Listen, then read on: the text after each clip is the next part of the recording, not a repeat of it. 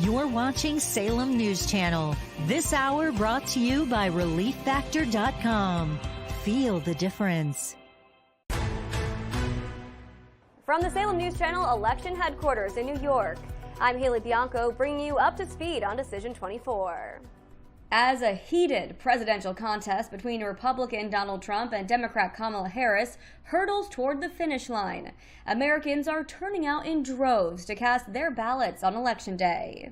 This election right here is a tipping point. You hear me? I'm a single cat lady with no kids. It matters to a lot of people. America's in a really delicate place. It's been a race hit again and again with unprecedented events. 2 assassination attempts against Trump, President Joe Biden's surprise withdrawal, and Harris being named to the top of the Democratic ticket less than 4 months from Election Day. After a flurry of campaign activity the past few days, it's now a matter of watching and waiting. Our White House correspondent Greg Clugston has been on the campaign trail for days. He joins us now with more details on where the candidates will be waiting for the results. The vice president returned to Washington after wrapping up her campaign in Pennsylvania last night. Tonight, she'll hold a watch party at her alma mater, Howard University in D.C. Trump, who gave his final stump speech in Michigan, flew back to Florida, where he plans to hold an election night event at his Mar-a-Lago estate in West Palm Beach. Stay with Salem News Channel for continued coverage of Decision 24. In New York, I'm Haley Bianco. From the SNC Weather Center, I'm meteorologist Stephen Parr. Looking out across the country this evening, we're still watching the risk for some severe weather from deep South Texas, from Houston up towards Memphis in the Mississippi River Valley. Also some in the Great Lakes region near Wisconsin. Heavy rainfall in between could see some flash flooding throughout much of the Ohio River Valley and Mississippi River Valley areas. Thunderstorms down into Florida, a few light showers in parts of Appalachia and the southeastern U.S., and a little bit of rain moving across parts of Maine. In the Pacific Northwest, we've got some rain coming on shore, turning into snow once you get into the Cascades and the Rockies. Snow all the way down into northern sections of Arizona and New Mexico, with rain turning back into rain as you get over towards the northern plains. Let's take a look down here in Texas along the coast from Houston up through Lake Charles towards Memphis. Could see some storms with damaging winds and even some tornadoes. Same story up in Wisconsin between Madison and Green Bay. For Salem News Channel, I'm meteorologist Stephen Parr. Watch weather updates throughout the day on SNC.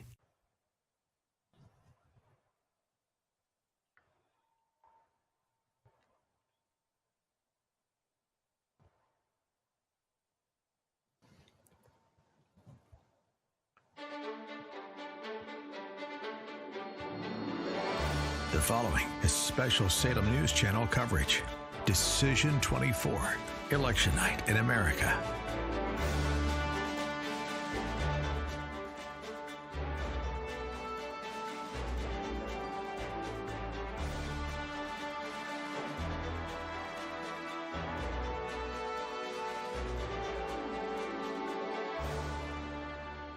All right, hello and welcome to the Salem News Channel. I'm Andrew Wilkow. And I'm Stacey Washington, here to kick off our Decision 2024 election night coverage, including state races, poll numbers, and special guests that you won't want to miss. All right, we're going to have to deal with the fact that we might not have a winner tonight. So we've got 2 hours. We do have a map. If you want to see what it's going to look like, as the Salem News Channel carries coverage throughout the night, but we're not going to have a winner tonight. Yeah, so I'm a little annoyed by this. I remember when we had a proper country and we knew who the president was that evening before we went to bed, and we didn't have to stay up all night either. We've been seeing voting machine problems in Pennsylvania. Jocelyn Benson, the Secretary of State of Michigan, says they're having problems with their voting machines. There's been voting machine problems in Maricopa County, Arizona. And get this, a poll worker in Georgia mailed in a bomb threat to his own polling place. And I'm sure that until that gets cleared up, they're going to blame it on Donald Trump and MAGA. Of course, because Donald Trump probably forced him to do it or was sitting there with him when he called it in. But I also saw earlier today reporting that they're actually extending voting in Pennsylvania at a certain polling place because of some irregularities there.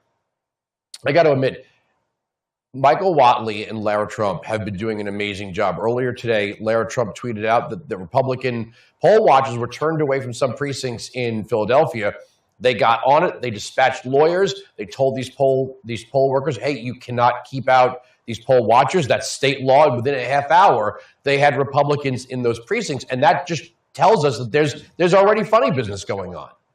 Yeah, so I think funny business, but at the end of the day, my big victory moment was getting to tell Michael Whatley on my program that I'm proud of him. I'm proud of the work that they've done. I love the fact that they simply said, look, we're going to change the way we play this game because the game has played. And the pieces that we have on the board dictate that we play it this way, which is voting early. And Americans have turned out. The differences in the two parties and how they vote early, it's almost been erased, Andrew. I've been watching it, and I think it's a fantastic success story. You know, it's amazing. If you do this, people are blowing up my phone. I'm sure your phone. Oh, who's going to win? Who's in the lead? And I'm like, I don't know. It's so early in the evening. But it's amazing how Nate Silver changed his prediction just earlier today to give a slight edge to Kamala Harris. Decision Desk HQ has Trump with a 54% chance of winning. And the only state they're giving Kamala Harris out of the battleground states is Michigan. So Trump is up in Wisconsin, he's up in Pennsylvania, Georgia, North Carolina, Arizona, and Nevada. I mean, we heard CNN's Harry Eden say that if he outperforms by 1%, he wins the election.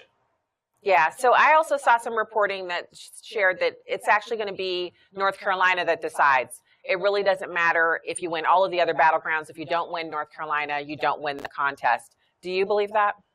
Well, he's Hitler, right? I mean, Republicans are weird Nazi garbage. How is Kamala Harris not 30 points out on weird Nazi garbage headed up by Adolf Hitler? I mean, if you were really convinced that Adolf Hitler could take over this country, Kamala Harris should be 30 points out. Well, Michelle Obama, she said she's tired and she's staying up at night because she's worried about why Kamala Harris isn't 50 points ahead. She really did say that. You know, it's funny. I said on my radio program, you know, we're colleagues here and we're colleagues there at SiriusXM Patriot, that, look, I'm not the highest paid guy in this business. I don't think I'm the lowest paid guy in this business. But when you have these celebrities, from Taylor Swift to Katy Perry to Beyonce to all of these luminaries that lined up behind Harris, none of these people are going to be affected by the things that will come if she wins this election. There is no plan to bring down inflation. There is no plan to stop the border, the human trafficking. There is no plan to stop the global wars that have sprung up under Joe Biden. We, the regular people, are paying those grocery bills. We, the regular people, are filling up our gas tanks, and it's getting harder by the day. Yeah, the grocery costs being up, what they say is 32%, but I've told the story on the radio a few times. You have your old Walmart order or your old Instacart order from years ago, and then you refill that cart, and it was $77 before, and now it's $143. That's more than 32% of an increase. So I think that inflation is more than double digits, and it just depends on your locale. I mean, obviously here in New York, I think New Yorkers are experiencing far more than 32% increase on groceries, right? You know what's also crazy? Most of the people here at the Salem News Channel do double duty in talk radio. The difference between us and, let's say, the panels on CNN or MSNBC, they don't take calls. They don't actually talk to their audiences. They just talk down from the ivory tower. We get calls from the north, the south, the east, Midwest, and people tell us what they're going through when they call our programs. Yeah, and I think some of the saddest ones, like I believe it was last night, I had a lady call in and say she's lost friends and family over being very outspoken for this election cycle. And I was telling her, you know, hold the line, because you'll have people who will come in and replace those that you lose. But for family, you can't really replace family, can you? And people are really having wedges driven in. And I think that conversation between Mark Halperin and Tucker Carlson, where they were talking about what happens if Trump wins, that we're going to have a mental health crisis, that people on the left are going to literally go on to pills and they're going to break up their marriages, break up their families over Trump winning. I mean, it's worth it, but I'm hoping that's not true. You know, I remember being on the air in 2008 and 2012, and I never thought to myself, I hate my country because my candidate didn't win. I didn't agree with Barack Obama, but I still loved my country. I didn't fly my flag upside down. I didn't hate my neighbors. I didn't lose my mind, have to disappear to the woods for 3 weeks to collect myself. Like what we think of, win, lose tonight, we'll be talking about the 26 midterms tomorrow. That's what we're going to be talking. It's where as soon as we have an official winner, we're going to be talking about the 26 midterms, not dwelling on what went right or what went wrong. Yeah, I think there's so much more to this, though. When you talk about, you have Barack Obama winning, for instance, and he won twice. I just remember the Sunday before the election, we showed up to church. And back then we were going to an evangelical mega church. Well, we still do, but it's a different one. So there's thousands of cars. It's literally, the parking lot is packed from front to back. And it was a sea of Obama stickers. And my heart just sank. And I told my husband, I said, how can this many people go to this church and be voting for him? And he said, I don't know. And then he won. And we sat on the couch together and we just kind of tried to soak it in. But then the next day he got up and went to work. I got kids up, took them to school, and we went on about our lives. I didn't hate anybody. I didn't break off any friendships. It's not been that way since Trump won. And I don't think it's going to be that way this time. I really think people are poised. They're ready to strike against those who voted for Trump. You know how crazy it is? Whoopi Goldberg wants Liz Cheney to be the Attorney General.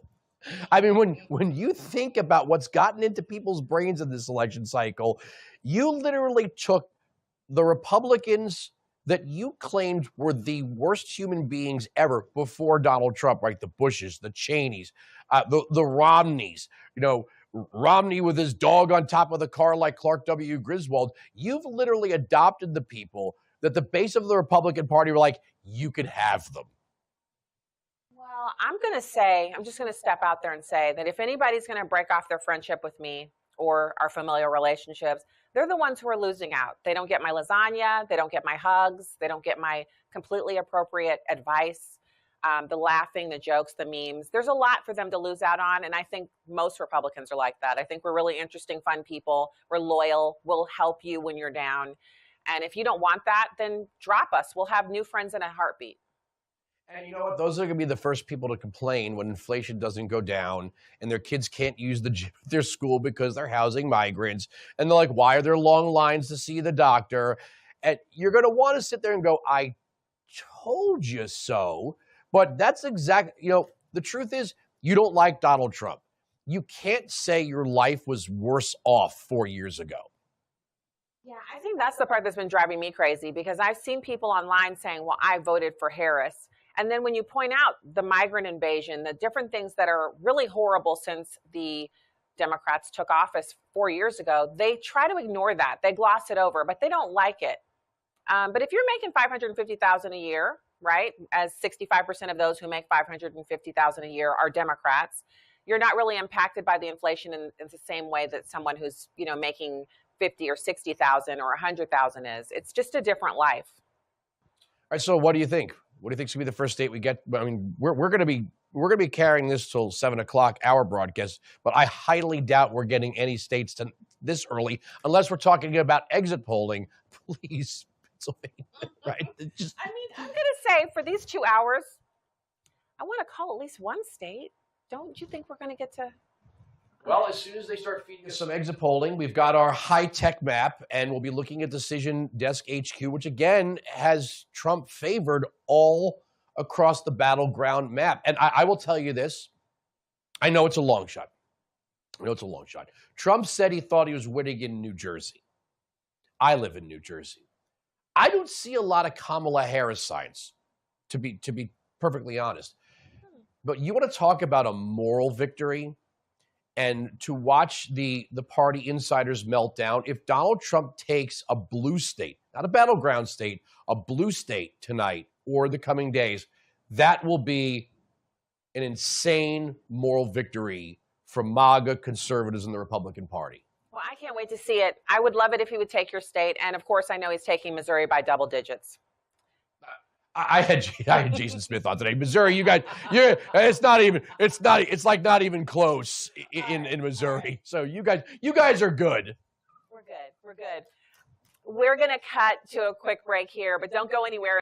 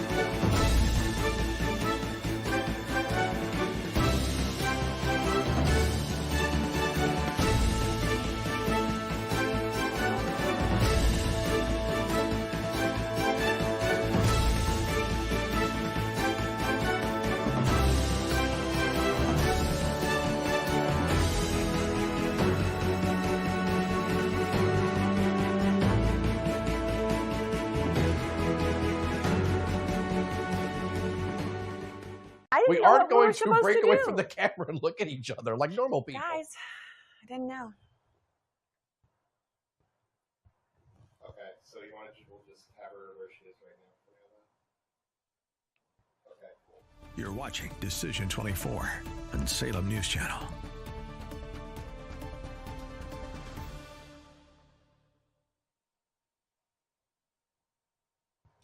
Welcome back to Decision 24 here on the Salem News Channel. You know, it's a rarity that I get to hang out with you. I'm on during the day on Sirius XM Patriot. You're on in the evenings. You know, your program's here, my program's here, and then you come into New York City and we get to hang out. I know. We have 2 hours tonight, and I hope you guys understand what a feat of amazingness this was. I had to leave my home state of Missouri, fly into LaGuardia, which is always a pleasure because that $6 billion renovation is amazing, and then travel all over Manhattan, which takes huge amounts of time. But we checked into our little, the hotel room we're in is actually smaller than our guest bedroom at our house. That's New York, that's New York Anyway, City. my husband and I are staying here overnight. We're doing this coverage for 2 hours here at Salem, and then we're going to magically appear across Manhattan at Sirius XM. Mm-hmm. He says he knows a fast way of doing it. It's either a magic wardrobe door or I'm not sure. Well, we're going to be talking to pollsters who I'm sure are just pouring over and pouring over and pouring over data. Exit polling, state polling, Decision Desk HQ, whatever it is.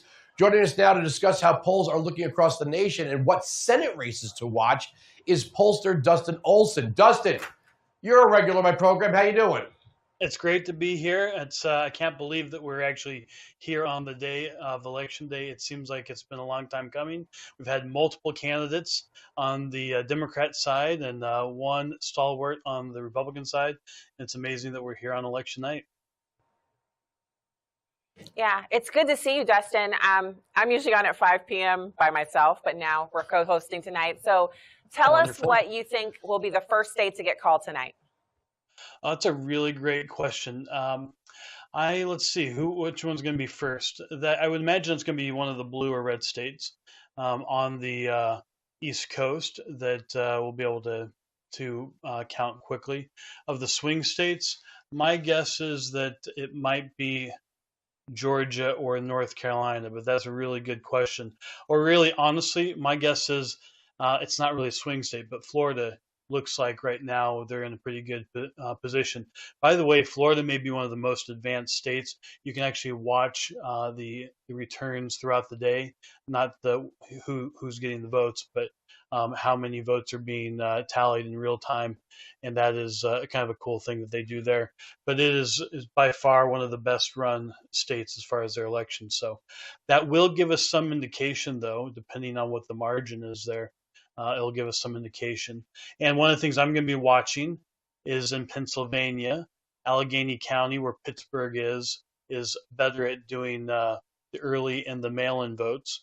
And we should have an idea based off of that where the votes possibly could be for the state. But anyway, those are a couple things I'm looking for tonight. What other pollsters, like where do you see parallels to what you're getting from your research and your data? And Nate Silver flipped his prediction earlier today. Decision Desk HQ is still giving a 54% chance to Donald Trump. The Real Clear average keeps changing. Where is your polling in comparison to the other pollsters? Well, as far as I'm concerned, all the projections here at this point, and really polling at this point, is a little bit superfluous because we really best pollsters got out of the field last week and got a sense of where things are at. It gets a little bit wonky the closer you get to the election.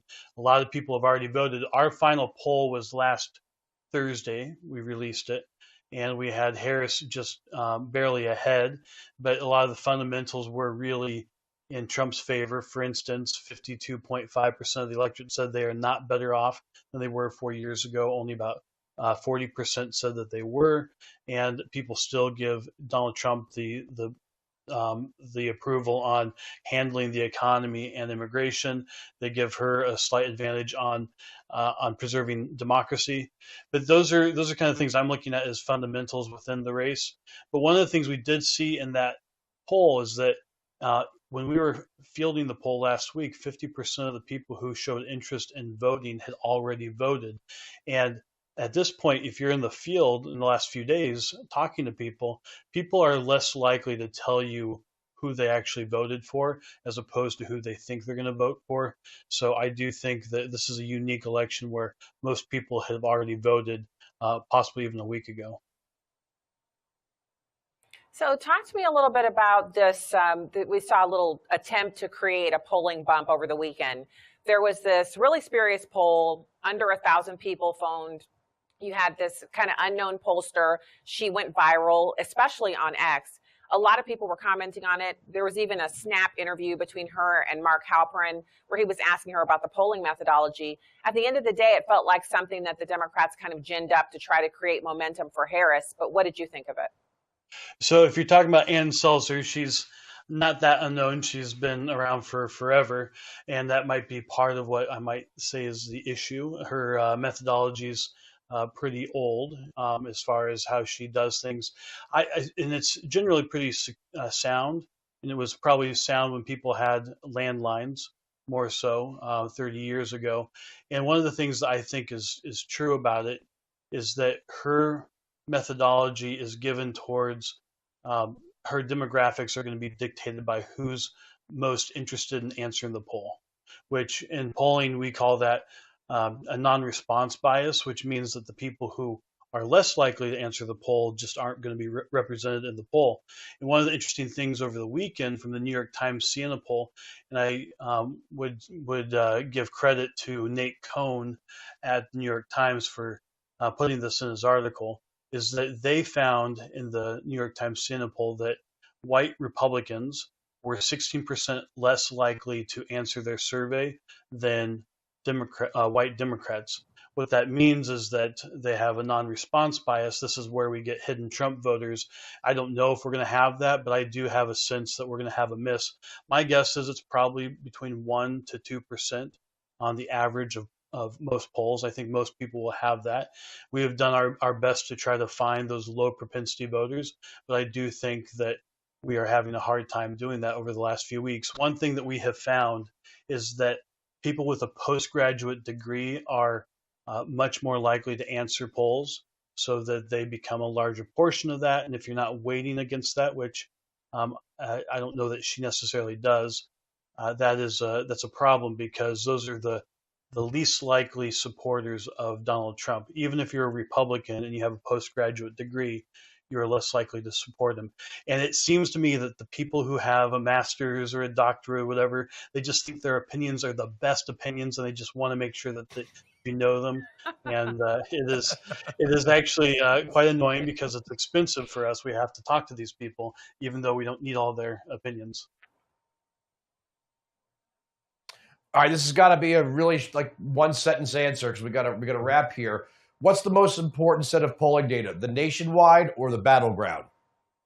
The battlegrounds, though, as Nate Silver had pointed out, they're all herded. So I don't know.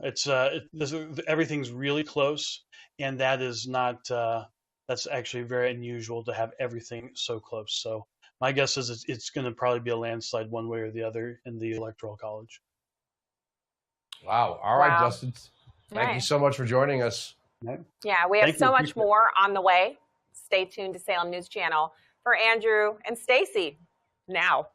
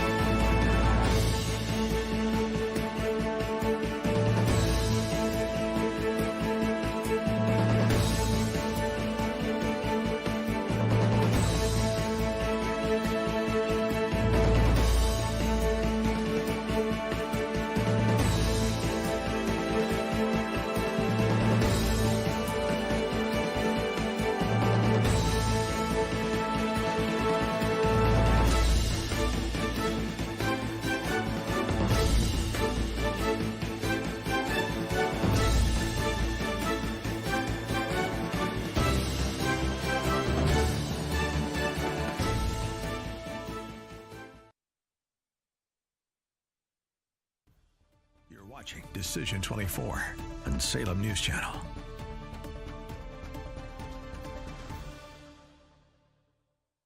Welcome back. Let's take a look at some of the hottest Senate races around the country. You know, again, Pennsylvania, right? Again, any of these states that Trump has to win, they also have to win the down ballot, right? Because what's the point of putting Trump in the presidency if the Democrats control the House and the Senate? Yeah, and they were pretty brutal to him the last 2 years of his first term, where he did not have control, and they really hemmed up every part of his agenda. They even went so far as to stop him from moving line items, you know, to fund the wall. And now they make fun of him for not building the wall when they're the ones who stopped him. Yeah. Well, they say Trump killed the immigration bill. No, he didn't. Chuck Schumer killed H.R. 2. And right now, I know people don't think Montana's a big race, but John Tester, they've been wanting to hold on to that seat, and Tim Shee's way up. I mean, Trump is up like 95 points in Montana. So it looks like as far as holding that blue seat in a red state, that's over tonight.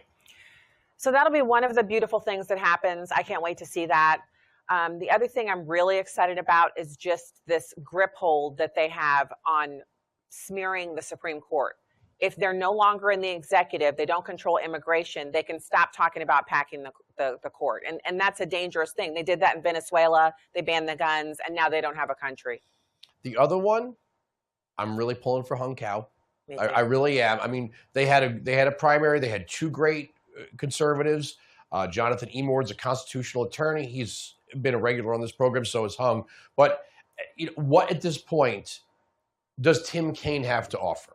Right? I mean, he has been there forever. He was Hillary's most uninspired.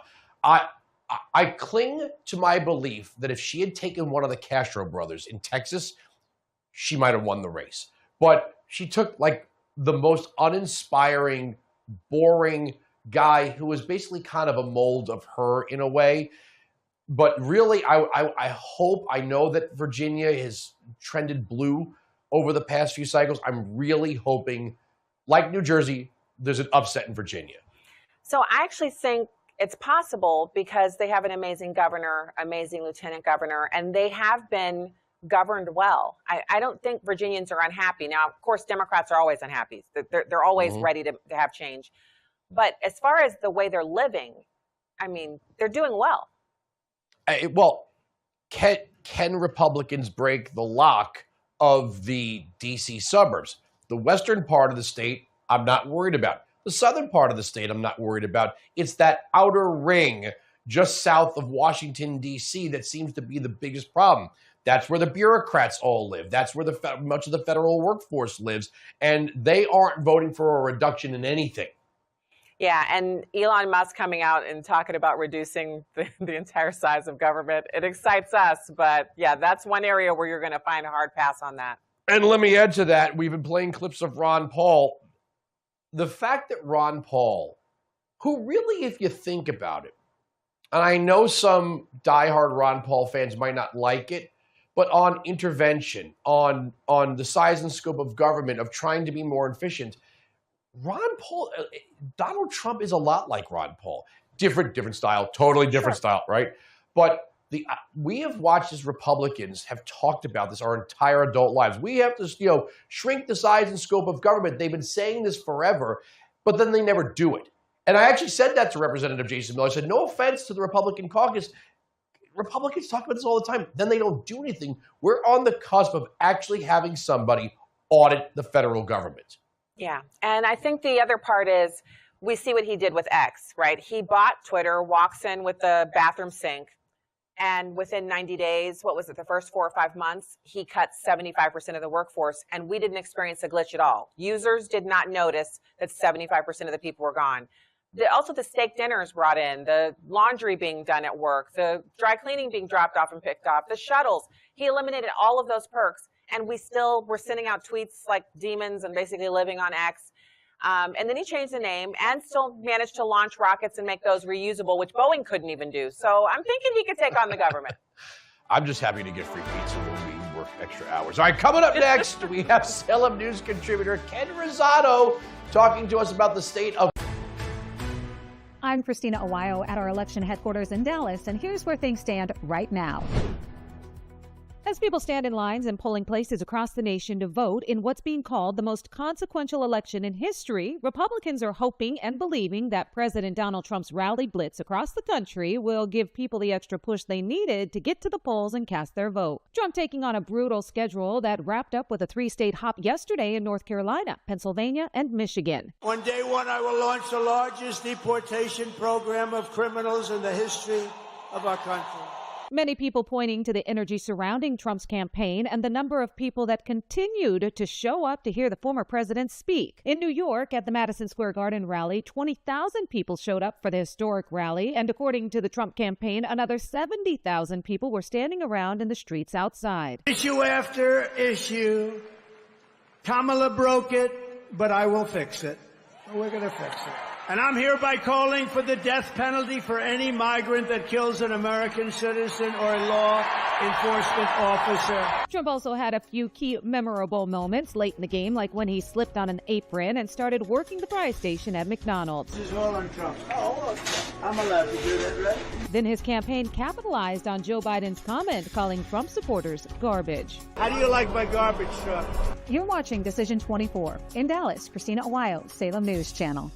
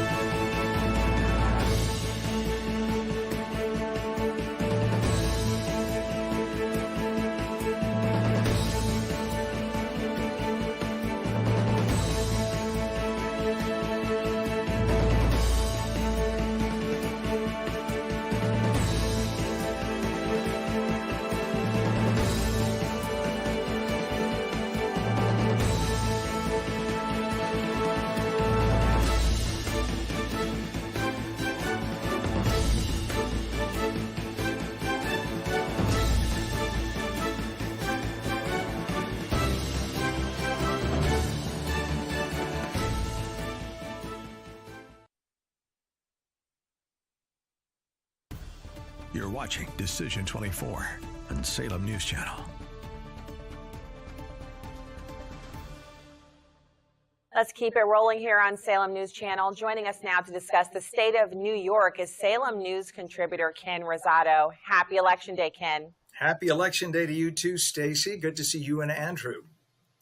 All right, so is New York, I mean, Is the best hope tonight maybe some congressional seats? I mean, I like I said it earlier, I would love to see Trump steal a blue state like New Jersey, but are we looking at a possible upset in New York, or are we just going to be happy with congressional seats? There's definitely not going to be an upset in New York, but there are some real congressional seats to look at right now, Andrew and Stacey. In fact, I have a list in front of me. That's why I'm looking down right now. In Long Island specifically, Long Island to Queens. Remember, that's where George Santos very famously won the Nassau-Queens border. And then unfortunately, because of the lies he was caught in, the Republican Party, as always, eat their young and dumped him overboard because of the accusations. And as opposed to the Democrats in the case of like Menendez, where the Democrats rally and protect people. Anyway, that said, right now in Long Island, you have Congressional District 1. Nick LaLauda is the incumbent. That's all the way out on the east end of Long Island. And he's being challenged by John Avlon, who was a former CNN anchor. And right now, Nick LaLauda is ahead by about 23 points. So it looks like Suffolk County definitely staying Republican. 2nd Congressional District. Lee Zeldin territory. Oh, yeah, I'm sorry? Lee Zeldin territory. Exactly. So now you're talking, this is Suffolk County, but further to the west as you get toward Nassau, that's the 2nd district. Andrew Garbarino is currently the incumbent, way ahead of Rob Lumen, the Democrat challenger. Now you get to the 3rd district. That was the district that Santos held. And Mike LaPetri is running against Tom Suozzi, who's the incumbent, he's the Democrat who won after Santos was ousted. But right now it's kind of a toss-up. It looks like Mike LaPetri may be able to get this back for Republicans because what's very hot right there right now is the migrant crisis. You have people, literally illegal migrants, who stand outside of Home Depots all throughout that district, and it's becoming a major problem for a lot of people living there. So that is very hot, and there's a good chance Mike LaPetri might win that seat back for Republicans. Further west, you get Anthony D'Esposito against Laura Guillen. Laura Guillen really making a good charge for the Democrats, but Anthony D'Esposito got a little bit of an infusion of cash from the Republican Party, and it looks like he's going to squeak that through. He is the incumbent. Looks like he's going to hang on. Let's go upstate now. Upstate from Albany up to the Canadian border, you have Elise Stefanik, who's, of course, on the House Armed Services Committee. She's being challenged by Paula Collins, but right now, the way it looks like Paula Collins doesn't have a chance, not a snowball's chance, and you know where. Elise Stefanik is about 30 points ahead. Looks like she's going to hang on to that seat. But the question is, in the New York Senate race, do you think that the Republicans could knock off Kirsten Gillibrand? No, not going to happen. Kirsten Gillibrand about 15 to 20 points ahead. So the Senate will remain firmly in Democrat control. Chuck Schumer, of course, he's not running this year, but he's, of course, the head senator. And, of course, Kirsten Gillibrand, his right hand, will remain the Democrat. But it does look like we're going to get some congressional seats, certainly on Long Island and upstate New York. If I could, I grew up in D'Esposito's district. I was there when Pete King was the member of Congress. Yeah. Kathy Hochul threatened to put 800,000 low-income units in Nassau and Suffolk County. Okay, yes. All of those Democrats that lived there were like, not in my backyard. So absolutely. That's why you're seeing this Lee Zeldin influence. They can call themselves Democrats all they want. You start threatening suburban Long Island and property values, and those people become Republicans real quick. I'm from Belmore. Yeah. And that's the thing. I mean, from Nassau County, I used to live out in Selden, and that you do not have ultra liberals on Long Island. You have conservative Democrats, moderate Republicans. That's really what you have. And that's why it's gone back and forth. I mean, the Nassau County executive is currently a Republican. There was a Democrat. And for the last 30 to 40 years, it's gone back and forth. But it's always been sort of to the right of center, even among Democrats who were elected. So I got to ask you, Kathy Hochul, she's so radical. Some of the discussions we've had on my program have been about having some moderation in the city. New York, it's a melting pot. A lot of Republicans still live there, although it is 90% Dem. But the governance has been terrible for Democrats. They have to live through what they're voting for. Do you see any changes in the future in the way the state is governed exclusively by Democrats? Absolutely not. And I'll tell you why, Stacey. That's a great question. The problem is not even so much Kathy Hochul.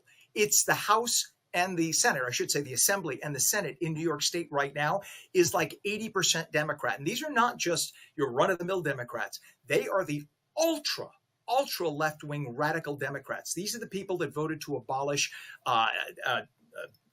hello, when people are arrested. Thank you. I'm getting ready for the show and I'm forgetting. No cash bail. Thank you. Yeah. Hello. How do you forget that word? So these are the people that will not even consider bringing back cash bail. So you have people who are arrested, charged with felonies, and they're being dumbed down to misdemeanors, and there's zero cash bail for these people. They're let right out on the streets. Well, if there are no consequences to your crime, of course, crime is going to go up.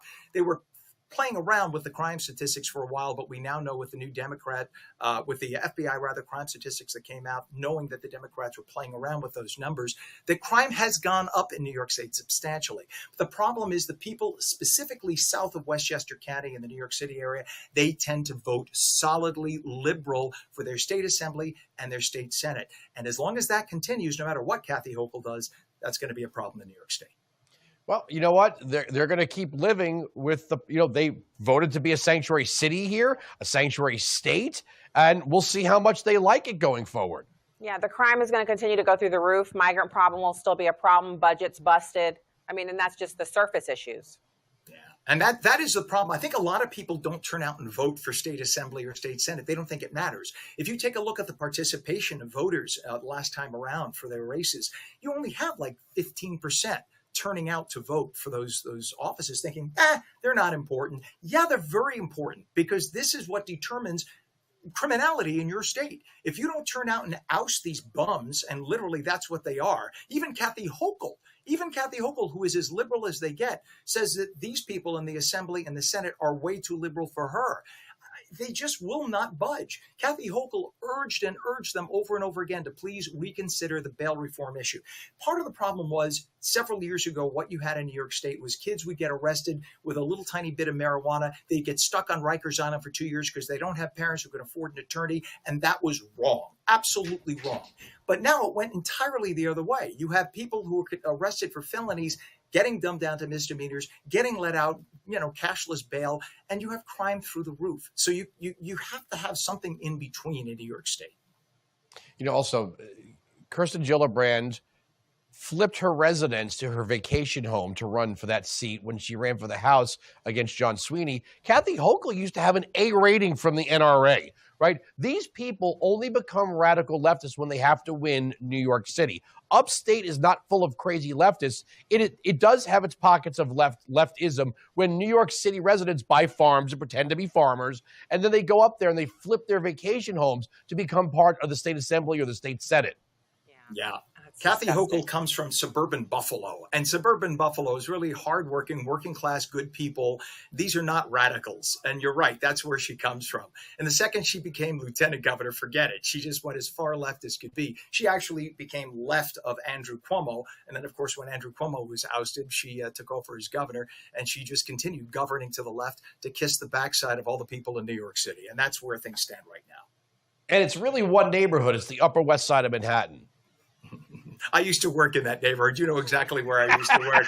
Yes, I won't even say, let's say the first 3 letters of the alphabet and let you figure it out. I worked there for 20 years, and the people there literally live in a bubble. Everything about their neighborhood is just roses, and you could eat on the streets, and everything is just lovely. They don't see criminality because it's downtown. So these people continue to vote for liberals. All right, well, we're running out of time here, Ken. 20-second answer, New Jersey. What about it? New Jersey. So New Jersey, that's where I live right now. New Jersey is, and you as well, New Jersey right now is that close to flipping. Again, it's a state full of very moderate Democrats, not liberals. And right now it's becoming that close, but I still think it's going to go blue. All right, Ken, we got to leave it there. Thanks for joining us. Stay tuned. Stacey and I will continue on to 7 p.m. Eastern. We'll be right back.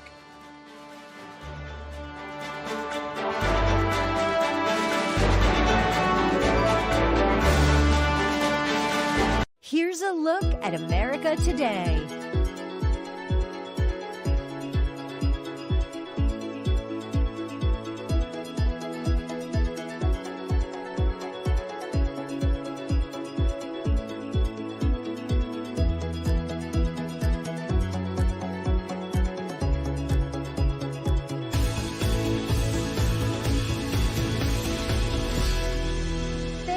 watching Salem News Channel.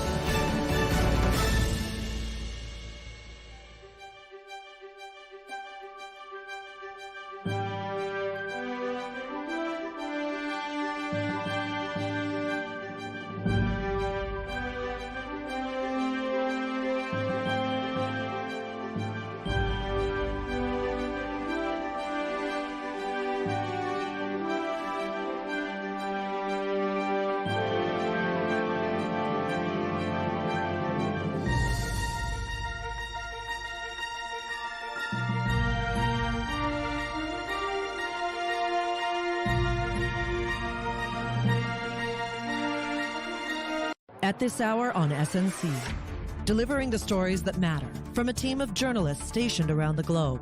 Pair of Border Patrol sectors here in South Texas, in London, here in Germany, Paris, and here are the top stories. Reporting on today's biggest political headlines and breaking news. Just remember the people that are giving their lives every day. Tackling the vital issues facing Americans today. Middle East turmoil, crisis at the border, the battle for the White House. That's what you need to know at this hour. Only on Salem News Channel. It up for you watched the summit, so yes, you set it up. Shockingly.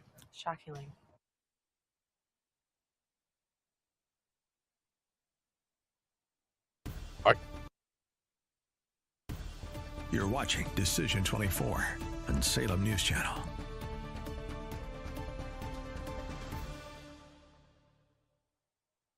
All right, welcome back. So with the remainder of the hour, let's talk about one of the elephants in the room, Democrats having to spend resources to convince black men to vote for Kamala Harris. Here's Barack Obama. I'm sorry, gentlemen. I've noticed this especially with some men who seem to think Trump's behavior, the bullying and the putting people down, is a sign of strength. And I am here to tell you that is not what real strength is. Real strength is about working hard and carrying a heavy load without complaining. Real strength is about taking responsibility for your actions and telling the truth even when it's inconvenient. Real strength is about helping people who need it and standing up for those who can't always stand up for themselves. That is what we should want for our daughters, and for our sons. And that is what I want to see in a president of the United States. Okay, let's skip past the fact that Barack Obama's never done a day's work in his life, carrying loads and getting his hands dirty. But we've never seen Barack Obama get that angry before, as if he knows something we don't know. Well, so the internals are terrible, but I think it's a sign of panic. And I just want to point out that what he's essentially saying is, I've asked you, no, I've told you to vote for Kamala the way you were told to vote for me, and you're not delivering. What's wrong with you? That's what that was. But this is not 2008 anymore. And if you're a young person, part of your life has been lockdowns ordered by your Democrat mayor and your Democrat governor, and then inflation. And I've been saying for anyone that'll listen to me, that is not a regional thing. It's not a racial thing. It's not a religious thing. It's not a sexual orientation thing. That they're losing these men because they have essentially, as Carville said, too many preachy females have taken over the Democratic Party, and there's been this scolding of anyone who is considering any other candidate. And I don't think you win a vote by scolding someone. No, but it's worse than that. It's the proliferation of the black woman ethos within the Democrat Party, right? You don't need a man, you need government. You don't need good policy, you need government. You don't need to even really know anything or be able to argue about anything. You just need to be able to point to your victimhood. Men don't identify with that. Men actually don't identify with victimhood unless they're low T Democrats. Regular men who have regular testosterone levels love to be the hero. They want to ride in. They want to solve their own problems. They want to be able to point back to their own history of solving problems. They want to take care of their families. The Democrats no longer are the party of that. So it's overdue. I also, and I truly believe this, maybe I'm naive, the suburbs are the most diverse they've ever been organically, and home ownership among minority Americans shot up during Donald Trump's presidency. This is not the 1950s where you had to graduate high school and go into the workforce before you met people that were different than you, right? When you think about the old lines of this is the Italian neighborhood, or this is the Chinese neighborhood, and this is the Jewish neighborhood here in New York City, the messaging that there's this evil, awful group of people out there, I think falls flat when you're like, wait a second, that's my neighbor. Those are my neighbors. Those are the kids on my son's football team or baseball team or my daughter's soccer team. That this scolding is falling flat because it's not even 2008 anymore. So much has changed. And I don't think the Democrats, for all their, progressive talk and, love affair with Hollywood and tech, I think they're behind in their messaging. Well, and they're behind in their lifestyles because these are people who live a very cloistered environment where if you're Hispanic, you work for them as a lawn person or a nanny. In their minds. Black, right? If you're black, you're a sometime friend because your kids might go to the same school, but you don't do life together. So what you were talking about is doing life. What they're talking about is their demographic boxes, and everybody in their mind is still inside the box. You're talking about a life where we work together. And we don't ever talk about the fact that we are not both white guys or black women. It never comes up. Oddly enough, I don't know what's going on with us. Why aren't we talking more about our demographics? Why aren't we beating each other over the head since you're the oppressor and I'm the victim? Because we don't live like that. But they still do. The elites still do. But their party, I really feel like there's a cleaving away. And it's beautiful, but it's also confusing for them. They're still in 2008.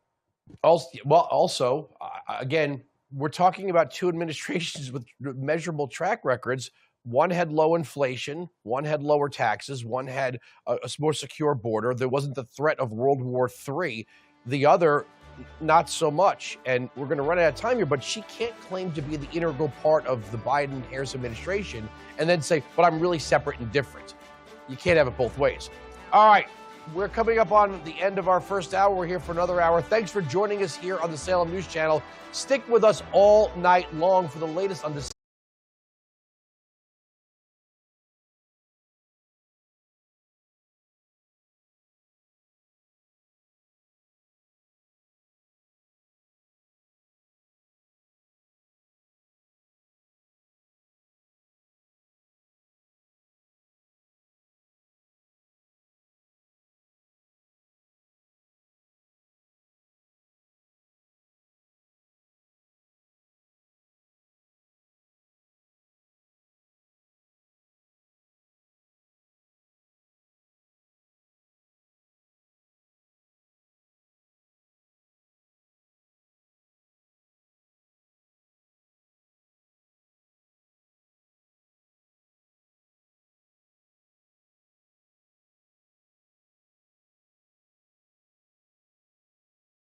but she can't claim to be the integral part of the Biden-Harris administration and then say, but I'm really separate and different.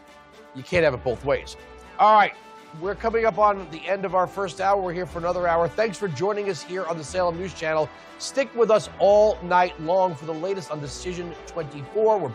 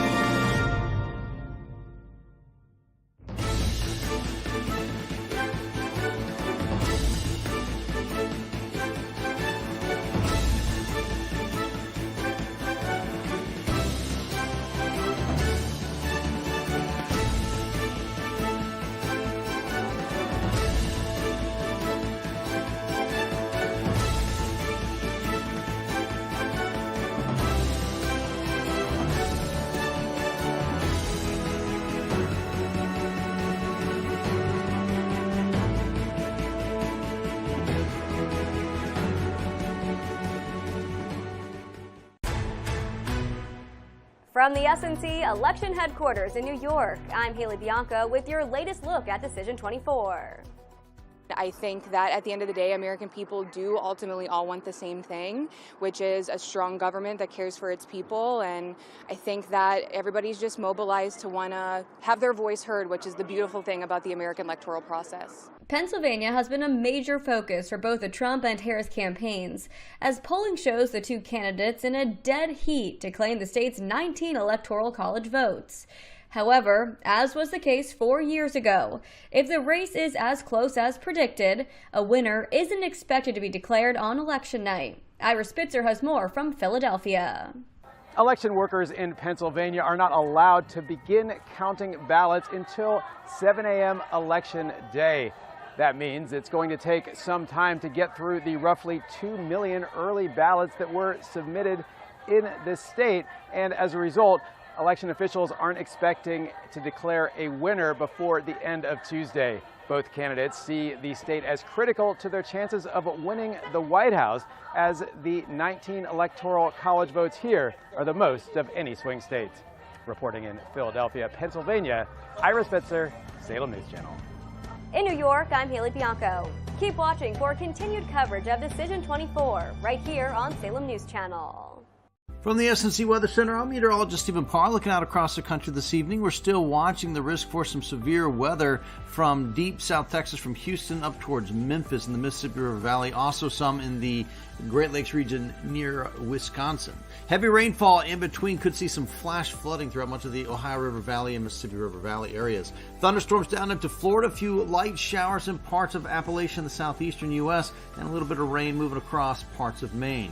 In the Pacific Northwest, we've got some rain coming on shore, turning into snow once you get into the Cascades and the Rockies. Snow all the way down into northern sections of Arizona and New Mexico, with rain turning back into rain as you get over towards the northern plains.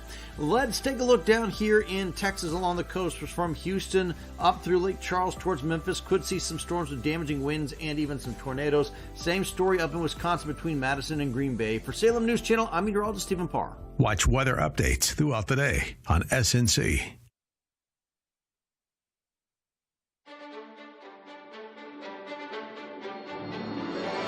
The following is special Salem News Channel coverage. Decision 24, Election Night in America. Hello and welcome to Salem News Channel. Stacey Washington and Andrew Wilkow here. You're home for the latest live updates on Decision 2024. You know, over the break, you were saying that people don't have these conversations like you and I just had. It was a very real back and forth. We've known each other for over a decade, so I don't really think there's any place we can go to offend each other. But I do think there's a conversation that you and I just had, and then there's the rest of America where on the left, those conversations aren't really happening. Oh, I think it's that what brings you to the table. It can't just be that you're a good person or that you're a friend or a colleague or a coworker.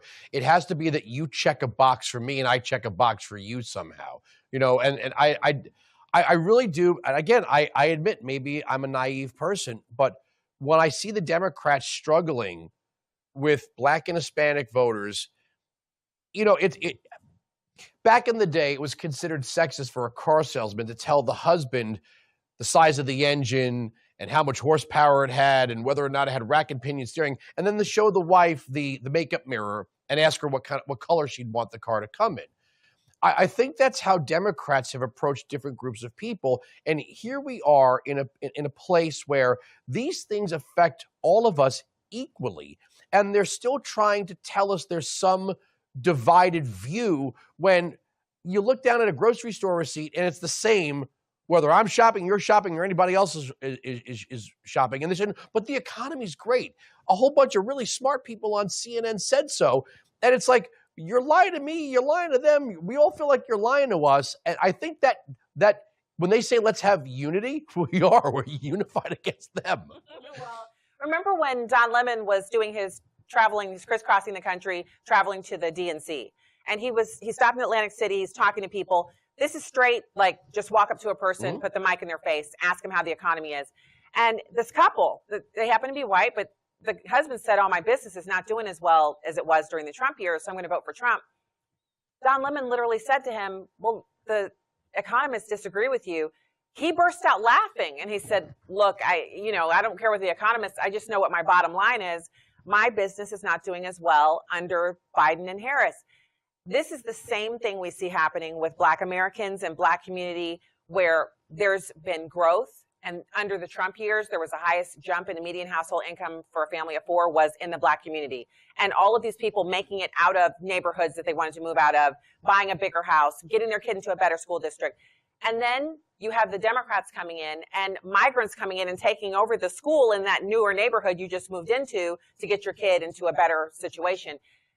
There's a real disconnect. And I think we see Michelle Obama castigating everybody. We see Barack Obama. They've kind of pulled them out from the Hamptons, the $14 million Hamptons house, or the Magnum PI house in Hawaii. They pulled them back out, and they're like, get out there and tell everybody, what they're supposed to be doing. It's Kamala Harris. And everybody's already left. They're kind of speaking into an empty room. There aren't very many people in there listening to them. The Democrats are very good at adopting a demographic and then dumping them, like that meme of the guy looking over the shoulder. And it started with the working class, Das Worker, the proletariat, the unions. And then somewhere along the way, they dumped them for the welfare recipient. Then they dumped them for the non-citizen, right? So when you feel dumped by a party, and that party's gone so far right. They say Republicans have gone so far right. I disagree. I think the Democrats have gone so far left that it left space for Republicans to go, hey, you could be in our more moderate flank. I mean, when Trump starts talking about tax credits for caring for a family member, I look at that and I go, I could see the fraud in there, but I could see the space that you've made with the radicalism of the left, that you're not going to lose a lot of conservative voters over something like that. And when you have that space to scoop people up and bring people in, I think it's working for Donald Trump. As a matter of fact, I think we're seeing almost like a Reagan-esque type of coalition. Well, I think it's interesting because when you talk about the taxation issue, he said no tax on tips. Well, the tax on tips was actually implemented under the Biden-Harris administration, and a lot of Democrats are saying, you read them in the comments, you see them actually writing op-eds about this, that everyone should have to bear the tax burden together. This is the same group of people who said before that if you only earn $40,000 a year, you shouldn't have to pay any tax because Mitt Romney and Donald Trump and Mark Cuban, they make a lot of money and they should be paying the tax for you. You should be getting something back. So it's a shift that's going on within their party. There's a shift that's going on the right in the Republican Party. And somewhere in the middle is where you're finding that huge swath of new independents and a lot of Republicans and even some Democrats. So I think it's interesting because I don't agree with all of it, but I do see a conversation happening that I want to jump in. I want to be a part of that. All right, well, we're going to bring it. It's going to be a three-way radio host dialogue here. Joining us now to discuss predictions of what will happen as races close from east to west is the host of the Chris Stegall Show, Chris Stegall. Thanks for joining us. Good to see you guys. Happy election night. We're just sitting here. We know that we're not going to have any big exciting states called in our 2 hours, but what are you looking for? Well, in Pennsylvania, it's an interesting thing. I know you guys have heard that the early votes have actually really gone well for Republicans compared to, zero the last time Republicans tried it in 2020.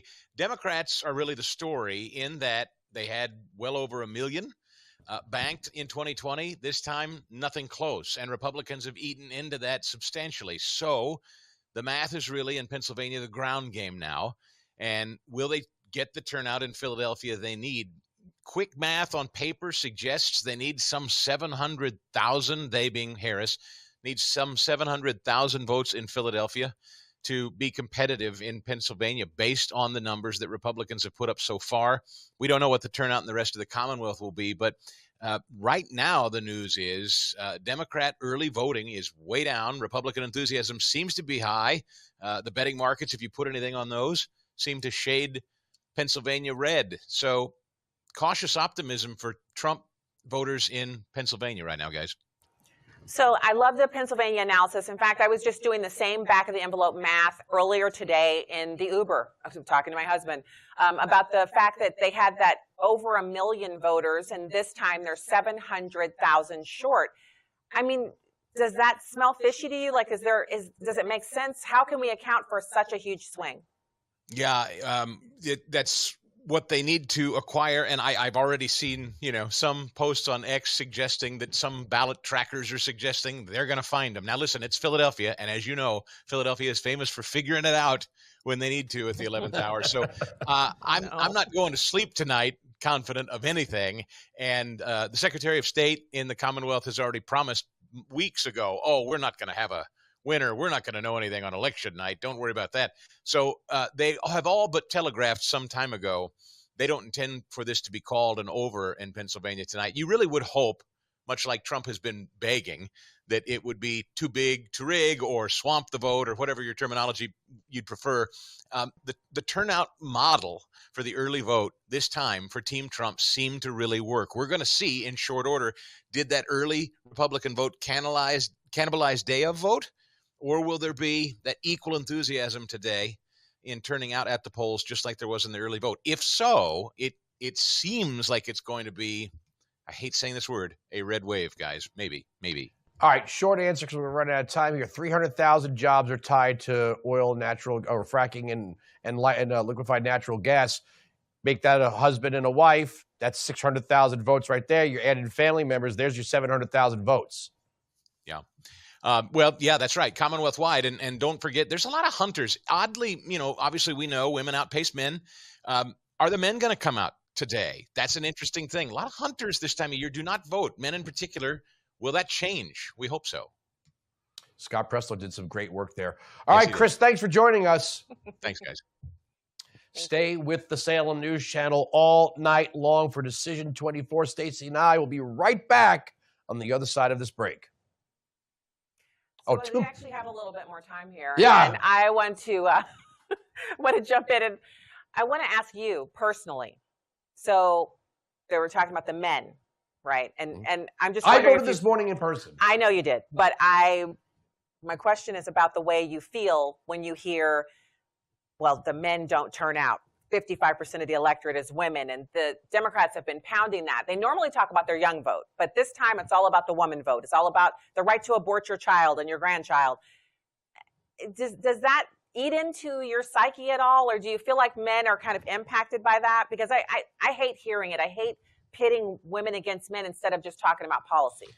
That commercial that basically promoted the idea that women should lie to their husbands.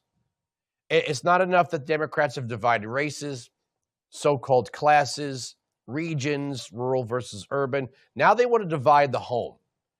I can't explain why some of these men don't vote unless maybe they live in rural places where life doesn't change a whole lot, even if it's changing in Pittsburgh or Philadelphia or, where those people live on the coast. Maybe if your pace of life is slower, you don't feel like a vote one way or the other is going to change things. Well, I'll just say it didn't resonate with me because I don't have a marriage where I need to lie to my husband. If I was going to vote for Kamala Harris, my husband would have known about it a year ago, or, he would have known about it the moment I made my mind up about it. I don't have to go in a ballot booth to exercise power to, kind of basically put my husband down by voting against the way he, quote unquote, told me to, which says a lot about the marriages that the Democrats have. Yeah, and they're promoting this idea that if you're a woman married to a man voting for Donald Trump, you're in some kind of abusive, spousal abusive relationship. And my story. My wife was with Trump when I was like, Cruz Paul. She was all Trump, and maybe she told me how to vote. All right, well, we'll be back on the other side of the break. Thank you for sticking with us.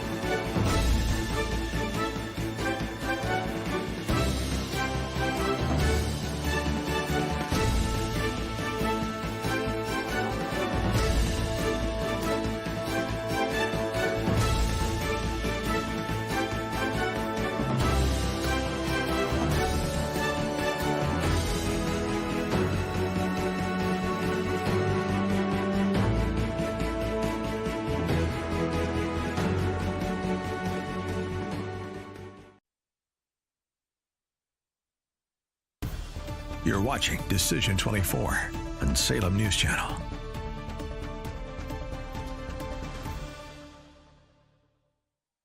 Thanks for sticking with us. Stacey Washington here along with Andrew Wilkow. We're live to you from New York City. This is a new thing for your flyover country girl, just hanging out.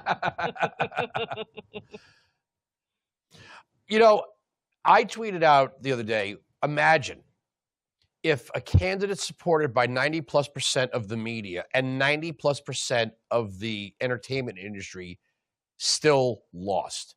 And Joy Reid, in one of her meltdowns, said, "We, the media, have done everything we could have. I thought you guys were news reporters and journalists, but watch this." And we begin our final sprint, having arrived at that point in the election season where basically we on this side of the TV screen have said all we can. We've laid out the stakes in this crucial election, where one side stands for freedom while the other meets the textbook definition of fascism, namely a far-right dictatorial regime like Hitler's Germany or Franco's Spain or Mussolini's Italy, but also white-ruled South Africa before Mandela and the black majority took control, or Vladimir Putin's Russia, Viktor Orban's Hungary, or Nicolas Maduro in Venezuela today, that suppresses the rights of women and minorities, uses the military to execute the whims of a strongman dictator, and controls and suppresses the press, education, the arts, rewrites history to suit a favored and dominant racial class, and foments extravagant corruption in order to enrich the dictator and his friends. Okay. Venezuela? In the modern era, Democrats loved Hugo Chavez and Nicolas Maduro. if you're comparing Donald Trump to Hitler, then you are really insulting the people that died in the Holocaust and the American soldiers that went over to combat Nazism. You don't know what it is. You've just reduced Adolf Hitler to a political buzzword. Well, and I don't know how many tens of millions of people he killed, and Donald Trump hasn't killed anybody. Now, maybe I should add yet to that, because remember, my favorite joke from his first term was that I would literally say, I've looked outside and I don't see my cattle car yet, because he's supposed to be rounding up all the black people and hauling them off for their destruction. That's what they said the last time.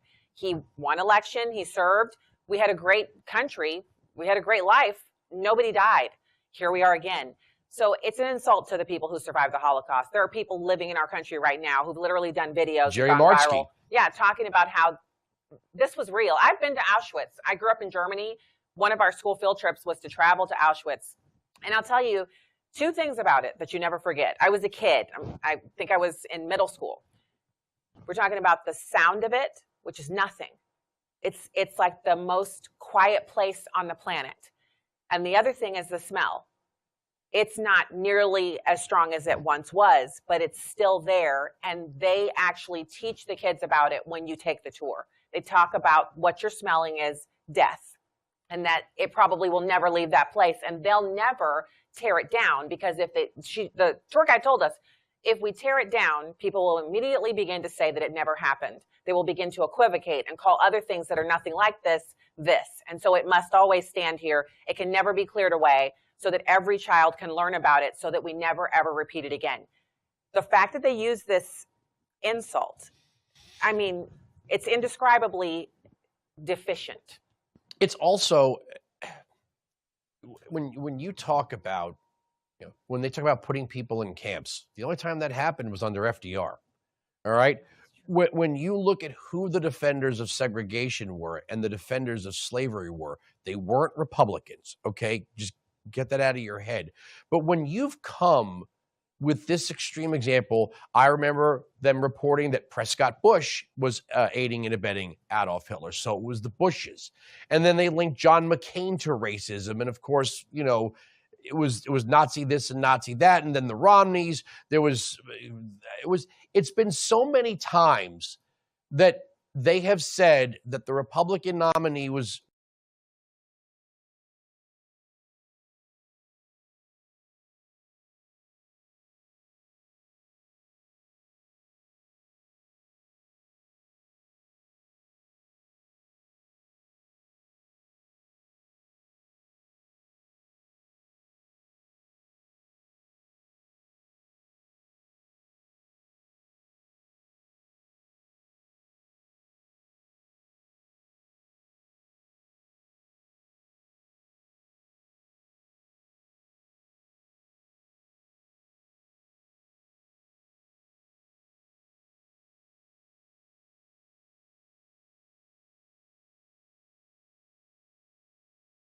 sanctions.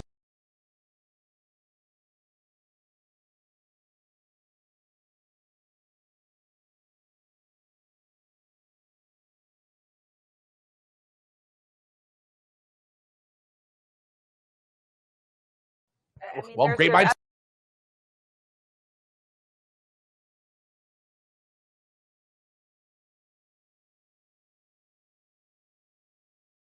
Say,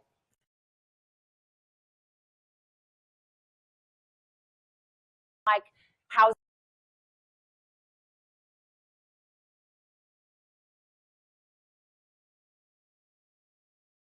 orders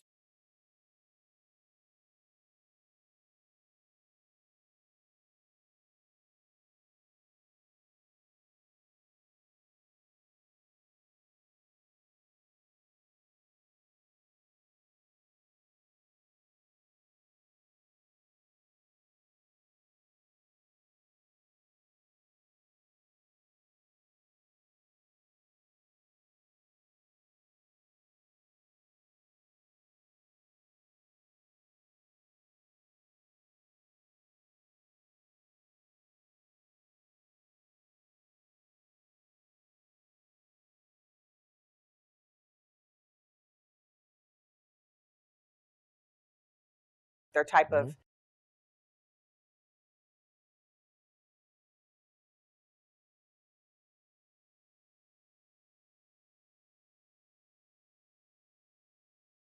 they're willing to do.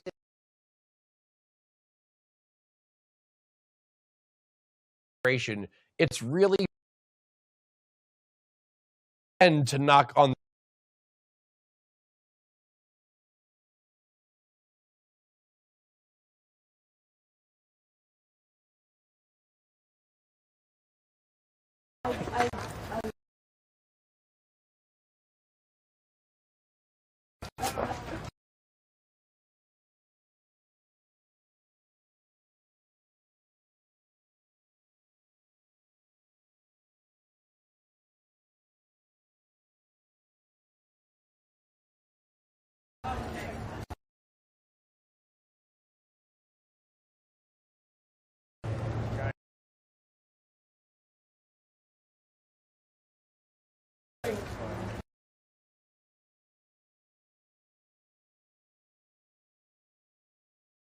is not some the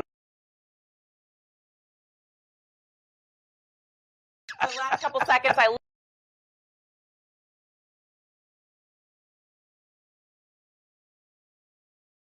because if it's on.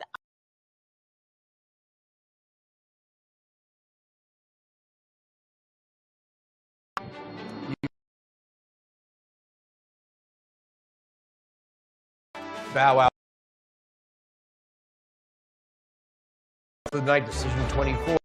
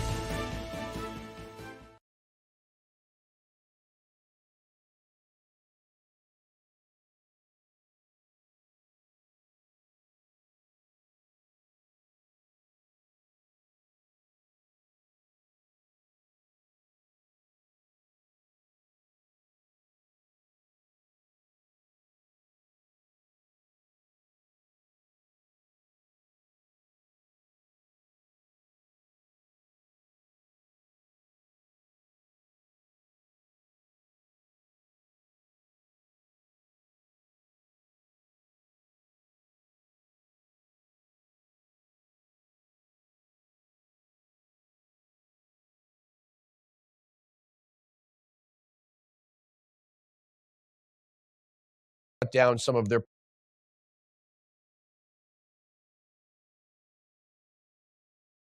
media did.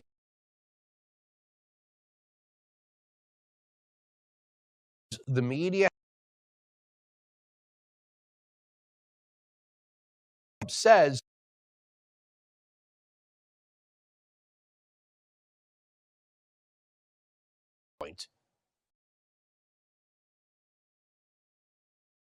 pick up a right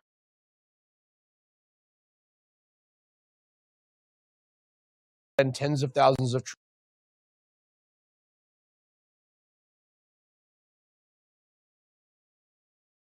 and that is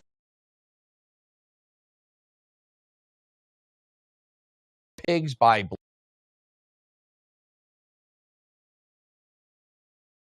but I want you to watch this.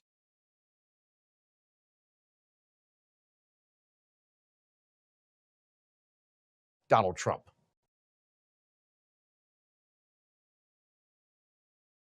That you quote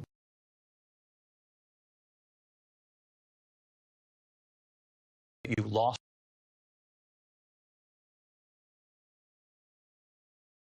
video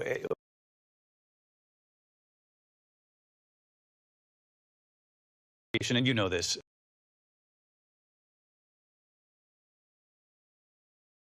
We didn't have state.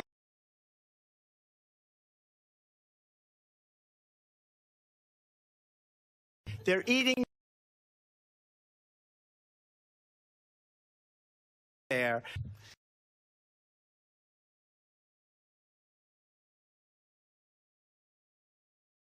He told us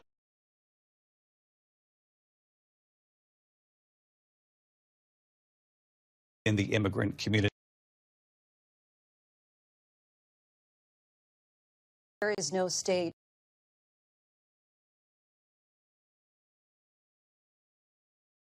Care. And it's going to cost care, then I'm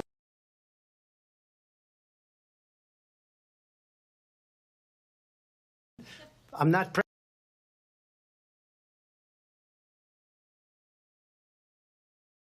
most of his cases were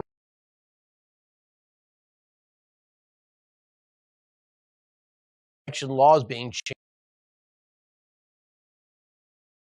No, there were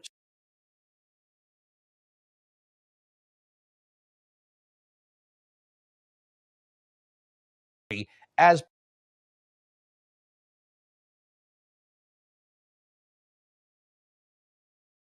buying before murder.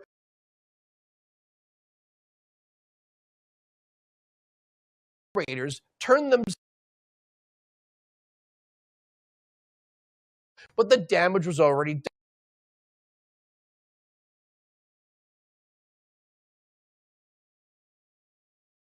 Any pushback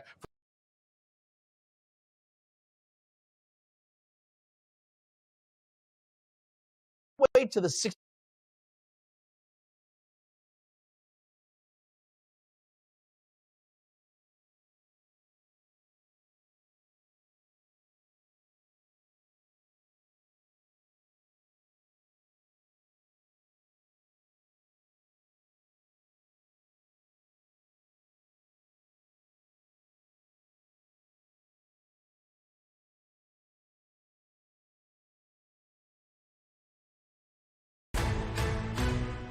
I'm Christina Owayo.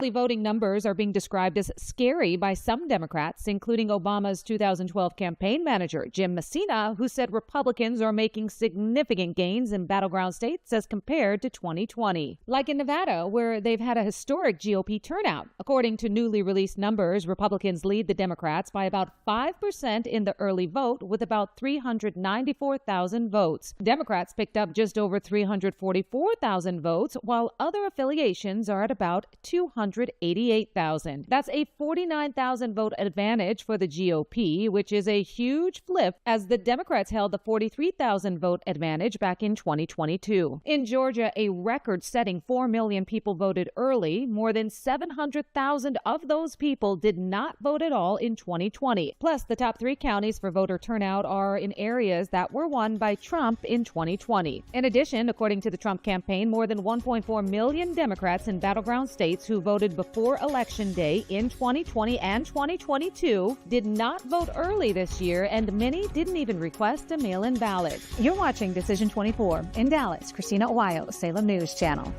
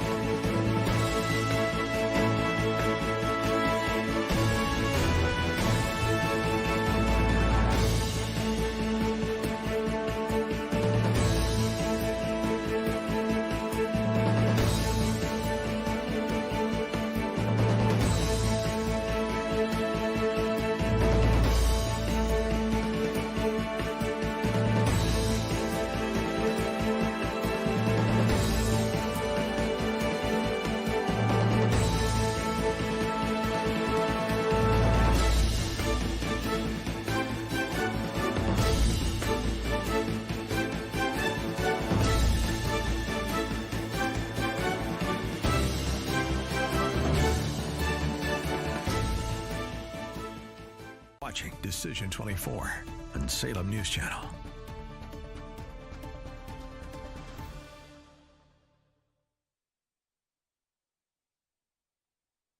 All right, welcome back to Decision 24 here on the Salem News Channel. I'm Andrew Wilkow, flying solo for at least the next 20 or so minutes.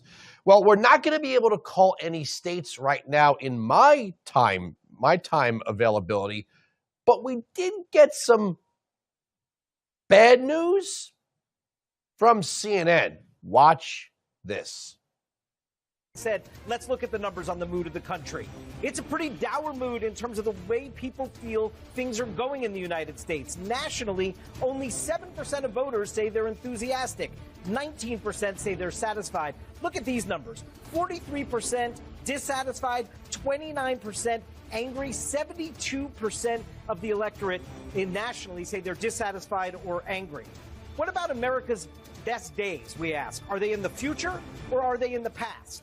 61% of voters in this election across the country say America's best days are ahead of the country. 6 in 10 say so. 34% say the best days are in the past. And finally, President Joe Biden's approval rating, it's at 41% in these early preliminary exit poll findings. 58% of voters in this election across the country nationally disapprove of the way that the incumbent Democratic president is doing his job, Jake. All right, interesting stuff. David Chalian, thanks so much. And let's talk about it with our panel. And Dana Bash, obviously this is early exit poll data, but still looking at this, which really doesn't deviate so much from polling in general we've seen, Joe Biden not popular, most Americans dissatisfied. One of the questions that I have been asking and looking at since I started covering campaigns is this. Are you satisfied? Are you not satisfied? Right track, wrong track. It is extremely high, the dissatisfied or angry. As David said, if you add those two up, 72%. What we don't know, because this is such a different election, is whether the dissatisfaction or anger will be taken out on Kamala Harris or Donald Trump, because they are both effectively, Harris is part of the current administration, but Donald Trump and the Trump era is very much upon us. We don't know how that's going to be. I got to say, I think that's putting the best spin on it. I think when you see current voters saying that by a 3-to-1 margin that they are dissatisfied with the country.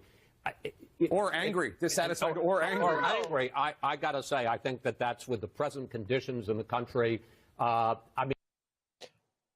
don't know how Kamala Harris, forget the celebrities, forget social media algorithms, forget the effort of the media. When that many people are upset with the current state of affairs, voting for Kamala Harris is voting for more of the same. They could try to say, well, the Trump era. The Trump era was 4 short years. And all of the propaganda about job loss and the economy tanking with COVID, they tried to make that Donald Trump's fault. It wasn't Donald Trump's fault. And they responded with lockdowns, vaccine mandates. They talk about Democrats being the party of freedom. 2 years ago, these people would have thrown you in a re-education camp if you didn't get your 16th booster. They wanted the army to round people up and forcibly vaccinate them. These are the people that want the government to control healthcare, education, transportation, retirement, and employment, and they call themselves the party of freedom. Well, joining us now to discuss the election and races in Texas that we'll be watching later in the evening is former advisory board Women for Trump, Danielle D'Souza. Danielle, thanks for joining us. Thanks, Andrew, for having me. I appreciate it. All right. Are we really worried about Texas? Absolutely not. I am not worried about Texas at all. I think the Democrats, they've always had their sights set on Texas because I think they know Texas is a conservative, leader state for the country. They know that if they were to flip Texas, that would be huge for them, but they will never flip Texas. I mean, we have seen that Ted Cruz is doing so well in the race. He's polling above Colin Allred. And honestly, I think that with Allred, I mean, they spent so much of their money so early because they wanted to get those tighter numbers so they could get some more fundraising going, get Chuck Schumer to dump some more money behind him. And they did have, hundreds of millions of dollars, but it hasn't panned out because then Ted Cruz started running his ads and started spending his money. And then we just saw that he, went far and away ahead of Colin Allred and, of course, beat Allred in the debate as well. So I don't think that it was actually really ever that close. But yes, so I think that Ted Cruz is definitely going to win tonight. All right, I love Ted Cruz. Okay, so when I say this, I'm going to piggyback what you said about Colin. I was getting those emails like Ted Cruz, like it's this close. You got to donate. I'm like, is it really that close in Texas? Look, Battleground Texas was formed around the time Wendy Davis, or as I called her back then, Abortion Barbie, didn't materialize. They have set their sights on Texas, and they do have something working for them. A lot of people fleeing from California, a lot of them are coming to get away from the stupidity of California, but not everyone, okay? We saw Colorado flip this way. There are Californians buying up homes all throughout Idaho. So Are there people trying to get out? Sure. But there are also people bringing their stupid ideas with them. Yeah. And so many people who have moved to Texas too, I would say, are actually conservative. Some of them have fled where they came from because of the horrible policies in that state. And some of the people I met in Texas who are from California are just extremely conservative. Now, of course, Austin, that has a lot of kind of like Hollywood music, I don't know, very liberal type Californians. But honestly, I do not see Texas going towards the Democrats anytime soon. We've actually even seen that Hispanics are moving towards Trump. Of course, this is a huge demographic in Texas. And so this whole, trans ideology, all of this stuff that the left is putting forward, it really doesn't resonate with Hispanics. So I guess their best hope is maybe some white suburban women to push them across or something. But I really just don't think it's going to happen because they just don't have the numbers. I think, Trump especially and Cruz too. I mean, they have clear wins. I think Trump is going to win Texas clearly, and Ted Cruz is also clearly going to win as well. Well, you look at the races run by Mayra Flores, Monica de la Cruz, Cassie Garcia. Okay, Cassie Garcia didn't win, but they all express the same thing, that people in those border communities, doesn't matter their race, they know border security is necessary. No one's trying to separate families or keep people from crossing the border to go shopping or, like I said, visit family. We want people to come to the country legally. But when you throw the border wide open, these are the communities that suffer the most. It's not a question of who's white, who's Hispanic, who's whatever. It's, is the border secure or not? Yeah, for sure. And honestly, it would be a huge win if Mayra Flores wins in Texas. That shows that the Democrats are wildly failing because the district she's running in is very Democrat. And so the fact that they could possibly elect a Republican is huge and would show that the Democrats have really absolutely zero chance of getting back those districts. And so she's honestly moved the needle, though. I mean, many people that, including the other women you mentioned, have moved the needle to the right. So I think things are moving to the right regardless. Whether we win those or not, we're still closing the gap. Yeah, and the attacks on the Catholic Church probably didn't help with that demographic either. For sure. I mean, Kamala Harris has been wildly anti-Catholic. The fact that she wasn't even willing to take some jokes from Trump at the Catholic dinner, things like that. And of course, we've seen that she's really pretty much mostly courting, I would say, the Muslim vote and so on. And so she's not even interested in, I guess, the Judeo-Christian vote as much. And so she's definitely pandering to a different audience. So, okay, so we're not really worried about Texas. Do you see anything there might be? We were talking through the night, the 30-second answer. Do you see any upsets? Maybe New Jersey? Do you see any upsets coming? I'm not sure about New Jersey, but I do think that Trump is going to do really well tonight. I think that we're going to see that a lot of the Sun Belt is going to go towards Trump. I think he's doing really well there. I don't think there's any possibility that Kamala is going to have a blue wave or there's going to be some kind of blue upset because she really has no chance of winning the presidency unless she wins Pennsylvania. And I don't think there's any clear data telling us that she's going to win Pennsylvania, to be honest. All right, I got to leave it there. Danielle D'Souza, thanks so much for joining us. Thanks for having me. Don't go anywhere. More election night coverage coming to you, Decision 24, here at the Salem News Channel.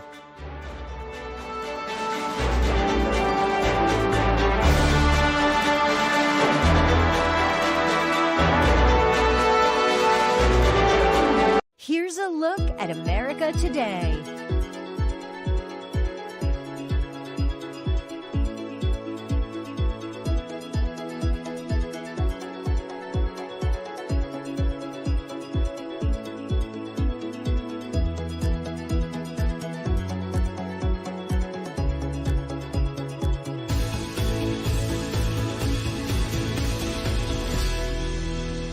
For watching Salem News Channel.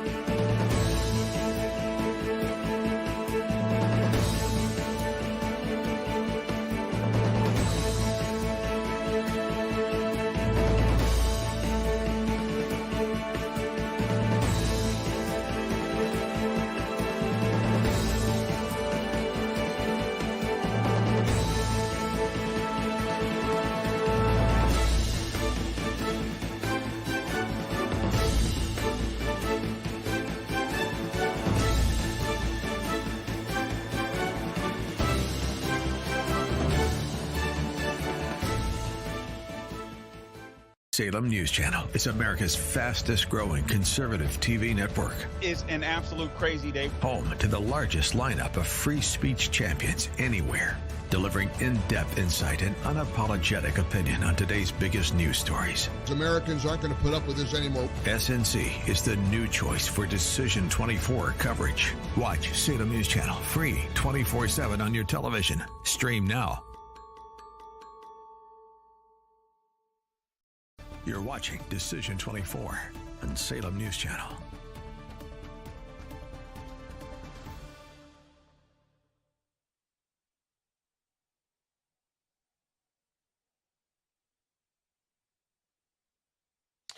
Welcome back to the Salem News Channel. I am Andrew Wilkow, wrapping up my time. I want to show you the map that you're going to be seeing through the rest of the night, because in just about 9 minutes, South Carolina closes its polls, and we should have some exit polling and some perhaps semblance of who took South Carolina. Trump is so far up in the polls, but we do have, there's our map, and you'll be seeing that throughout the night here.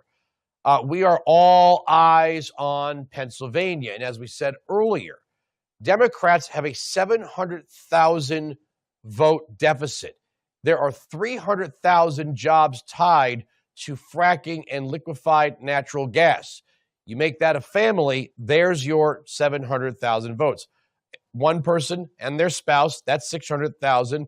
And then you may have a child, you may have a family member, or people that work at or run local businesses tied to those jobs. That 700,000 is not really unexpected. Kamala Harris, throughout her career, said she was for a ban on fracking. Then she says in the late stages of the race, oh no, I'm not for a ban on fracking. And the media says, oh no, she's not for a ban on fracking. And they immediately take her talking points and run with it. The next 4 to 8 years will look exactly like the past 4 if Kamala Harris wins the White House. And understand this. It's standard for presidents to lose one chamber in the first midterm of the first term. It's also pretty common for the president to win the Congress in the down ballot. Now, the map is more advantageous for Republicans right now in the Senate. But if Kamala Harris takes the House of Representatives and the Democrats hold the Senate, I want you to understand something. The race for the midterms will begin, the 26 midterms, and even the 28 presidential election will start as soon as we have a winner. Which whoever wins, the other side is going to have the political circular firing squad, right? If Donald Trump loses, the Bush-Cheney wing is going to say, see, we told you. You're going to have Romney out there. You're going to have the Cheneys out there. But if Donald Trump wins, the question would have to be, what becomes of Barack Obama? Because he orchestrated this. He was a very young president. He was supposed to have a very lengthy influence for decades to come in his post-presidency. But he's the one that pushed out Joe Biden with the help of Nancy Pelosi. So if Donald Trump wins tonight, what does that do to the Democrat coalition?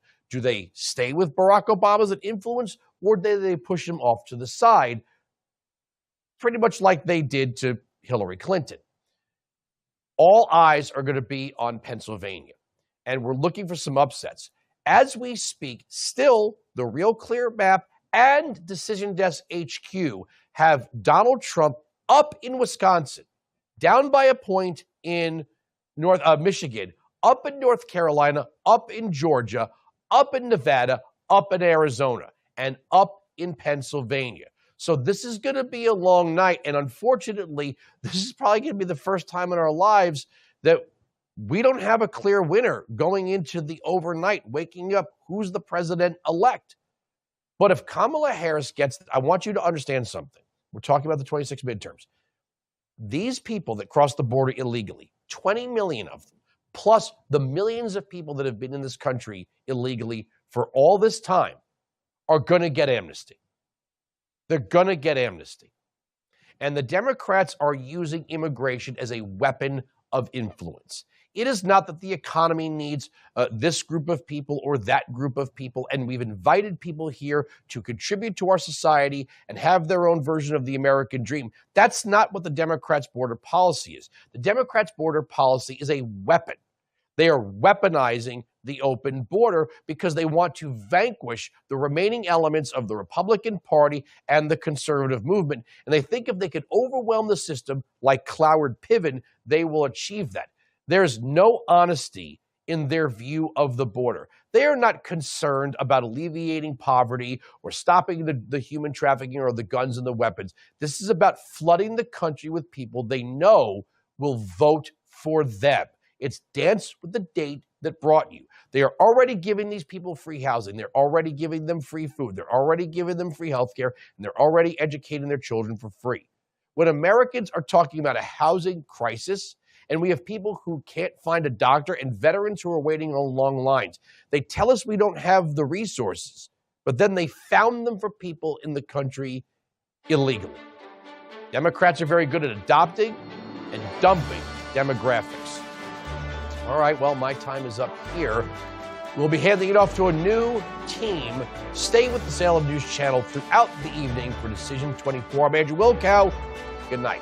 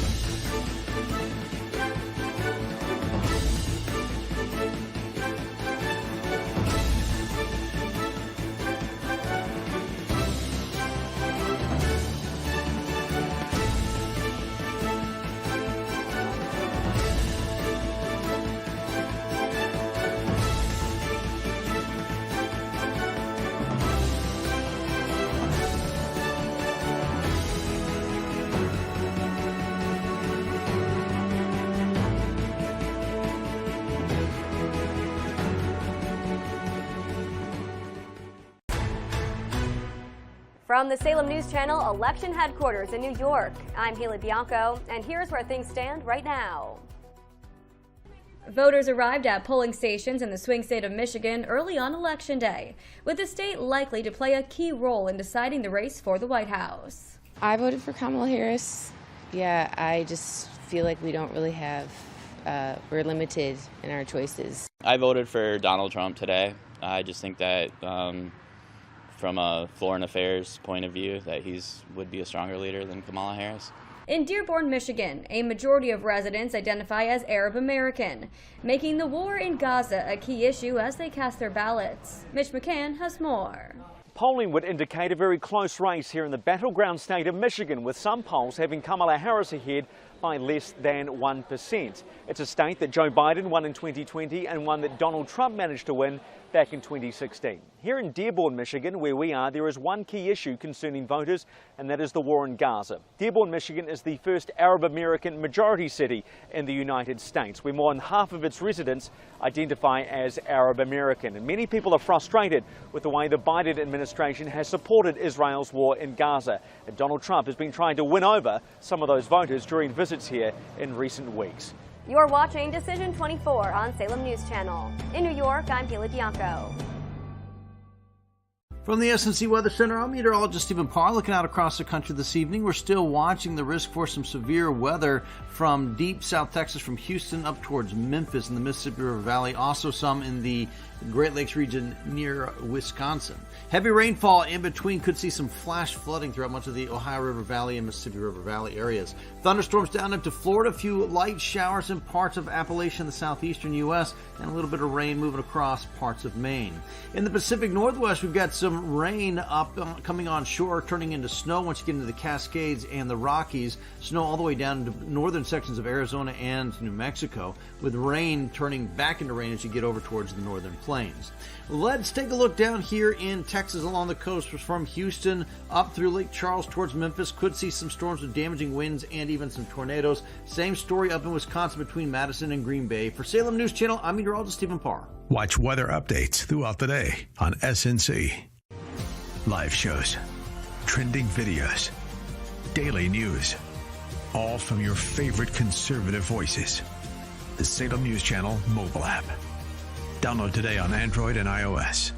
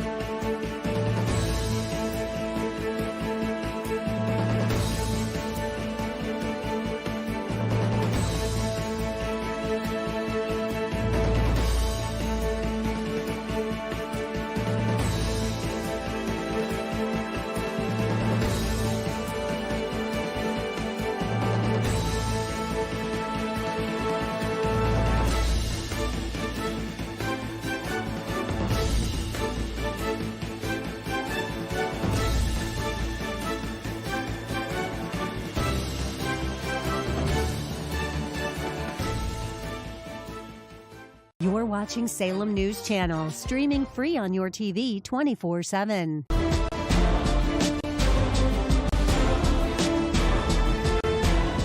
This may be the most important election of our lifetime. The race for the White House, the Senate, the House, and so much more is at stake. Salem Radio Network and Salem News Channel are proud to present Decision 2024.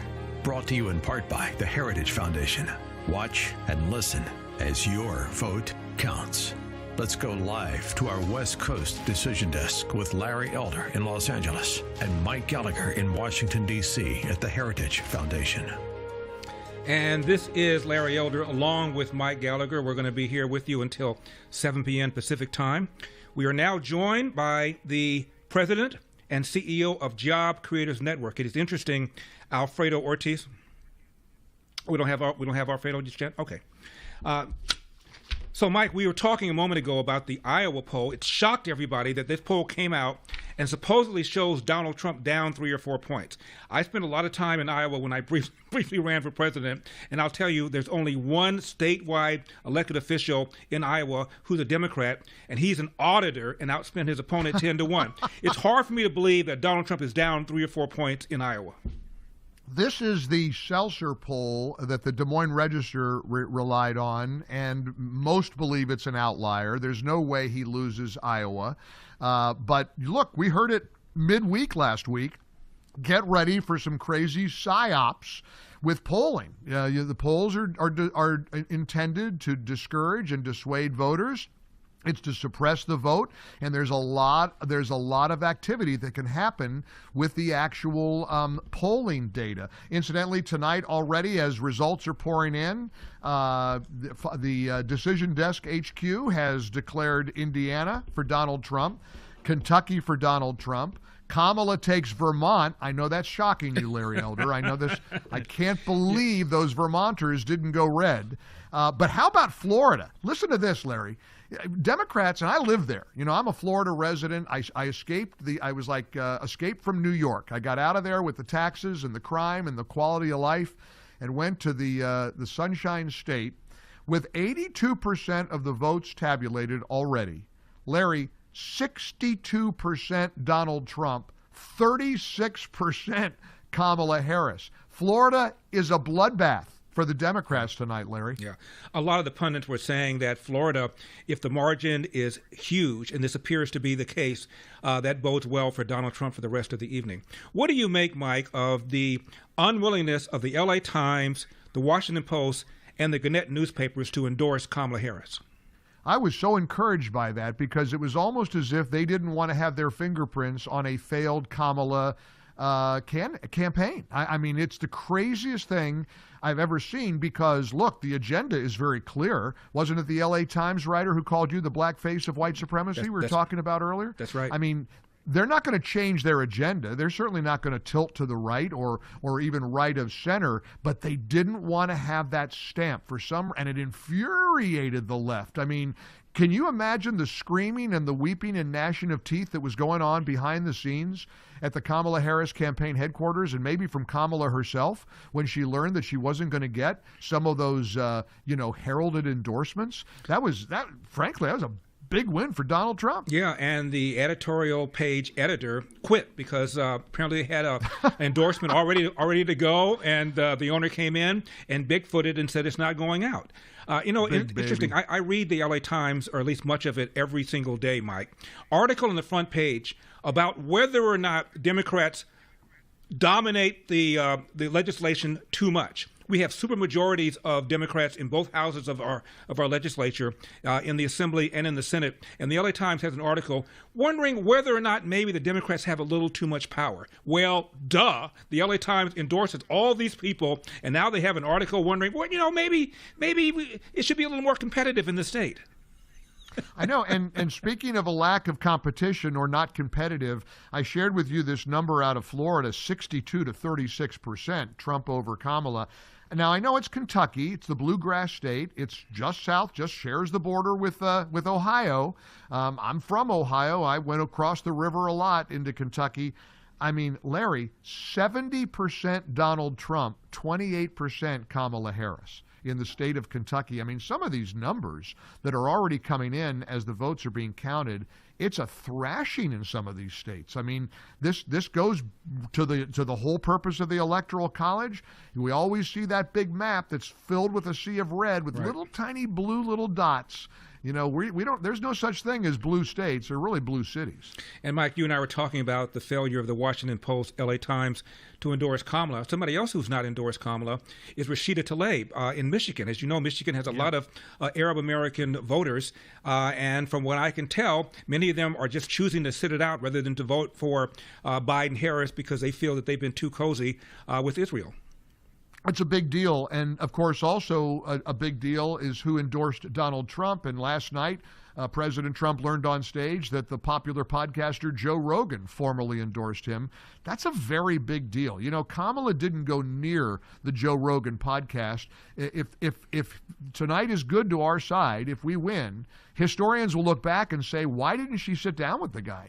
Had Joe Rogan had a 2 or 3 hour conversation with Kamala Harris, first of all, it would have likely been disastrous for her because she doesn't do well off the teleprompter, but it would have humanized her perhaps and certainly endeared her to Rogan a little more than it did. He made it very clear last night, I'm in for Donald Trump. That's an official endorsement, and that's going to go a long way with young voters who love this guy who, has this very, very popular podcast. Yeah, and he does long interviews, 3 hours long, and Donald Trump sat there for 2.5, almost 3 hours.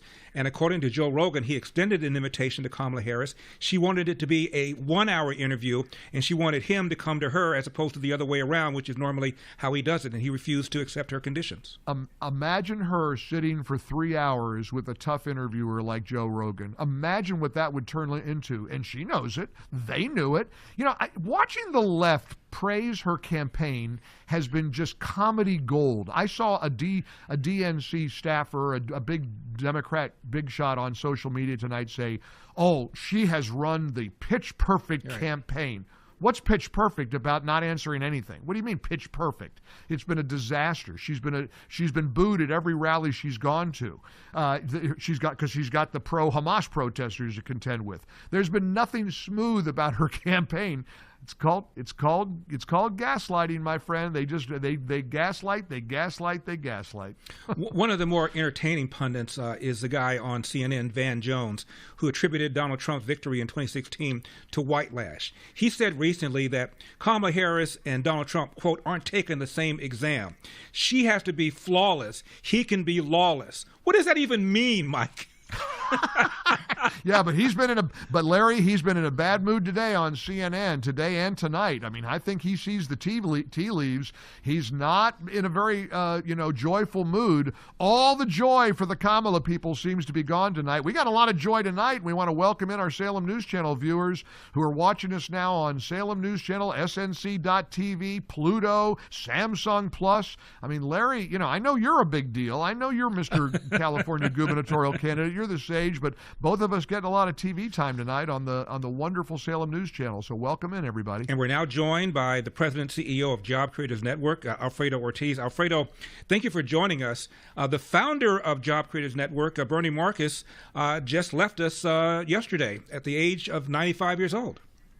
Yeah, an amazing journey, an amazing patriot, 95 years old. He did so many amazing things for this country. I am truly honored to have been able to work for him for the past 12 years, leading this incredible organization that really focuses on small business, entrepreneurship, and free enterprise. And quite frankly, nobody has that story better than Bernie Marcus did, and we'll miss him. Alfredo, I was blessed. I'm sorry, Larry. I was blessed to get to MC the big Job Creators Gala in Florida, and I was so touched by your tribute to Bernie. He was there on video. Larry, you should have seen it. I mean, Bernie was just vintage Bernie Marcus. Even though he certainly was a little bit under the weather, he was beaming and he was talking to the crowd. It was joyful to see this entrepreneur, this legend, at the gala the Job Creators Network threw, really in his honor. Larry, you would have loved it. It was an amazing night. Well, 95, as you know, Mike, that's the age when my dad passed, and That's right. I'm just amazed that you could just get that kind of juice out of that lemon. It's just fascinating to me. Now, Alfredo. The numbers came out recently. Washington Post, ABC, NBC, CBS all gushed about these great job numbers. They weren't great. They weren't at all, Larry. I mean, and look, this has actually pretty much been the hallmark of the administration, trying to spin these numbers, or really, quite frankly, just lying about the numbers and then revisiting them or revising them a month or 2 months later. I mean, the expectations for this past month, for example, were 112,000, and that already included the impact from the hurricanes and the Boeing layoffs, and they came in at 12,000, 100,000 jobs off. But wait, there's more, because if that wasn't bad enough, the revisions for the past 2 months was another 112,000, right? Down. Well, so Alfredo, but wait, Alfredo, there's more. Don't go away. We'll pick it up on the other side. Mike Gallagher, Alfredo Ortiz, Larry Elder.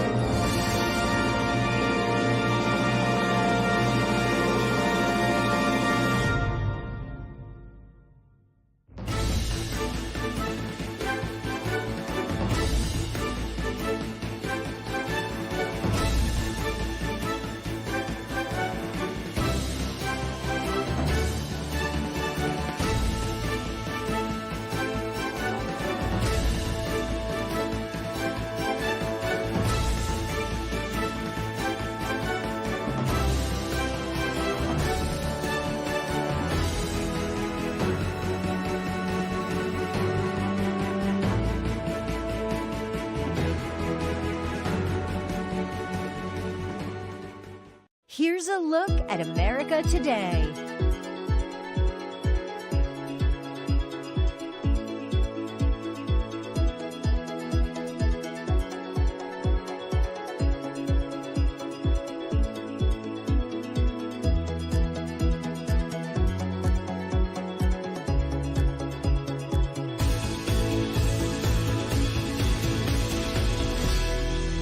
Thanks for watching Salem News Channel. At this hour on SNC, delivering the stories that matter from a team of journalists stationed around the globe. A pair of Border Patrol sectors here in South Texas, in London, here in Germany, Paris, and here are the top stories. Reporting on today's biggest political headlines and breaking news. Just remember the people that are giving their lives every day. Tackling the vital issues facing Americans today. Middle East turmoil, crisis at the border, the battle for the White House. That's what you need to know at this hour. Only on Salem News Channel.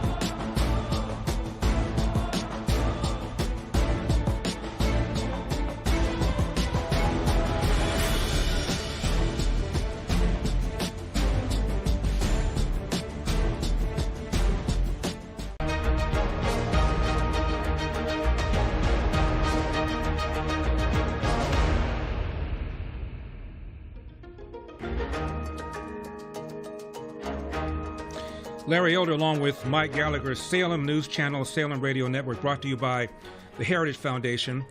We are also joined by Alfredo Ortiz, President and CEO of Job Creators Network. Gentlemen, this new exit polling from NBC shows, not too surprisingly, the priorities of the Harris voters and the priorities of the Trump voters are very different. The majority of Harris voters said that the state of democracy was their most important issue, followed by abortion, followed by the economy, foreign policy, immigration. On the other hand, half the Trump voters said the economy was the most important issue, followed by immigration, followed by democracy. Alfredo, what do you make of that? Well, I'm not terribly surprised because obviously the Democrats are focused a lot on the social values. But I think at the end of the day, Larry, here on this one, I think people will still vote their pocketbooks, or at least I'm betting on that. They will still be voting on their pocketbooks.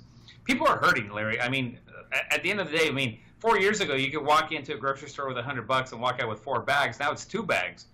When you look at the price of gas, electricity, insurance, housing, right, rent and mortgage, I mean, everything is absolutely out of control, and the average working family just can't afford it. I mean, they're barely trying to make it from paycheck to paycheck. So I think even though Democrats say they worry about social issues like that, at the end of the day, I wonder if they really will still vote on the economy. And Larry, we started the segment talking about the passing of the great Bernie Marcus, the co-founder of your great organization, Job Creators Network.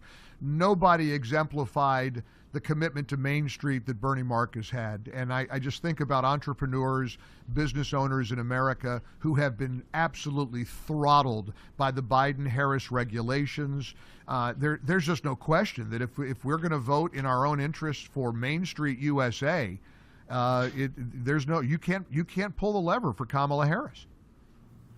Yeah, that's absolutely right. I mean, I remember about 2 years ago, I actually wrote a book called Real Race Revolutionaries that talked that the real way to actually bridge the economic divide between classes and races is actually through entrepreneurship.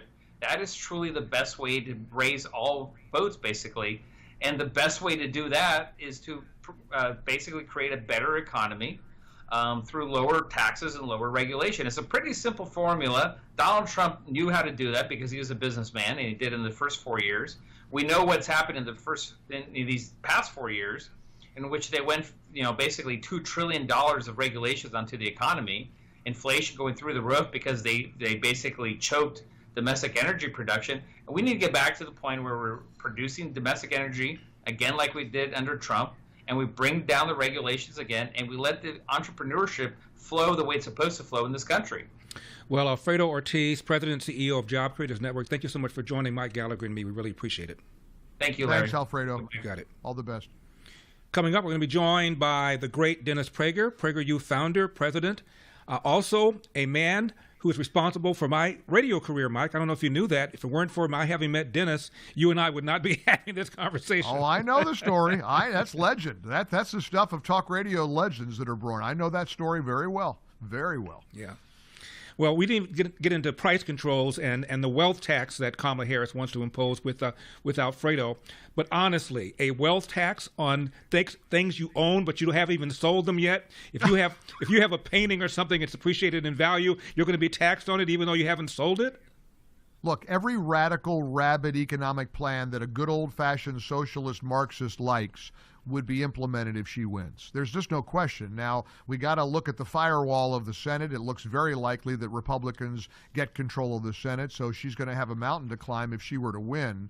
But based on this exit polling and based on the results that are coming in, the polls about to close in North Carolina, South Carolina has been declared for Donald Trump. Not really a shocker. Vermont, so far, is the only notch in the belt for Kamala. Indiana, Kentucky, South Carolina, all declared for Donald Trump so far. And again, man, some of these numbers, Florida, 62 to 36% for Donald Trump. Kentucky, 70 to 20%, 28% in Kentucky thus far. I mean, some of these numbers are, if you're a Democrat, scary. It's like Halloween a week late. This is kind of a weird little thing, Mike, but I'm sure you heard about Kamala Harris's relationship with her father. It's apparently estranged. He lives a mile or two away from the White House and apparently has never visited the White House. What? Yeah. Are you kidding me? Yeah, her father is that former professor of economics at Stanford University. The Marxist. Yeah, he's a Marxist professor. Yeah, he's now retired. He lives only about a mile or two from the White House, and they apparently almost never talk to each other. Well, look, it's not in her best interest to have a Marxist father in her life. I mean, for crying out loud, we all suspect that she is who she is. She's been rated to the left of Bernie Sanders. When you're more radical than Bernie Sanders in terms of your voting record, that says everything there is. Our friend Dennis Prager, I think, is about to join us, I think so. And Larry, Dennis, I know this will shock you. Vermont has gone for Kamala Harris. Now, is that the shocker of the night or what? I don't know what to say, gentlemen. Well, when Dennis Prager does not know what to say, that's a stunner. No, maybe no, you're right, Larry. So I actually do have something That's what I thought. I knew it. I knew it. So many people have moved to Vermont from Massachusetts. Yeah. There's something in the air and the water in Massachusetts and Vermont. Yeah. How you doing tonight, Dennis? I don't know the answer. I'm here at Daily Wire, and I'm sort of the panel's resident non-optimist. I'm not a pessimist, but I don't know how you can rationally be optimistic or pessimistic. I just don't know how there is to know, and I don't work on vibes. Most people have strong vibes. I'm not a vibe guy. So I don't know what to say. How do you guys feel? I'm very curious. Well, Dennis, we want to know what you think. My feeling is it's real simple. Are you better off now than you were 4 years ago? Unless you're an illegal alien, the answer is no. That should be the end of the discussion. The fact that it's close is, to me, mind-boggling, and is a statement about how left-wing the media are, how they've pounded Donald Trump for all these years, and therefore people aren't, in my opinion, seeing the issues clearly. Are you better off now than you were 4 years ago? I know you think Donald Trump is a fascist, but are you better off now than you were 4 years ago? That, to me, should be the end of the discussion, but apparently it's not. That's right. It's not complex, is it? No. It's not difficult, and it's bizarre, Dennis, that we're living in an era right now where we saw a candidate who is arguably the worst candidate in the history of American politics in a blink of an eye because they kicked Grandpa Joe down the steps in July, and it's close. I mean, I'm with Larry. I'm in a state of shock that it could even be close. How can they even be in the same arena after what we've witnessed in 2024? It shows the impact of the left on the American people. And as I say so often, one of the handful of changed mind ideas in the last 15 years, by and large, at a certain age, you tend to have established your positions. There is something that has changed my mind. I always believed, since I studied the left at graduate school. 20 seconds, Dennis. 20 seconds. That you can only brainwash people in a tyranny. You can apparently brainwash people in a free country. I thought you were going to say you can only brainwash people if they have a brain. Dennis Prager, Mike Gallagher, Larry Elder. Dennis, thank you very much for joining us. We appreciate it.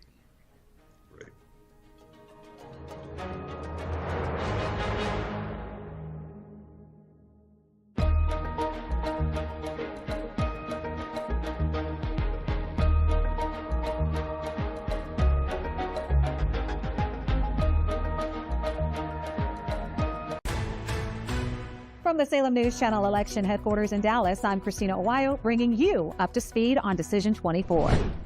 The polls are officially starting to close, with the results of the 2024 presidential election closer than ever. 50% of the total votes that are expected to be counted today have already been cast through mail-in or early voting, with some states setting records for early voter turnout. All eyes are on the 7 key battleground states tonight that will most likely be the deciding factor in who walks away a winner. The first of the swing states to close the polls is Georgia, which closed it down about half an hour ago at 7 o'clock p.m. Eastern. They have 16 electoral votes votes up for grabs. Biden took the state by 0.5% in 2020, with Trump winning by 5% in 2016. Votes should be tallied quickly, with expectations that 80% of votes will be reported by 8 p.m. 30 minutes after Georgia closes, North Carolina does the same. This is a state Trump won back in both 2016 and 2020, and a record-setting 4.5 million people voted early, with turnout in western counties hit by Hurricane Helene outpacing the rest of the state. Many say the response from the Biden-Harris administration has been a big driver for the record-setting early voting numbers. If Trump wins both North Carolina and Georgia, then takes Pennsylvania, he'll easily reach the 270 mark if he holds on to the rest of his 2020 map. Stay with Salem News Channel for continued coverage of Decision 24. In Dallas, Christina Weil, Salem News Channel. SNC's primetime lineup is all new. 2 hours of Larry Elder at 6, Charlie Kirk at 8, and Andrew Wilkow at 9. We call it Big Time Prime Time on Salem News Channel.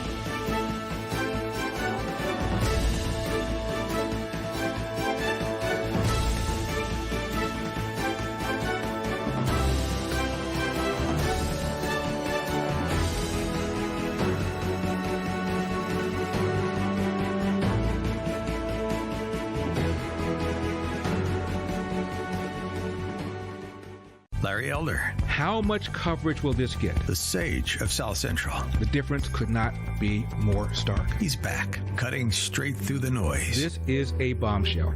Watch The Larry Elder Show, weeknights at 6 Eastern on SNC.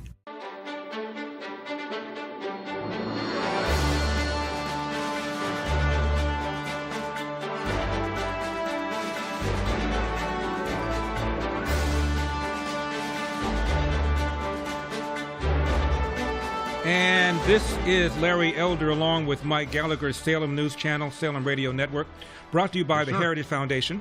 We're also joined right now by SRN News White House correspondent Greg Clugston. Greg, how are you? Good evening, Larry. Good to be here. Well, Greg, how are you seeing it? What do you feel? Well, it's not what I feel, it's what we're seeing so far. Statewide polls have closed in 11 states as of this hour right now.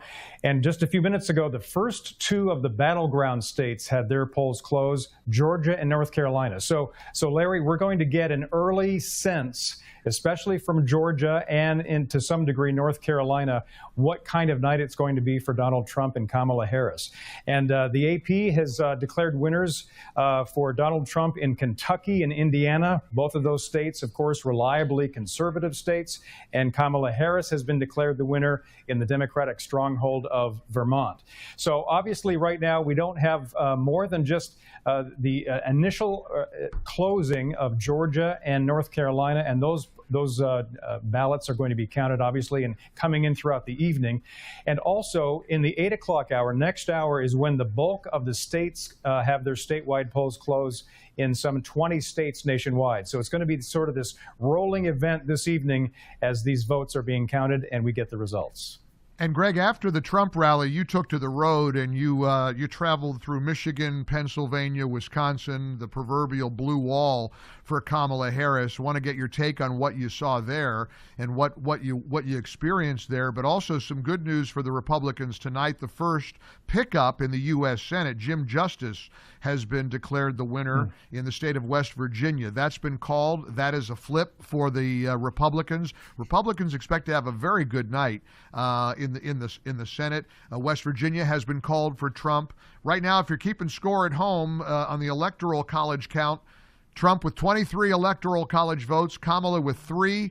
Good old Vermont came through for Kamala Harris. Greg, I know that shocks all of us here. We can't believe that Vermont had the audacity to vote for Kamala Harris. Yeah, this is a shocking night so far, Mike. And no, I appreciate you mentioning the blue wall states. I just got back last night, and you're right.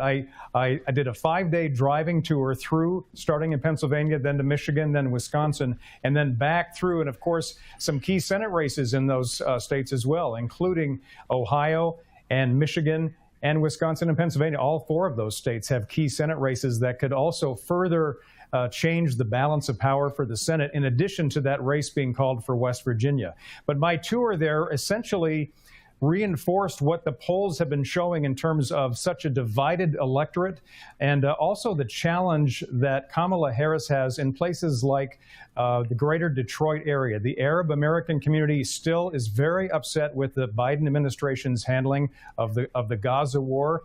And so there's either going to be voting for someone other than Kamala Harris among people in that demographic, or they won't vote at all when it comes to the presidential race. So key areas like that are going to be closely watched tonight when the polls close in Michigan, for example.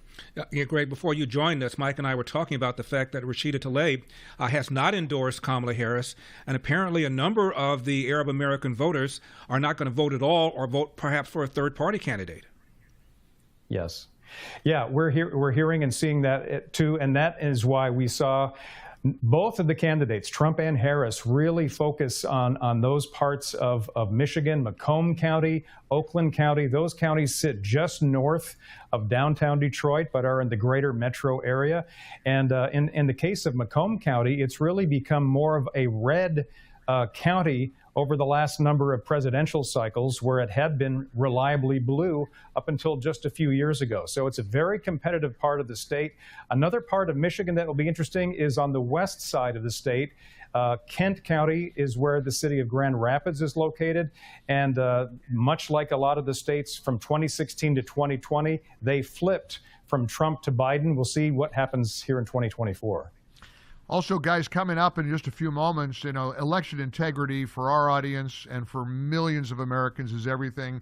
I've had the honor of interviewing Hans von Spakovsky. He's the manager of Election Law Reform Initiative and senior legal fellow here at the Heritage Foundation, which is, I understand there's a great party going on downstairs, guys. I mean, I'm toiling up here in the Rush Limbaugh studios at the Heritage Foundation, but they're downstairs. There's finger food, there's sandwiches, and a lot of enthusiasm. We're going to, and we also hope, Larry, to talk to the great Sean Spicer, who is also in attendance here. He's broadcasting his podcast and working from here at Heritage. Sean Spicer might be stopping by to join us here from the party a little bit. So we're having a good time at the Heritage Foundation. Greg, we have about 1 minute left in this segment. Talk to me about the role, the pressure of EVs is playing in Michigan. It seems to me a lot of the automakers are losing money for every EV they sell, yet the Biden-Harris administration is pressuring them to get more involved in that EV business.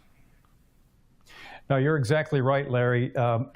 Union workers over the years, the decades, have voted reliably for Democrats. That we've seen that change to some degree. There have been a couple of key labor unions in this election cycle that did not endorse either Kamala Harris or Donald Trump, and that was really seen as a loss for the Democrats and for the Harris campaign. But the idea that, for example, this week, the Ford Motor Company announced that its EV sales are down by 50% over this time a year ago. And so that is a real concern, and it's making some union workers in that part of Michigan second guess their vote. Greg Clugston, SRN News White House correspondent. Larry Elder, Mike Gallagher. Mike and I are going to be with you until 7 p.m. Pacific time. Do not leave town.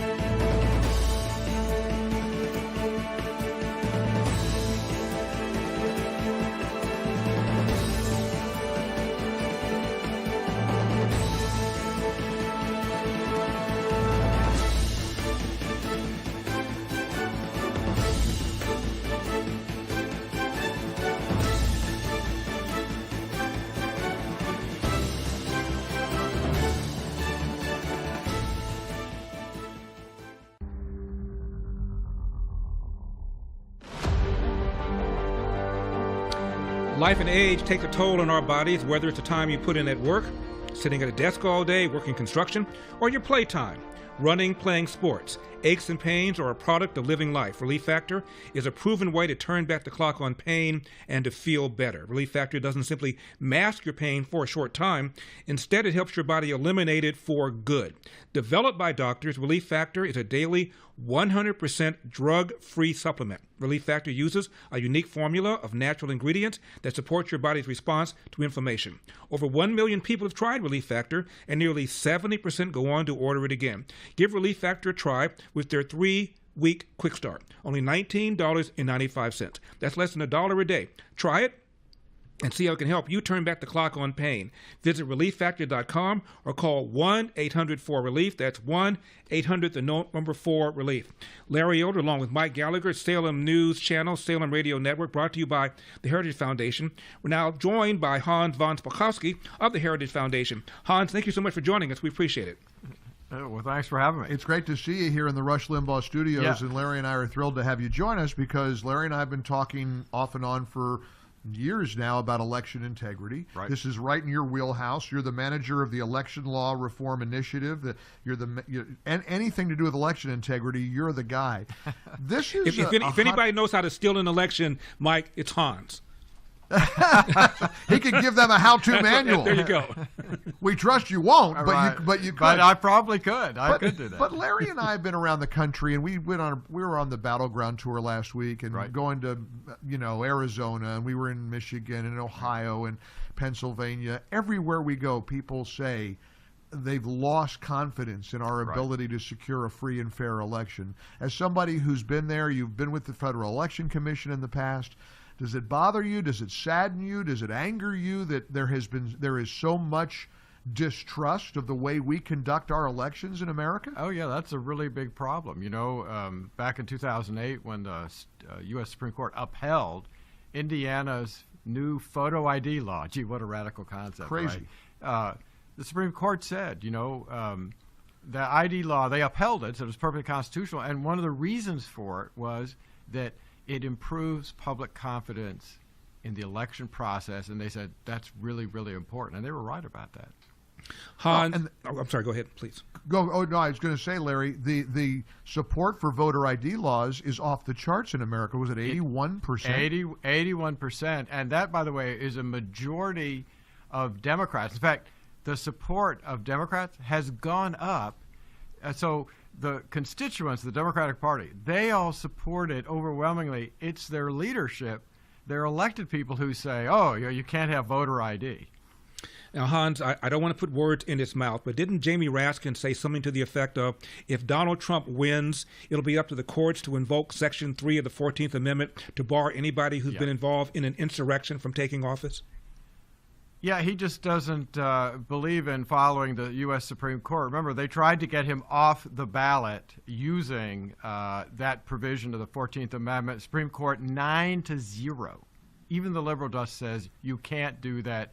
Look, Jamie Raskin he's probably the most radical member of the U.S. Congress. I mean, he's a Marxist at heart.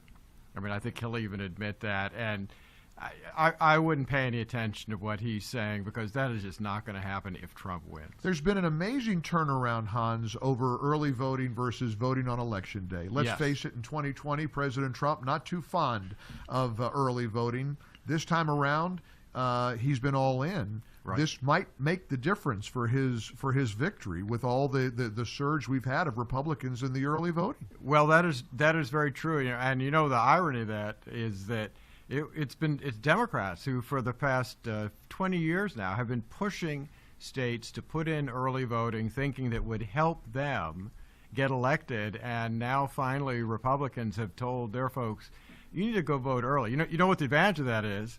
If you go vote early, that would prevent you from showing up on Election Day and having the person at the registration desk say, oh, well, you already voted. Somebody already showed up. Hans, when all is said and done, will the losing side accuse the winning side of having stolen the election? I think it depends entirely on the margin of victory. Right. If we have an outright victory, several percentage points, I don't think that will happen. Even if they try, they're not going to have much ability to prove that happened. But look, if the margin of victory is half a percentage point, less than a percentage point, I think we're going to see a lot of litigation potentially by whoever the losing candidate Well, is. we're off to a good start because right now Trump has 23 Electoral College votes to Kamala's 3. Look, guys, only 247 to go. We're almost there. Hans, it astounded me when I lived in New York City and I went in to vote in the 2016 election, and I instinctively pulled out my ID, my driver's license. No ID. She laughed at me. The poll worker laughed. And Larry, it's the same in your state. I mean, the states that reject the idea of voter ID laws, astound me because they're blue states. Yep, They're Democrat-led. What is the possible logical opposition for these holdouts against showing that you are who you say you are by presenting a form of identification? Well, look, for a long time they claimed this would suppress votes. Right. Well, we know that's not true because, look, the first states to put this in were Georgia and Indiana back in 2008. So we've got, 16 years worth of data now that shows that not only does voter ID laws not cause turnout to go down, it seems to increase turnout, again, because of what we were talking about earlier, right? Increased public confidence. You know what's funny about this is if you look at turnout in Georgia, they consistently, with a government-issued photo ID requirement, they consistently have higher turnout than both New York and California. to which Stacey Funny how that works. To which Stacey Abrams has said, just because you have high turnout doesn't mean there isn't voter suppression. So you can't win. Yeah, right. You can't win. That's true. Hans, we appreciate the work you do and thank you for the hospitality here at the Heritage Foundation. Oh, because sure. you guys, we talked to your president earlier about Project 2025. That has been a hot button issue. Right. And it's been, but nothing new for Heritage to put out a blueprint and some ideas, some policy ideas. But yet, as Larry pointed out, it's been weaponized. It's been weaponized this time around. Yeah, I actually tell folks, just read one chapter in the 900-page book on some agency you're interested in. Maybe it's DOD. I'm willing to bet you after you read it, you're going to say, man, these are common sense reforms. Well, I saw on the internet last night that if Project 2025 passes, kids are no longer going to have to wear helmets on their bikes anymore, or wear knee pads when they ride a bike. Yeah, That's Project 2025. Yeah, right. They're going to abolish Halloween and Saturdays, I think. So thank you again for your hospitality. We have a great, and we're in the Rush Limbaugh studios, which means a lot to us. I hear broadcasters. I hear there's food. I hear there's food. Is there food? Good food. I don't know. I got to work. I'm chained to the. Yeah, I got nothing here. over here. I'm in the studio here in Glendale. We got nothing. We have Coke machines. I probably should mention there's also alcohol at some places for you to drink, but you can't do that while you're doing the show. No, but depending on how the night goes, I may have to head down there. I have a stash in my desk, depending on how the night goes.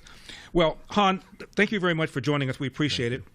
This is Mike Gallagher, Larry Elder, Salem News Channel, Salem Radio Network, brought to you by the Heritage Foundation. Stay with us throughout the night. Mike and I are going to be here until 7 p.m. Pacific Time.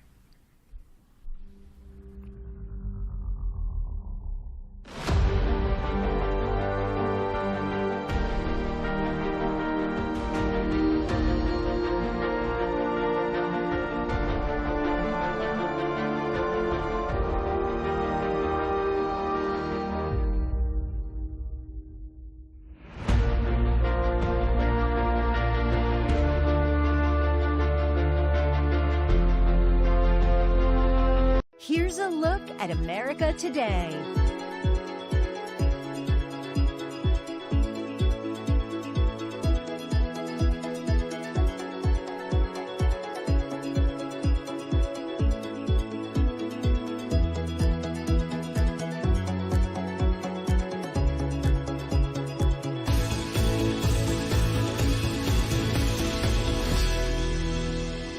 Thanks for watching Salem News Channel.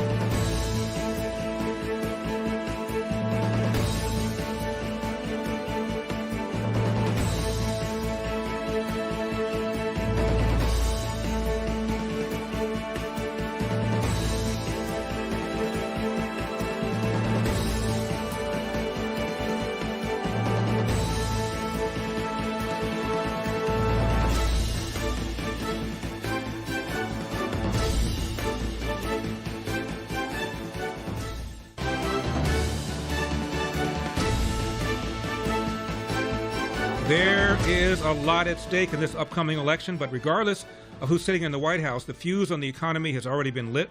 4 years of a conservative president will not be enough to turn the tide on our $35 trillion national debt. And if the left wins, it's like throwing gas on a dumpster fire. You don't have much control over the election's outcome, but you can diversify your savings now by investing in gold from Birch Gold. For millennia, gold has stood firm in the face of greedy governments, economic upheavals, and global strife. And it can help protect you right now. Birch Gold will help you convert an IRA or 401k into an IRA in physical gold. And it doesn't cost you a penny out of pocket. In the past 4 years, the buying power of the U.S. dollar has declined. The price of gold has increased 40%. Coincidence? Text ELDER to 989898. Get your free info kit on gold and trust Birch Gold as I do to protect your savings. That's ELDER to 989898 today. ELDER 989898. Larry Elder, along with Mike Gallagher, Salem News Channel, Salem Radio Network, brought to you by the Heritage Foundation. Mike, let's talk a little bit more about some of these celebrity endorsements. We mentioned a moment ago Joe Rogan. Megyn Kelly has endorsed Donald Trump. Dr. Phil appeared at the rally in Madison Square Garden, but now apparently he's walking back that presumed endorsement, and he said, I don't like celebrity endorsements. I'm not here to endorse Donald Trump. It was strange. It was a weird walk back because anybody who watched Dr. Phil's speech at that rally would have been completely convinced that that was a full-throated endorsement, but evidently he doesn't want to go down that path. I always wonder if these celebrity endorsements matter. I mean, Cardi B endorsed Kamala, and she stood up at the podium, and it was a disaster. Her teleprompter went out, and here's a news flash. If the teleprompter goes out before a performer like Cardi B, you got a train wreck. You got a proverbial disaster. You got the Titanic hitting the Hindenburg and blowing up because it was actually pretty comedic to watch. Incidentally, some numbers coming in tonight, Larry, as we're watching the results as the polls are closing. In North Carolina, boy, not a big surprise. Robinson went down to defeat big time Stein for the gubernatorial race, and that was a tough, ugly race. And a lot of people have been worried that that's going to drag Trump down in the Tar Heel state because Mark Robinson is losing big time in North Carolina. But good news: Jim Justice flipping the Senate seat in West Virginia. And so far, on the table, we've got Trump winning Indiana, Kentucky, South Carolina, West Virginia, Kamala winning Vermont. But I'm not loving the North Carolina number. I'm a little worried about that because I'd like to see President Trump take the Tar Heel state. Well, he took it last time by a very small, tiny margin, and this is one of the important states we need to pick up for us to win tonight. You bet. And, right now, I mean, we're going to start seeing some numbers come in next hour that are going to be pretty dramatic. So the polls are closing. I think Hans von Spakovsky is right, Larry. If it's not close, if we see a real wide margin, I think people are not going to feel very good about questioning the outcome of the election. If it's razor thin, we might be in for a rough road, my friend. Well, stay with Mike Gallagher and me, Salem News Channel, Salem Radio Network, brought to you by the Heritage Foundation. Do not leave town.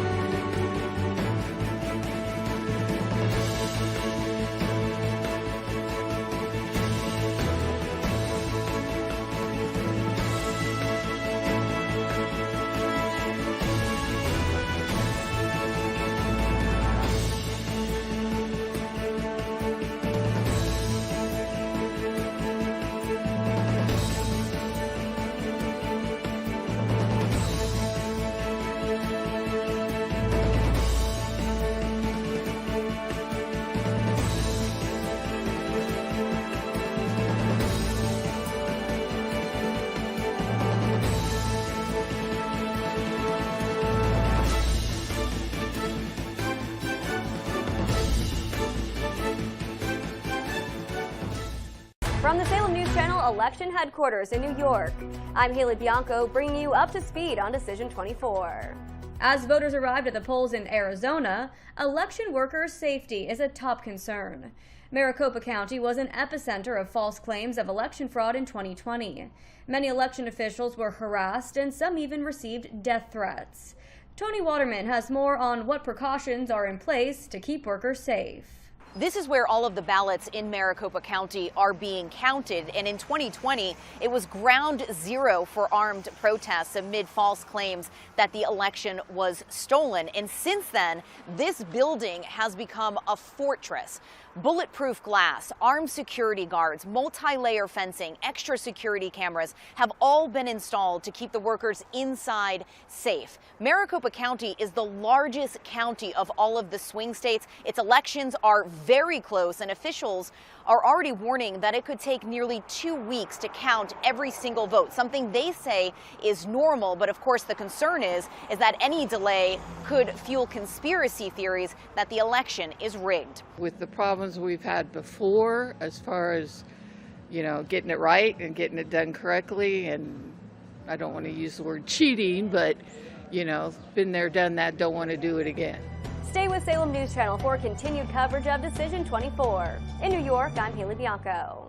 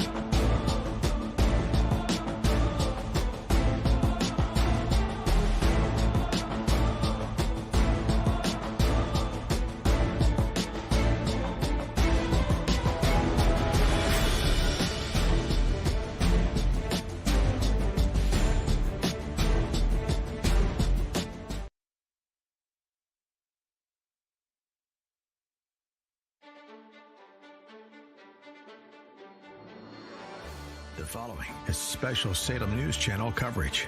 Decision 24, Election Night in America. Good evening. Good evening and welcome to Decision 24, Election Night in America on Salem News Channel. I'm Ken Rosado, and for the rest of the evening, we will run down the poll closings state by state, bringing you the election results live as they come in, with data compiled from the researchers in our election center. We'll speak with polling experts, political pundits, and current and former politicians as the nation determines who will hold the title of 47th President of the United States. A quick recap of how our system works. Our nation is not a democracy, but rather a constitutional federal republic. As such, we do not directly vote in our president by popular vote, but rather through a college of electors as created by our founding fathers. The number of electors per state in the District of Columbia is determined by the total number of elected senators and Congress members each state has. Every state and the District of Columbia is allowed 2 elected U.S. senators. The number of Congress members is determined by the number of residents in each state. Those residents need not be legal U.S. citizens. However, only legal U.S. citizens are allowed to cast a vote for a federal election.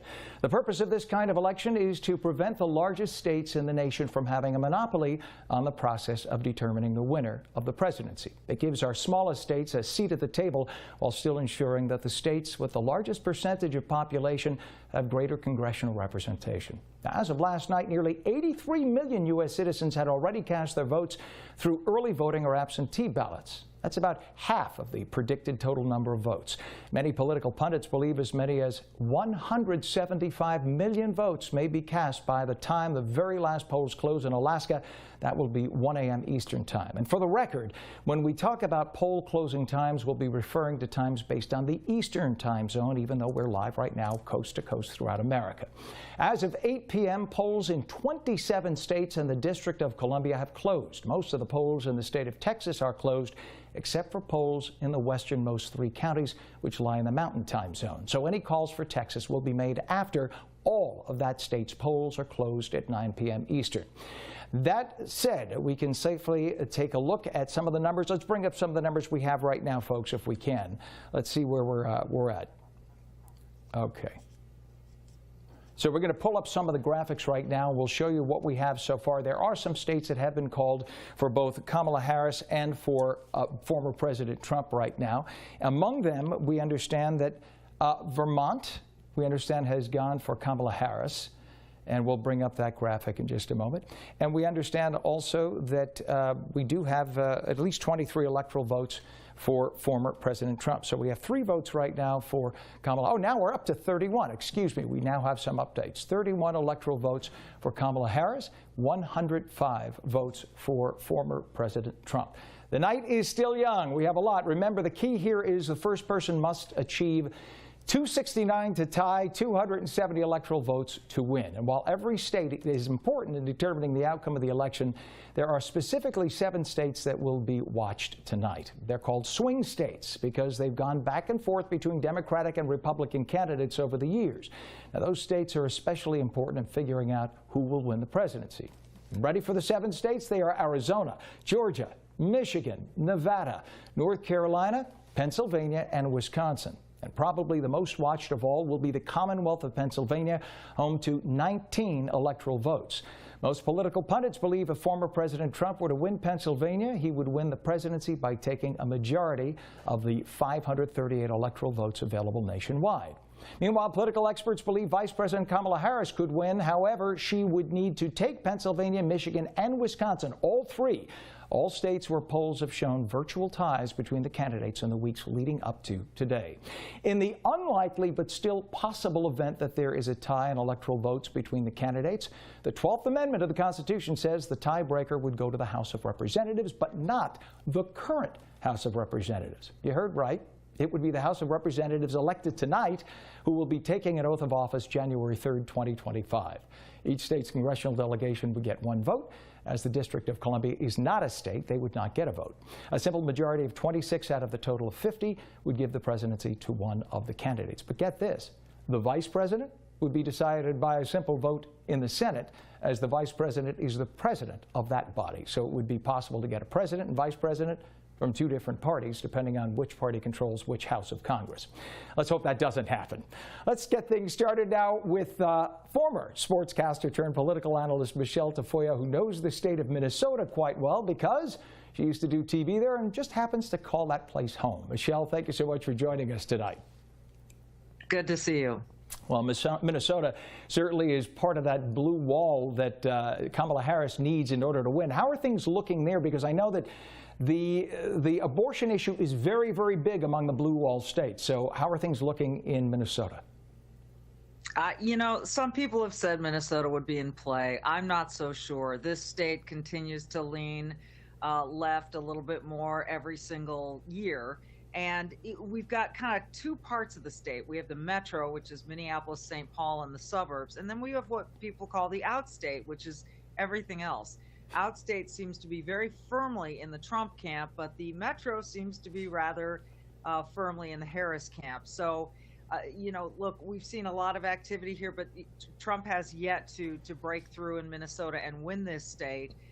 So I just don't feel great about it. I will say that Tim Walz has never been as vetted in Minnesota as he has been during this campaign, where he is now the vice presidential nominee for Kamala Harris. It's going to be very interesting if they lose what his political fortunes will be back in Minnesota now that he's been really thoroughly uncovered. Well, it looks, though, many of the political pundits are saying that it looks like Vice President Harris has to win the entire blue wall and Pennsylvania in order to have that route to 270 to make it to the presidency. Do you think that the states around Minnesota would go the same route, Wisconsin, Michigan, et cetera?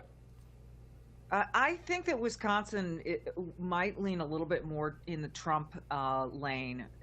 That's my gut feel from what I'm hearing, just anecdotally and seeing as I drive around the region. Michigan, you know, that one is a really tough one. We had an interesting development in the last few days, though, here in Minnesota, which may reflect Michigan as well, in that we've had the Somali community come out and endorse Donald Trump, which was a fascinating turn of events when you consider Ilhan Omar is, a congressperson from the metro area of Minnesota. So that was a very interesting turn of events. I don't know if that represents the entire Somali community here, but it was a rather major statement. Still, I don't know. This thing is so close, and it looks like it's really panning out to be as close as everyone anticipated it would be, that it is tough to say what's going to happen in Minnesota. I think the metro area is just going to be heavily Democrat and probably get things to lean toward Harris.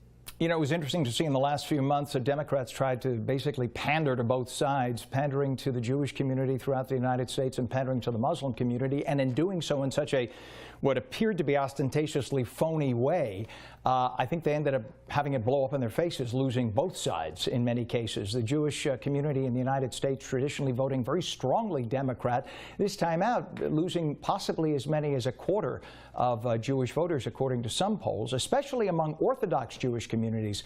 For instance, in upstate New York, Rockland County, Orange County, where there are huge numbers of Orthodox Jews strongly supporting Trump this time around. It will be interesting to see how many of the Jewish American community and in the Muslim American community end up supporting one party versus the other.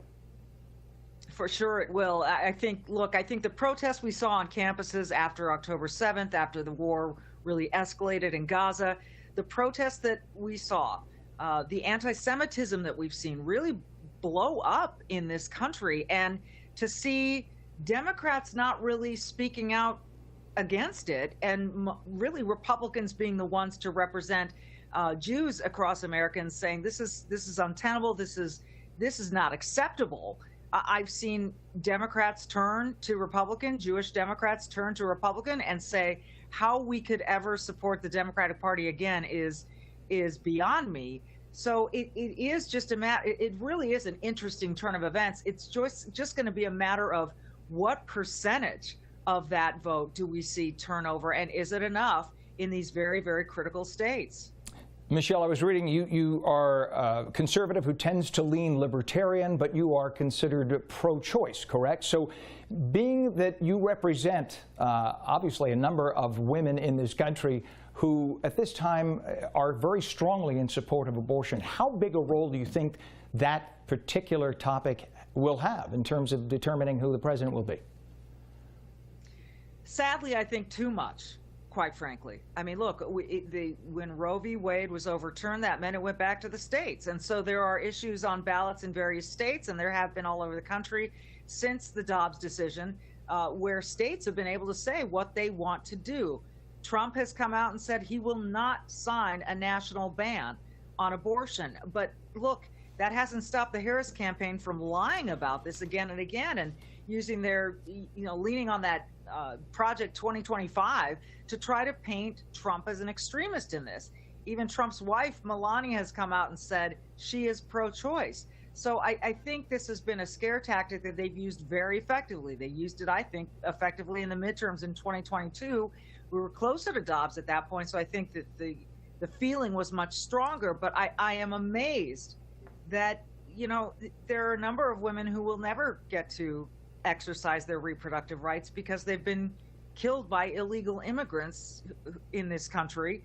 We can look at Jocelyn Ungary, we can look at Rachel Morin, we can look at Laken Riley and ask ourselves, what is more important here?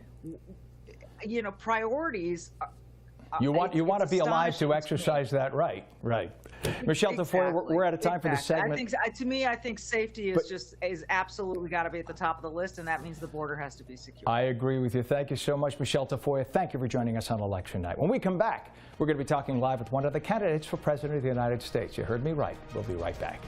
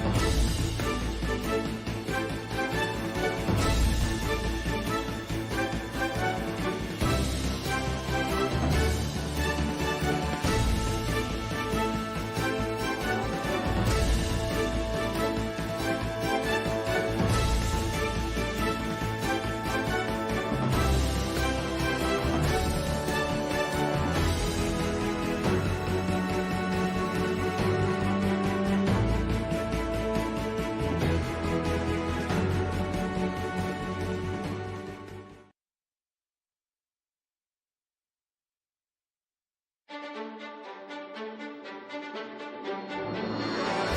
following is special Salem News Channel coverage. Decision 24, Election Night in America. And welcome back to Decision 24, Election Night in America on Salem News Channel. I'm Ken Rosato in our Washington studios. In 2016, many believe a third-party candidate may have cost Hillary Clinton the presidency. In fact, it looks like Jill Stein, who was running on the Green Party line and received nearly 500,000 votes, was the determining factor. At least many believe that. A political novice known as Donald J. Trump, a person who most in serious political circles thought had no chance at winning the presidency, won enough electoral votes to ascend to the nation's highest office. It was proof that people who run in third political parties can actually influence the outcome of an election. Enter a man named Chase Oliver. Now, he's just a few years older than the minimum age to even run for president. Many don't realize you have to be at least 35, according to the Constitution, to be old enough to run, because back in the day of the Founding Fathers, 35 was considered full of wisdom, of old age. Yes, you heard right. But he is the Libertarian Party's candidate for office. You may think it's of no consequence, but you'd be wrong. Chase, we want to welcome you now to Salem News Channel. And for many people who don't understand what the Libertarian Party stands for, they may be surprised that they may agree with a lot more than they disagree with. In fact, a friend of mine once described libertarians as a blend of liberals and conservatives, more like liberals used to be years ago, but certainly a lot of conservatives, a lot like conservatives, in that you don't want the government messing around in your lives. How would you describe the Libertarian Party? Well, we're the party that believes in individual liberty, inherent human rights, and the principle of non-aggression, that if you're not aggressing against another person, there is no need for a government or any other entity to control or regulate your lives. We believe that taxation is theft, so we want to lower taxes as much as possible while reducing the size and the scope of what the federal government does. Because broadly speaking, if you're not hurting anybody, your life is your life, your body is your body. Your business is your business, and your property is your property. It shouldn't be mine, and it shouldn't be the federal government's. A lot of people don't realize that income taxes were only born about 100 years ago, right? Prior to that, there were no income taxes. There were tariffs that were charged on other countries who would, when we would import goods, et cetera, and the government seemed to run just fine. When you see the federal government bloated to the extent that it is now, 3 million employees, coast to coast, working just for the federal government, not state and local. When you take a look at that, what does the Libertarian Party say the solution would be? Well, first and foremost, we have to reduce the spending that government does. If we want to get ourselves back to a place where we're not having income taxes or removing taxation from our lives altogether, we have to massively reduce the size of the state. Otherwise, we're running up huge debts and deficits, which is what the Democrats and Republicans do. And in the process, creating that inflation that we're all feeling when we go to the grocery store, we're all feeling with the cost of living increases. And so if we want to get ourselves back to a position where we can massively reduce taxation, we also have to be brave enough to massively reduce the government spending and get ourselves back to the free market principles that founded this nation. Now, there are a lot of people who will say, oh, the libertarians, all they want is legalized drugs, legalized drugs. That's all they talk about is legalized drugs. But you stand for a lot more than that. So first off, you are about not necessarily, let me just say this, and you correct me if I'm wrong. It's not necessarily that you just stand for legalizing drugs. You just don't want the government messing around in regulating everything, correct? Yeah, and we would want to legalize drugs because we don't think that government is the best people to combat addiction and to handle these things through the lens of the prison industrial complex. We understand that there are better ways to regulate our behavior, namely our own self-governance, than having to rely on a government to do these things. If you're not hurting anybody, it really shouldn't matter what you do to your what you consume or what you do in your own life. We just ask that you live your life in peace. And so, if you're going to be using a substance, don't be driving a car, don't be harming other people while you're doing it. But otherwise, we're about your own freedom to make your own decisions. And we also think there are better solutions to address maybe the addiction crisis in this country than sending people to jail. There are much better ways to address the crisis. How would you look at, though, the state of Washington or the state of Oregon, for instance, the state of Oregon, which recently did have legalization of even hard drugs, and the death rate shot through the roof, and now they're looking at re-legislating drug use? Yeah, what you have there is you have people putting the cart before the horse. They didn't have the mutual aid and direct aid solutions on the ground to be able to address addiction in a way that would be meaningful. If you want to really look at a success story, look at the nation of Portugal, which decriminalized all drugs. And in doing so, they cut down the addiction rates in their country. They cut down HIV and hepatitis rates because they knew how to properly address addiction as a medical intervention, not as a criminal justice one.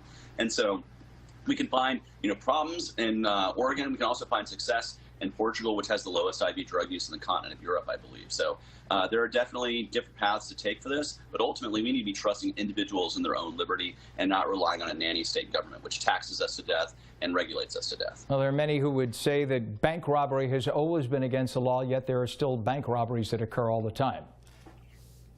Exactly. You can outlaw things. I mean, look what happens when we have a prohibition state.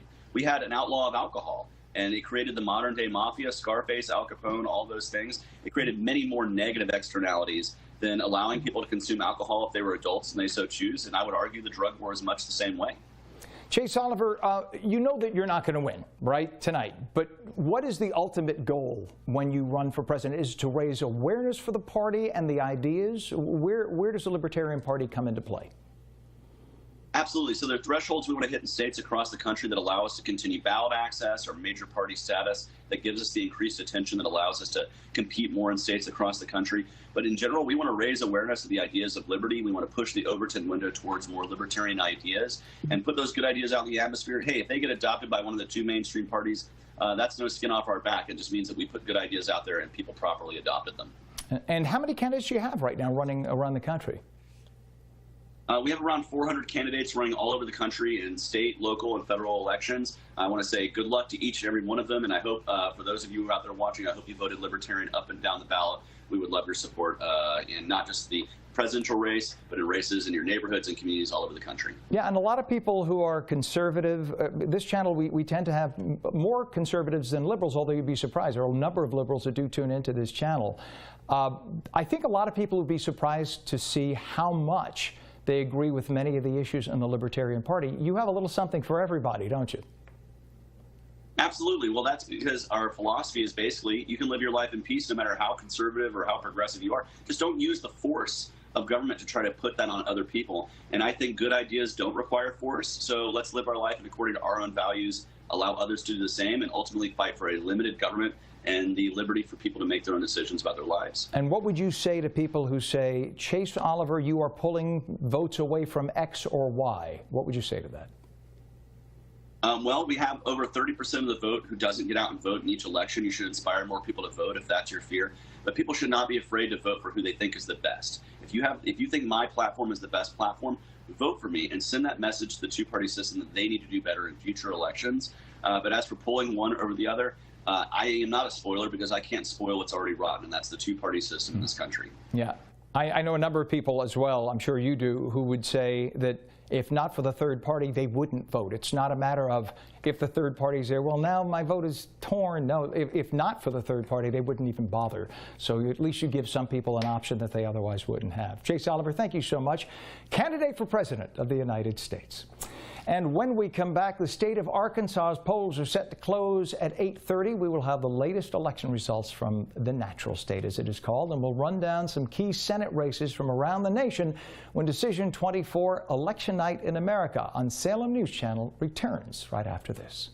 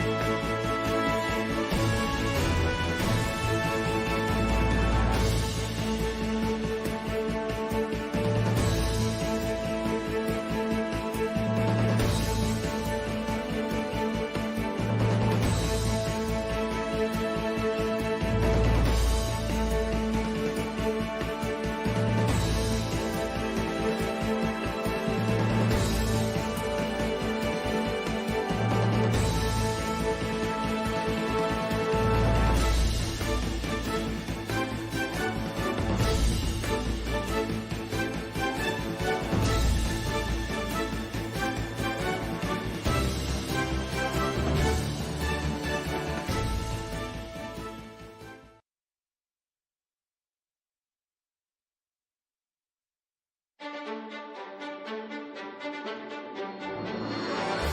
following is special Salem News Channel coverage. Decision 24, Election Night in America. And welcome back to Decision 24, Election Night in America on Salem News Channel. I'm Ken Rosato, and the time now is 8:30 Eastern Time. The state of Arkansas has just closed its polls, and the question is, do we have any results? So we keep our fingers crossed and see if we have anything in. They just closed, so we'll see if we have anything right now. But we do know that as of this hour, we do have some results that have come in. Joining us on the set right now is Greg Cluxton from Salem Radio Network. Greg, you have been covering this race very closely. In fact, you went across the country checking out different states. You did the Blue Wall Tour, correct? Oh.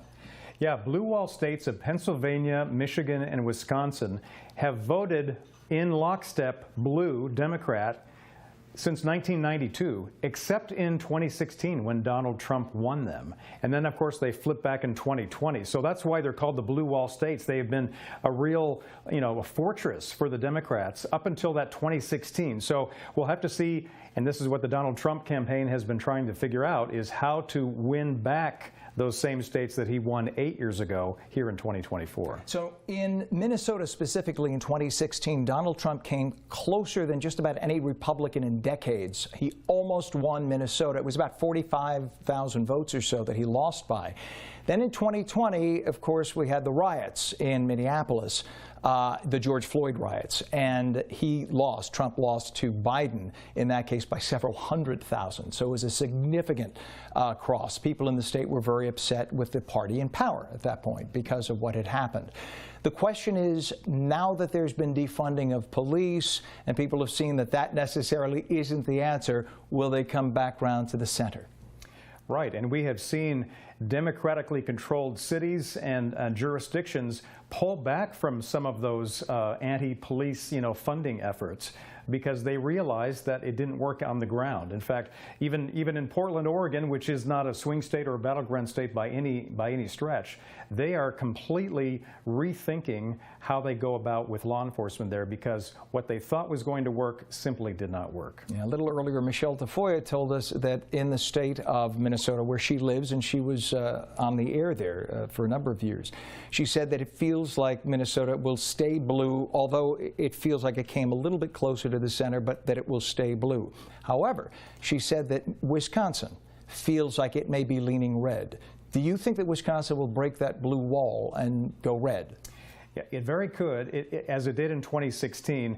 The two main areas, of course, are the big population centers and the surrounding suburbs of Milwaukee and Madison. In the heart of Milwaukee and Madison, it's a strong Democratic voting trend. But it's those immediate surrounding suburbs that have trended more red here in just the last few cycles, and that's where Donald Trump was really focusing when he would visit Wisconsin. Obviously, almost the rest of the state, the other counties of Wisconsin, they're red counties, but it's those red surrounding counties around those two population centers we'll keep an eye on tonight. If you look at just about any urban center throughout America, it starts out with the ultra blue in the middle, in the urban center, and then people move out to suburbia, and for the first generation or so, they stay blue, and they carry the blue vote out. But then the second generation comes around, and those people are not used to the urban living, and they say, hey, we don't like this. We kind of like being independent out in the country, and that's when you see them tend to go red. I saw it throughout the New York suburbs my whole life. Westchester County is where I'm from, just north of New York City. When I was a kid, it would switch back and forth depending on the migration pattern. And in Pennsylvania, Pittsburgh is one of those areas where right in the city center, it's definitely blue, but every single county that touches Allegheny County, where Pittsburgh is located, is a red county, to your point. Greg Cluxton, our SRN White House correspondent, and the guy who did the tour around the country with the blue states. Thank you so much for joining us. We're going to have you back just a little bit later in the hour. So when we come back, right here on Decision 24, Election Night in America, Salem News Channel, we're going to take a look at some of the big Senate races throughout the country. Don't go away. We're coming right back.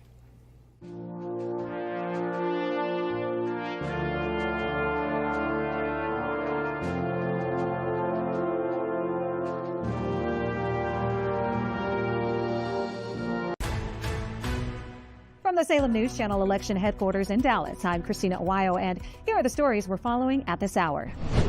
Fights and battles going on behind the scenes in battleground states, with some settled before today and some still pending as the votes are being counted. In Arizona, Democrat Secretary of State Adrian Fontes admitted that 218,000 people were on the rolls who did not provide proof of citizenship. The 218,000 people were still allowed to vote, so this could set up lengthy legal battles depending on what they find. In Georgia, the ACLU claimed thousands of voters didn't receive ballots on time and were sent new ballots overnight. On the flip side, the RNC sued after election offices were open over the weekend in several counties, saying it was against state law to have drop boxes open after the end of early voting. In Nevada, the Supreme Court ruled that ballots without a postmark can be counted up to 3 days after the election. In North Carolina, a lawsuit pending over 225,000 people who did not provide their driver's license number or last 4 digits of their social security number to verify identity on their voting forms. And more litigation in Pennsylvania, from a court ruling that said mail-in ballots must be dated, to extending early voting for people that were sent home before the deadline in Bucks County, and an ongoing situation involving a potential voter fraud operation that's under investigation in several Pennsylvania counties. And that's what you need to know at this hour. In Dallas, Christina Owayo, Salem News Channel.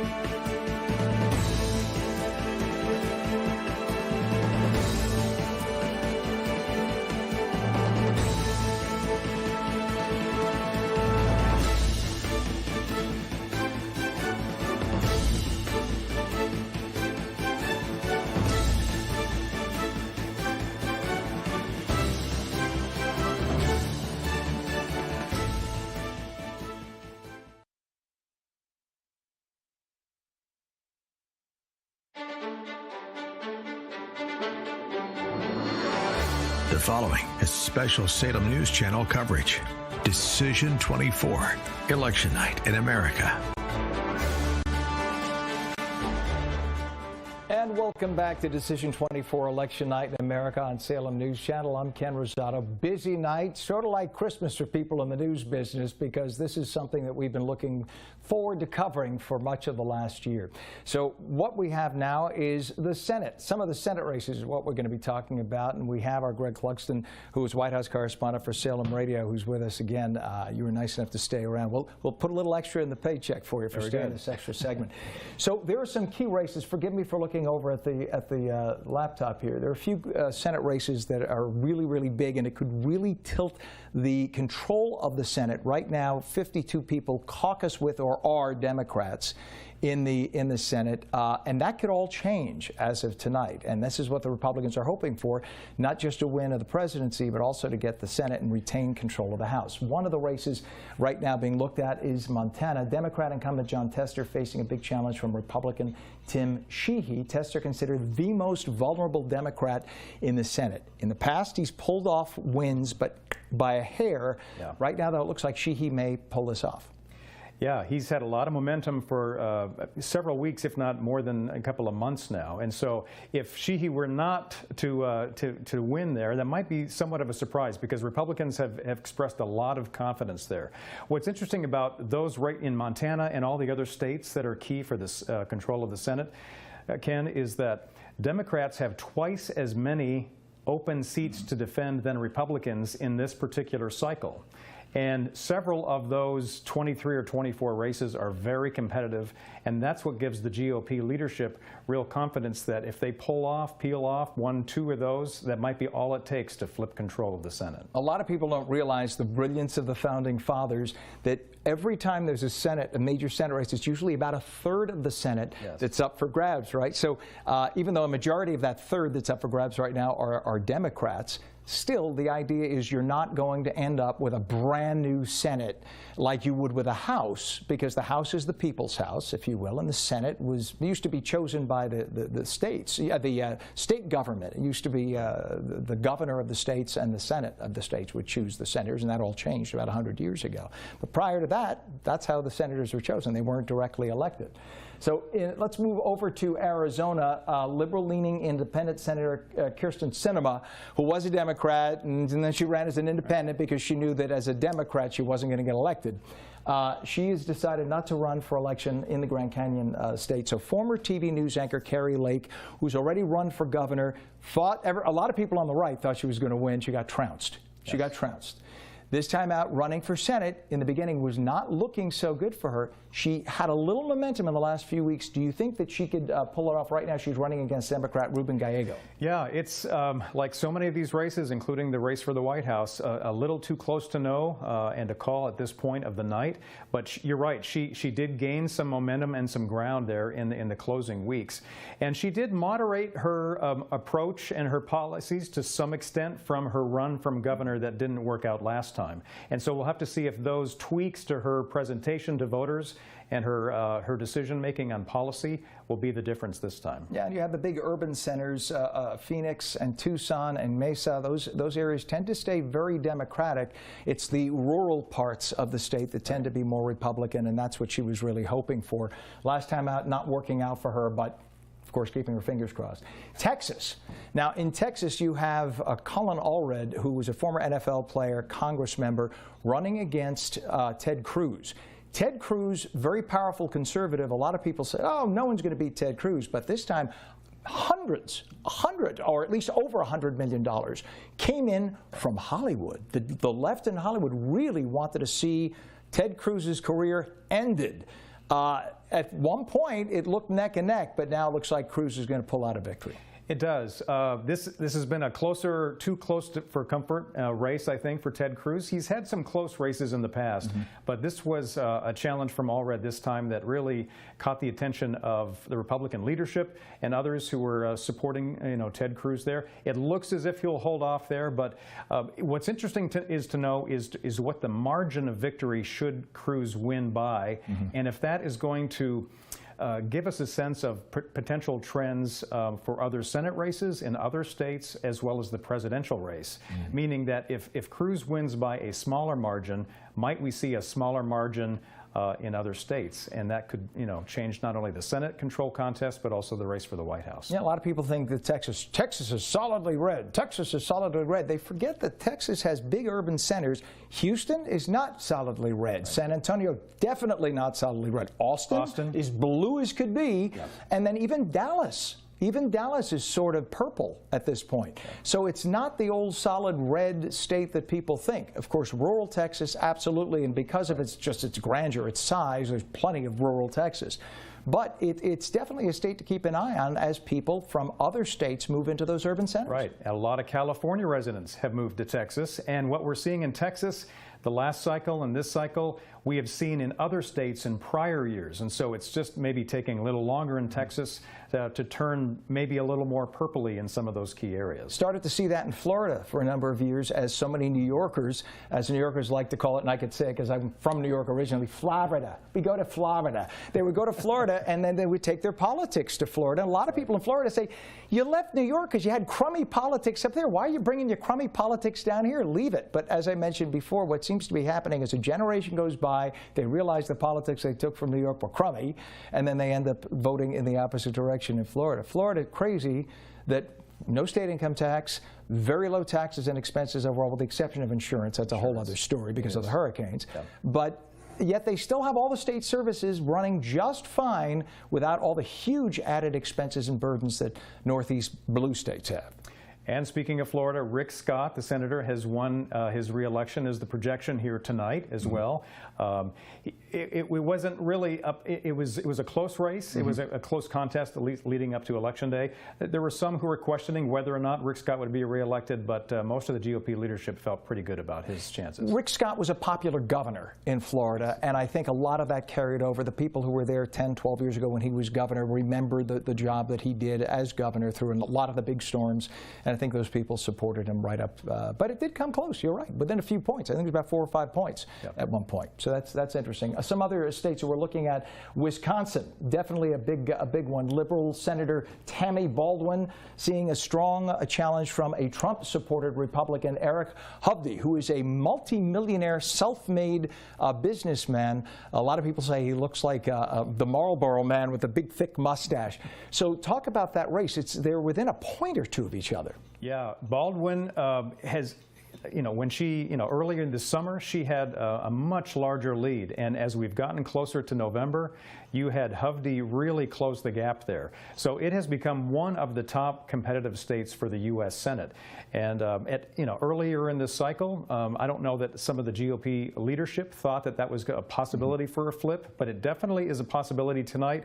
And Wisconsin's polls are closing here in the next half hour or so. So we'll start to get a sense of what that race looks like just in the next hour. And we'll get to feel how the whole country is starting to go at that point, because at that point about 70% of the country's polls will be closed. Just the big western states will be open still. And in Michigan, an interesting little tidbit. Let me just take a look at my monitor here. A little tidbit. I Googled, get this, I Googled some candidates in Michigan. The Republican doesn't show up when you Google. Isn't that interesting? Get this. Try this at home. See if they change it. The U.S. Taxpayers Party, Natural Law Party, Green Party, and Democrat Party candidates all pop up. Then you have to click for more candidates to find the Republican candidate. I thought that was just an accidental oversight from the people at Google, who would never do that intentionally. But Alyssa Slotkin is the Democratic candidate running against Republican Mike Rogers. Just a few seconds left. Democrat Debbie Stabenow finishing her third term. What do you think is going to happen there? Heard a lot of radio ads when I was driving through Michigan over the last few days, and abortion is a big issue in this particular Senate race. But as we talked about in an earlier segment, unions are going to play a key role. Unions have been reliably Democratic over the years, but they're, with the EV push by the Biden-Harris administration, a lot of union voters could go Trump. All right, we are just out of time for this segment. Thank you very much for sticking around. Extra Greg Clugson, and we are going to be back taking a look at some of the potential calls state by state as well. Decision 24 election night in America on Salem News Channel will return right after this. Don't go away.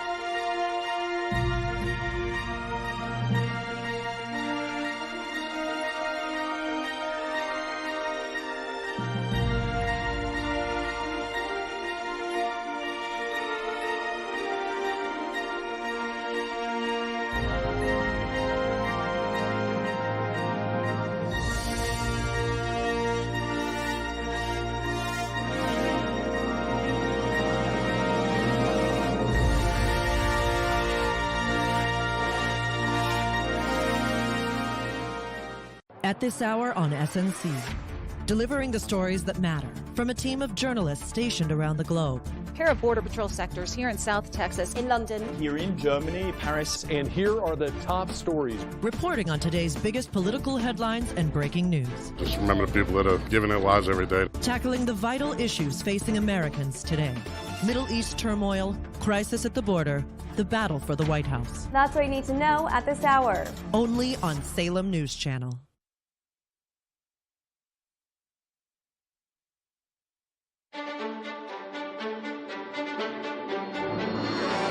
The following is special Salem News Channel coverage.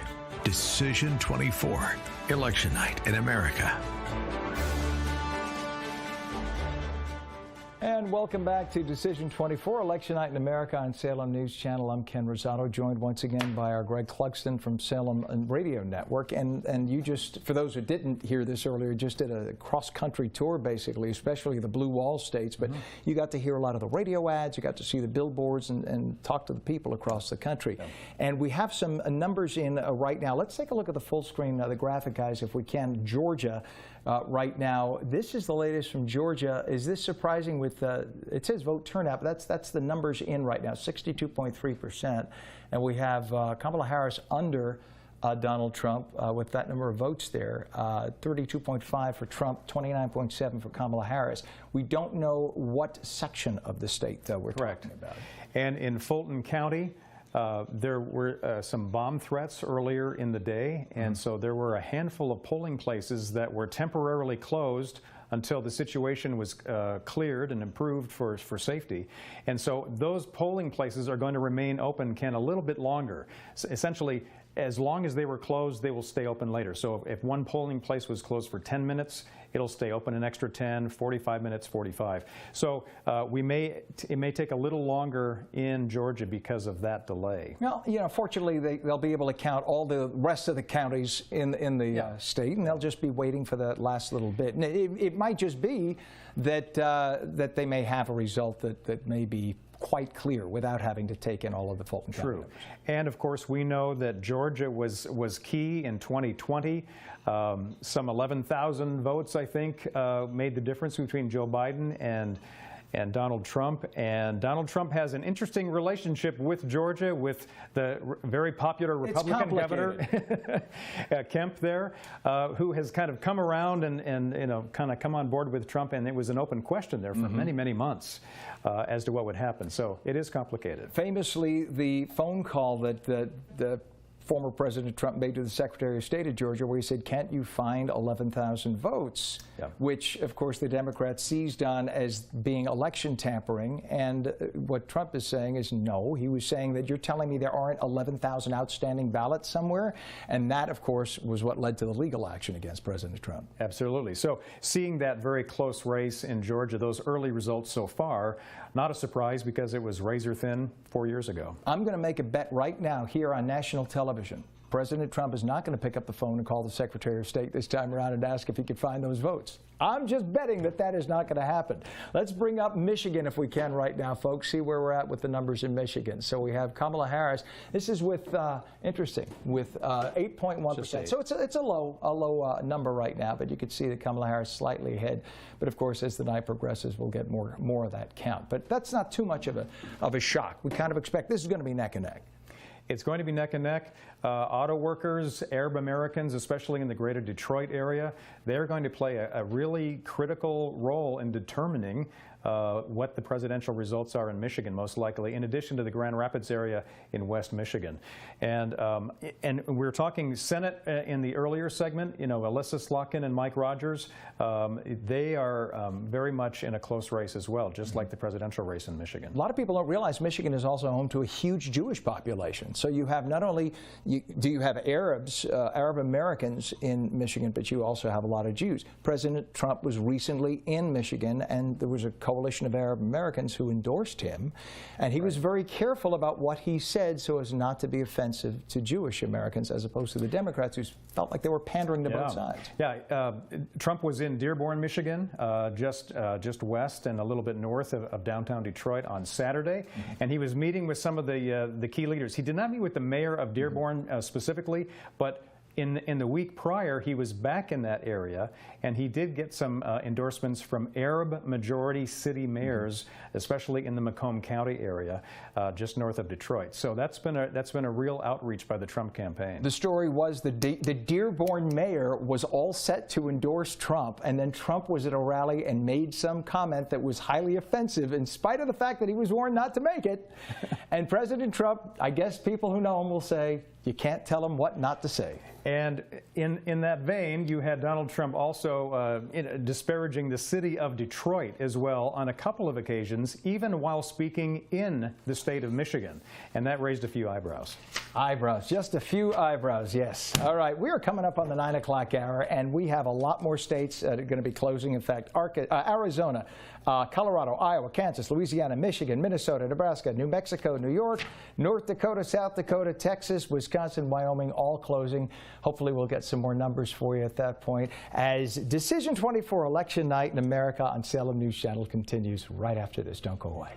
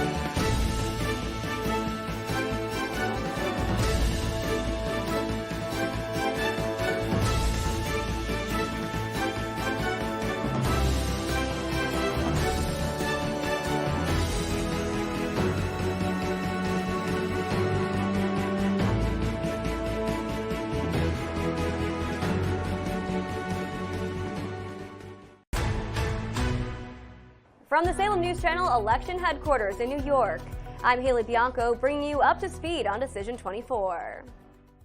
Control of the Senate after today's election will come down to which party can flip the most seats. In a year when Senate Democrats have 23 seats in play to the Republicans' 11, the GOP is expected to use that advantage to reclaim the majority, something they would need only one seat to accomplish if Donald Trump wins the White House, 2 seats if Kamala Harris wins. Those flipped seats are next to certain this year in West Virginia and Montana. Republicans also hope to pad their new majority with tight races in Ohio, Pennsylvania, and Wisconsin. Polls show Democrat attempts to flip Republican seats in Texas, Florida, and Nebraska will likely come up short. Polls opened at 7 a.m. Eastern in the critical swing state of Pennsylvania. It's a state where both Donald Trump and Kamala Harris have spent a lot of time. Caroline Malone reports. Both Kamala Harris and Donald Trump know this state is critical, offering up 19 electoral college votes. It was won in the last election by President Biden, who of course went on to win Donald Trump in the election before that in 2016. Both candidates vying in these final moments to get every supporter out to vote for them. In Philadelphia, Caroline Malone for Salem News Channel. Stay with Salem News Channel for continued coverage of Decision 24. In New York, I'm Haley Bianco.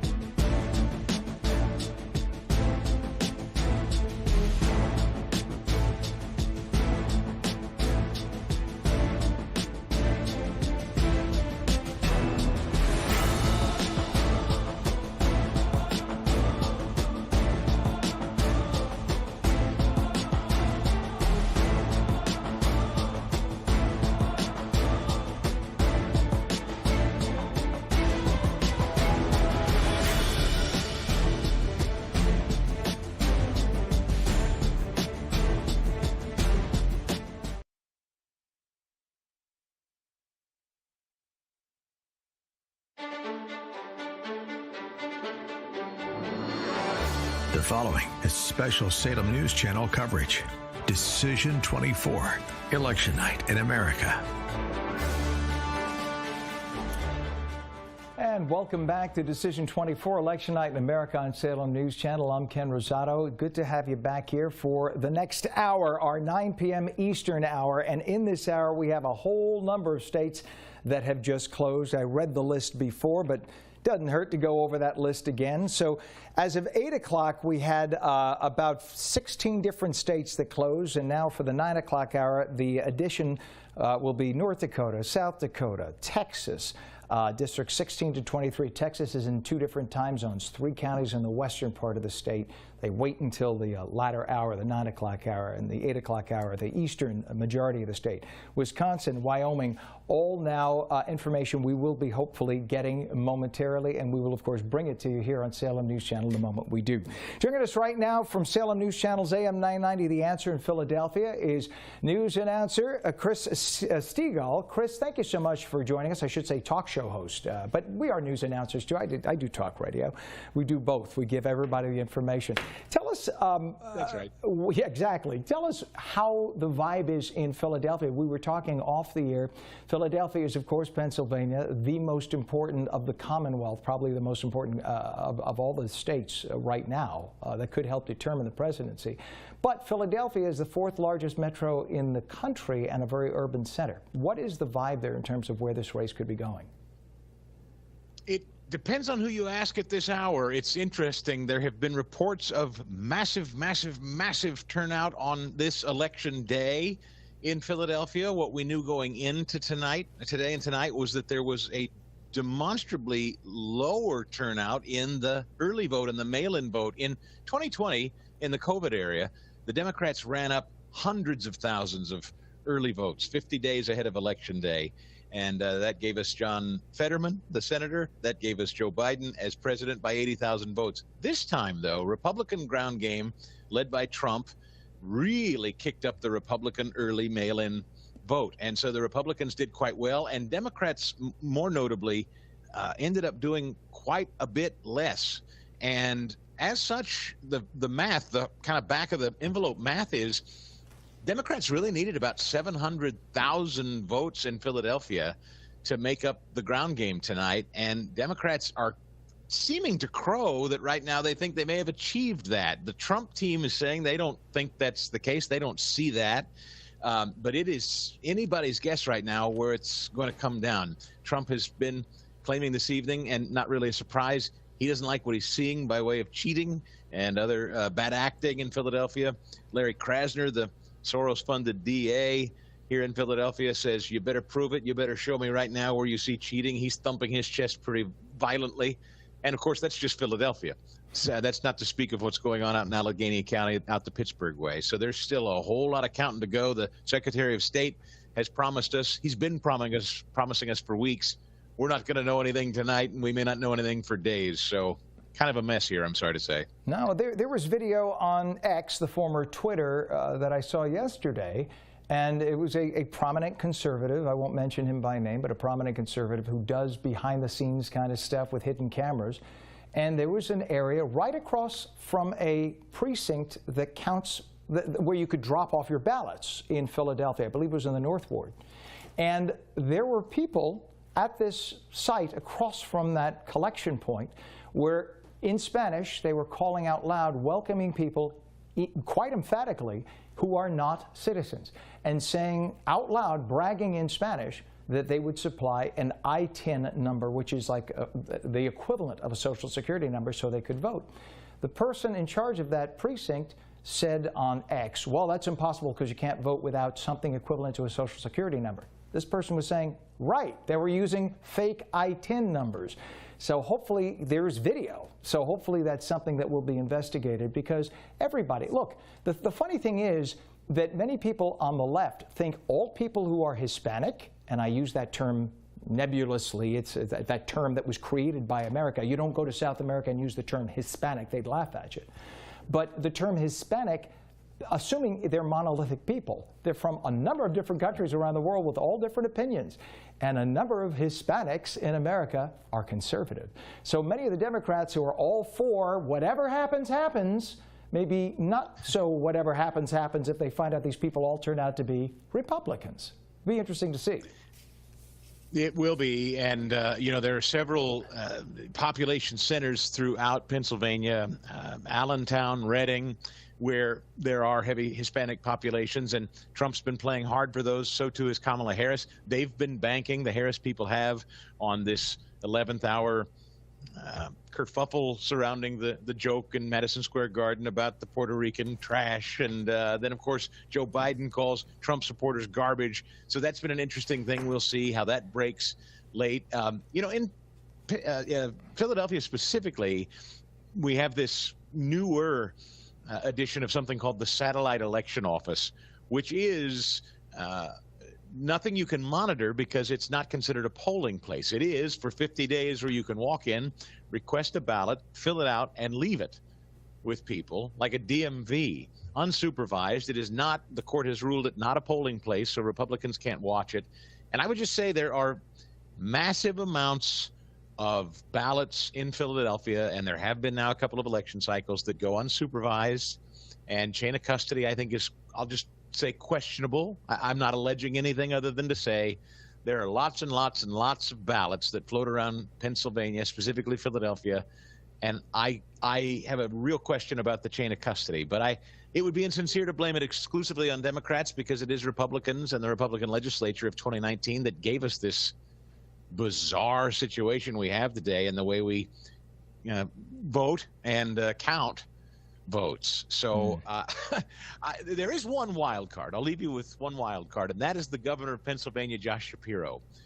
I have this working theory that Josh Shapiro fancies himself as the on-deck superstar of the Democrat Party, and it wouldn't hurt his feelings to see Kamala Harris lose Pennsylvania tonight. That's just a little House of Cards political hunch I have. Think maybe it's bitter table for one after not being selected for the vice president position? Maybe, or maybe he didn't really want it to begin with. I've always kind of suspected perhaps he turned her down thinking she didn't have the goods to win it to begin with. He can't be a president himself someday if she's victorious tonight and then maybe goes on to another term, you know. I love a good conspiracy theory. All right. Well, and it is just an opinion, and it's conjecture, everybody. It's just conjecture. We have time to That's why I'm not a news guy. I'm a talk show host. That's right. And in this role, I'm not a news guy either. There we go. But I know a lot of people do want to see the numbers around the country. Guys, what can we pull up right now for everybody to see in terms of numbers? You tell me. Tell me in my ear. Pennsylvania. Let's take a look at the Pennsylvania numbers again, please. So at this point, we have 17.3% of the numbers in, and we see that Kamala Harris is ahead of the former President Trump here, 10.8 to 6.5%. Of course, very early, and we don't know where those precincts are located. Of course, it all depends. If those are predominantly urban center districts, I'm assuming that would account for the higher numbers. Let's go to North Carolina, if we could, right now. So in North Carolina, we have, this is interesting, this turnout here, 40.6%. So now we're seeing some real turnout here. and President Trump ahead 21.3 to 19.3%. North Carolina was neck and neck and had gone back and forth. What do you think about those numbers, Chris? I got to tell you, the North Carolina situation is a particularly interesting one, given the exit polls. I saw some exit polls tonight out of CNN that were just devastating, what should be devastating anyway, for Joe Biden and Kamala Harris. Mm-hmm. If for some reason we see these exit polls are showing that people are feeling deeply that the country's on the wrong track, the economy's on the wrong track, and yet somehow she still manages to be victorious in places like North Carolina, I'd eat my hat. I mean, it's just stunning. Another thing that's interesting to watch is down in Georgia, it seems she's not doing as well with African-American women right now. And Trump seems to be doing uniquely well this time with African-American men. Karl Rove said earlier this evening, and I quote, if Trump keeps pace, this 25% pace with black men tonight, he will put up numbers that Republican presidential candidates haven't seen since 1960. So the black vote tonight in many places I will be watching, including Philadelphia, just to see how that works out for Kamala Harris versus Donald Trump. And if you look at it, traditionally, African-American women specifically tend to vote very solid. Of course, I'm painting with a very broad brush here, but tend to vote very solidly Democrat. And they're probably the last stalwart, hardcore Democrat constituency of all of them left out there, as we see a little crack in the fragment, or a little crack rather in the walls among African-American males in this country. So it'd be interesting to see if the voter turnout, specifically among African-American women, was not as strong in Georgia and, as you mentioned, North Carolina, how the impact would be on this election. Yes, so far the data suggests that specifically with black women, she is not doing as well as Joe Biden did in Georgia. If that holds, that's going to be a major story. And the conversations they would have in the Democrat Party about having a nominee who is an African-American woman, not pulling African-American female numbers, would be very interesting to see. Well, do we have one more graphic we could bring up, guys? No, we don't. All right, well, we'll have more. There's lots more because we just had a whole bunch of polls close in the last few minutes. Right now, just about 15 minutes past the hour. Eastern time, it's 15 minutes past 9. So we will have lots more, of course, as we continue. We want to thank you very much, Chris Stegall, for joining us. AM 990, The Answer, Salem's radio station in Philadelphia, the wonderful fourth largest metropolitan center in America. Good old beautiful Commonwealth of Pennsylvania. Salem News Channel is coming right back. Don't forget that we will be on all night and get you all the information. Decision 24, Election Night in America, right here on Salem News Channel. We're coming right back.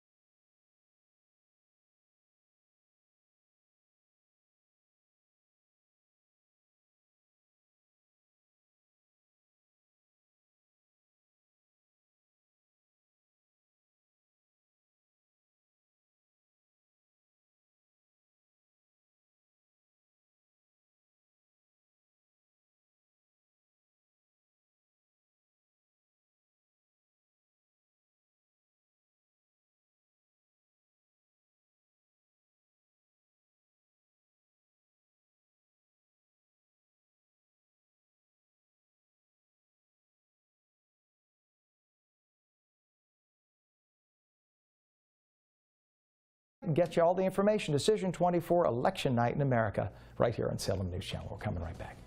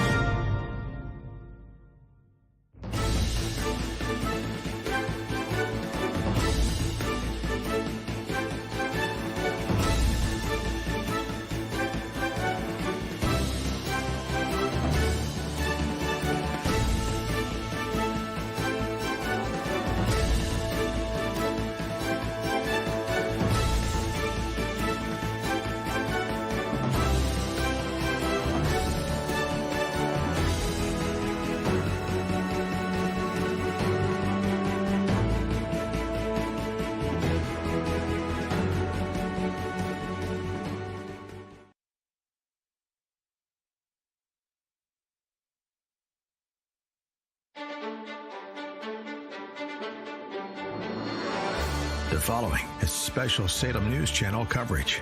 Decision 24, Election Night in America. And welcome back to Decision 24, Election Night in America here in Salem News Channel. I'm Ken Rosato in our Washington studios. Very, very big night, of course. America on the edge of its seat to see who will be the 47th President of the United States. Will it be Kamala Harris, the current Vice President? Will it be Donald J. Trump, the 45th President? It would be the first time in 130 or so years of a split term where a president was in office, then came out, and then came back. And that was actually in the 1890s, I believe. I was very young then. Many, many years ago. Taking a look at the Associated Press. Right now, the numbers as they stand, based on the states that have closed and states that have been called by the Associated Press, I'm looking at 177 electoral votes for President Trump and 99 for Kamala Harris. So remember, the key number here is to get to 270. Because there are a total of 538 electoral votes out there. So if you got to 269, that would be a tie, 270 to win. And right now, President Trump, according to the Associated Press, is holding at 177 electoral votes to 99 for Kamala Harris. So right now, let's see, we're looking, we just got an update. Okay, we got an update, 194 for President Trump with 53.45% of the popular vote to Vice President Harris, 95.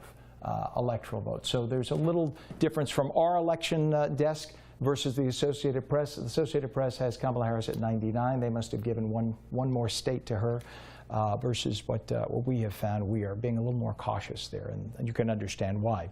All right, so what we're going to do is go to Alfredo Ortiz, who's the president and CEO of Job Creators Network. He leads the defense of small business against all the oppression from big government, and he joins us on the phone right now. Mr. Ortiz, thank you so much for joining us on Salem News Channel. How are you this evening? I am doing great. Thank you. How are you doing? Very well, thank you. We would have had your video up. We're having issue with the video. Otherwise, we'd love to show your handsome face on the air here. But tell me about the Job Creators Network and the impact of very strong, oppressive rules and regulations from the federal government on small business. Yeah, absolutely. Well, first of all, I'll tell you that we did a poll among small businesses, a national poll.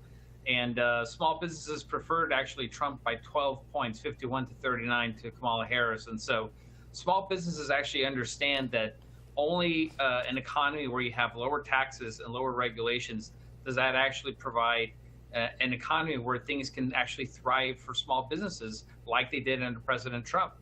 Under this particular administration, the Biden-Harris administration, things have been awful on both sides. From an input standpoint, with the cost of goods being as high as they are with inflation, but then also with consumers being hit with so much debt and, quite frankly, very little money left in their pocketbooks at the end of the day. And so from that perspective, small businesses are really just being hurt under this administration. And I think that's definitely going to bode well for Trump because Trump understands how to run a business. Alfredo, just 1 second. I just want to mention there's a ballot measure that has just been called for the state of Florida. This is very big. In the state of Florida right now for abortions, the limit is 6 weeks. And there was a call, because they do a lot of ballot measures on the state in Florida. I used to live there full time. And there was a call for a popular referendum to change that from 6 weeks to 24 weeks for women to have an abortion. That has been defeated in the state of Florida. So it remains 6 weeks for women to get an abortion in the state of Florida. The popular referendum to increase that to 24 weeks has failed. Let's go back to Mr. Ortiz. Yes. Go ahead. I was going to say, if I may add, too, I believe to the marijuana amendment, which was, I think, number 4, also failed. So 2 big ones that the Democrats have traditionally counted on their ballot initiatives have actually failed. I think this might almost be the first time. Yes, and well, and in the case of the marijuana referendum in the state of Florida, that was really backed very strongly from one particular company that was retailing marijuana. So they were the ones who bankrolled the entire push because they were in line to make a fortune had that become legalized. But the state of Florida currently does not have, or based on this now, will not have legalized and recreational marijuana use.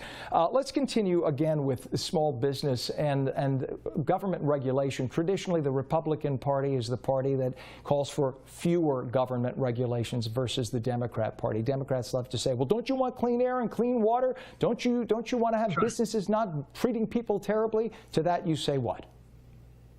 Well, it's not that we don't want any regulations, because obviously you need regulations to have safety, food safety, just labor safety, et cetera. It's just over-regulation is what really we're trying to avoid. And I think Donald Trump understood that. You know, he had an initiative that really tried to reduce, I think, by 6 to 1, basically, for every regulation introduced, he had to eliminate 6 or 7. I think he ended up eliminating 22 different regulations for every one introduced. So, but you look at the Biden-Harris administration, they've actually introduced in their 4 years, they've actually introduced $2 trillion, that's trillion with a T, of regulations on the economy. And so when you add inflation on top of that, no wonder things are so expensive and people just can't afford, to buy groceries. A friend of mine works in professional compliance. She's a paralegal, and this is what she does for a living. And she always points out how literally it's an entire industry. Companies, smaller companies, are having to hire 1, 2, 3 people to just do compliance full time because there are so many regulations.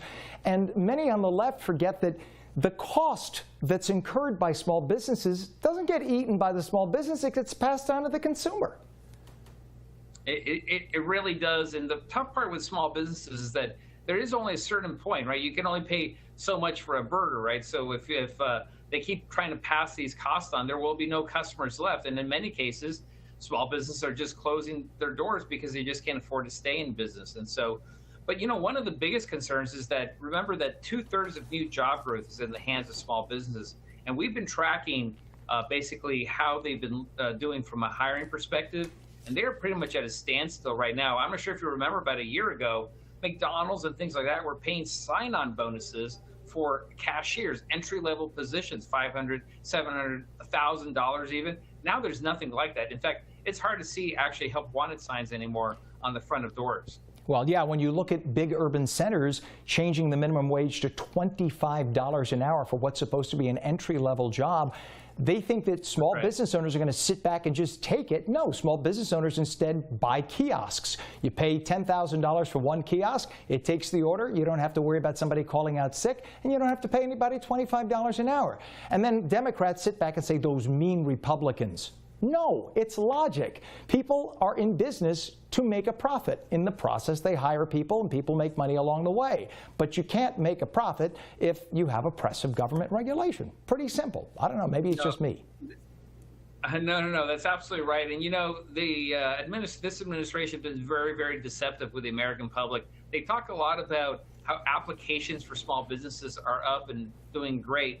Well, what they haven't actually told you is that it's not necessarily the net applications. So, for example, if you move your business from New York because you can't afford to stay there anymore and move to Florida, that isn't really a new business. That's just a business moving. But they are counting that as a new business application. And so They're very, very deceptive how they present this to the American public. Alfredo Ortiz, President and CEO of Job Creators Network, leading the defense of small businesses against big government oppression. We thank you so much for joining us tonight. Thank you. Decision 24, Election Night in America on Salem News Channel will continue right after this. Please don't go anywhere.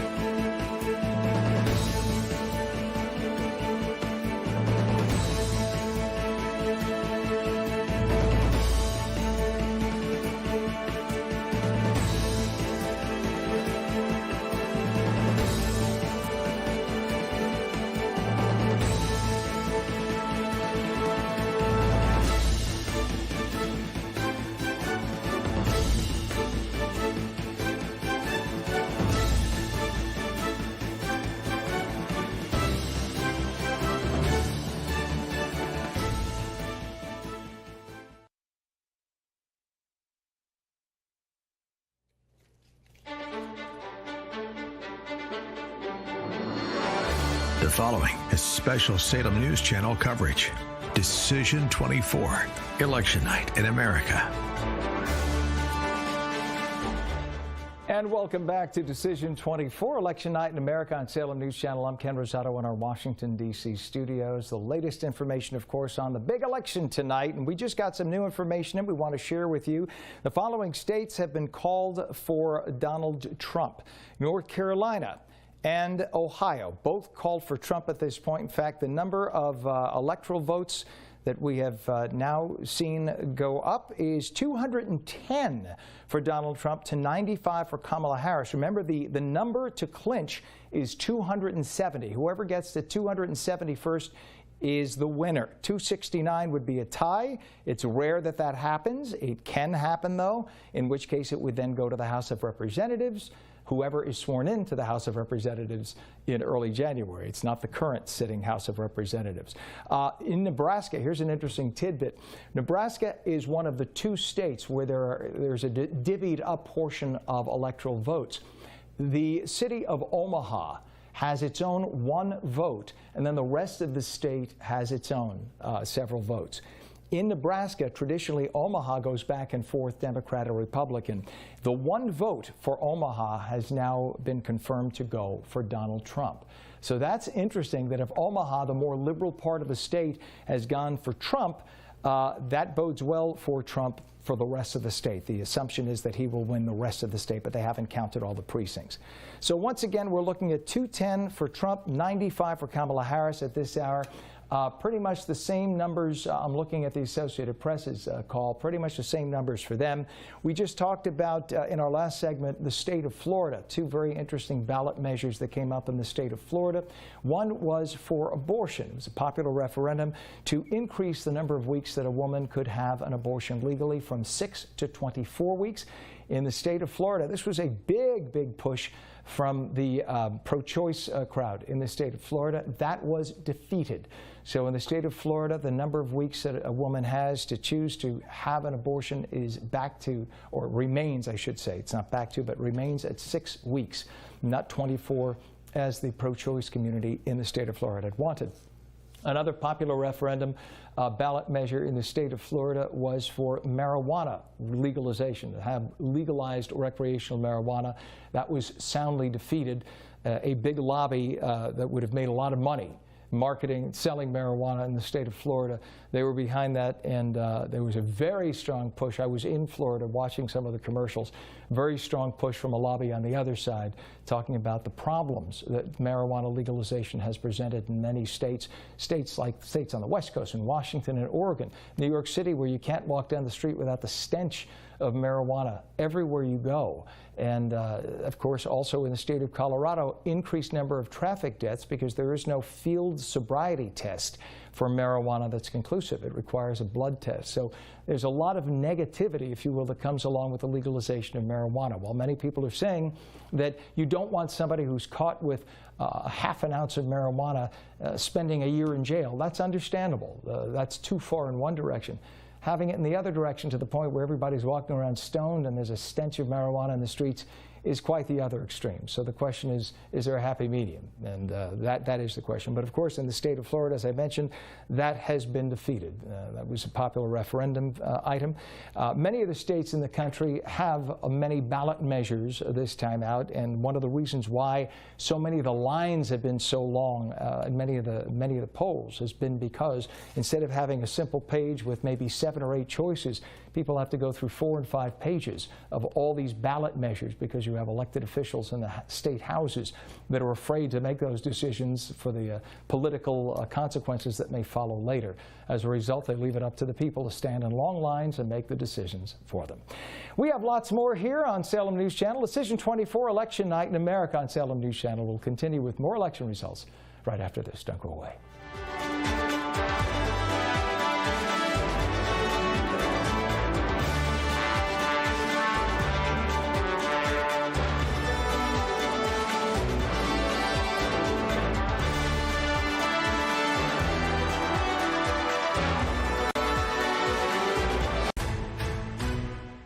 I'm Christina Owayo at our election headquarters in Dallas, and here's where things stand right now.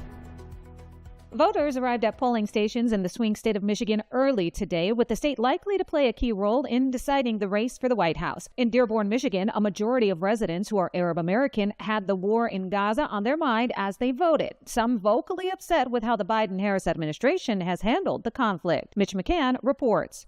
Polling would indicate a very close race here in the battleground state of Michigan, with some polls having Kamala Harris ahead by less than 1%. It's a state that Joe Biden won in 2020 and one that Donald Trump managed to win back in 2016. Here in Dearborn, Michigan, where we are, there is one key issue concerning voters, and that is the war in Gaza. Dearborn, Michigan is the first Arab American majority city in the United States, where more than half of its residents identify as Arab American. And many people are frustrated with the way the Biden administration has supported Israel's war in Gaza. And Donald Trump has been trying to win over some of those voters during visits here in recent weeks.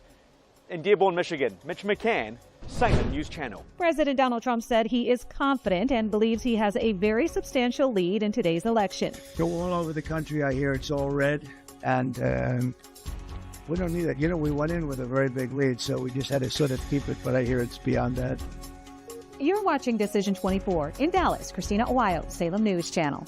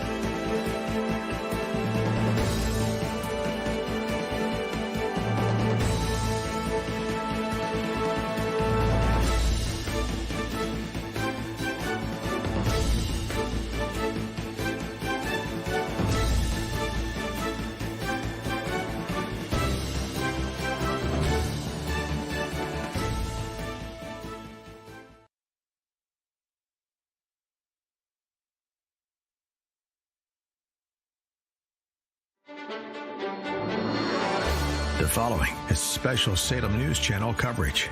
Decision 24, Election Night in America. And welcome back to Decision 24, Election Night in America on Salem News Channel. I'm Ken Rosado. We're at our Washington, D.C. studios, and this is Election Night, of course, 9:38 East Coast time. Let's take a look right now, if we can, at some of the Senate races around the country, some of the bigger races that we've been talking about all night. Let's bring up Texas first. With about 65% of the numbers in right now, Ted Cruz, as expected, beating Colin Allred, who is a former NFL player, current member of Congress in Texas, but he received tens of millions of dollars in Hollywood left money to compete against Ted Cruz. Ted Cruz many times appearing on conservative channels begging for donations in order to combat that. It looks like he may be successful. Again, 65% of the vote in. Ted Cruz winning by about 5 points right now over Colin Allred. Let's bring up the numbers in Ohio if we can. Big race there. Moreno versus Brown. Sherrod Brown, who has been in the Senate for a number of years, very powerful senator. In the beginning, he was beating Bernie Moreno quite soundly, but as more and more people got to see and hear Bernie Moreno, a successful business person, Bernie Moreno gained quite a bit of ground with nearly 59% of the vote in. You could see Bernie ahead of Sherrod Brown. That would be quite a win for the Republicans. Greg Cluxton on the set with me right now. Did you expect that Moreno would pull this off? We knew it was close. I was just in Ohio a couple of days ago, and the economy, abortion, transgender rights, those are all big issues that were heard on the radio ads and the billboard ads. Of course, those are issues that other states are dealing with as well, and voters are considering. But those were really heavily promoted from both sides, you know, depending on their point on the issue. So, you know, having Moreno be that close, he was also behind earlier in the cycle, and like we've seen in some of these other states that we've talked about this evening, we have seen the Republicans close the gap as we've gotten closer to Election Day. Now, which is fascinating, and you talked about some of those issues, but how about the main issue that was big under Clinton? Remember, it's the economy, stupid. People in Ohio, a lot of blue-collar, hard-working folks in a lot of big industrial urban centers, those people are really struggling through this the last couple of years. I mean, the pandemic certainly didn't help, and then coming out of the pandemic, a lot of those jobs didn't come back. You know, it's interesting when you look at Ohio, it used to be a battleground state. We used to talk about it as being the key swing state. You go back especially like to the George W. Bush campaigns in the early 2000s, and that was so critical for a Republican candidate, for example, to win. Ohio has shifted red in the years since. And you're right, when it comes to the economy, there are some really hurting spots, not just in that state, but you know, around the country. And so the question when Donald Trump would ask at his rallies, are you doing better now than you were 4 years ago? For a lot of people, that answer is no. And so that's why so many of the early polls, as well as the AP VoteCast exit polling that we've seen just this evening, showing that the economy still continues to be a driving force for so many voters. You're right about Ohio traditionally being more of a blue state. I remember that. And I remember Ohio used to be called a bellwether, that depending on how Ohio went, the whatever party would end up winning was often, well, let's put it this way, Ohio was the Pennsylvania of its day. That's exactly right, yeah. Pennsylvania, with 19 electoral votes, if one of the two candidates can't win Pennsylvania's 19, that really scrambles the math, because there aren't that many other competitive states that can provide that many electoral college votes. So that's why so many analysts and the campaigns have put so much emphasis on what they consider must-win Pennsylvania. And Pennsylvania, quite diverse between the East and the West. There's the belt around Allentown, et cetera, that's known as the Hispanic belt in Pennsylvania. A lot of people who've settled in that area who came out of New York, a lot of people in the Hispanic communities in New York and Philadelphia who, as they made their money, they wanted a piece of the American dream themselves, and they ended up moving out in the country along like Allentown. If you look up and down the corridor there, they beautiful homes in rural areas, and that has become all next generation Hispanics who have moved to that area. But also politically, that has brought a lot of Democrats into an area that had been traditionally more Republican. And, you know, you had Kamala Harris 5 visits, 5 different stops in Pennsylvania yesterday on her final day of campaigning. So she hit Allentown, she hit Scranton, she hit Reading, Pennsylvania, to the west in Pittsburgh, and then back east with that finale in Philadelphia. That tells you really everything you need to know in terms of especially the Harris campaign. They need all the blue wall states. That's the easiest path for her to reach 270, but Pennsylvania, really a must-win. And as of this hour, can we bring up the presidential numbers, folks, one more time and see where we are? Right now, President Trump, former President Trump, has been leading in these numbers. Remember, the number that has to be achieved is 270. Whoever gets to 270 first would win the election, and that is the number that they're all looking at. If we could bring up the presidential numbers, I'd appreciate that. If you can get around to it, there we go. So the current numbers. Vice President Harris has come above 100. So she did win another state there, obviously, but Trump's still well ahead of her at this hour, 210. But remember, some of the West Coast states have not come in yet. That's key. So you know that California is going to go Harris. That's 37? 54. Oh, 54, excuse me. 54. That's 54 electoral votes. So that is a big cluster of votes that's going to go automatically to Harris. Yeah, and a couple of other states there too in the western that will likely go blue. So those numbers will change, just like we see every election, night. The early states. You don't want to make your bets too soon, because don't go to sleep yet. Yeah. Stay with us. You could wake up and be very surprised. Remember what happened in 2016? A lot of people went to bed and said, Trump lost. They woke up in the middle of the night and said, what happened? So that could happen right now. Literally, a lot of people forgetting. You know that California is going to go for Harris. Oregon, Washington likely to go for Harris. New Mexico likely to go for Harris, although there was a point where it looked like it might have been in contention. Yeah. Could go either way. Yeah. And then, of course, Arizona, which is the big toss-up. Yeah, speaking of the Southwest there, Nevada, Arizona, they are 2 of the 7 battlegrounds that the campaigns have been focused on. And Nevada has been very competitive in really showing signs that are favorable for Donald Trump. We'll have to see how that plays out. His no tax on tips, that kind of thing, he made that a key part of his rallies, especially in the Las Vegas area, where that really resonated. So we'll have to see if that message, comes through for Trump in Nevada. Yeah, Nevada, of course, very big in hospitality, and these people live on tips. So when you go after over 50% of the workforce in Nevada makes its money from tips. So that was a very, very smart idea. Of course, Kamala Harris will say it was her idea. I say that with tongue in cheek so far that I can feel the tongue coming out the other side. Looking at some of the numbers once again right now, let's bring that number up because I want to analyze that one more time if I can. The presidential numbers you see on the right side of your screen there. Trump with 210. That means he's only 60 votes away from clinching. The question is, what is the path to clinching? So there are those battleground states once again that we've been talking about all night that he definitely has to get. We're looking at states, of course, the blue wall states like Wisconsin, like Michigan, that he so badly wants. But Kamala Harris would have to get all of the blue wall states in order to have her path to success. Yeah, there are some other scenarios, but it's much more difficult. She'd have to peel off a couple of the Sun Belt states, and those are still too early to call. But Georgia and North Carolina each have 16 electoral votes, so those are 32 right there in the Sun Belt states that are on the East Coast. And then we were just talking about Arizona and Nevada out in the Southwest, and they comprise a total of 17 between the 2 of them. So you're right, there are different scenarios here, and so once we get one of these early battleground states declared for one of the 2 candidates, then all of the math scenarios will start to filter out. So now we just understand moments ago that North Carolina has been called for Trump. That's what I understand. So that's a big win. That's 16 electoral votes. That's 16 electoral votes. So that starts to then narrow how many different scenarios are available for each of the 2 candidates. All right. We have lots more coming up. Decision 24 Election Night in America on Salem News Channel. It's going to come right back right after this. Don't go away.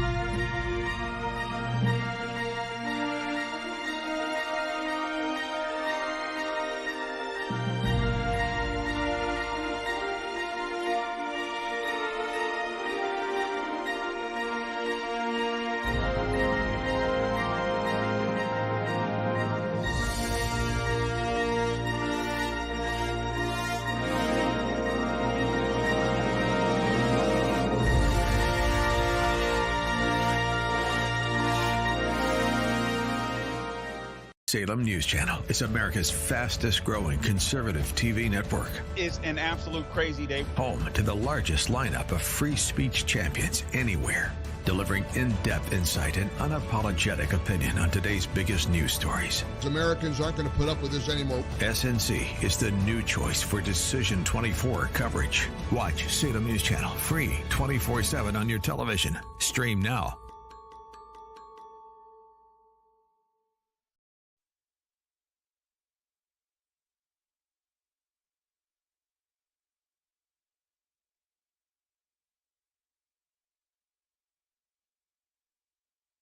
The following is special Salem News Channel coverage.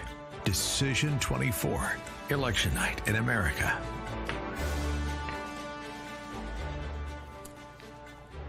And welcome back to Decision 24, Election Night in America here on Salem News Channel. I'm Ken Rosato. We are in our Washington, D.C. studios. We just got this information in. Our election folks are telling us that President Trump has just won the 10 electoral votes in the state of Missouri. So that's 10 additional votes for President Trump. With us right now is our Mark Davis, who is in Dallas. 660 The Answer in Dallas, Salem Radio there, powerhouse station. Thank you so much, Mark, for being with us this evening. And my Texas, pleasure. Yes, always good to see you, sir. Texas, of course, not only a huge number of electoral votes leaning in the direction, of course, of President Trump, but also the big Senate race involving Ted Cruz. Let's bring up the numbers for Ted Cruz right now and Colin Allred. 67.2% of the precincts reporting Ted Cruz ahead by almost 6 points, 36.3% to 30.9%. With the millions of dollars poured in from Hollywood, are you surprised that Colin Allred isn't doing better than that? Not really. What happened 6 years ago is a head scratcher to Republicans and conservatives even now. And Ted Cruz said, you know, as God is my witness, I ain't going to win by a squeaking 2.5% again.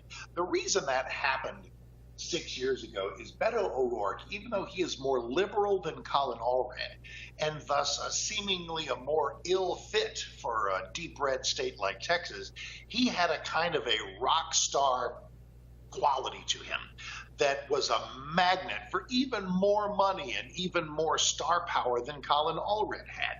Hollywood and academia and the Democrat power structure, they've always wanted to try to turn Texas purple on the way to turning blue. For 30 years, we have been a delicious one-party rule state. That is not changing anytime soon, but the Democrats always feel like it's just around the corner. If we can just get close in this race. And 6 years ago, they came really close with Beto O'Rourke, for crying out loud. He had all the signs in various purple neighborhoods across North Texas where I live, and it created panic. It's like, oh my God, is Cruz going to lose to Beto? That was never going to happen, but the 2.5% was a real wake-up call. Interestingly, this time, Colin Allred is less radical than Beto, but also doesn't have his curious magnetism. So yes, he had the money, but ultimately, and especially, well, the other big factor is 6 years ago was not a presidential election year, and this is. So Cruz benefits from the Texas Trump wave as well. You know, as you see more and more people migrating from California to the big cities of Texas, especially to the more left-leaning urban centers like Austin, San Antonio, Houston, those centers, of course, being more Democrat, obviously, like many of the big urban centers in states across the country. And I think what a lot of the people on the left believe is that'll turn the state blue, but instead what ends up happening is after about a generation, the people who move to those urban centers tend to start leaning red themselves. And many of them head out to the suburbs, which is kind of a conservative thing to do. Your point is exactly right. We in Texas are a big red state with blue measles. We always like to say we have Democrats here. We just don't let them run the place. Harris County, where Houston is, Dallas County, Tarrant County of Fort Worth is kind of purple, El Paso, Austin, These are big Democrat enclaves in the state of Texas, but they are outnumbered, thank heavens, by the suburban and rural populations across our vast state. And the Cruz win over Allred and the Trump margin over Kamala Harris will prove once again that America is served well by Texas electoral votes. We're all sitting here looking at all the electoral votes yet to come, and obviously Trump has an early lead, but it's an early lead. She's going to get all of California, and that's 54. So Trump is going to get Texas, but it's going to still wind up being fairly close. But if Texas electoral votes are lost, if Texas ever does flip Democrat, I do not know how we elect a Republican president after that. There's not enough Alabama, Utah, and Mississippi to make up for Texas lost votes. Yeah, and it does certainly feel like, as you mentioned, that Texas is at its core a red state, and it's going to stay that way for the long haul, certainly. And also the number of Hispanics who come into Texas end up going, because of the family values and the religion, the faith, et cetera, they tend to go more to the right. Well, here's the crazy secret is Hispanics know how many genders there are. Hispanics, legal migrant Hispanics in Texas, take a look at the waves of people who look like them and have names that sound like them pouring across the border and say, wait a minute, this isn't right. I've often said that legal Hispanic migrants and people who have achieved citizenship Mark, right way. We're at the top of Texas. We're at the top of the hour, Mark. I'm going to have to cut you off, Mark. I'm going to have to cut you off, Mark. All right, so Decision 24 Election Night in America, Salem News Channel is going to come right back with more states closing. We'll have more results.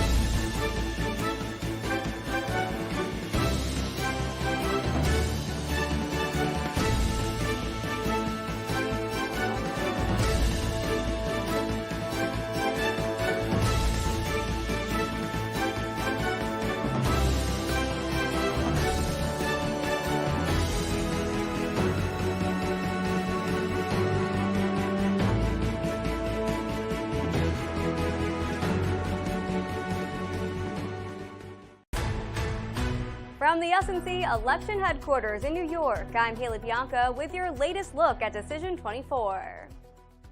It's 10 p.m. here in New York City. Polls have started closing across the nation, and votes are being counted. So far, we're seeing the states that traditionally go red, and those that go blue.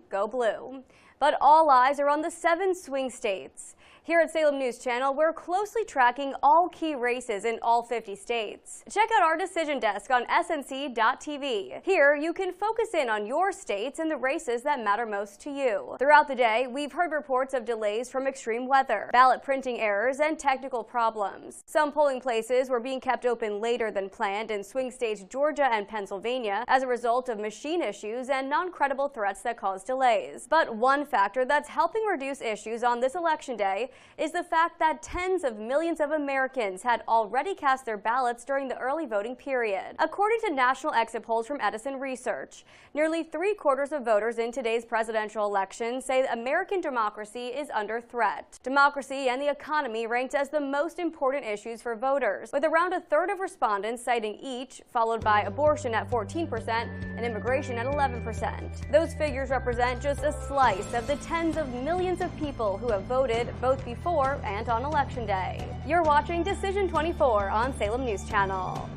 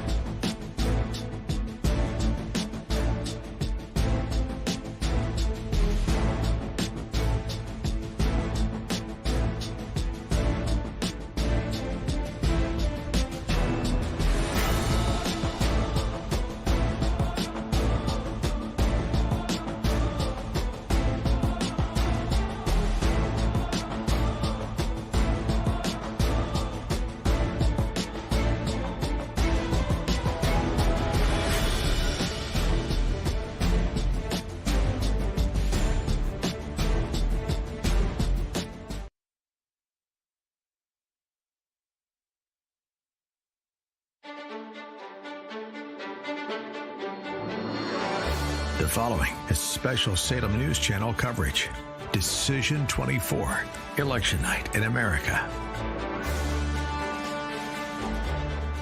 And welcome back to Decision 24, Election Night in America here on Salem News Channel. I'm Ken Rosato. The time now 10 o'clock Eastern Time, and we have some more states that have now had their polls close. As of 10 p.m. Eastern, Idaho has closed its 2nd district. Montana has closed, Nevada has closed, and Utah has closed. And with us right now is Mike Gallagher, host of the Mike Gallagher Show. How curious that it's called that, Mike. So good to have you on, sir. Thank you so much. Nobody has insight like you, and I appreciate you taking the time tonight. Thank you so much. You're so kind, and let me first of all formally get to welcome you to the Salem News Channel family. You know, back when I was a New Yorker, I was a big Ken Risotto fan, watched you religiously, and knew how exciting it was for the SNC family to have you join. And I've been watching you all night. We're at the Heritage Foundation in Washington, D.C., Ken, where we are in the Rush Limbaugh studio. They named it for the late, great Rush Limbaugh, which, you know, he's the grand poobah of the talk radio business. And, you know, big news tonight, and it's looking good, Ken. I've never been so enamored with the New York Times as I am watching The Needle. The Needle is back, and right now they've got, you know, Trump's chance of winning at 73% with an electoral college projection of 288. The take from the New York Times, at least, is that Trump has a narrow but clear favorite to win Georgia, North Carolina. He just took Utah. He's up right now. Pennsylvania's going back and forth, back and forth, back and forth. But look, I like the Republican Party's chances tonight, and I'm very optimistic that Trump's going to have a great night, Ken. And taking a look right now on our screen from our election folks here at the Salem News Channel, it says the voter turnout at nearly 43% in Pennsylvania. And the numbers that we have right now are just, as they say, tight as a tick. 21.4% for Kamala Harris, 21.2% for Donald J. Trump. And that's, of course, in the very important state of Pennsylvania. Let's bring up, if we can, folks, what other state did you want to bring up for president? We also, Georgia. All right, let's bring up the Georgia numbers. This is big right now. And again, in Georgia, 78.3% of the precincts reporting Donald Trump ahead by nearly 5 points, 41.4% to Kamala Harris's 36.9%. The polls in the last couple of weeks in Georgia having them back and forth within 2 points. Do you think that there's enough momentum for Donald Trump to take Georgia? It's just hard for me to believe that that Georgia voters who have been subjected to so much with Fulton County and the hijinks of the rabid Fani Willis there. I like Trump's chances in Georgia a lot. It is big. It's leaning Republican right now. North Carolina, very impressive. You know, interestingly, Fox News is resistant to call North Carolina for Trump, but everybody else has. And that's good news. I mean, the Decision Desk HQ is calling North Carolina for Trump, so that's good news.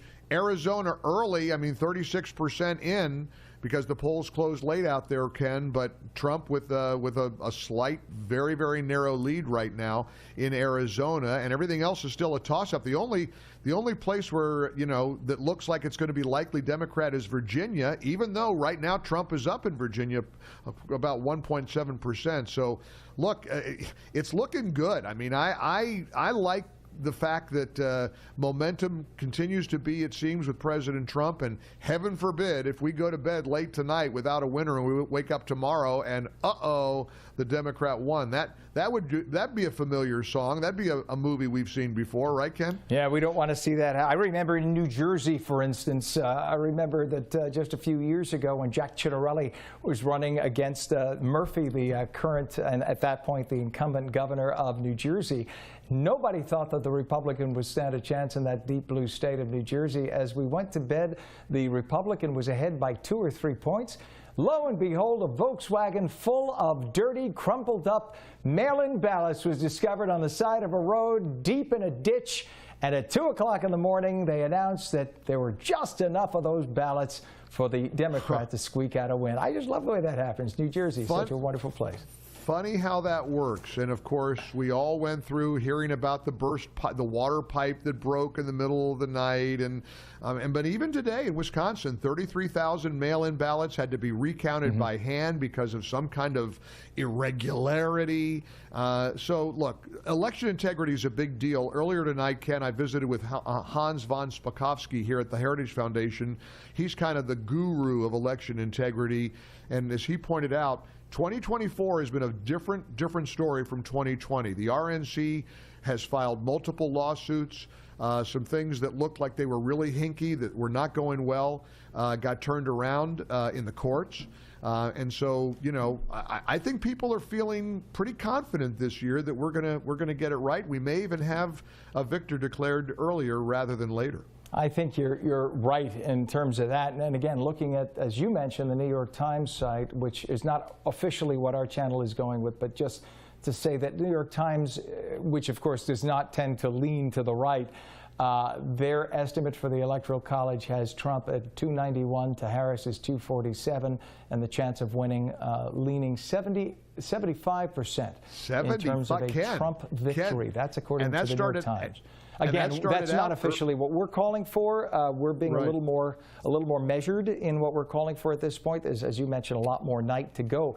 Let's look at the essentials of the West Coast. California, you know, is a given. That's going to go to Kamala Harris and the 54 or so electoral votes in the state of California. You know that Washington and Oregon likely to go to the Democrats as well. When you look at those numbers, you realize how important a Commonwealth like Pennsylvania is to President Trump to get his victory.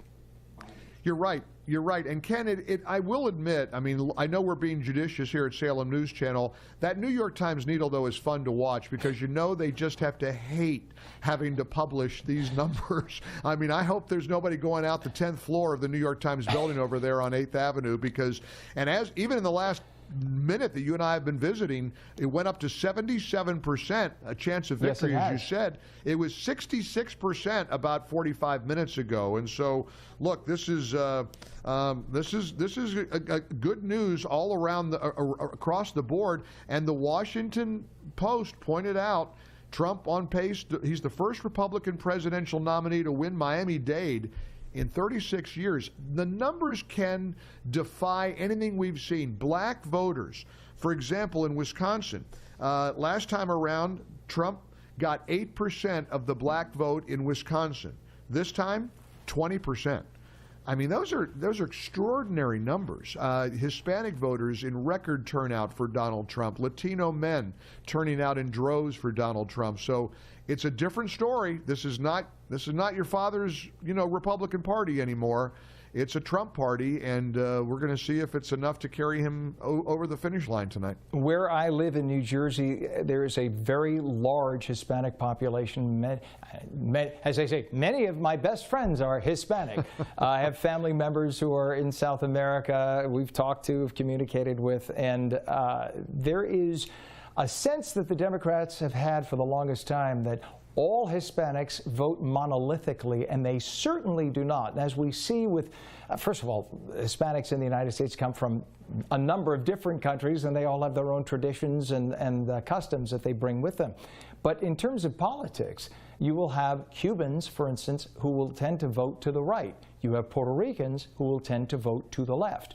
And everybody else in between voting their own conscience. But what you tend to see among Hispanic culture in this country is with each passing generation, they are getting, with few exceptions, more and more conservative. 30 years ago, Hispanics voted overall probably 80% Democrat. Today, depending on what poll you look at, it's either 50-50 or a slight majority of Republicans in Hispanic culture in the United States. And as I said earlier, it'll be very interesting to see if the Democrats who looked the other way and told Border Patrol, let anybody who wants to come across the border, allow them all in, to see 10 to 15 million Hispanics who cross the border eventually voting Republican. That would be very interesting to see, and I'd love to be a fly on the wall in the meetings in the Democrat Party to hear what they would say about that. Well, Ken, there's been an expectation from Democrat Party leadership that certain segments of the population are expected to vote a certain way. Again, go back to to black voters, to black Americans. Within a week or so ago, Barack Obama was scolding black men, saying the brothers have got to kind of get their act together and they got to vote the right way. Those days are gone. There's a shift. There's a transformation right now in America. There's a big, broad tent in the Republican Party right now. You got Joe Rogan endorsing Donald Trump, one of the most popular podcasters in the world. You have last night Megyn Kelly up on stage. You've got a consortium of people like Tulsi Gabbard and RFK Jr. The truth of the matter is the real diversity, the real joy comes from being a Republican today. And again, watching these numbers tonight continue to give you optimism that America gets it, and they're going to reject the party that calls Trump supporters garbage. And those were Joe Biden's exact words. And Mike, you mentioned Joe Rogan. Remember, Joe Rogan supported Bernie. Joe Rogan wanted Bernie. So and then he was enamored with RFK Jr. But look, he's all in for Donald Trump. So now it's Mr. Trump's to lose tonight, and I don't think it's going to happen. And by the way, the New York Times needle just ticked up again. It's at 79, just so you know. Put a little smile on your face. And 295 on the Electoral College side for Donald Trump. So quite this is a big number. Keep your eye on Pennsylvania. Keep your eye on Pennsylvania. It's going to come down to that, and also Wisconsin. Still a toss-up, and Michigan as well, Ken. Mike Gallagher, host of the appropriately named Mike Gallagher Show. One of my favorites, actually, here on the channel. Thank you, always nice to have you on, sir. Always Back a pleasure at you. to talk to you. You keep fighting the good fight. Great to see you tonight, Ken. Thank you. Thank you so much. You bet. Well, Decision 24 election night in America on Salem News Channel is going to come back with lots more for you. Don't go away. We'll be right back.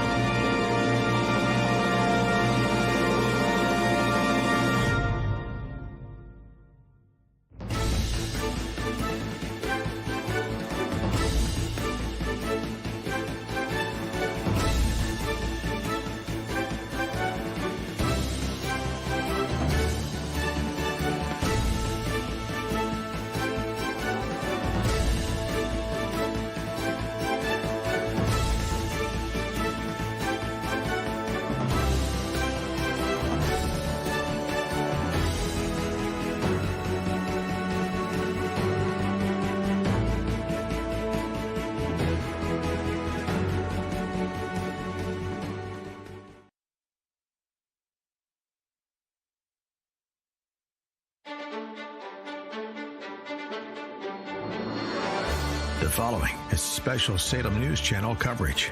Decision 24, Election Night in America. Welcome back to Decision 24, Election Night in America here in Salem News Channel. I'm Ken Rosato in our Washington, D.C. studios, and quite the night it is right now, depending on the numbers you're looking at. President Trump is really the person whose race this is to lose. President Trump ahead in the electoral count right now, although some of the states on the West Coast still have not closed. So you still have major blue states like California, Washington, and Oregon, which are more than likely to go for Kamala Harris. So this night is far from over. We ask you to stay with us as we continue to count all the votes, take a look at the results, and we will, of course, bring them to you here on Salem News Channel. A person joining us right now, a person whom I knew from many, many years ago when I covered him in politics on Long Island, just outside of New York City. Then Congressman Rick Lazio is joining us now live on the channel. Thank you so much. I'm still going to call you Congressman because that's how I knew you all those years. Good to have you on. Great to be on, Ken. Thanks so much, and it's wonderful to see you, and appreciate the audience as well. Thank you so much, Congressman, or Rick. If I may, tonight we have some major races we're looking at, of course, on Long Island. Let's specifically look at that. Of course, you're a fan of Long Island politics, having been part of that and living there for all the years that you have. We saw the debacle that was the George Santos episode. And then, of course, the Republicans immediately, unlike the Democrats in the Senate, for instance, with Menendez, the Republicans immediately toss overboard anybody on an accusation of any kind of wrongdoing. Not that what George Santos did was correct in any way, don't get me wrong. But Republicans are always fast to clean their own house and to make things right. We end up losing a seat to Tom Suozzi as a result. Do you think that seat can go back to the Republicans tonight? I think that will be a very competitive race, Ken. And one of the takeaways is going to be that the New York delegation that was very proud to be what they would characterize as the majority makers, sort of unexpectedly winning some of these seats in upstate rural New York and in downstate and suburban New York. It looks to me like we're going to hold almost all those seats. I think those candidates are running well. They've proven to be better candidates than some Democrats had given them credit for. They've been, engaged members of Congress.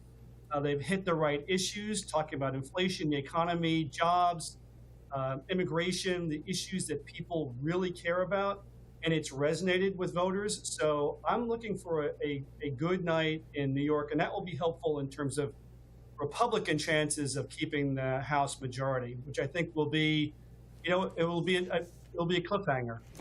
Well, we understand that some races that we can call right now, Elise Stefanik, it looks like she is the clear winner in upstate New York. She handles the district north of Albany up to the Canada border, and she's a very powerful House Ways and Means Committee and a very, very powerful member of Congress. And I know the Democrats wanted her out as a result for the longest time, but they didn't run a very strong candidate against her.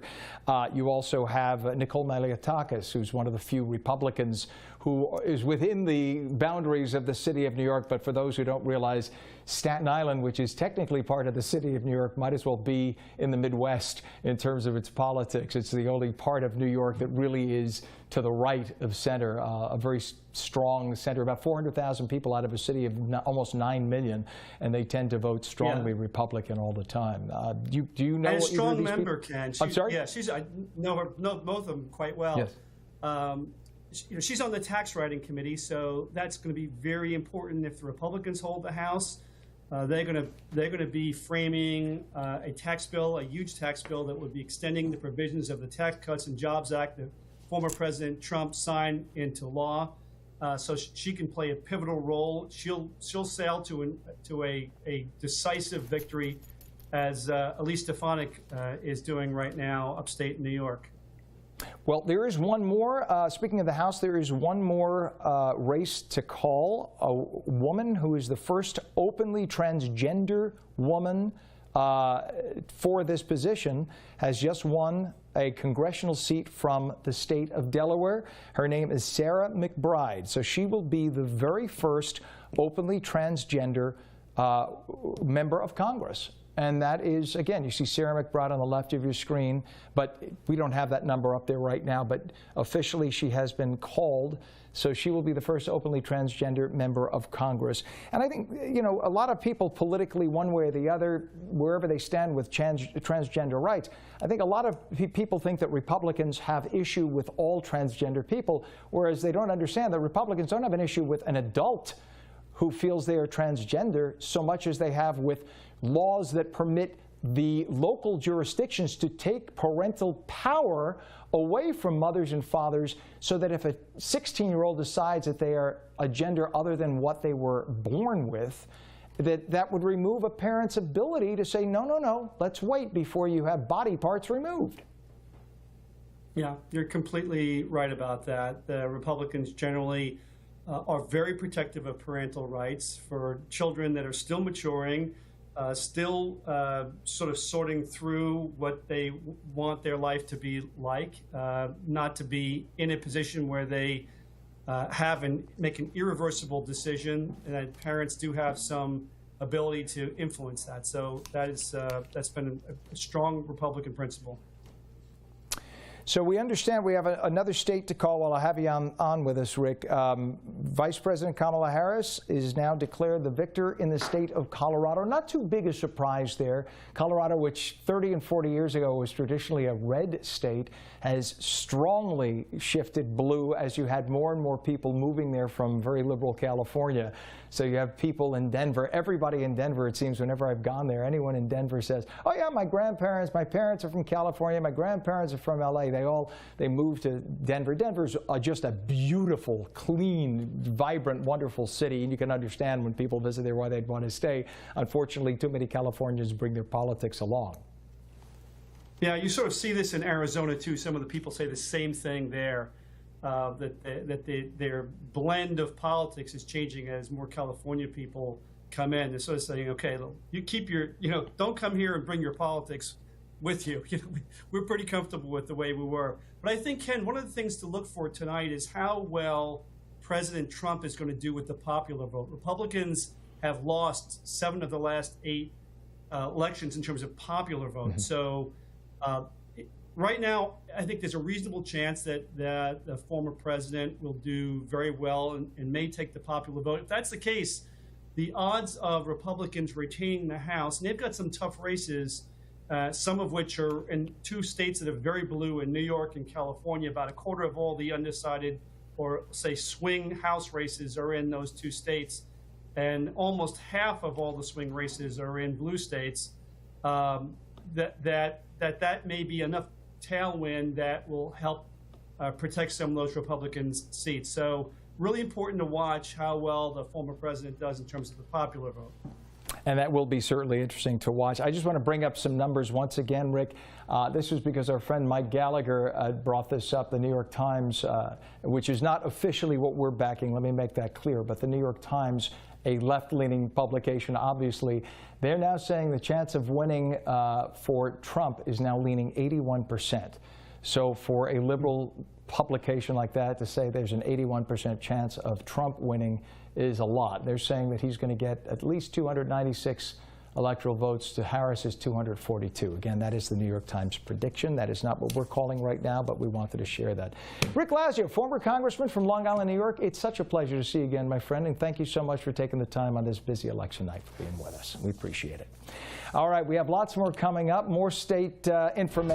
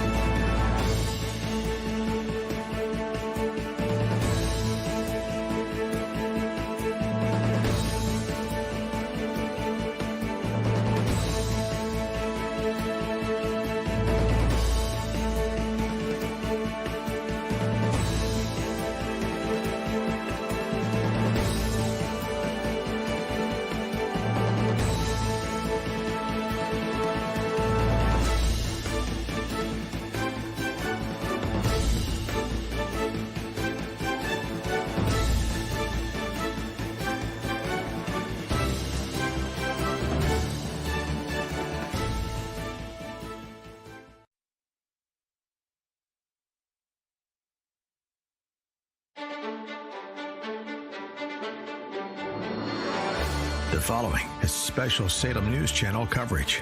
Decision 24, Election Night in America. And welcome back to Decision 24, Election Night in America here in Salem News Channel. I'm Ken Rosado. We're in our Washington, D.C. studios, and we have all the information that you need to know. Right now, it looks like President Trump is having a very good night, but of course, we have some West Coast states that have not closed yet and cannot be called yet. You have California, of course, which traditionally goes blue. Likewise, in Oregon and Washington. I'm sorry, Control Room, could you please repeat that? I'm sorry, I thought I was here in control room. Forgive me, everybody. So, of course, as those states can be called, we will bring that information to you. But the way they tend to lean to the left. And those are a huge number of electoral votes that would go. For those who are new to the process of the elections, the way things work in the country is not by popular vote, but by the Electoral College. Every state has 2 senators. And depending on the population of each state, you have anywhere from 1 to X number of Congress members. It is the total number of the 2 senators and the members of Congress in each individual state that determines the numbers of electors per state. And the purpose of this from the Founding Fathers was to give smaller states an equal place at the table against large states. Otherwise, a state like California or New York or Florida or Texas, for that matter, could determine the presidency every single election, and smaller states like Vermont or even D.C. would have no say. So this kind of gives a little bit of balance to the playing field, which is why we have electors and an electoral college, and that's the way it was set up initially. Our time now is 10:30 on the East Coast, 7:30 on the West Coast. And we have, of course, as I mentioned, a number of states that are going to be closing in just a little bit. About 30 minutes from now, you have California, you have the Western, I'm sorry? Excuse me, folks. Say again? All right. The California, we have the westernmost part of Idaho that is closing at 11 o'clock Eastern Time, Oregon and Washington. And again, those are all areas, with the exception of Idaho, that tend to go to the blue category for Democrats. So that is going to be an automatic number of votes, of course, that go to Kamala Harris. Right now, looking, as our Mike Gallagher was talking just moments ago, he talked about the New York Times website, which has been ticking up. They have a needle that has been ticking toward Trump all night, and they have a very liberal publication, the New York Times. Right now, they say that the chance of Trump having a victory tonight, this is according to the New York Times now. Again, this is not our official endorsement, but the New York Times says there is an 83% chance that Trump will win. There on the screen is what we have right now. Our current numbers show Trump with 242 electoral votes to Harris's 108. Remember, the magical number is 270. Whoever achieves 270 first, that person is the winner, because the total number in the Electoral College is 538. So you could conceivably have a 269 to 269 tie. It is very rare, very difficult for that to occur, but it could happen. Right now, though, Trump very close to that 270 victory. You see those numbers right there, 242 electoral votes to Harris's 108, and Trump ahead in the popular vote as well. Very significant, something that Trump has said all along he wishes he could be.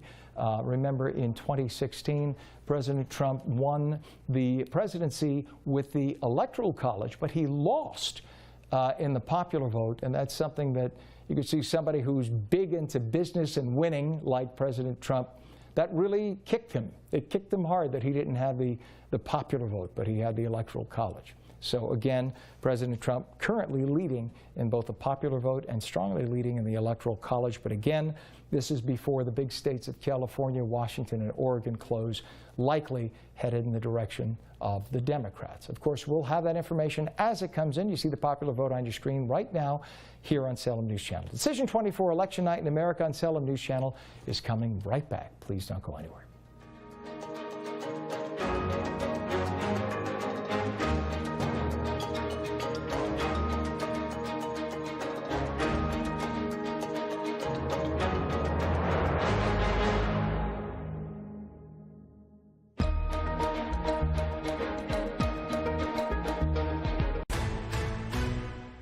From the Salem News Channel election headquarters in Dallas, I'm Christina Owayo, bringing you up to speed on Decision 24. President Donald Trump said he is confident and believes he has a very substantial lead in today's election. He talked to the media earlier today after casting his vote, saying the race isn't even close in some states. Trump voting in West Palm Beach with his wife, Melania, which is where we find Sally Peterson. Tropical storm Rafael is brewing here in Florida, and both presidential candidates hope a political storm might be brewing as well. Many Florida voters have already turned out to cast their ballots. They'll be counted at this center behind me, those in Palm Beach, including Donald Trump himself. He'll then be heading to what he hopes is a celebration party at the convention center just down the road, where he'll watch those election results stream in. In West Palm Beach, Sally Patterson, Salem News Channel. Voters arrived at polling stations in the swing state of Michigan early today, with the state likely to play a key role in deciding the race for the White House. In Dearborn, Michigan, a majority of residents who are Arab American had the war in Gaza on their mind as they voted, some vocally upset with how the Biden-Harris administration has handled the conflict. As Americans spent the day at the polls, Europe is bracing for the results of the election amid concerns over tariffs and the U.S. commitment to NATO. Stay with Salem News Channel for continued coverage of Decision 24. In Dallas, Christina Owayo, Salem News Channel.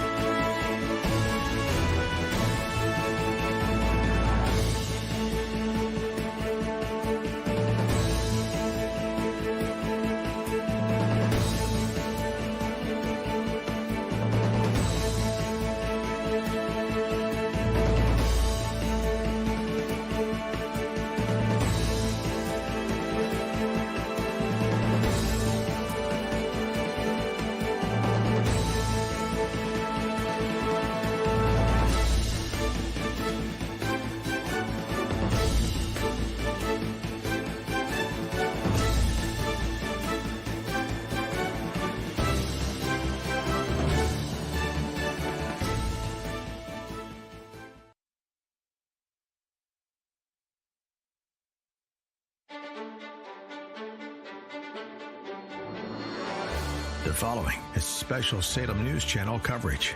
Decision 24, Election Night in America. And welcome back to Decision 24 Election Night in America on Salem News Channel. I'm Ken Rosado, and joining me from the West Coast is our anchor, Jeff Vaughn, who's been observing from our studios out in Los Angeles. How are you, Jeff? I'm great, Ken. I understand you're in Washington, D.C. You're in the swamp tonight. Is there a smell of desperation there yet? There is a certain je ne sais quoi scent that I'm trying to avoid. Let's just say I'm turning my head whenever I can and breathing through a tissue. But it is what it is. It is Washington, D.C., and it always has been such in this place. But it is good to have you, sir. And let's bring in a third. Let's go to the 3 box if we can, and we'll bring Dinesh D'Souza, whom you see on the channel as well. I watch you all night, my friend, all the time. So nice to finally be able to talk to you here on the channel. Mr. D'Souza, thank you so much for joining us tonight. So let's talk about this. We see numbers that I think to some might be a little shocking, because we've been told all this time this was going to be tight as a tick. But according to the numbers we're seeing, this looks like this is Trump's race to lose tonight. What are your observations, Dinesh? Well, I saw a very interesting interview this morning with a French investor who bet on the betting markets $40 million on Trump. And he was saying, he said, look, I've been looking inside of the polls, in other words, into the crosstabs. And he says the polls are weighted to produce a result of a tied race. In other words, if you want to get a tie, what you do is you just do 55%, let's say, of Democrats and 45% of Republicans. And you go, whoa, it's really close. That's because it's garbage in, garbage out. You've rigged what goes into the machine, and obviously you get a result that you were looking for in the first place. So the French guy was basically saying it's pretty obvious that the American people are leaning Trump. They don't like the way the country is going, and their natural impulse is going to be to throw the bums out. And what is Kamala's argument that she is the only bum that deserves to be made an exception to the rule and given a chance to continue the bad stuff that the Biden-Harris regime has been doing? So I think that this is a case where the media has been trying to hide from us the fact that Trump has been pulling away, probably long before today. So, Dinesh, this is Jeff Vaughn in L.A. I want to thank you very much for joining us here on Salem News Channel. It appears we got some breaking news that Donald Trump has just taken Kansas, and that can add to the electoral count there here on Salem News Channel. We'll continue to bring that up. But, Dinesh, I wanted to bring up a question with you related to, if Trump wins tonight, not only what he has done, but what he has undone when it comes to stopping Democrats and the border, price controls, whatnot. Can you expand on what you think Trump has undone if he wins tonight?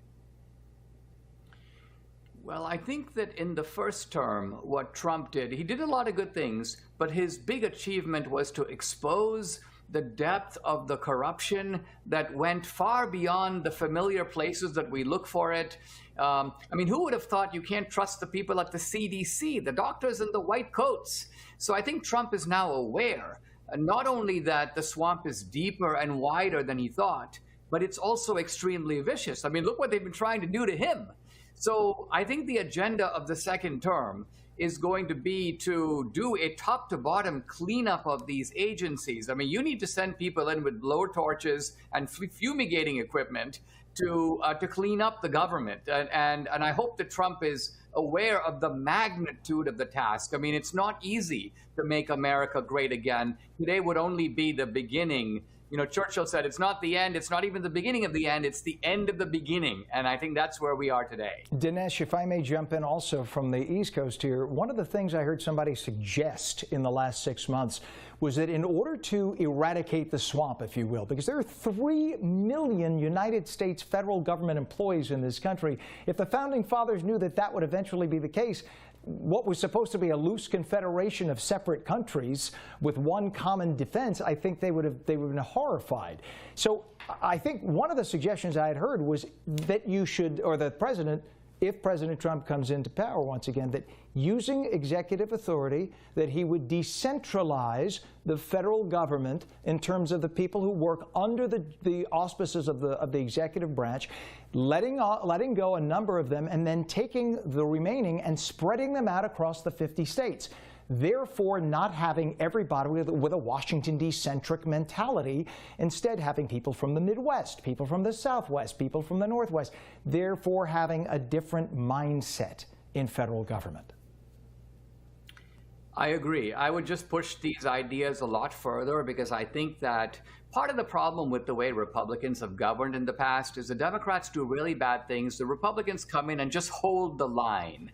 I think with regard to the federal bureaucracy, my recommendation would be decentralize, yes, but also demoralize. And by demoralize, what I mean is a little bit of what Reagan did. By celebrating the entrepreneur, Reagan demoralized a lot of these bureaucrats, and some of them began to realize, like, why am I in government? I'm not achieving any purpose in life. We want to reduce the morale of these people, so some of them leave on their own. Dinesh, we have some breaking news here on the Salem News Channel. I just mentioned that Trump takes Kansas. That's 6 electoral votes. We also have some breaking news related to Iowa. It appears that Trump has taken Iowa now. Iowa now is red. And Dinesh, you might recall just over the weekend, there was that poll that came out that Iowa was going to go towards Kamala Harris. Your thoughts on that tonight? Iowa going red after that poll that came out that said Harris would win. Trump has said in the conversation he did with me for my film Vindicating Trump, he's also said on the Rogan interview that polls these days are not real polls. A lot of times they are designed as a campaign strategy. I think the Democrats were looking for something that they could hang their hat on. Look, the momentum is going with us. Remember, this is aimed at motivating and mobilizing Kamala voters across the country, and the so-called Seltzer poll was a weapon to do that. Now, you can see how out of sync that is with reality when the actual numbers come in. I mean, look at the spread between Seltzer saying that Harris would win Iowa and the actual magnitude of Trump's victory. That poll is, I think, completely discredited now, as is the reputation of Ann Seltzer.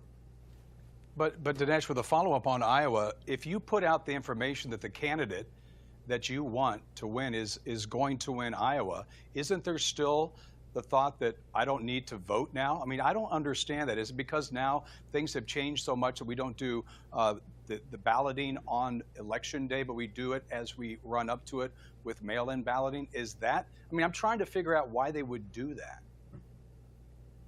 I think the reason they do it is they want to create a sense of inevitability for their candidate. Now, you're right. There could be a few Democrats who go, if we're winning, we'll stay home. But see, they're counting on the fact that there'll be more Republicans who will be discouraged by that momentum and going, well, we've already lost. There's no point in showing up. I mean, this is really why everybody angles to show that, you know, that in a sense, there's an unstoppable force propelling their candidate to victory. What they're really saying to the other side is it's not even worth fighting because we are already on a path to victory. Dinesh, in looking at some of the numbers, once again, and I keep bringing it up only because our Mike Gallagher brought it up. I'm looking at the New York Times site now. They're up to 87% likely Trump. And again, when they are at that point with they're saying 299 electoral votes and likely Trump at 87%. That says a lot. And of course, they're taking into account now the states that just went to Trump. The question is, do you believe that the Republicans will also gain the Senate? And if perchance they did not, what would a Trump presidency without a Republican Senate look like? I think that if Trump, first of all, I think that Trump is going to get the House and the Senate. He might get the House by somewhere between 12 and 20 seats. He's likely to have the Senate by 2 to 3 seats. So maybe a 53-47, maybe 52-48. And this, of course, will create a pathway for Trump to get a lot of things done. Dinesh, I got to cut you off right there. Sorry, Dinesh, got to cut you off. This is Salem News Channel. We'll be right back here on Election Night.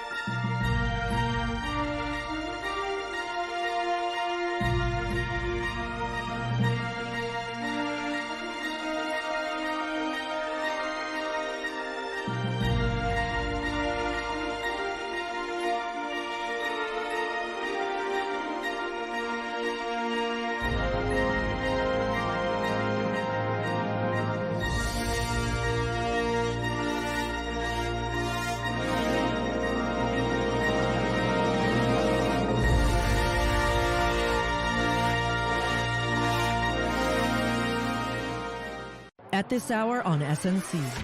Delivering the stories that matter from a team of journalists stationed around the globe. Pair of Border Patrol sectors here in South Texas, in London, here in Germany, Paris, and here are the top stories. Reporting on today's biggest political headlines and breaking news. Just remember the people that are giving their lives every day. Tackling the vital issues facing Americans today.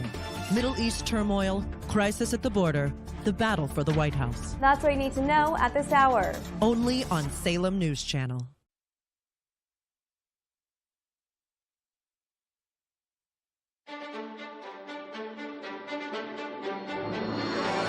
The following is special Salem News Channel coverage. Decision 24, Election Night in America. And this is Decision 24, Election Night in America on Salem News Channel on the East Coast in Washington. I'm Ken Rosato. And I'm Jeff Vaughn in Los Angeles on the West Coast. Ken, I know that you are in Washington, D.C., which is the heartbeat of an election night for sure. And we have a lot yet still in this race tonight. We just announced Kansas and Iowa went red for Trump, but we are waiting on those results from Nevada, which is a swing state, Arizona as well. Between those two, that is 17 electoral votes. And right now, the way things are looking, this is Trump's race to lose. Of course, the big West Coast states will be closing in just about 7.5 minutes from now. So, of course, we're talking about California, Oregon, and Washington, all on the West Coast where you are, Jeff. And those three states traditionally going very, very strongly blue. So the likelihood that they would go red is not very high. But that would be a number of electoral votes for Kamala Harris. Right. And I will tell you that California is always been considered deep blue, and I've been here now for almost 10 years, and I will tell you that it has lost a couple shades of that blue. We are getting a little bit more, I don't want to say red, but maybe towards purple than we are from blue. Not that it's going to be a red state anytime soon, but you want to look for those congressional races here in California, a number of them, which could decide the balance of power in the House of Representatives. We had that one Senate seat. It's probably going to go to Adam Schiff, who is right now ahead of Steve Garvey. And but those congressional races could decide here in California. And I got to tell you, Ken, I'm a little concerned if it comes to that. You know, here in California, they will take up to 7 days from the postmark. So if you have a ballot that was postmarked today, that's fine, that's good, but they will wait for 7 days for that to come in. So this in California may not be decided as far as the congressional races for a week. And the last 4 years ago, I believe that they didn't even have the numbers in California until December. So I'm just letting our viewers know West Coast time is going to be a little slower this time around. It looks to be even than from 4 years ago. That's kind of shocking when you consider that the federal government does want all the votes in on election night. So these are absentee ballots you're talking about specifically, which are they treated then on the West Coast or in California more as provisional ballots in that case? Right. And, you know, it's interesting because during COVID, you could hardly even go to a precinct here in California. They basically, they send everybody, every registered voter, whether you want it or not, a mail-in ballot. And so they blanket the whole state with ballots, and it's up to you if you want to mail it in, if you want to take it to the polling place, if you want to drop it in a drop box, or if you want to show up on election day and do it the old-fashioned way. So that's there are more options here in California to vote, but that was one of the things that they took liberty with during the COVID restrictions. They didn't want people going to the precincts, and so we have these precincts back. But back then, you couldn't even find a precinct. You basically were forced then to mail it in. And I think that's now conditioned to the people here in California to just mail it in. You know, Jeff, and of course, there might be some fraud to that. So. Yeah, Jeff, I'm sorry to step on you. In the state of Florida, where I used to be a full-time resident, after the 2000 debacle, the Bush-Gore debacle, where it took weeks of hanging and dangling chads, et cetera, to finally get a victor. And of course, Florida decided the election in terms of Bush at that point. What Florida did was they totally revamped their ballot system. You have to request a ballot. Anyone can. You don't have to have a reason, but you have to request it, and then a ballot is sent to you that has a number on it. They know specifically this number ballot belongs to Jeff Vaughn.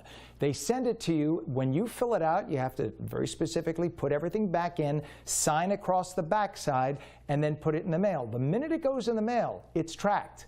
That ballot with that specific serial number is tracked by the U.S. Postal Service. You get texts on your phone the entire way back to Florida, wherever in Florida, or the entire way back to the specific office you're mailing it to. And then when it's received, it's registered, your vote gets registered, and it goes on the website. And you can access that website to make sure your vote went in the right way. It's perfect. I don't understand why the rest of the country doesn't look at that and think, this is a good idea. Well, just the way you described it, you feel more secure about it. Here in California, when I mail in my ballot, it is basically not tracked until it is then counted, and then you can go to a website and it shows that it has been counted. But you can't track it between your mailbox and, you know, when it gets to the polling location and the Secretary of State to where it is then counted.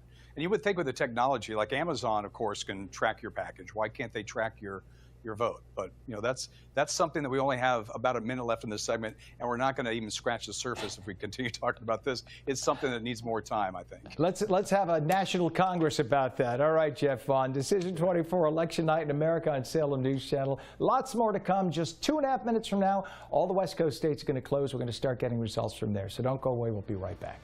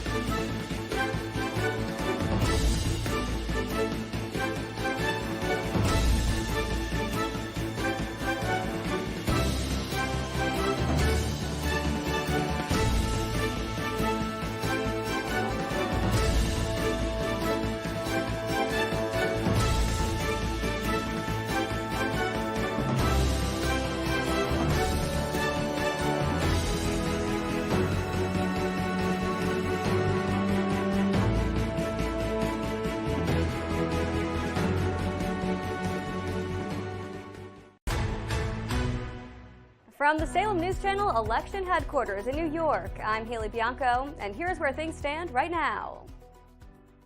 The majority of polls have closed across the nation. At this hour, 11 p.m. Eastern, we're seeing California, Idaho, Oregon, and Washington close their polling stations. Still open until midnight Eastern Time, we have polling spots in Hawaii and Alaska, with some locations in Alaska closing at 1 a.m. Eastern. But where are the candidates tonight? Former President Donald Trump is watching the results come in from his Mar-a-Lago estate in Florida, while Vice President Kamala Harris is watching the results from her alma mater, Howard University in Washington, D.C. Meanwhile, President Biden is awaiting the results at the White House.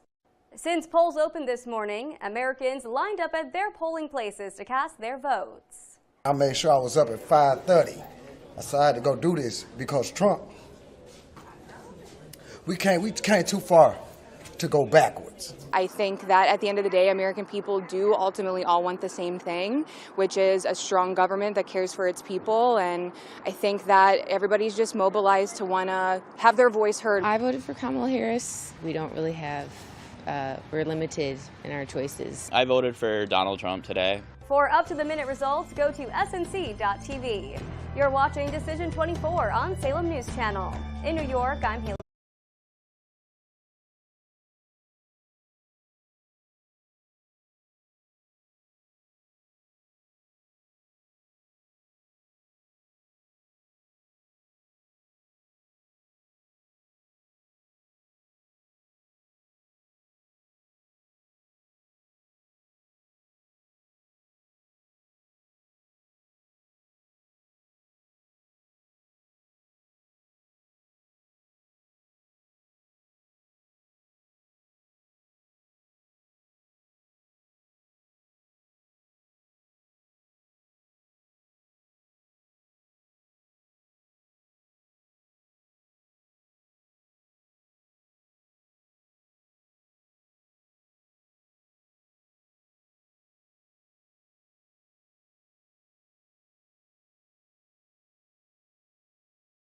He's just mobilized to want to have their voice heard. I voted for Kamala Harris. We don't really have, we're limited in our choices. I voted for Donald Trump today. For up-to-the-minute results, go to snc.tv.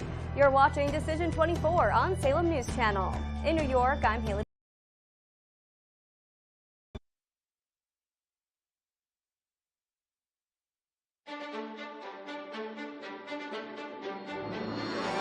The following is special Salem News Channel coverage.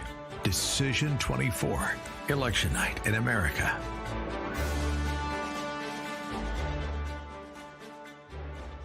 And welcome back. I'm Jeff Vaughn, live in Los Angeles. This is the Salem News Channel, and this is Decision 24. I'm joined by Ken Rosato, who is in Washington, D.C., as we take a look at the next round of states with the polls closing at 8 o'clock. That would be Pacific time, 11 o'clock Eastern time. California, Idaho, Oregon, and Washington polls closed just moments ago. We do have some breaking news here tonight, Ken.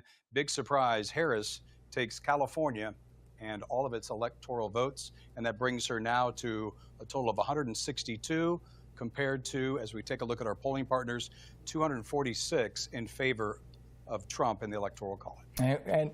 And remember, we understand Trump just won Idaho, so that is not too much of a surprise, but neither is it a surprise that California would go to Kamala Harris. That was sort of a given. But at this point, remember, just a reminder to everybody who's new to this game of politics that the number to hit is 270. Whoever achieves 270 electoral votes first is the winner. 269 would be a tie, in which case Congress, the House of Representatives, would have to break that tie, and it would not be the current House. It would be whoever is elected tonight and then sworn in January. Yeah, and by the way, you mentioned the 270, Ken. There's 191 solid blue electoral votes, pretty much 148 solid red. There's 93 out there that are toss-ups. And so that's where we stand at this point in time. And I was really taken by Nebraska and that one Omaha precinct that has one electoral that went to Trump. That was projected to go to Kamala Harris. Mm-hmm. Now all of Nebraska is red. I thought that was a key part to get her to 270. That is no longer in her equation now. And so it does seem to be at this point in time, as you have mentioned here on Salem News Channel, Trump's game to lose. And Jeff, if I may recall, when the Secretary of State in Nebraska had the option of bringing it up to change that rule in the state, that the entire state would be unanimous in terms of its apportioning a proportional number of votes, electoral votes, that he said, and he's a Republican, he said, no, it's too close to the election. I don't want to do that. Of course, he was running in an area, Omaha, worried that he might not be elected himself, so he didn't want to upset the apple cart. But as it turns out, as you mentioned, it went to the Republicans anyway. You bet. Well, I believe we have a guest, Tom Fitton with Judicial Watch, that's going to join us now here on Salem News Channel. Tom, thank you so much for your time. We really appreciate the work that you're doing there at Judicial Watch. And I just want to thank you and ask you, just from the get-go, what are your thoughts? Obviously, you're watching the polling places and the precincts. What can you report at this hour? Well, we have observers, Judicial Watch observers. We have a former DOJ senior official running our program there on the ground in Wisconsin. We don't like the way they've been counting the ballots, at least the absentee ballots. It's a little bit haphazard and not terribly professional. But that's another key state that kind of has been floating down the middle, not only in this election but in prior presidential elections. You're seeing the numbers probably more directly than I am from afar here. And what we see building here is the most significant political comeback in American history. And, in retrospect, presuming the numbers keep on going the way they're going and Trump takes it, I thought it occurred to me that Kamala Harris seemed to know she was losing a few weeks ago when she and her allies started talking in this extremist way about Trump being Hitler and fascist. That's a campaign, that type of language, or however inspiring it might be to motivating to their base. That's a campaign that's failing, and we're seeing that argument fail tonight across the country in rather remarkable ways. It wasn't even working in Virginia, where Democrats have been increasingly strong. Government workers live there, certainly in the northern part of the state. It's been increasingly liberal. And, Trump was overperforming in Virginia. I know you guys called it for Harris, but Trump came pretty close, and he may still take it yet. Tom, if we can, let's bring up the graphics right now. We have the map to take a look at what we have, the structure of the Senate.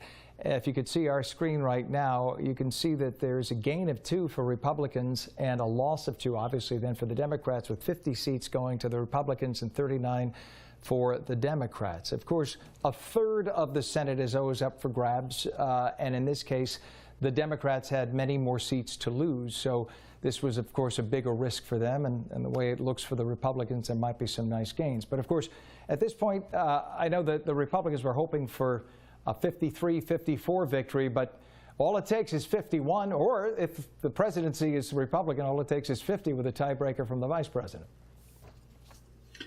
Yeah, it certainly looks like the Republicans will get the Senate, and it's increasingly looking like they'll retain power in the House, again, which would just be a remarkable turnaround. Republicans generally were nervous about losing the House. The Senate was seen as more of a sure thing. In my view, as a conservative, and Judicial Watch is an anti-corruption watchdog group, concerned about the rule of law, if Trump does end up winning, he has a powerful mandate to take on the corruption here in Washington, D.C., secure the border, restore the rule of law and immigration. And, and Congress needs to get cooking when it comes to curtailing government spending, really, that's been causing so much of the inflation that Americans are concerned about. It's Katie bar the door in terms of public policy changes for conservative values. And the other big victory is in Florida, at least from my perspective, where the radical pro-abortion constitutional provision or amendment they were trying to push failed. And, babies, unborn babies with a heartbeat are still going to be protected in Florida after Ron DeSantis took a leadership role in exposing the extremist approach on abortion that the left was trying to push through in Florida. Major, major victory there. Jeff and Tom, if I may just jump in with one more question quickly.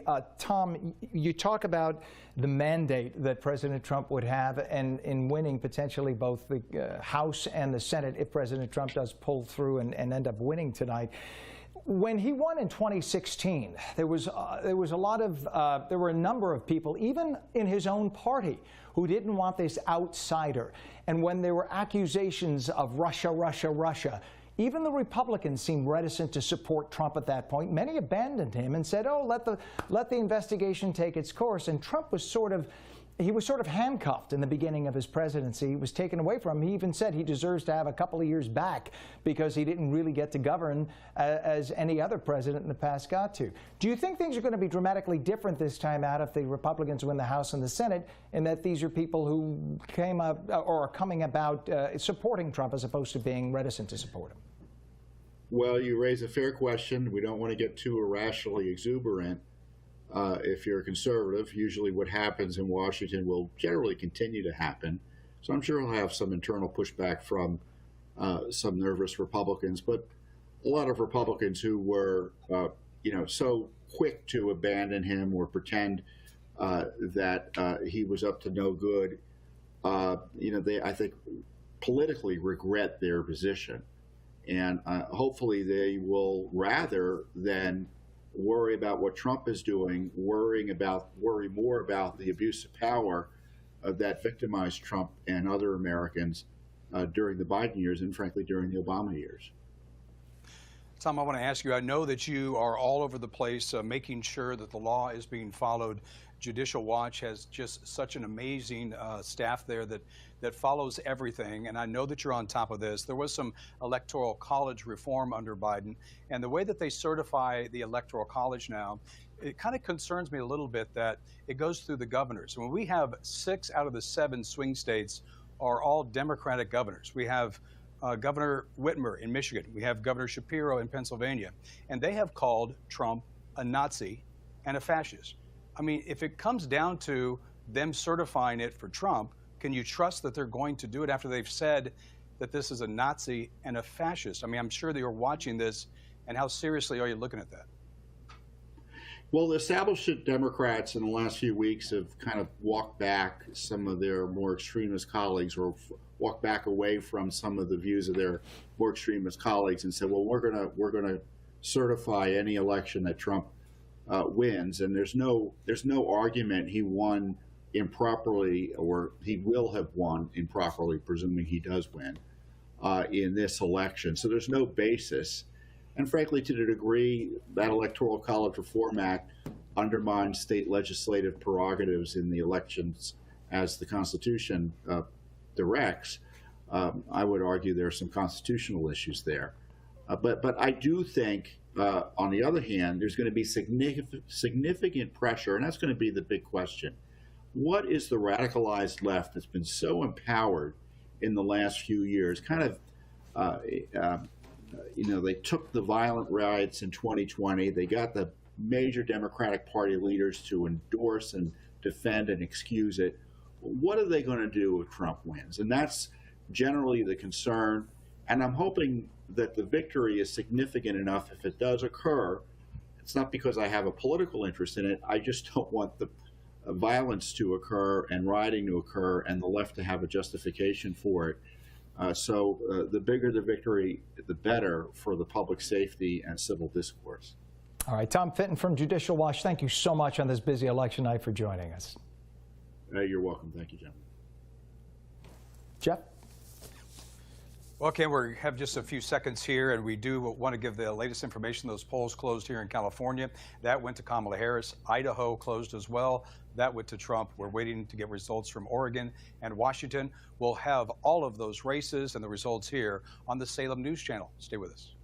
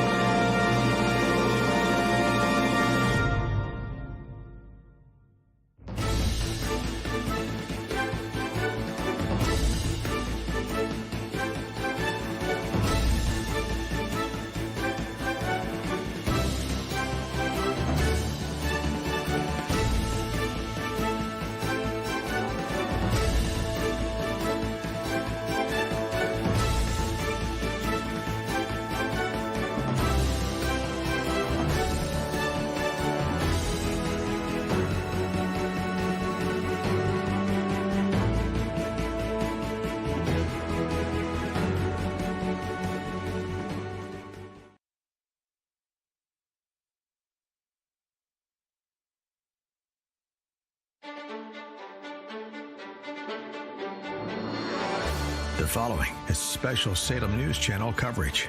Decision 24, Election Night in America. And welcome back to Decision 24, Election Night in America on Salem News Channel. I'm Ken Rosato in our Washington, D.C. studios, and I'm being joined by our anchor, Jeff Vaughn, in our Los Angeles studios. Jeff, quite the night it's been. Yeah, it's not over yet, so we're going to take it all the way home here in Los Angeles. Once you sign off, Ken, on the East Coast, and you go take your nap and have a good day's work, because we've been following this all day. We'll take it all the way until 3 a.m. Eastern time here on Salem News Channel. We'll give you all the latest information, and we do have some latest information. Was just that we heard about California and Idaho. We're waiting on Nevada and Utah and Arizona. Of course, Nevada and Arizona being those swing states. As we take a look here, I believe this is from Mar-a-Lago. This is down in Florida, and we have Sebastian Gorka, who is a Salem News Channel host, who joins us from there as well.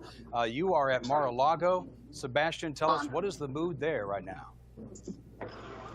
Well, I just came from talking to the president and Dana White at his table. I'm a bit of a superstitious chap. All I'll say is the trend lines are very good for the Patriot, for MAGA, and for America First.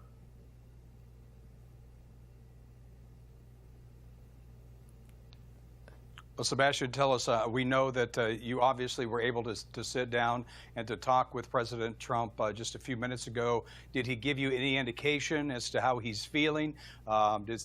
What's his demeanor? I assume that J.D. Vance is there as well. Can you kind of give us a little bit of a lay of the room there, if you will?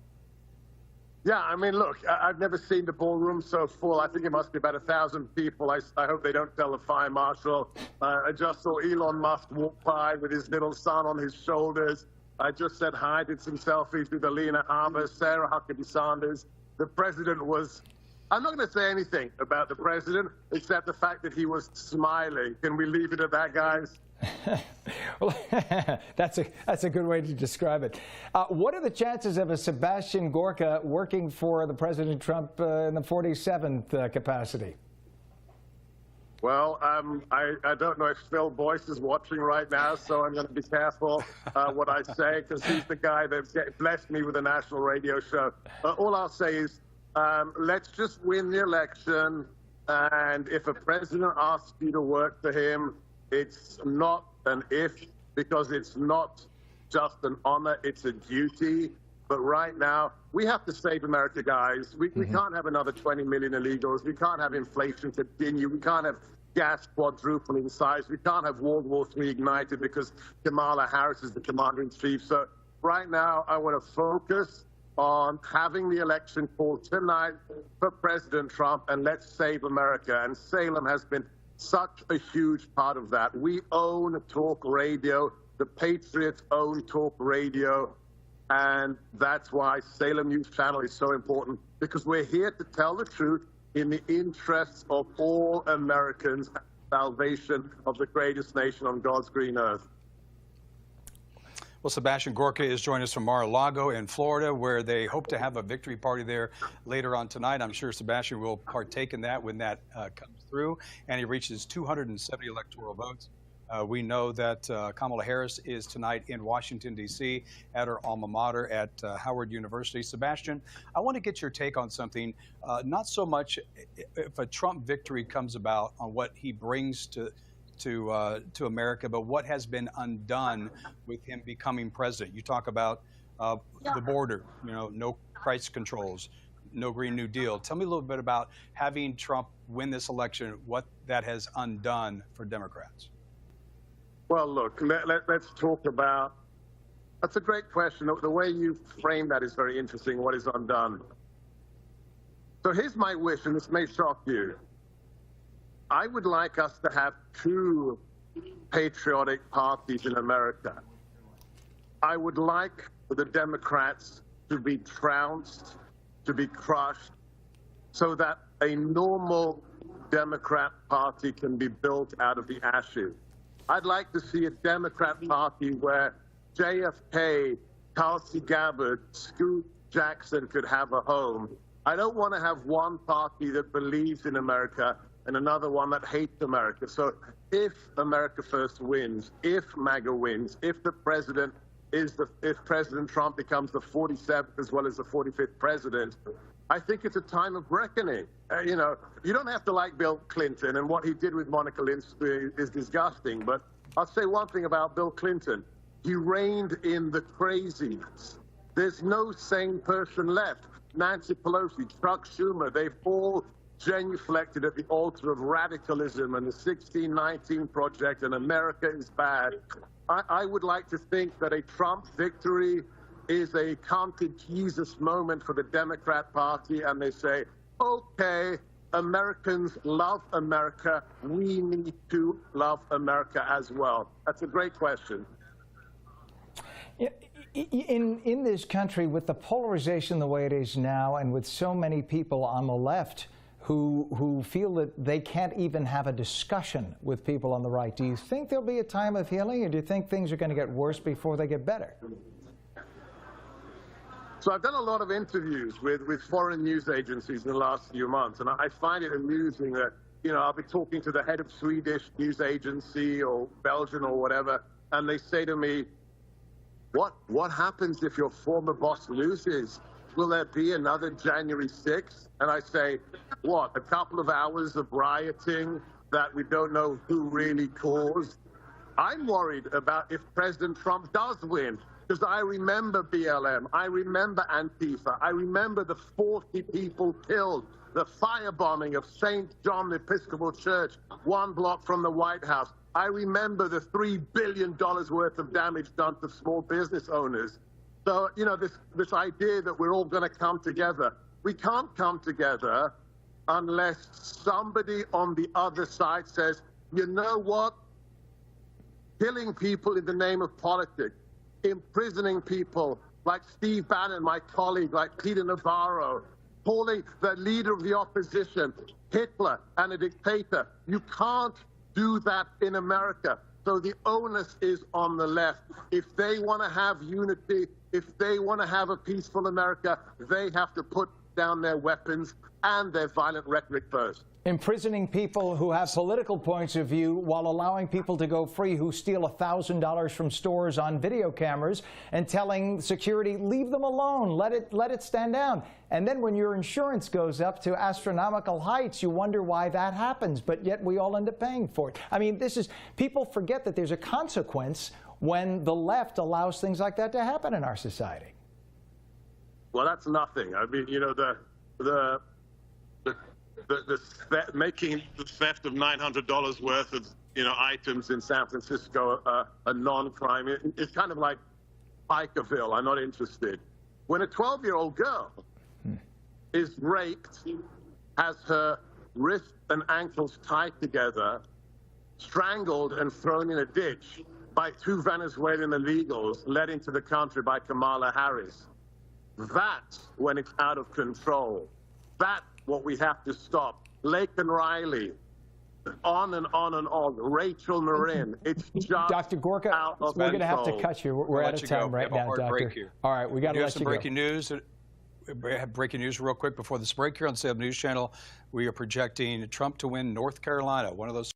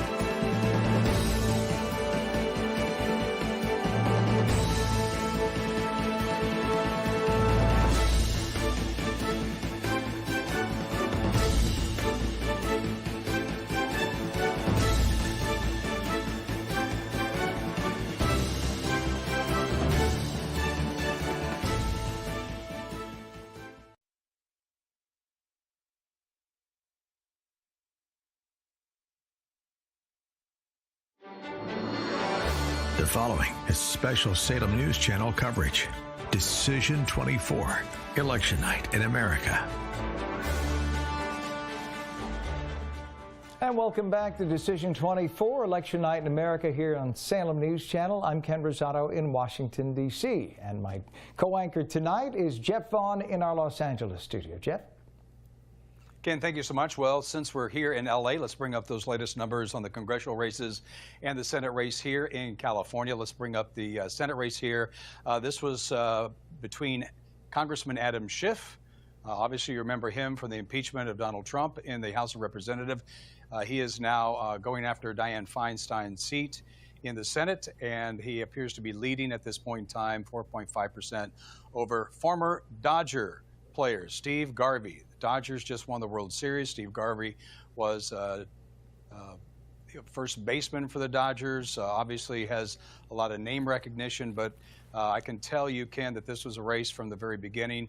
It seemed that even Steve Garvey and his connections to LA and being a Dodger, high profile, wasn't a match for Adam Schiff in this deep blue state of California. Let's go to some of those congressional races. This is going to be U.S. House in California. Adam Gray, John Duarte. It appears that John Duarte right now is with only 9.7% voter turnout, is leading at this point in time. And of course, that could mean the difference of the balance of power in the House, as that is one of those races here. Let's take a look at some of those. I don't know if we have California 47 or not. No? No, that's it. Okay. So I do want to mention real quick, Ken, that we're looking at California 47. You might remember that was Representative Katie Porter. She was famous for having that white board in the House of Representatives and kind of using that to help her out with her speech.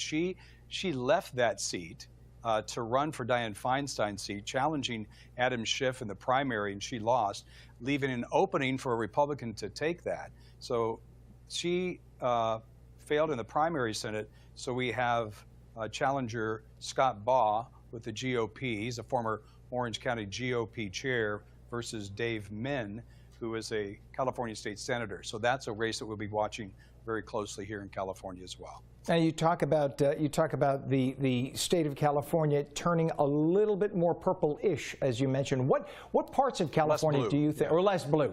What parts of California would you say that's happening in more of the rural areas or any of the larger cities? Well, like a lot of states, if you take a look at the urban area, it is a deep blue, and most of the rest of the state and the rural areas are red, and that's not really any different here in California. But I will tell you that San Francisco hasn't quite figured it out yet, but Los Angeles, a lot of the friends that I have here, a lot of the people and the acquaintances that I know that are Democrats are now warming up to the idea of voting for a Republican. And so you're not going to win California right away, but I will tell you that voter registration in this state has gone gangbusters for the GOP. There was a point in time where they were up to 300,000 in GOP voter registration in California, and the Democrats were only 6,000 in new voter registration. And that's really coming from the Latino and the Asian population here in California, who have seemed to kind of embrace, maybe embrace some of what has not worked quite well in this state. I mean, Governor Gavin Newsom, a lot of people love him, but I would say as many people hate him in this state. And, you know, he took a run for president. We all thought that he was going to. And because Kamala Harris didn't have a primary and he wasn't a part of that, you know, he's become such a little bit of a bad name here in California because of his policies. And so I think that California is a little less blue than what it was before tonight. Jeff, a lighter shade of blue. The party of open borders, if they found out that Hispanic Americans are going to be to the right, they will quickly be the party of build the wall. You watch. All right, my friend. We're going to be back with more in just a moment. Decision 24, Election Night in America on Salem News Channel will continue right after this. Don't go away.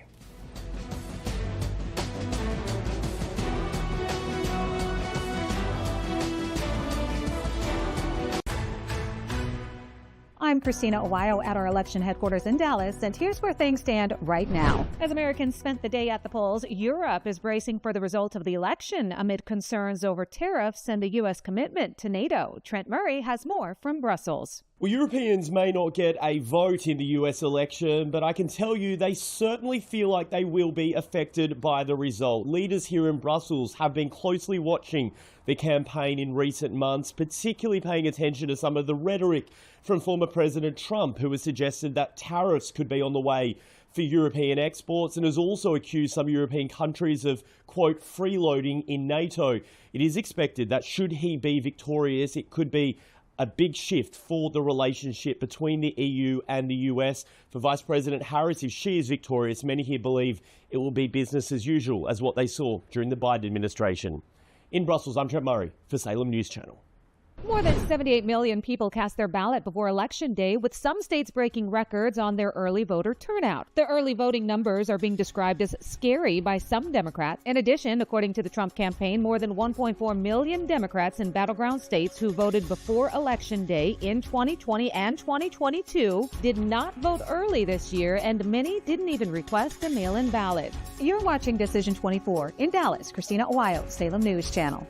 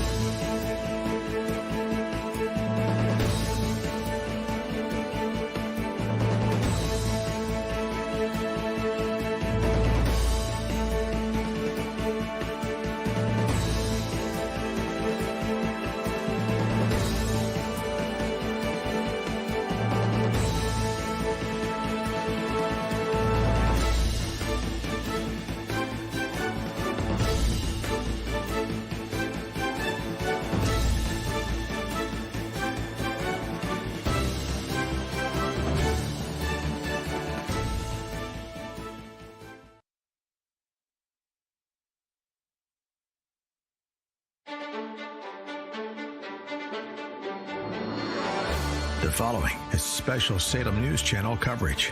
Decision 24, Election Night in America.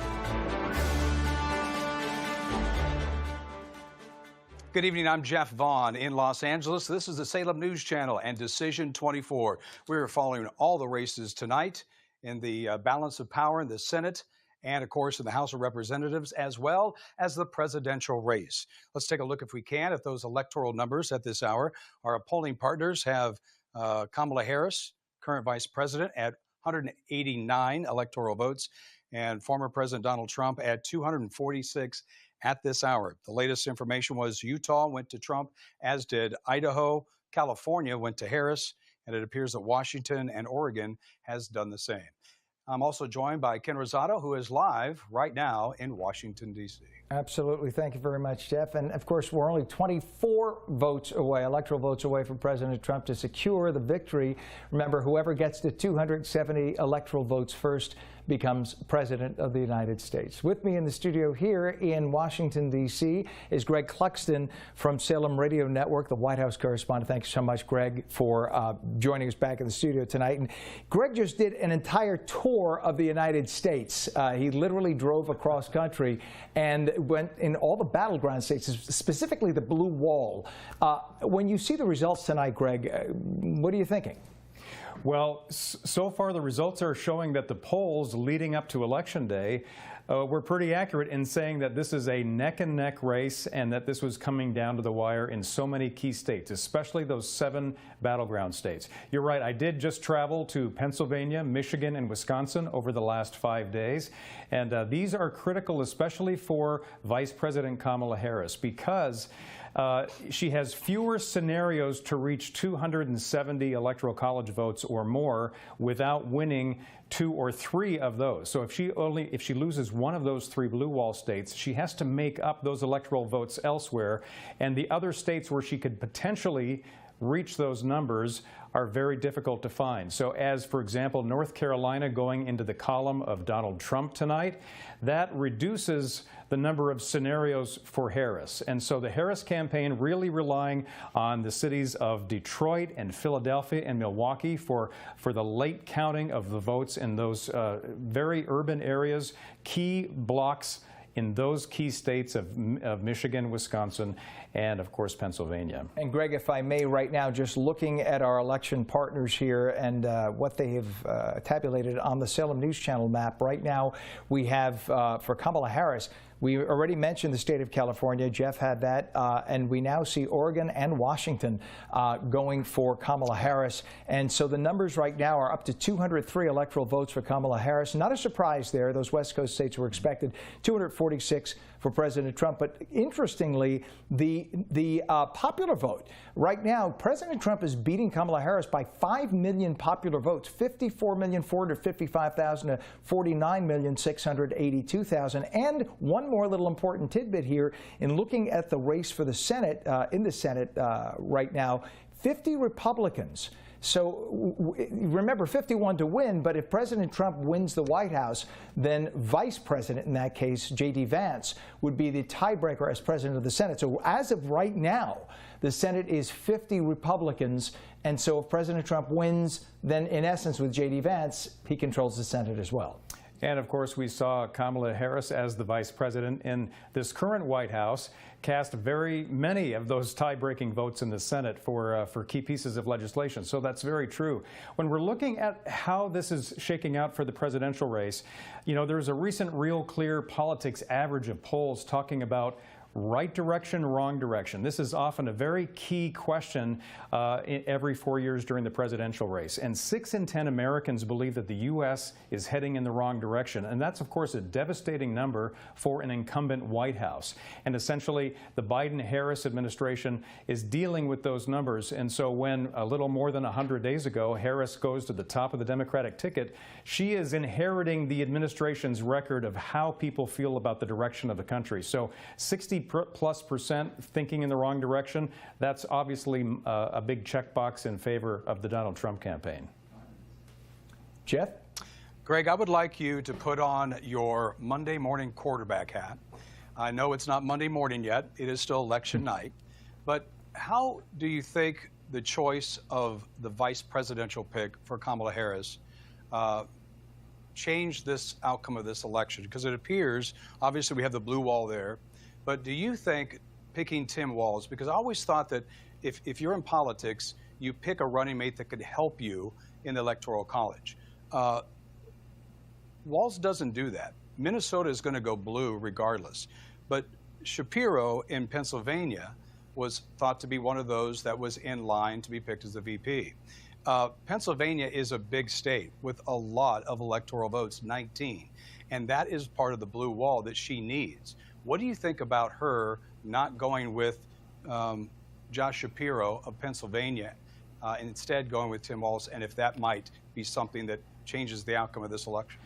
I think it's safe to say that if Harris loses this race, there's going to be a lot of second guessing among Democrats about the pick. There are going to be other questions as well. There's always second guessing about any number of issues and strategies and travel schedules and all the rest for each of the candidates. But to your point of Pennsylvania, 19 electoral college votes, the biggest prize of the 7 battleground swing states. And she didn't pick the very popular governor of that state. He's been a very strong advocate and an ally out on the campaign trail for Kamala Harris. But there's a difference in being on the ticket and just supporting the ticket. So I think there are some Democrats at the time of the announcement, they thought it was a little questionable, and certainly with these numbers here tonight showing some favorability for the Trump campaign, I think there's some more questions there. Obviously, with the Tim Walz pick, it was an effort to go for the upper Midwest, Michigan and Wisconsin being right there in the upper Midwest region. But the Pennsylvania vote was certainly something that a lot of Democrats were hoping for. So, Greg, just a follow-up to that, do you think out of the 3 blue wall states, Wisconsin, Michigan, Pennsylvania, the one that would most likely go red would be, from what the pundits say, being Wisconsin? Yeah, I mean, we're looking at very, very close numbers there, and this was a state in 2020 that Trump barely lost. I mean, it was one of the key close races, and then of course he won these in 2016. And so Milwaukee and Madison, those are the blue urban areas, the spots in the state where the rest of the towns, the rest of the counties are really looking red. So those areas are going to be very critical for Harris to gain any ground. We have seen Harris underperform in some of the key counties compared to what Joe Biden did in 2020. So even if she's still leading in a state or in a county, the margin of difference might be less than, for example, what Joe Biden had. So if she's underperforming in one county, she needs to pick up those votes in a different county if she wants to maintain that edge. It's becoming increasingly difficult for her based on these numbers that we're seeing so far here tonight. And looking at the Salem News Channel map that our partners have put together, I'm just taking a look. They have Pennsylvania right now still undecided, still too close to call. They have the stripes blue and red, meaning it can go either way. Same thing in the state of Arizona. But Arizona closed much later. It's going to be interesting to see how long it's going to take before they come to a conclusion in terms of who gets that state. Again, as you just talked about this, Wisconsin in the same situation. And interesting that they also have, and of course, as I'm talking, I just took the map off. They also have the state of Michigan. Leaning blue, but still not conclusively blue. It would be interesting if Michigan, depending on what precincts haven't been counted yet, if Michigan ended up going for Trump, at that point, wouldn't it be all over? Well, it very well could be, because the 3 blue wall states are increasingly becoming perhaps the only path of victory for Kamala Harris. It's not set in stone yet, but we're heading toward that trend right now. And in Pennsylvania, you've got Allegheny County in Pittsburgh, Philadelphia, and the surrounding counties on the east side. Those are going to really make the difference for Harris on this one. All right, Greg Cluxton, thank you so much. Appreciate that input. It's 11:47 on the East Coast right now, sir. You want to take us a break? Yes, Ken. Yeah, stay away. Stay with us. We'll be right back here on Salem Decision 24.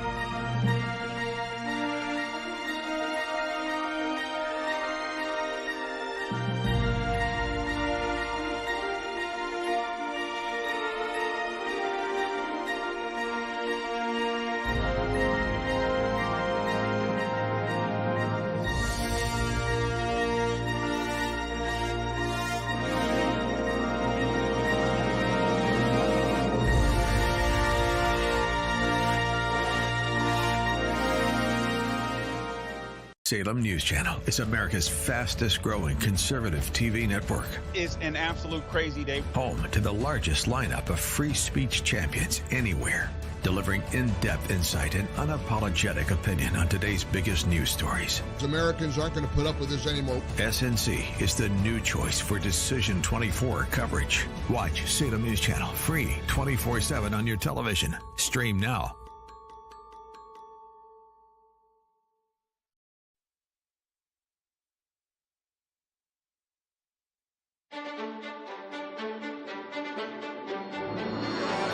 The following is special Salem News Channel coverage. Decision 24, Election Night in America. And welcome back to Decision 24, Election Night in America on Salem News Channel. I'm Ken Rosato in our Washington studios, and our dear friend Jeff Vaughn is anchoring from the West Coast. Hello to Los Angeles. How are you, sir? Yeah, Ken, good evening to you. Thank you so much. As we continue our coverage here on the Salem News Channel Decision 27, we can kind of give you an update. And I've been looking at a number of websites, Ken, over the last few minutes, and there are predictors out there, and this isn't calling the race or anything like that, but a number of, betting sites on who is going to win. I know you and I have talked a little bit off camera about some of those, and one of those is Polymarket that I'm taking a look at, and they have Donald Trump winning at 97%, which is the highest percentage that I have seen tonight. And of course, he needs to win 4 out of those 7 swing states. And Ken, he's won North Carolina so far, Georgia, so outstanding is the blue wall with Wisconsin, Michigan, Pennsylvania. We still are waiting word on Arizona. Of course, these swing states are integral to getting to 270 tonight. And looking at the New York Times website right now, obviously a liberal website, the New York Times saying that it is 90% likely that Trump will win. They say that he will get at least 301 electoral votes. And of course, looking at our own website, the Salem News Channel website, currently has certain states 50-50, too close to call. They have Maine, Pennsylvania, Michigan, Wisconsin, and Arizona too close to call. So interesting, because those blue wall states that Kamala Harris is needing in order to win her path to victory, Wisconsin and Michigan, for those to be too close to call 50-50 right now, that's very, very telling. And if she doesn't get both of those states, I don't think she has a shot here at all. And certainly if Trump wins Pennsylvania, I think we call it a night. Yeah, and I just want to spend some time here. Let's talk, Ken, a little bit about the messages that were just within the last hours. This was on Monday and Sunday. And the things that are the most important to voters didn't seem to be necessarily addressed in this race. And not just the Democrats, but on the Republican side as well. Number 1 is economy. Number 2 is immigration. But I thought it was very interesting when I saw some of the polling that came out today, that it appeared that had shifted a little bit from the economy still being number 1, but number 2 being democracy is on the ticket. And that kind of came out of nowhere to me, and I thought that was interesting, above immigration, above inflation, above everything else that could be tied to the economy, which Trump wins, that people were concerned more about, that's number 2, about democracy. And I guess that just doesn't resonate with me, because I see the process that occurred in getting Kamala Harris to the point where she was nominated. There was no primary to get her there, didn't get a single vote to become the nominee. And so I just thought that was odd that at this late stage, that appeared to be a motivation for a number of voters over and above immigration, which I don't know if you could take any credence in these polls. We've seen a lot of polls this cycle. I don't know that I can trust a poll after what happened in 2016 with Hillary Clinton up by 6 points the night before and basically having a victory in Baltimore with Jay-Z and with Beyonce and calling her Madam President. Of course, that was untrue, and they underrepresented Trump. But I just wanted to get your thoughts about, in the last hours of this election, what some people were concerned more about than others. I'm not that surprised, quite frankly. I just think that a party that calls itself the Democratic Party, that's been shouting from the rafters for the last 6 months about democracy being on the ticket, being the same party that didn't use a democratic process to select their candidate, literally disenfranchising millions of people who took the time to go to the polls state after state to select Joe Biden. How are you surprised? How is anybody surprised at this point that all of a sudden people would be worried that democracy is a serious issue being questioned when in their own party that was the case? But it appears that that might be, if this holds true and Trump wins tonight, that was a losing message. And I wonder, going back to what Sebastian had said earlier about he is concerned, this is something that I was thinking about. If there was ever a point in time when the life of President Trump would be in jeopardy at its most, would probably be once he won until January 20th when he takes the oath of office. That is going to require a lot of Secret Service protection, and I think that what he had mentioned about that would probably be the most dangerous time for America and for the president. I would have to agree with that. I was thinking of that before he mentioned that, about the days and the 6 or 7 or 8 weeks between the election and inauguration might be the most dangerous for Trump. I think that that period, President Trump should ask President Biden if he could use the basement that was used 4 years ago and lock himself in until early January. Keep him out of the limelight. Let him take a nice long vacation. He deserves it until he's sworn in. We haven't seen him since his garbage. Right, it's top of the hour. We're going to come right back just a few minutes on Salem News Channel.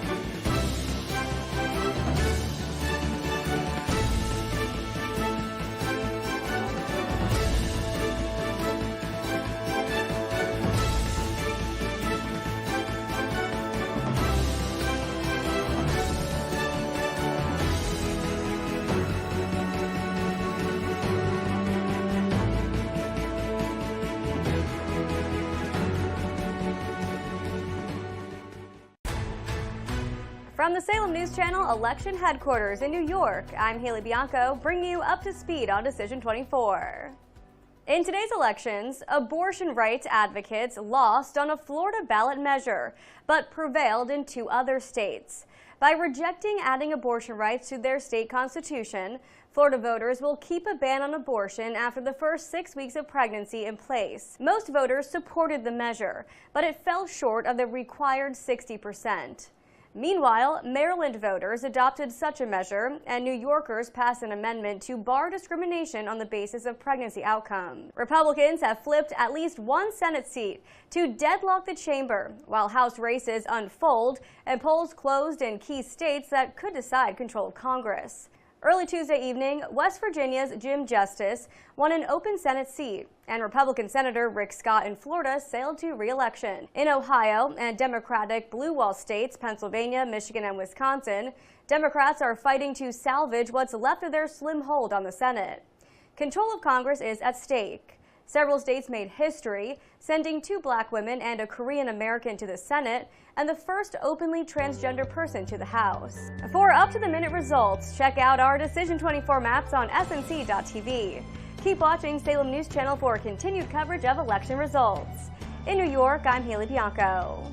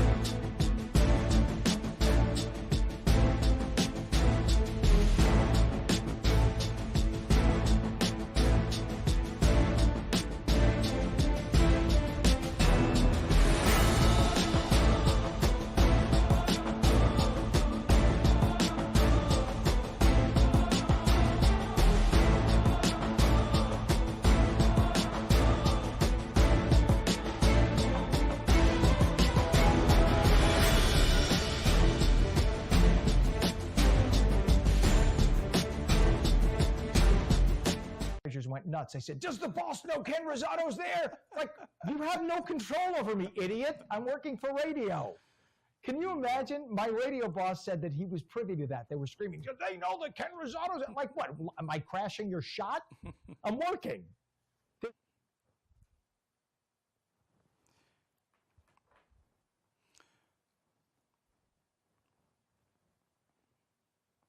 following is special Salem News Channel coverage. Decision 24, Election Night in America.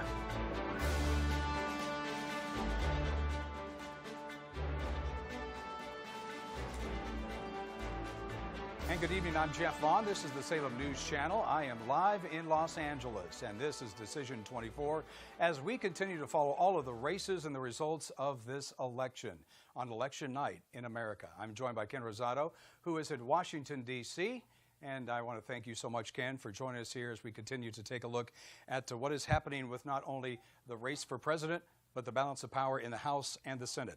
I'll give you just a real quick number or two here as we take a look at our partners, our polling partners here on our website at snc.tv. We have Harris with 208 electoral votes, Trump at 247 electoral votes. The Senate results at this point in time, the Republicans have gained 2 seats. Democrats have lost 2 seats. 51, of course, is needed for the majority. The Republicans have reached that at this point in time. And as we take a look at the House numbers there, the key number is 208 for the majority. Of course, that is in the majority of the Republicans at this point in time. But the Republicans are leading 181 and gained 1 seat over the Democrats in the House. They have lost 1 seat, currently at 158. Ken? I'm a little surprised by that number. How about yourself, Jeff? I mean, I thought that the House, because people tend to vote, or at least years ago, I know when I was younger, people tended to vote down ballot. They would start at the top. If they were voting for one particular party, they go straight down. Or is it the phenomenon that is Donald Trump is different, that people are not voting party as much as they are voting personality in Donald Trump in this case? Well, I can tell you from here, since I'm on the West Coast, I have a little bit of information related to Arizona, which is one of the swing states. And of course, that is in play here. And this is the race for Senate, not necessarily the House of Representatives that you mentioned, but it does give kind of a feel for the electorate, if you will. I get the sense in Arizona, that is Carrie Lake that is running against Ruben Gallego. And it looks that she is going to lose. We don't have the results of that race yet. And it appears that Trump was always polling above her in the race for president in Arizona. And I got the real sense there in Arizona, maybe this is the reason why, is that people really wanted a balance of power. And even though they might vote for Trump, they would then vote for a Democrat. And there's also this phenomenon, Ken, that's very unusual this go around, is there are a number of Democrats that are voting for Trump, but yet they will vote for a Democratic representative. So that is a dynamic that is happening that I've never seen before, and I've been covering races since 1989. And so it's just one of those things where I get the feeling that the down ballot voting and pulling the lever for just one party isn't necessarily going to be the case across America. Yeah, you know, that's the thing that I remember as a younger person many years ago, that you would hear people do with local races versus national, where you think that Democrats will be a little more generous with getting money for your local district, so you'll vote for a state legislator who is a Democrat, but then you'll vote for a more fiscally conservative federal official, a senator or president. And I guess that is the case where it's changing, because to see the numbers that President Trump is pulling, and then to see that there's only a net gain of 1 right now in the House, is really surprising.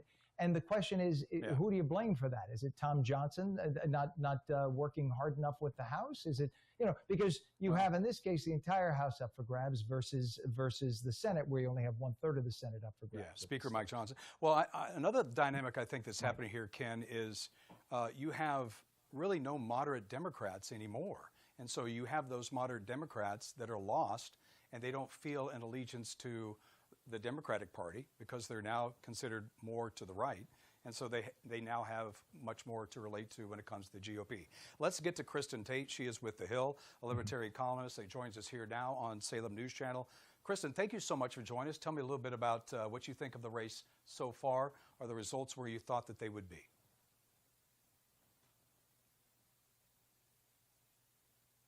Good for Trump. And there's a feeling in the air right now that is very reminiscent of 2016. And that is because this was an election about immigration, just like it was in 2016. I live in Boston, which is obviously very far from the southern border. And even up there in New England, everybody is talking about immigration in a way that I have not heard them talk about before. In states that aren't actual border states, immigration has been a very theoretical topic until now. But under Joe Biden and Kamala Harris, some 10 million illegal immigrants have been allowed to come into this country. It is causing all kinds of change all around the country. We're seeing overflooded schools, overcrowded hospitals, crime and drugs are through the roof.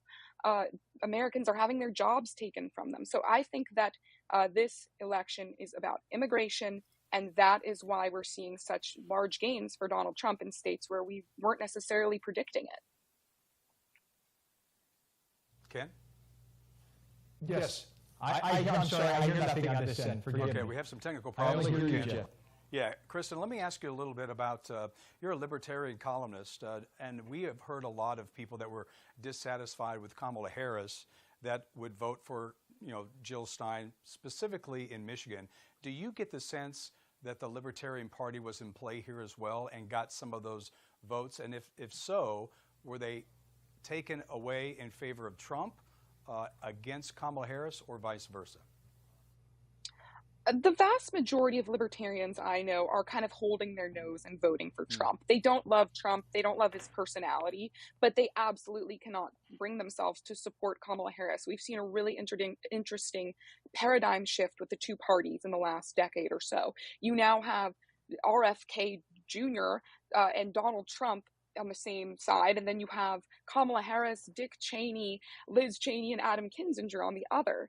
So it's really kind of become the establishment, which embodies big pharma, big business, against, and big war, by the way, against the average working class people, along with these other, strange bedfellows like the liberals of the 1960s who are really into natural eating and health, the kind of stuff that RFKJ talks about.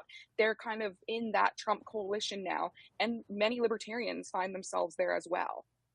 So, Ken, I want to go back to you. I don't know if you've had your technical problems fixed or not, but feel free. I can't. I can only hear you. I can't hear the guest. Okay, but I'm sorry. Yeah, that's okay. No, just catching up with what we were talking about a little earlier. Unless, forgive me if you want to continue with the guest, whatever you'd like to do, whatever route you want to take. Well, Kristen, I do want to bring up, since we have you here, you are with The Hill, and I thought it was kind of interesting this go around that Trump make inroads into minorities, and that would be the black population, Hispanic, Latinos, and Muslims as well. This is the first time that I can remember that Muslims have endorsed a Republican candidate, and that was the case with Dearborn Heights in Michigan, the mayor there, the mayor of Hamtramck, an enclave of Detroit. And I want to know, when it comes to libertarians, as to that which you are following in your column, are they experiencing that as well, a different electorate, a different voting different voter, if you will, coming to the Libertarian Party? Yeah, you know, I think so. I think the Democrats particularly tend to oversimplify different voting groups, especially voting groups categorized by race. They think if they just kind of throw up a black candidate, they automatically get all the black votes, and then they can also get all the Latino votes, and so on and so forth. But actually, these are very complex voter groups. Black voters, Latino voters, they care about the same issues that white voters care about, or any American cares about, right? They're voting because of the open border, or prices getting higher, or the fact that you have wars being started around the globe, and it feels very insecure globally right now. So these are very nuanced voting groups, and the Democrats made a major error when they oversimplified these groups, thinking that they were entitled to the votes of Black Americans by running a Black candidate. And that's why you see so many of these groups turning towards Trump, or even the Libertarian Party in some cases. It wasn't even that long ago, Kristen, it was just 100 days ago that Kamala Harris got into the race, that Joe Biden announced that he was not going to run for re-election. There was no primary. They didn't vet her necessarily through that process. Put on your Monday morning quarterback hat on, if you will, and tell me if you think that was a good move by the Democrats to go with Kamala Harris. Of course not. In fact, I'm sure this probably isn't a particularly popular opinion, but I think the Democrats would have been better keeping Joe Biden. It's not just that she herself is such a weak candidate. She is, but it's also the way that she became the candidate. She got not one vote in the nomination process. She was chosen as the VP explicitly, Joe Biden said, because of her skin color and her gender. And I think voters just were turned off by that, especially by the party that has been screeching for years now about threats to democracy. I mean, talk about a threat to democracy, just having the elite insiders choose who the candidate is going to be. So she's a very weak candidate on substance as well. We've seen her word salad interviews. She can't get past one follow-up question, really. So voters see what lack of depth there is with her, and I think a lot of party insiders at this point are regretting making her the nominee. You might want to call it desperation. I don't know if that was or not. Maybe it is, but in the late hours, if you will, where there are a number of Democrats that were saying that no strong women are around President Trump. Then you mentioned a little bit about some of the people that were around him and catering to men, if you will. Being a woman, did you think that was one of those issues that Trump was hard to overcome? Of course, Kamala Harris, they say, is going to get a record number of women to vote. Do you think that there was less appeal by women for the Trump ticket? Kamala Harris has been able to get women because of the abortion issue. They've been very successful at getting that issue to young women in particular, but especially unmarried women. And it's been effective with that group. Trump, on the other hand, has been very successful with men when he hammers issues like the economy.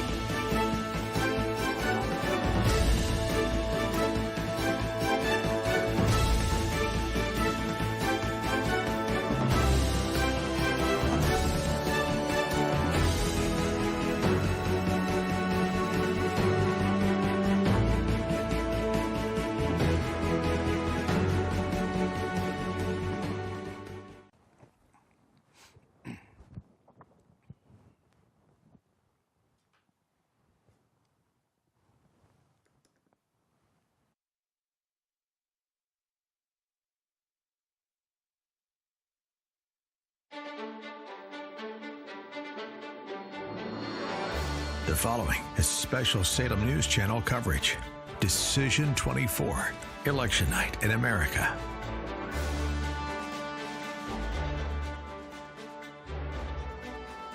Good evening, I'm Jeff Vaughn, and this is the Salem News Channel, where we are covering all of the races here on this election night. This is Decision 24, and thank you so much for joining us. Just a little bit after 9 o'clock, the Hawaii polls have closed for electoral votes in the state of Hawaii. We cannot call that state as of yet, but we can tell you a little bit about the West Coast here, where I am in Los Angeles.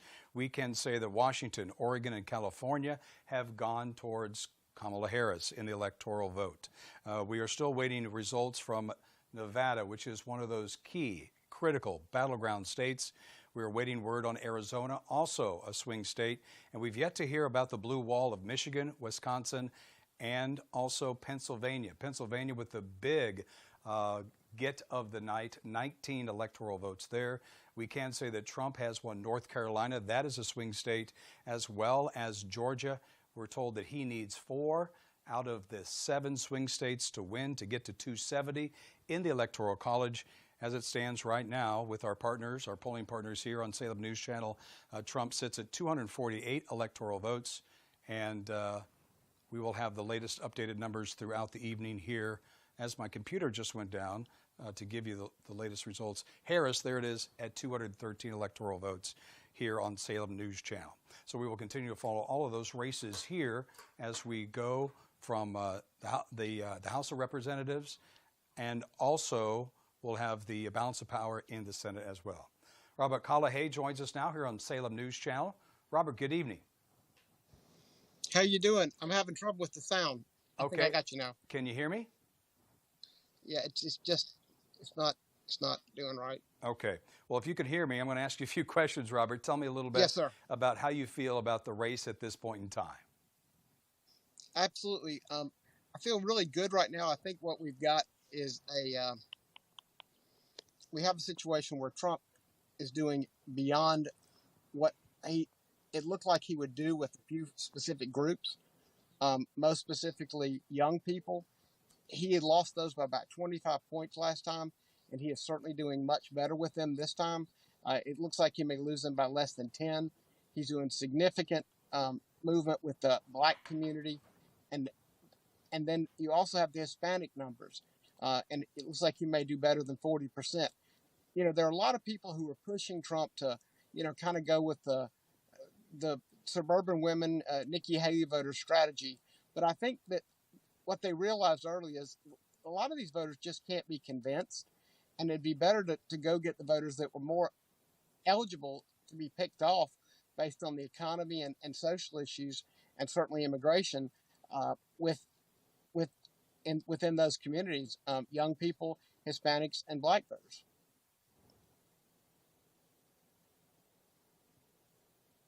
I don't think we can hear Ken. There we go. Go ahead, Ken.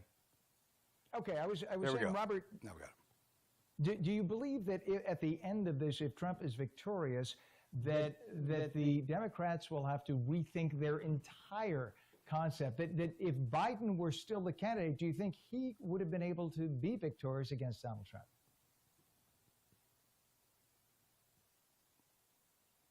Sounds like we're having some technical problems with Robert. He is a pollster. Yeah. We have him here on the Salem News Channel. Robert, I'm going to give it one more try. Can you hear us?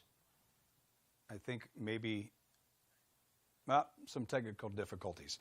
Well, I think we still have Ken here, nonetheless. And Ken, let's talk a little bit about that. I would love to get a little bit of air to this topic of polling, because I got to tell you, after 2016, I can't really find a poll that I have any confidence in. It's interesting to me. It's interesting to me how the polls now will consider likely voters as opposed to registered voters. I mean, it's to the point in time now, especially in this last campaign cycle. I was just going off the internal polling that the respective campaigns were releasing, and that's the only ones that I really went with. There are so many polls out there now, and some of them are so bad. Well, Jeff, along those lines, some of the interesting information that had been leaked out of late, something that I never heard of low propensity voters. Yeah. That's a new one, right? So people who have been registered but hadn't been voting in the last few elections, so we call them low propensity. And apparently a number of low propensity voters, people who were registered Republicans who hadn't been voting all along, many of them did come out this time for Donald Trump. Then you have the outlier polls. That's what we've been hearing for weeks now. In other words, you have good pollsters with good reputations who all of a sudden would do a test of 1,000 people, and suddenly they would show Kamala Harris up by 8 points in a state that she was 2 points behind the week before. The question is, do they put that poll out and risk ruining their reputation, or do they couch it a little? So we find out that what they've done to couch the poll a little bit was they went back an extra week, and that buffered the numbers. So instead of Kamala Harris being up by 8 points, she was only up by 4 points. Yeah. So it still showed an increase, but it didn't show as much of an increase because they balanced it out by what she had 8 days prior or something. These are things that we never thought about. We just figured you pick up the phone, you talk to 1,000 people, you give the results.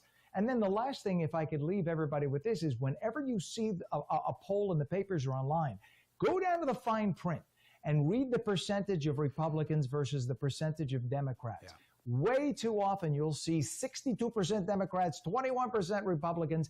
When you see something like that, don't be surprised that the poll is slanted in favor of the Democrats.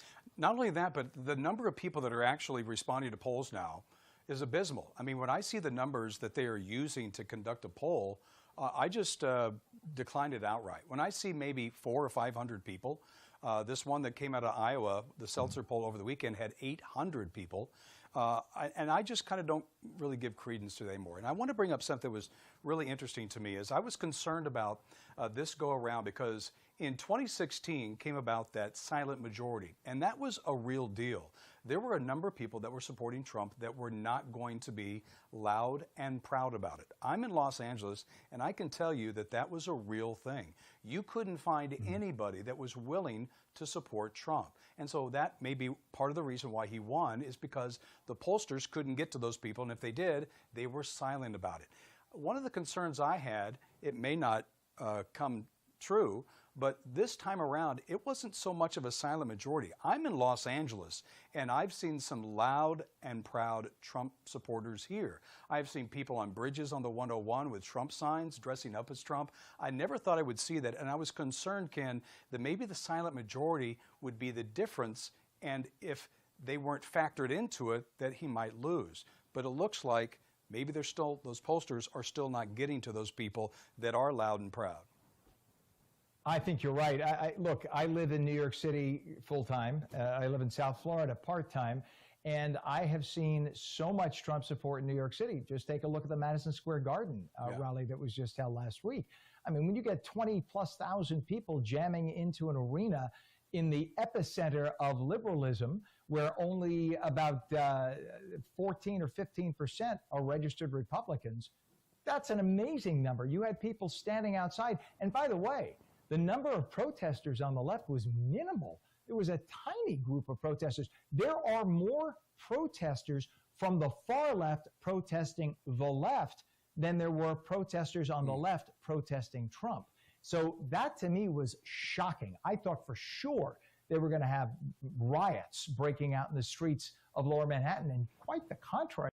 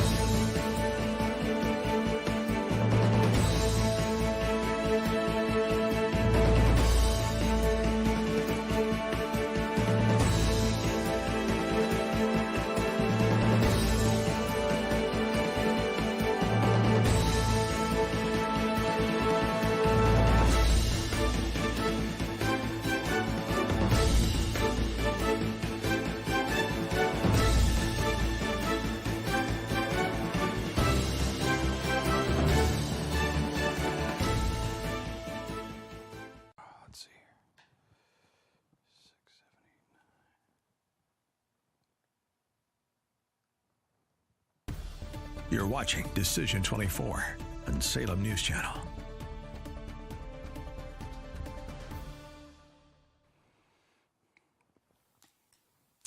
Good evening, I'm Jeff Vaughn, and this is the Salem News Channel Decision 24. This is election night. Thank you so much for joining us.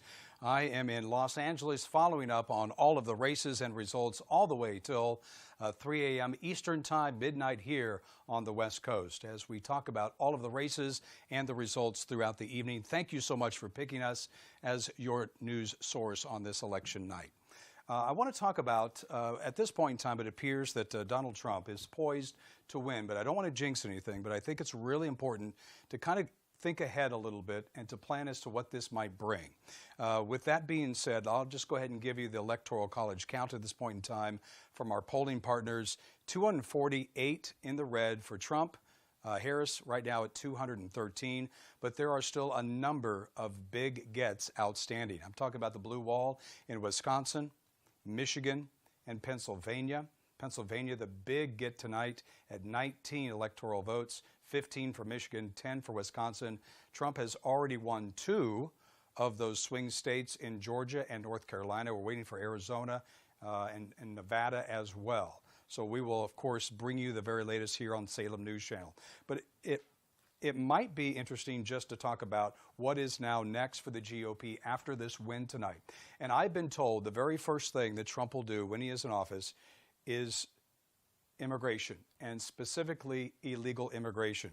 Trump has said if reelected, as many as 4.5 million migrants who entered the U.S. illegally would be subject to deportation. And the Speaker of the House has talked about those individuals that have come to this country illegally and have already committed crimes would be the first slated for deportation.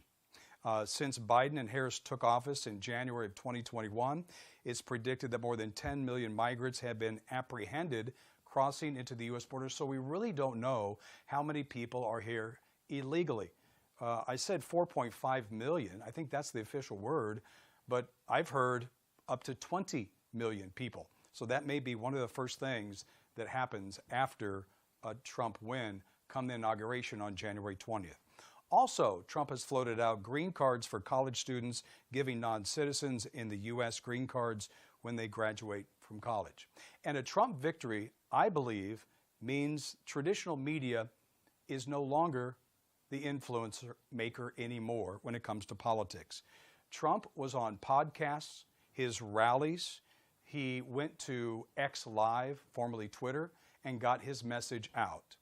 And I'm thinking that as we go forward to the next cycle in another 4 years and those off elections in 2 years for the House, that you're going to see more candidates spurn mainstream media because you can see the effective messaging that was put out by Trump and J.D. Vance over non-traditional digital means, whether it be a podcast. Trump sat down with Joe Rogan for a 3-hour podcast, and I listened to that and learned a lot about the candidate. Obviously, Kamala Harris did podcasts as well, but I believe that Trump was able to utilize non-traditional digital media better than I'd ever seen it used before, and I would think that that would be one of the things that dies with a Trump victory is the influence of the mainstream media. Kevin McCullough is a Salem personality. Oh, he's not here at this point in time. Okay, so we have a little technical problems there. We'll certainly try to get him up. So let's go ahead and talk a little bit about that as well when it comes to what might happen after this Trump victory as we sit here and take a look at Trump in the Electoral College of 248 at this point in time. Oil exploration and also fracking is going to occur. As we take a look there live at the breakdown, Decision 24, this is Trump 248, 51% of the popular vote. That is something that he had always said that he wanted to get the Electoral College and the popular vote as well. That is still too soon to call on the electoral side as well as the popular vote side, and we'll continue to follow it here on Salem News Channel and bring you the very latest. So stay with us here as we continue to look at the Senate results, the balance of power in the House of Representatives, and the gubernatorial results as well here on Salem News Channel. We'll be right back. From the Salem News Channel election headquarters in Dallas, I'm Christina Owayo, bringing you up to speed on Decision 24. As the results of the 2024 election continue to come in, let's take a quick look at some of the top issues that were on the minds of voters as they hit the polls earlier today. The first of the key factors for voters is the direction of the country. 70% of people say that the country is going in the wrong direction, so 7 out of 10 people are not happy with the way things are going. That is 10 points higher than it was back in 2020. Interesting fact here, the concentration in the Sun Belt states is higher, so it could be very revealing when those vote totals are reached. Second, financial situation. 13% of people say they are getting ahead, 56% of people say they have been holding steady, and 31% of people say they are falling behind. That number is 13 points worse than it was in 2020. And the final topic is migrants. A whopping 66% of people say that the country should allow fewer asylum seekers into the country each year. And when it comes to illegal migration, 45% of people living in the country say that the migrants that are already in the United States should be deported back to their country of origin. As America waits for the results of the 2024 presidential election, these issues could be the deciding factors in how people vote, especially the highly coveted independent voters who may be the deciding factors of who will be the next president of the United States of America. Stay with Salem News Channel for continued coverage of Decision.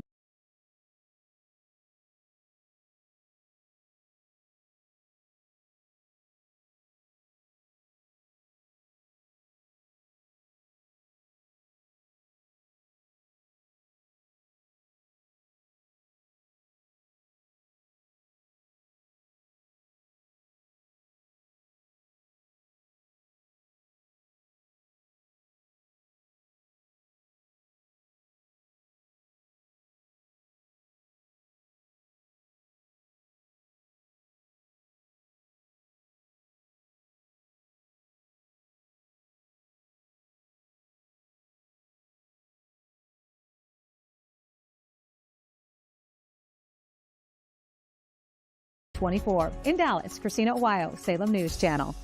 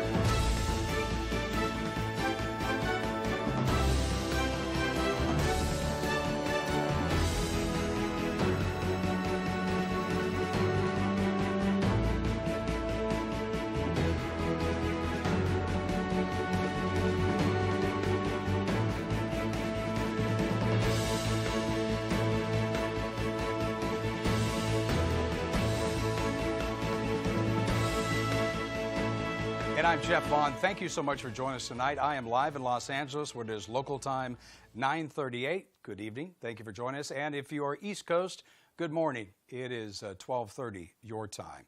And we continue to follow all the races here, the balance of power in the Senate and the House of Representatives, as well as the Electoral College and the presidential races, who will again stay the night in the White House at 1600 Pennsylvania Avenue as we continue to follow that.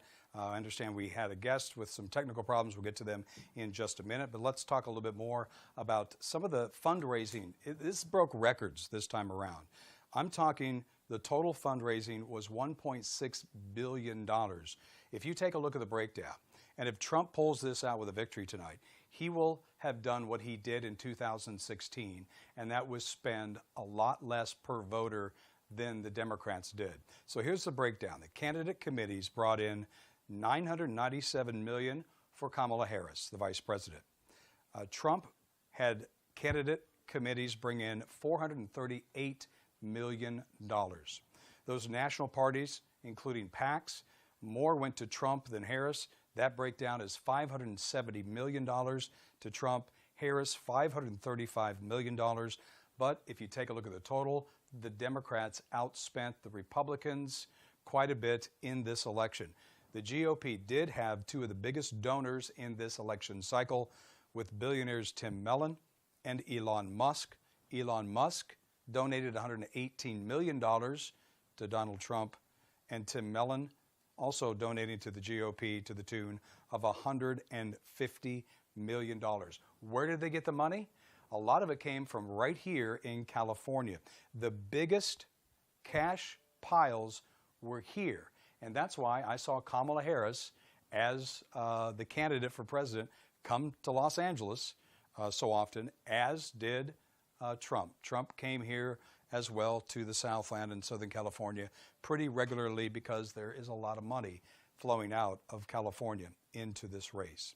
And that is certainly one of the things that will be touted by the Republicans if they win this and if they pull this out, that they were able to beat their Democratic challenger by spending a lot less money, which they did in 2016. I don't remember what the breakdown was per vote, but it was quite a bit less than Hillary Clinton in the 2016 race. And I'm wondering what the breakdown is going to be for this. We don't have the numbers yet. We certainly will have at some point in time. You kind of see down there, we're going to be scrolling some real-time data on some of the important races here. We are watching the control of the Senate as well as the House of Representatives. And I can give you a little bit of information related to the Senate and those Senate results right now. So the makeup of that is Democrats had 47 plus 4 that caucused with them. So they were up 51 to 49 over the Democrats. The Democrats were in control of the Senate 51 to 49 over the Republicans. Republicans now, it appears that they have now gained the majority in the Senate. 51 Republicans at this point in time have been voted into office. That's 2 seats that they have gained, and the Democrats have lost 2 seats.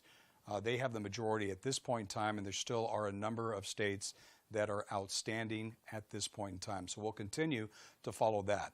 But if Donald Trump makes it to the White House in Washington, D.C., it appears that he will have the Senate on his side at this point in time. Now, the House of Representatives is a little bit different. There are 435 races there. All of these seats are up for grabs. And what you're looking for is 218 for the majority. Of course, the Republicans had a narrow majority going into this. They have gained just 1 seat at this point in time. I'm a little surprised at that because I know that the Democrats were being challenged on more seats than the Republicans. So they have lost just 1 seat. Republicans have gained 1 seat, 218 to get to the majority, and that's not there yet. We'll continue to follow that here on the Salem News Channel and get you the very latest information, as well as on the bottom part of your screen, all of the important House races as well. And I think it's going to come down to California to decide, because there are a number of very important races for Congress here, and there are toss-ups at this point in time, and we can't call them. but that may be certainly decided. I think we have Kevin McCullough. Is he joining us now? No, not yet. Okay, so let's take a look at some of the different websites across America related to election night tonight. I've been watching Polymarket. That's kind of a betting site. They go out on the limb here and kind of give their 2 or 3 cents worth here on the election. And right now, and they've been tracking it all night long on election night, it started out with Trump just over 50% chance of winning and getting the 270 electoral votes needed. They now have him at 97.1%. Kamala Harris at just 2.9% of the presidential election winner and getting to 270. And I'm saying that at the same time that we still have the blue wall outstanding. We have Wisconsin, Michigan, and Pennsylvania, too soon to tell. And of course, they closed the polls hours ago. So this one could last certainly into, and it has, if you're on the East Coast, into Wednesday morning. And so let's take a look at that graphic. We'll bring that up here. And that certainly is one to consider as we take a look. So again, this is the Electoral College as it stands at this point in time. 270 is the key. This is the popular vote. So up above there, 248 for Trump in the Electoral College, 270 is what he needs. Harris at 213. But again, big Electoral College votes still out there. Pennsylvania, 19. Michigan, 15. Wisconsin, 10. Arizona, 11. Utah is out there still at 6.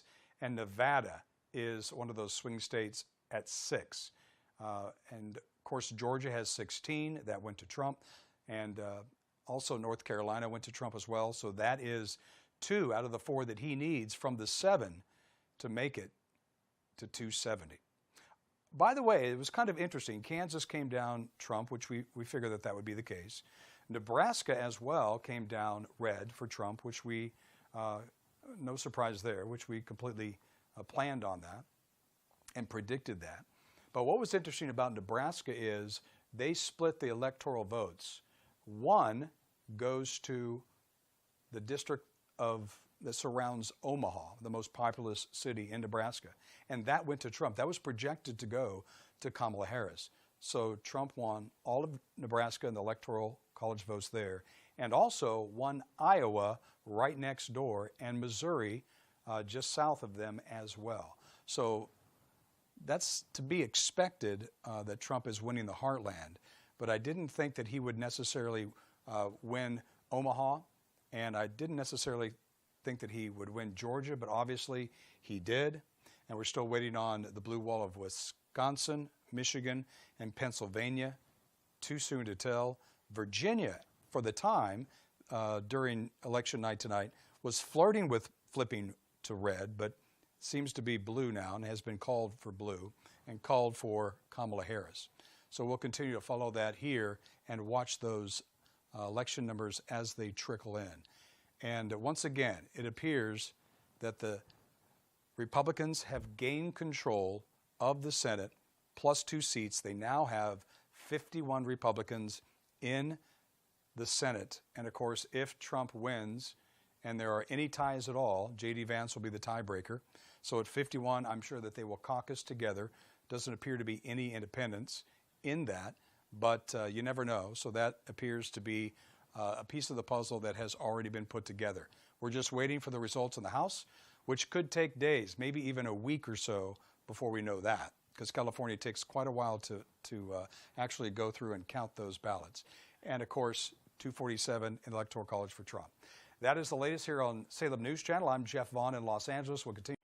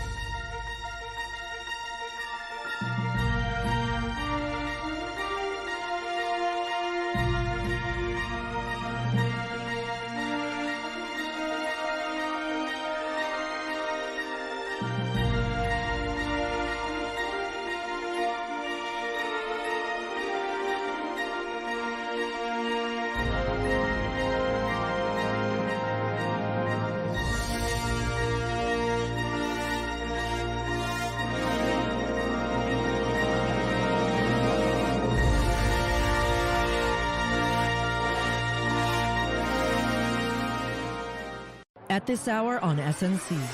Delivering the stories that matter from a team of journalists stationed around the globe. A pair of Border Patrol sectors here in South Texas, in London, Here in Germany, Paris, and here are the top stories. Reporting on today's biggest political headlines and breaking news. Just remember the people that are giving their lives every day. Tackling the vital issues facing Americans today. Middle East turmoil, crisis at the border, the battle for the White House. That's what you need to know at this hour. Only on Salem News Channel.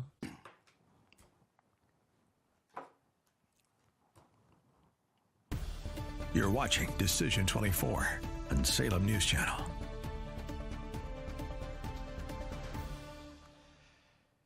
As we come up on the top of the hour at 10 o'clock in Los Angeles, good evening. I'm Jeff Vaughn. Good morning to you if you join us on the East Coast as we take you all the way through until 3 a.m. there with the very latest on the race and the results. Let's talk about those votes.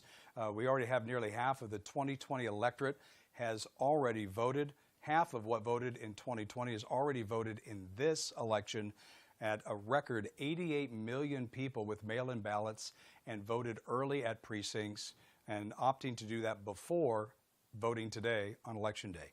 88 million cast their ballots before today. 252 million Americans are eligible to vote.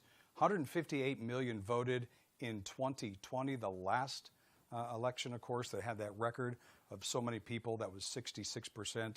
And we think that that may be a little lower than 2020. We'll have to find out the numbers, but certainly a lot more mail-in ballots this time around than ever before, breaking records when it comes to voting early in America. That certainly is a trend. Well, let's talk a little bit about some of the effects of the people in North Carolina, and the Carolinas, and in Florida on getting to the polls because of the recent hurricanes in Helene and also in Milton. Here's Haley Bianco.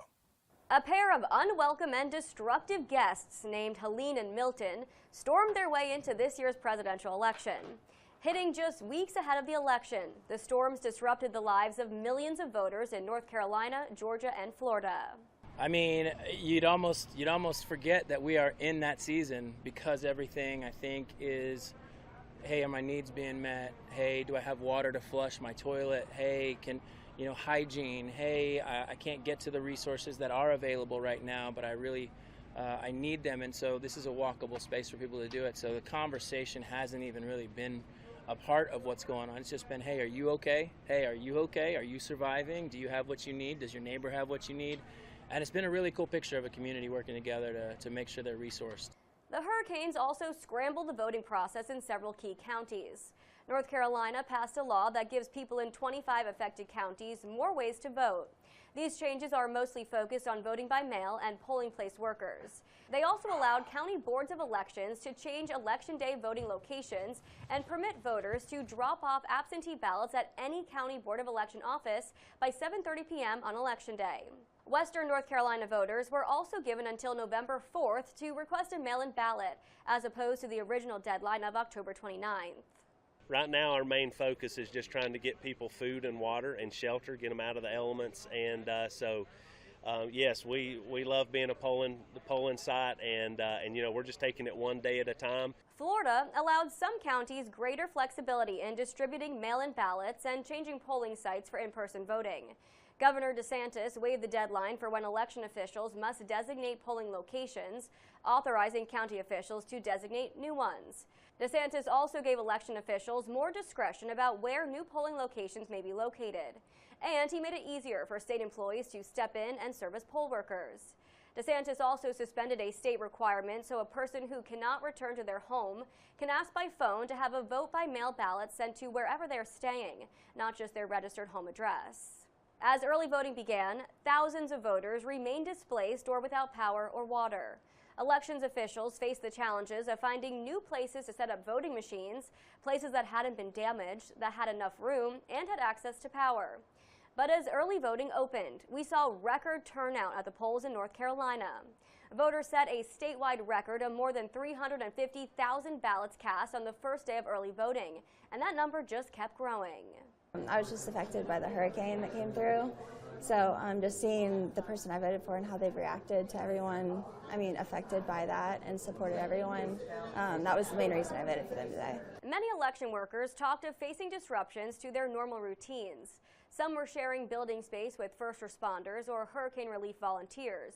But long lines at polls showed just how determined voters were to cast their ballots. They overcame detours of damaged roads, uprooted trees, debris piles, homes reduced to rubble, power outages, and other disruptions, so they could be heard in what many describe as one of the most critical presidential elections of their lives. I think this is probably the most important voting season of our lifetime. I think it was imperative that every single person vote to help save democracy. I really just want to make sure my vote counts. I voted straight across the board, Republican, voted for Donald Trump. Immigration, the economy, America first. You know, I feel that we should put the money where our mouths are here first instead of taking care of other nations. Just going to go straight to break? We need to take care of us first, and then we can go out and help somebody else. We voted for Kamala Harris for president. You know, we really care a lot about, you know, women's rights to choose. We really care about our children, making sure that they get a good and honest education. Folks are going to get it together and help their neighbors figure out how to get to the polls, because this is such an important election. What I am hearing from folks in the city, once they're out and about and seeing what's being done, there's a level of gratitude.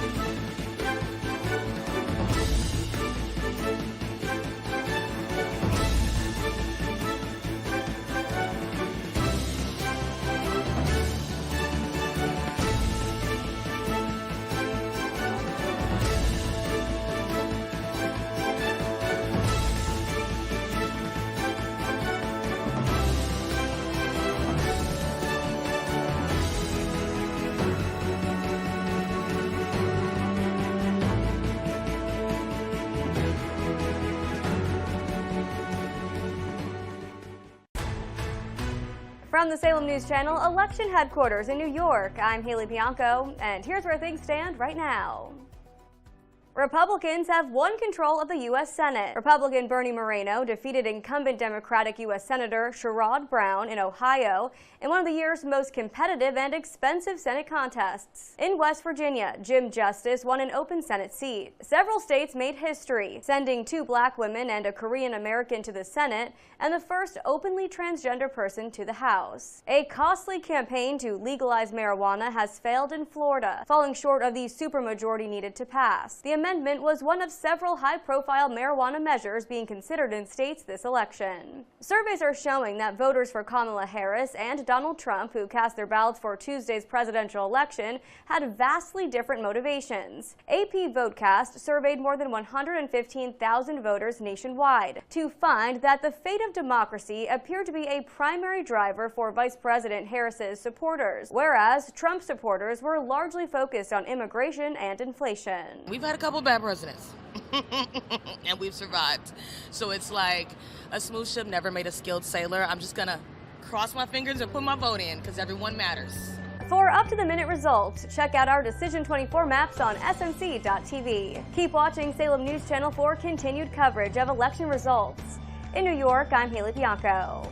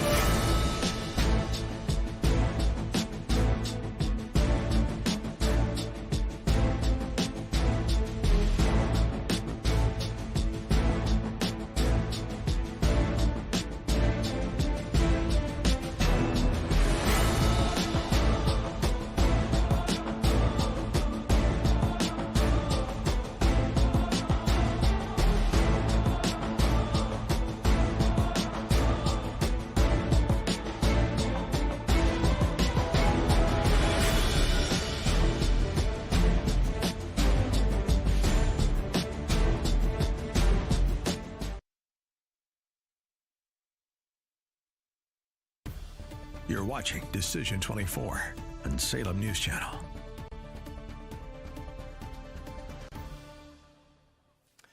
Good evening, I'm Jeff Vaughn. This is the Salem News Channel. I'm live in Los Angeles. It is 10 o'clock, our local time, and yet more polls are closing at this hour. It is 1 a.m. on the East Coast. Good morning to you.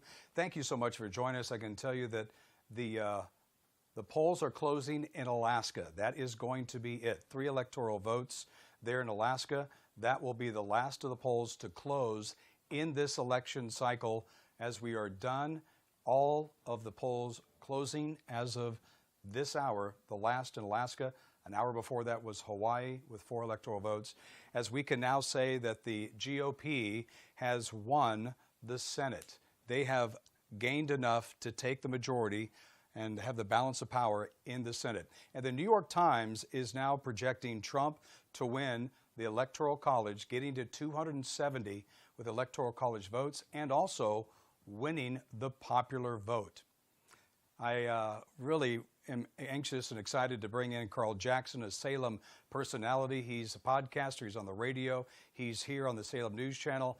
Carl, thank you so much for joining us. I just want to first get your impression of tonight and what you have seen so far in this election. I got to tell you, Jeff, I am impressed with how swiftly this race appears to be going. I mean, obviously, we can't call it for President Trump yet. He hasn't reached the 270 mark as of yet, but it seems to me that he's going to get there, and obviously based on what you just said as well. But honestly, he's been performing. I mean, it's just been amazing, to be frank with you. And obviously, Kamala Harris has been underperforming some places in Pennsylvania. Obviously, Trump just took Georgia recently. I mean, it is astonishing to me how much Kamala Harris is underperforming. And the truth of the matter is she has just not been a popular candidate. I know a lot of people want to blame Joe Biden for getting out of the race late, but Kamala Harris, picked a vice president. But let's be honest, Joe Biden picked a bad vice president. She's never been popular. She's never been a great campaigner. She's never been a good candidate. And when people were able to just see a little bit of Kamala Harris, they did not like what they saw, Jeff. And so I'm hoping that this race, I'm hoping by tomorrow we will be able to say that we have a new president of the United States that will be able to swear in on January 20th. 2025. You mentioned Kamala Harris and not getting a lot of support. Remember, she ran in 2020 in the Democratic primary against Joe Biden. And she is from California. She did not get the majority of votes in California in the primary.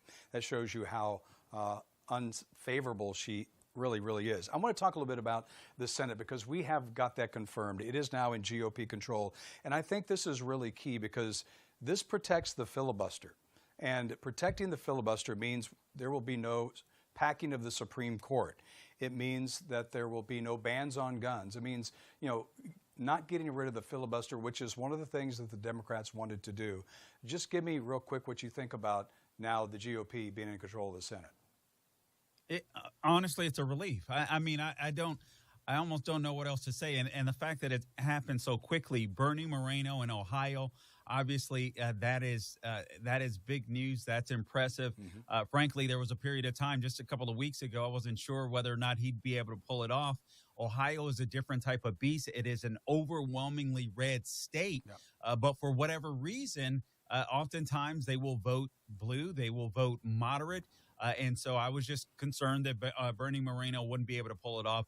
He's done that. And listen, I think that Republicans, even if Kamala Harris, something were to, get screwed up, let's say, and win the presidential race, which at this point it doesn't look like she's going to be able to do, then we would have that safeguard of holding the Senate. Anything that she said she wanted to accomplish, or let's be honest, Jeff, all of the things that she said back in the day when she was running in 2020 or 2019 that she wanted to accomplish and then lied about in this election cycle, she would not be able to accomplish, because we know that Kamala Harris's values haven't changed. She just hasn't talked about some of the things that she wanted to do, except for price controls on groceries, and that did not go over well. You know, it's interesting. We should probably mention, since you bring up Ohio and Moreno getting the seat there, we should probably mention that if this goes as it appears to be, J.D. Vance will be the vice president, which means that that Senate seat that he still occupies will then be vacant and open when he becomes vice president. And just to let the viewers know that that will then be appointed by a Republican governor. Governor DeWine will appoint, and he is a little bit more moderate of a Republican, but nonetheless you will have another Republican GOP member in that seat that is vacated by J.D. Vance being propelled to the vice presidency. So there's a fun fact there. I want to bring up something just, you know, as two people who observe, and I really love observing politics, and especially when it comes to campaigns. And I just want to get your take on this, because the way I observed how Trump approached this campaign was much like 2016. You can tell in 2016 he was loose, he was having fun, and I saw that in this run-up in 2024. He was donning the garbage, driver vest. He was having fun at McDonald's. He was having fun. That didn't happen in 2020. I can't say he wasn't having fun in 2020. It just didn't seem like he was having as much fun. And with all of these things that he had going for him related to what people were concerned about, the economy and immigration, which he, the people felt that he was best suited to take on those issues, it seemed that didn't resonate as much as just his personality and, in my opinion, just kind of having fun. What say you? Well, the truth is, Trump is a known quantity, right? We know that under Trump, the borders were secure. We know that the economy was better. We know that crime was down, despite what the left says. They literally do not calculate the crime that takes place in places like New Orleans. Some of these high crime areas that are obviously run by Democrats, the FBI, for whatever reason, will not add those stats. But I think Trump is a known quantity. People knew the fact that we are living in historical times, Jeff. You have Biden that's in right now, Biden and Harris administration that are in right now, Trump just recently out of office, nearly 4 years ago. So you're able to compare and contrast in such a short period of time. So we've been gaslit by the Democrat Party, but the Democrat Party were constantly telling voters, hey, don't believe your eyes, don't believe your bank account, don't believe the high gas prices, don't believe the high food prices. And when people would go to the store every day or go to fill up their car, they were reminded every day that the Democrat Party has been lying to them. It's insane. Carl Jackson joins us now here on Salem News Channel on this election night. He is with Salem News, does a podcast as well as radio. So, Carl, tell me a little bit about the minority vote, especially when it comes to blacks and voting for Trump. We had heard all through this election that was going to be something that Trump would be gaining on. Tell me a little bit about your perspective and what you've talked to in your community about that, and why they were supporting Trump and what could appear to be record numbers for a GOP candidate. Yeah, you know what? And Kevin McCullough will be guest hosting with me later in the overnight. He's got some numbers on that. He's been following this stuff even more closely than I have. But I'll give you some anecdotal points. I come from a family. My immediate family are conservative. They're Republican. But then the vast majority of my cousins, aunts, uncles, so on, they're Democrats. I can tell you during Barack Obama's presidency, just anecdotally, big time Democrats. I would go into their homes for whatever occasion it might be, and there was Barack Obama stuff everywhere, and they would talk about Barack Obama. Nobody even talked about Kamala Harris. No one likes Kamala Harris.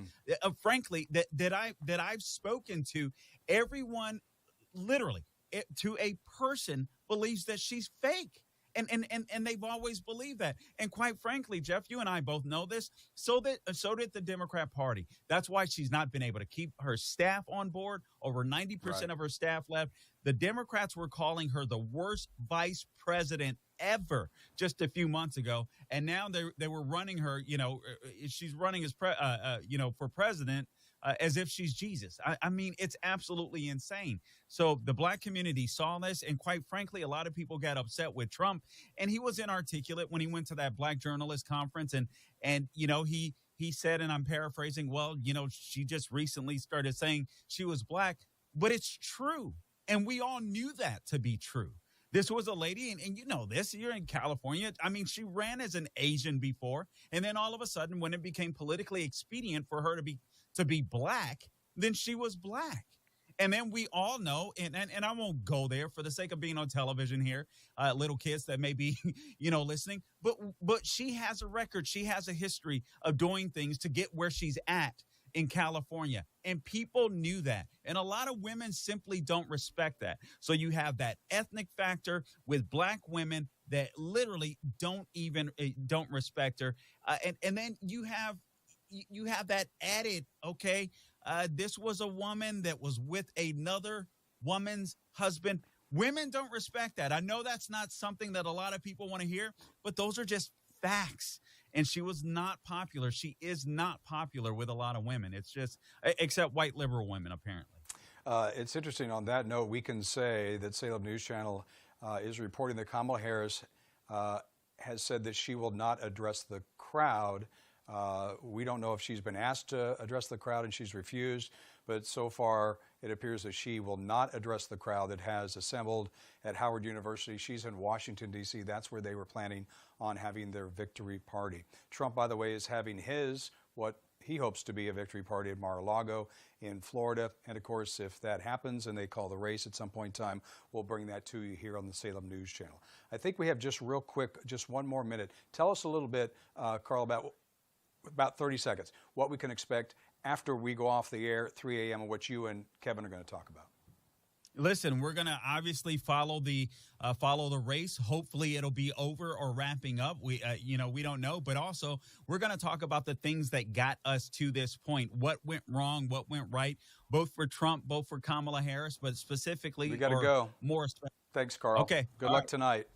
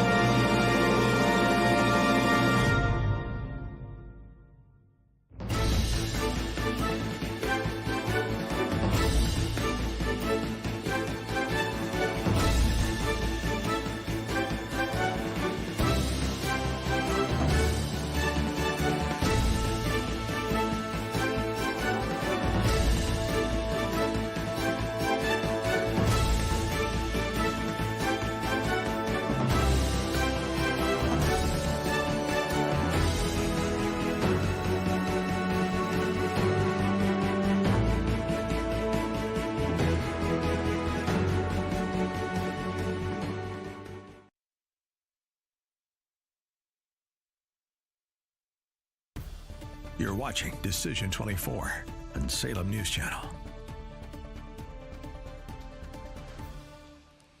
And welcome back. I'm Jeff Vaughn. This is the Salem News Channel and Decision 24 on this election night. Thank you so much for joining us. I'm in Los Angeles, where our local time is 10:16.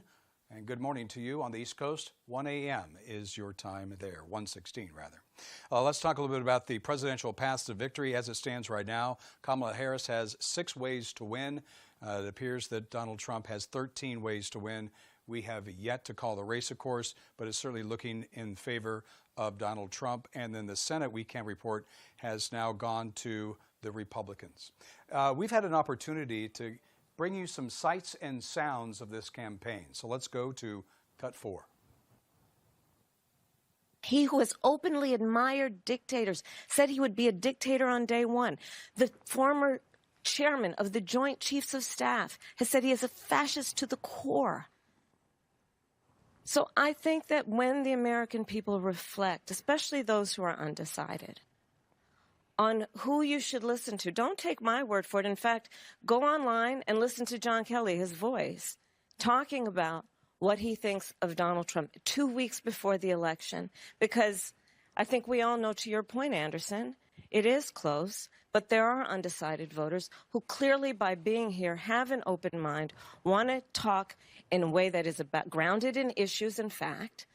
And when they hear these facts, I think it compels a lot of people to be concerned about the future of our country with Donald Trump at the lead. You've quoted General Milley calling Donald Trump a fascist. You yourself have not used that word to describe him. Let me ask you tonight, do you think Donald Trump is a fascist? Yes, I do. Yes, I do. Like, let's just fix And this there you thing. go. That's just some of the sights and sound of this campaign as we head into election night here. And we do have some breaking news. This is earlier tonight related to Kamala Harris not addressing the crowd. Thank you for being here. Thank you for believing in the promise of America. We still have votes to count. We still have states that have not been called yet. We will continue overnight to fight to make sure that every vote is counted, that every voice has spoken. So you won't hear from the Vice President tonight, but you will hear from her tomorrow. She will be back here tomorrow to address not only the HU family, not only to address her supporters, but to address the nation. And that was from Howard University, Kamala Harris's alma mater. The vice president saying she was not going to come out tonight, possibly tomorrow. So no plans to address the crowd at all that has gathered there. That is in D.C. And it's still, obviously, we still have an outstanding number of electoral votes out there with Wisconsin, Michigan, the blue wall, and Pennsylvania yet to report in any winner at this point in time. 3 ways for Kamala Harris to win, 9 ways for Donald Trump. So it's still anybody's race out there at this point in time, although it's looking like Donald Trump is going to reach not only victory in the Electoral College, but with a popular vote as well. You know, a lot of people criticized President Trump for having rallies in blue states. Let's take a look at one of those rallies in the sights and sounds from this campaign. This is clip 23. Hi, Corinne. Yeah, at a point, the crowd was getting a little antsy because almost 30 minutes in and the former president hadn't arrived yet. But once he did arrive, the excitement was palpable. I'm going to step out so you can hear the chants that we hear every so often when he sets the crowd off with a comment that he makes. There's been booing when he speaks about an opponent. Trump isn't holding back. Within the first 10 minutes of him speaking, he quickly took aim at Vice President Kamala Harris and her home state. He's criticized Governor Gavin Newsom and the state of California for its homelessness crisis, its gas prices, and home prices. Much of those comments drawing support from the crowd. You can hear how loud it is out here. Trump touting that this is the party of common sense before the Republican presidential nominee took the stage. You know, when he left office, inflation was under 2%. That's like nothing. It was free money almost. Today, all you got to do is go to the grocery store, go to the gas station, go to the department store. There's evidence enough right there that we know that that fairy tale called Harris-Bidenomics just doesn't work. Kamala Harris got ahead, and you all got left behind.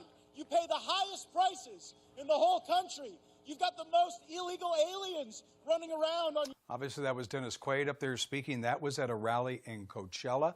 That was here in California. A lot of people criticized him and asked Donald Trump why he was going into blue states. He went into New Mexico. He went into California. He went into Madison Square Gardens. in blue New York and blue New York City. But obviously, that is paying off tonight. And personally, I think that outreach, even though he would not win those states, was important for others in other states to see that he was willing to go to those states where he knew that he wouldn't win to try to influence the vote. And one of those rallies, of course, you'll never forget. It comes with this clip, 17. Oh, that's a little bit old, that chart. That chart's a couple of months old, and if you want to really see something that's said, take a look at what happened.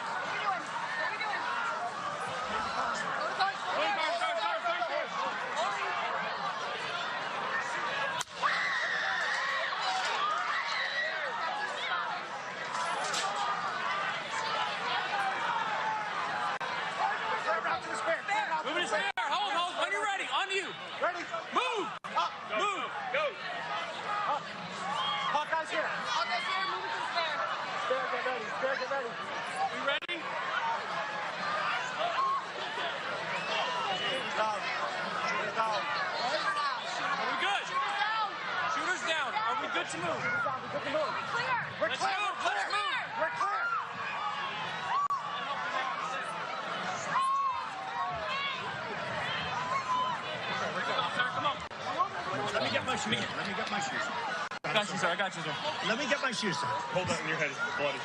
So we got to move to the bus. Let me get my shoes. Okay, my shoes down.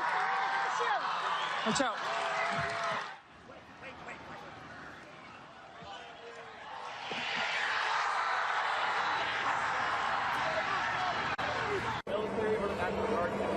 Fight, fight, fight indeed, as he continues to fight tonight. We do have breaking news here on the Salem News Channel. Our polling partners have projected that Donald Trump will win Pennsylvania and its 19 electoral college votes. That is one of the blue wall states.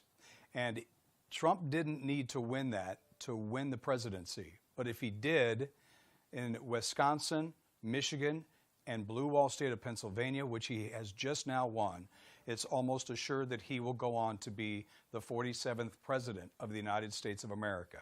He had a chance to go around the blue wall, but he has now been projected to win by our polling partners the 19 electoral votes in the state of Pennsylvania. Trump has taken one state down the blue wall. We'll continue to follow the latest in the races and the polling and all the information here on this election night on Salem News Channel. I'm Jeff Vaughn. We'll be right back.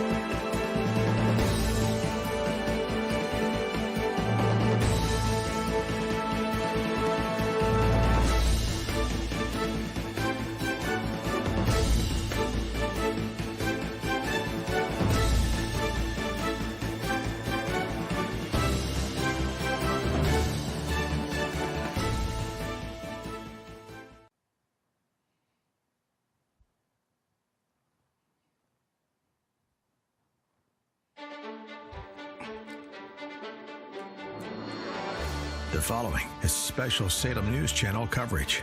Decision 24, Election Night in America. I'm Jeff Vaughn. This is the Salem News Channel, live in Los Angeles. Thank you so much for joining us. I had to do the math. Sorry I couldn't bring it all together for you just moments ago when we gave you that breaking news that Donald Trump has won Pennsylvania and the 19 electoral votes. That takes him to 270. That is what is needed to be the next president of the United States, and Trump has done that tonight. That is breaking news. Our projections here with our polling partners on Salem News Channel have the president, Donald Trump, getting reelected and becoming the 47th president of the United States with 270 after Pennsylvania fell red, cutting into the blue wall of Wisconsin, Michigan, and Pennsylvania.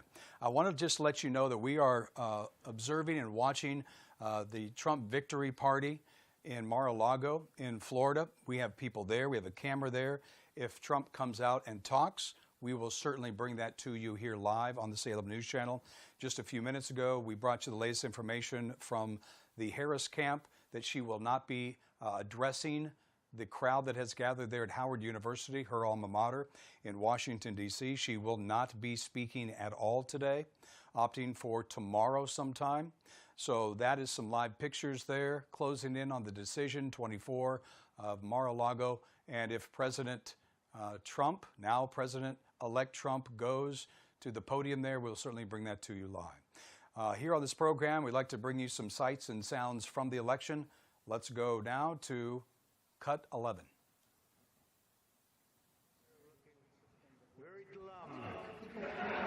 It looks glum. But look on the bright side, Chuck, considering how woke your party has become. If Kamala loses, you still have a chance to become the first woman president.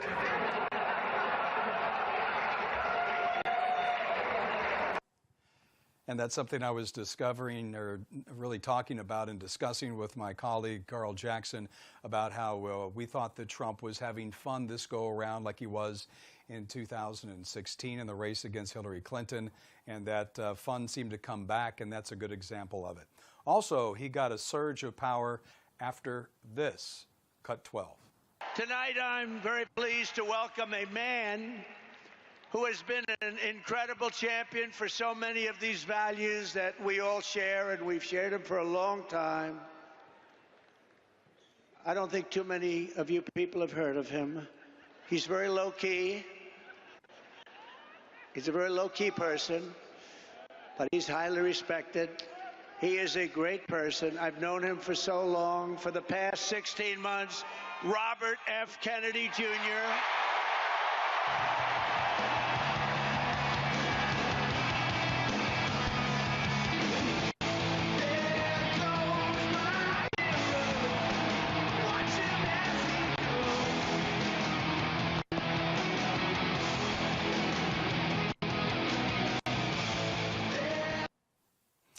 And of course, that was in Phoenix, in Arizona, when they introduced RFKJ, endorsing President Trump, now President Trump, which might have been one of those momentum builders for the candidate during this race. And we talked about the Kennedy name. It's synonymous with Democrats, obviously. JFK, President RFK, which is RFKJ's father, Attorney General, just an American name, of course, in politics. Jumping from the Democrats to support Donald Trump. Real quick before we go, another sight and sound from the trail. This is clip 13. Thank you. And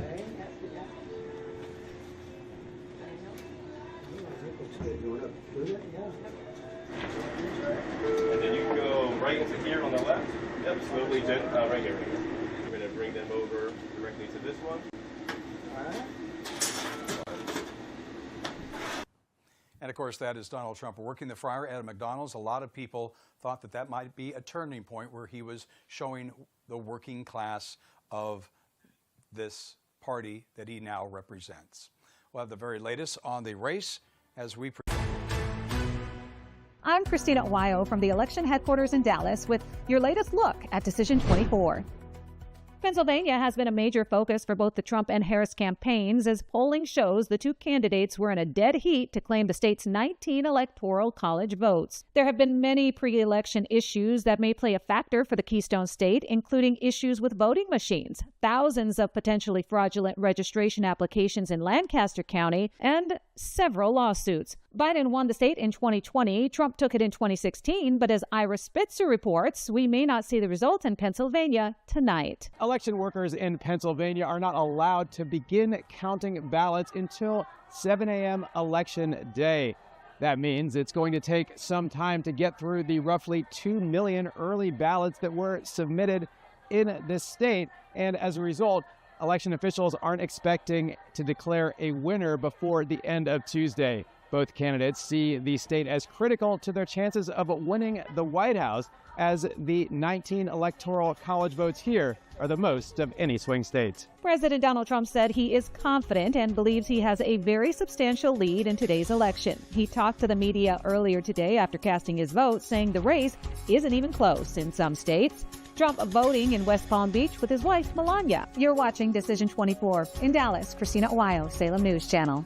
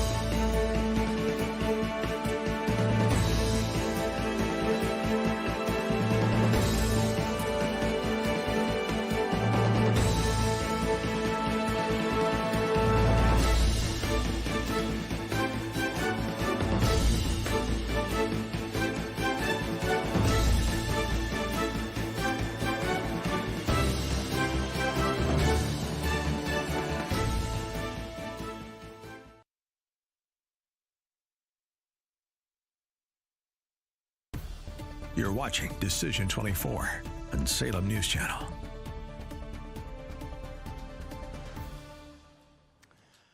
Good evening, I'm Jeff Vaughn, live in Los Angeles. This is the Salem News Channel, and this is Decision 24. We are covering all the races for you, especially the presidential race. And with our polling partners, we can project now, after Trump won Pennsylvania and those 19 electoral votes, he is now at 270. Let's take a look here. We have a graphic that shows we project Donald Trump to be the winner of this campaign and the 47th president. 270 is where he stands right now, with still Wisconsin and Michigan out there for votes, as well as Arizona and Nevada votes for the Electoral College. Trump has won Pennsylvania, North Carolina, and Georgia. And it appears that he is now headed back to 1600 Pennsylvania Avenue and Washington, D.C. as the 47th President of the United States, reaching not only the requirement for the Electoral College at 270 votes, but the popular vote as well, standing now at 51.1%. Of course, the popular vote is too soon to tell, but we are projecting that Donald Trump has won the Electoral College and has reached the necessary 270 votes. We are also monitoring Mar-a-Lago at this point in time in Florida, where it is 1:30 in the morning.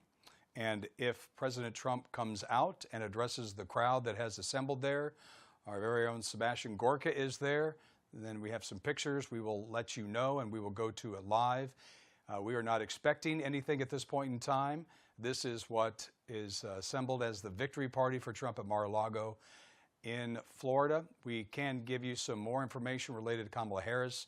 A representative has come out to her party in Howard University at Washington, D.C., and has said that she will not address the crowd tonight, but will instead make a statement tomorrow.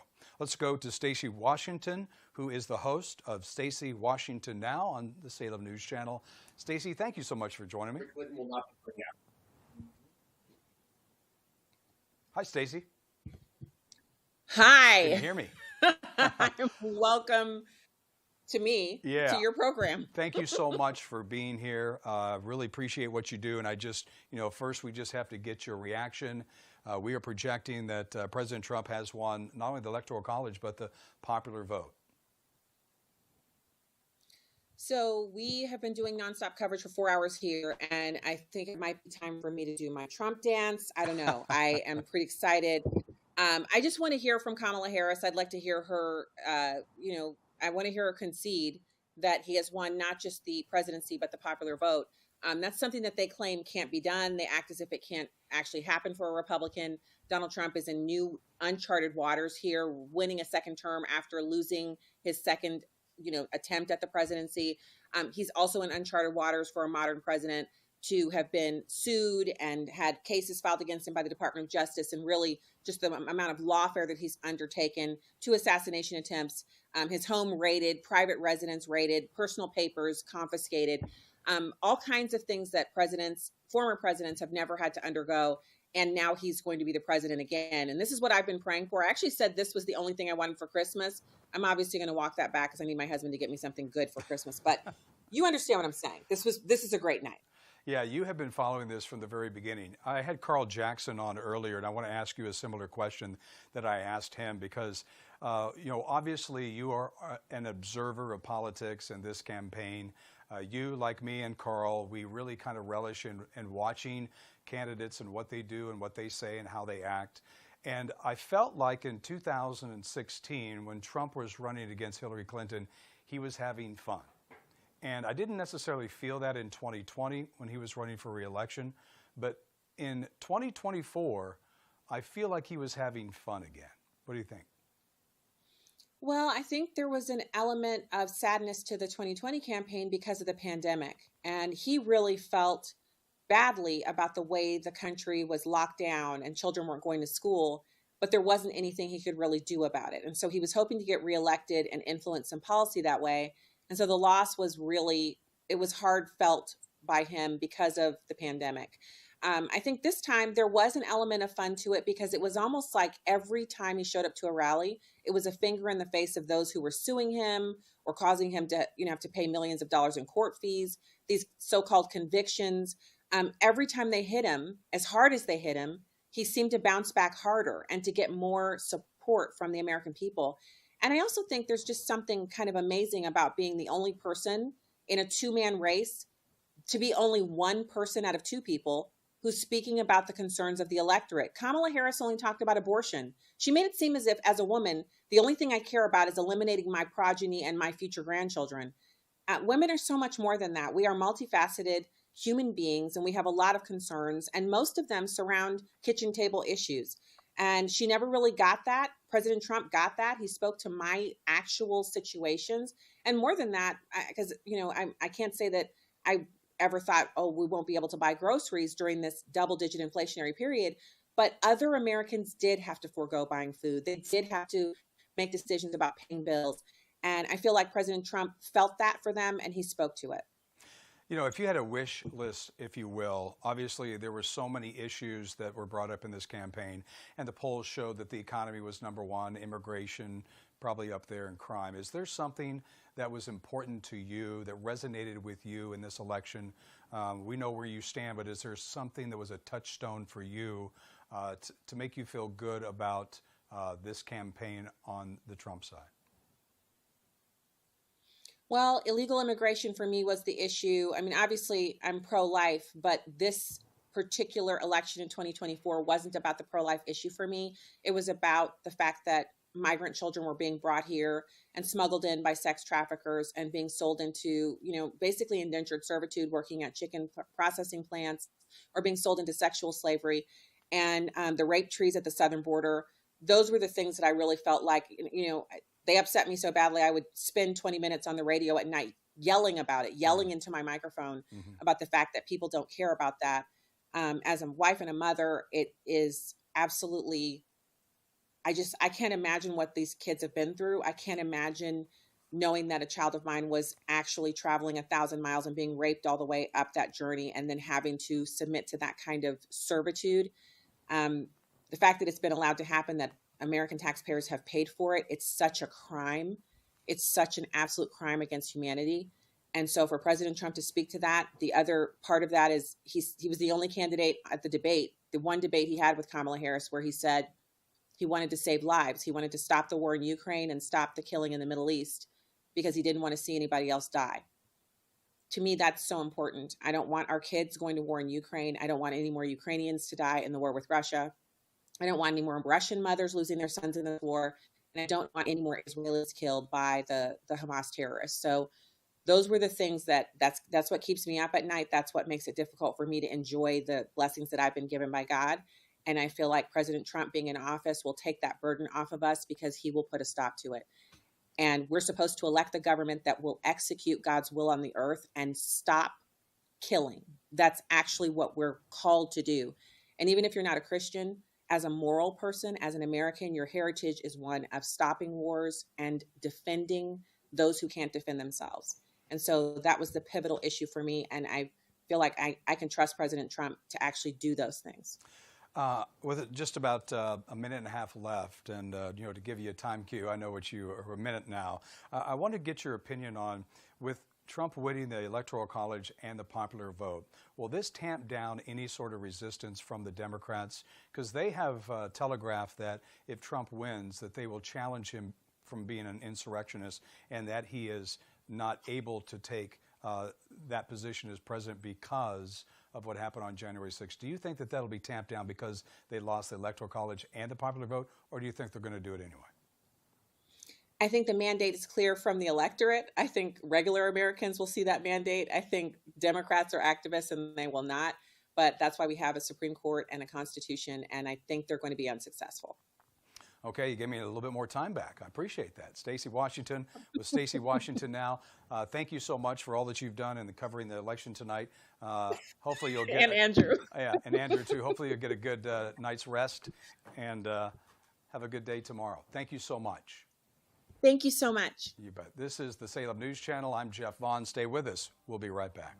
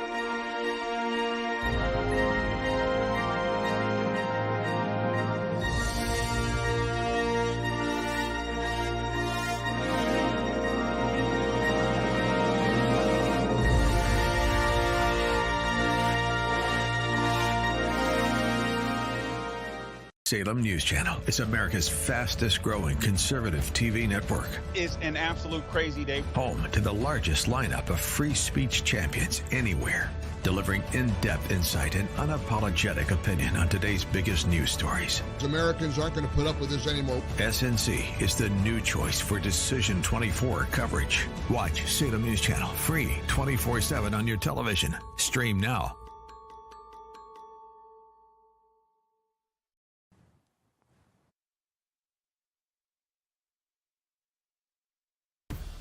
You're watching Decision 24 on Salem News Channel.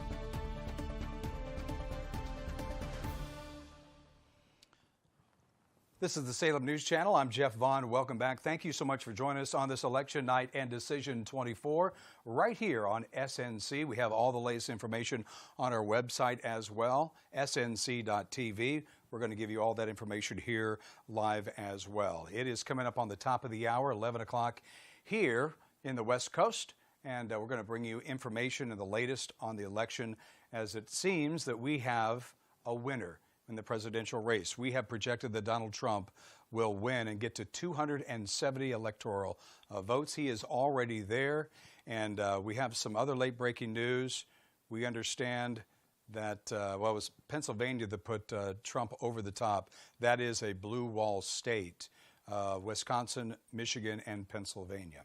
You know, one of the things we were wanting to do tonight, especially in the wee hours of the morning in the East Coast time, was to kind of give you some, I don't know, sights and sounds of the campaign as it happened. Let's go to clip 32. Well, if anything, would you have done something differently than President Biden during the past 4 years? There is not a thing that comes to mind in terms of, and I've been a part of most of the decisions that have had impact. Well, some people call that an exceptional turning point in the campaign. If she couldn't answer that and do something different, then what is she doing there? But there was a lot more than that, of course. The sights and sounds of the campaign continue. Let's go to cut 33. When it comes to the economy, do you believe Americans are better off than they were 4 years ago? Are they better off now than they were 4 years ago? Making life more affordable for people. What are one or two specific things you have in mind for that? So I was raised as a middle-class kid. I grew up a middle-class kid. I grew up in a middle-class family. The American dream right now is really elusive. The American dream is, for this generation and so many recently, far more elusive. The American dream is elusive. It's just actually not attainable. You know, home ownership for too many people in our country now is elusive. You know, gone is the day of everyone thinking they could actually live the American dream. You know, we grew up, our parents, where they had the ability to somehow believe the American dream was attainable. Prices, in particular for groceries, are still too high. The American people know what I know. Prices for everyday things like groceries are still too high. You know it and I know it. Prices for everyday things like groceries are still too high. You know it and I know it. I know prices are too high still. You know prices are too high still. And we have to deal with it. And we need to deal with that. You have been vice president for 3.5 years. Yeah. The steps that you're talking about now, why haven't you done them already? She tried very hard to connect with middle-class Americans, saying that she was from a middle-class family, but it didn't resonate because she didn't do things that a middle-class person would do, like showing up at the border wearing a $64,000 necklace. Donald Trump, being a billionaire, did those things. He went to McDonald's.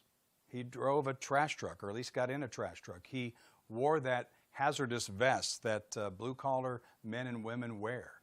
And he could connect as a billionaire to more people than Kamala Harris. And she tried mightily to connect to Joe Q. Public, but obviously it didn't work. And maybe this is one of the reasons why. This is another sight and sound, clip 38. You think you just fell out of a coconut tree? Hello. I want to talk to you. Okay, I come first. What? They want to know now. We're there after two.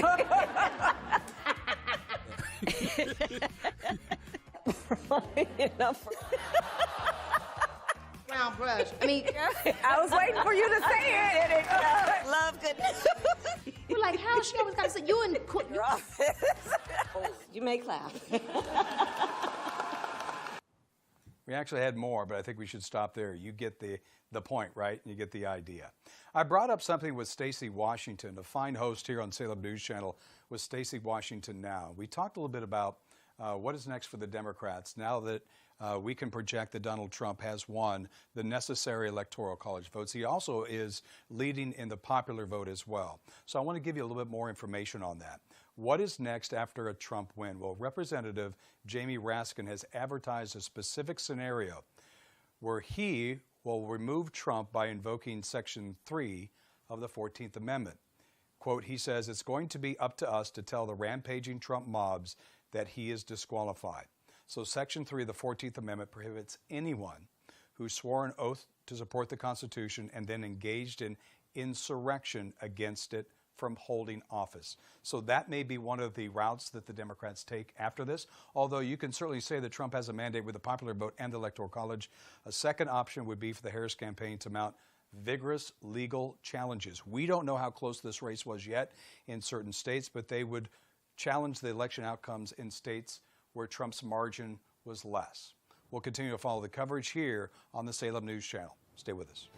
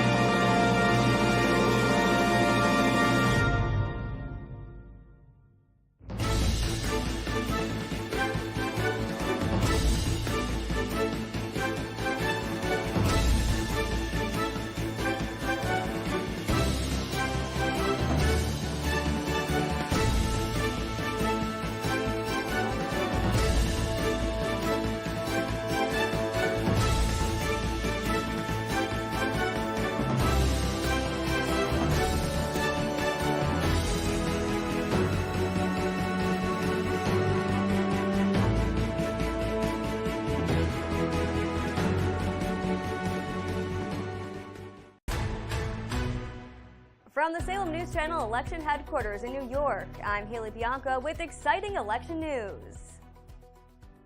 270 electoral votes was the winning number, and former President Donald Trump has reached it, meaning he will become the 47th President of the United States of America.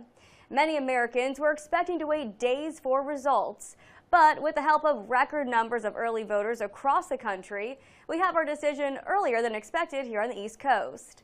Trump monitored the results Tuesday and Wednesday morning from his Mar-a-Lago estate in Florida. All day, voters across the country stood in lines to cast their ballots. Many Trump supporters were drawn out because of their concerns over immigration and inflation, two key points Trump has prioritized throughout his campaign. I think Trump is our only hope to save America. Man, he's for the people. I mean, the guy's risking his life. He's the best ever it's going to happen to America. Mr. Trump has to be reelected no matter what. We are in trouble. This country is going down the drain, and we need Mr. Trump back. Earlier, Americans voted for Republicans to take control of the U.S. Senate. Vice President Kamala Harris learned of the results in D.C. at her alma mater, Howard University, while President Biden was at the White House. Stay with Salem News Channel for continued coverage of Decision 24. In New York, I'm Haley Bianco.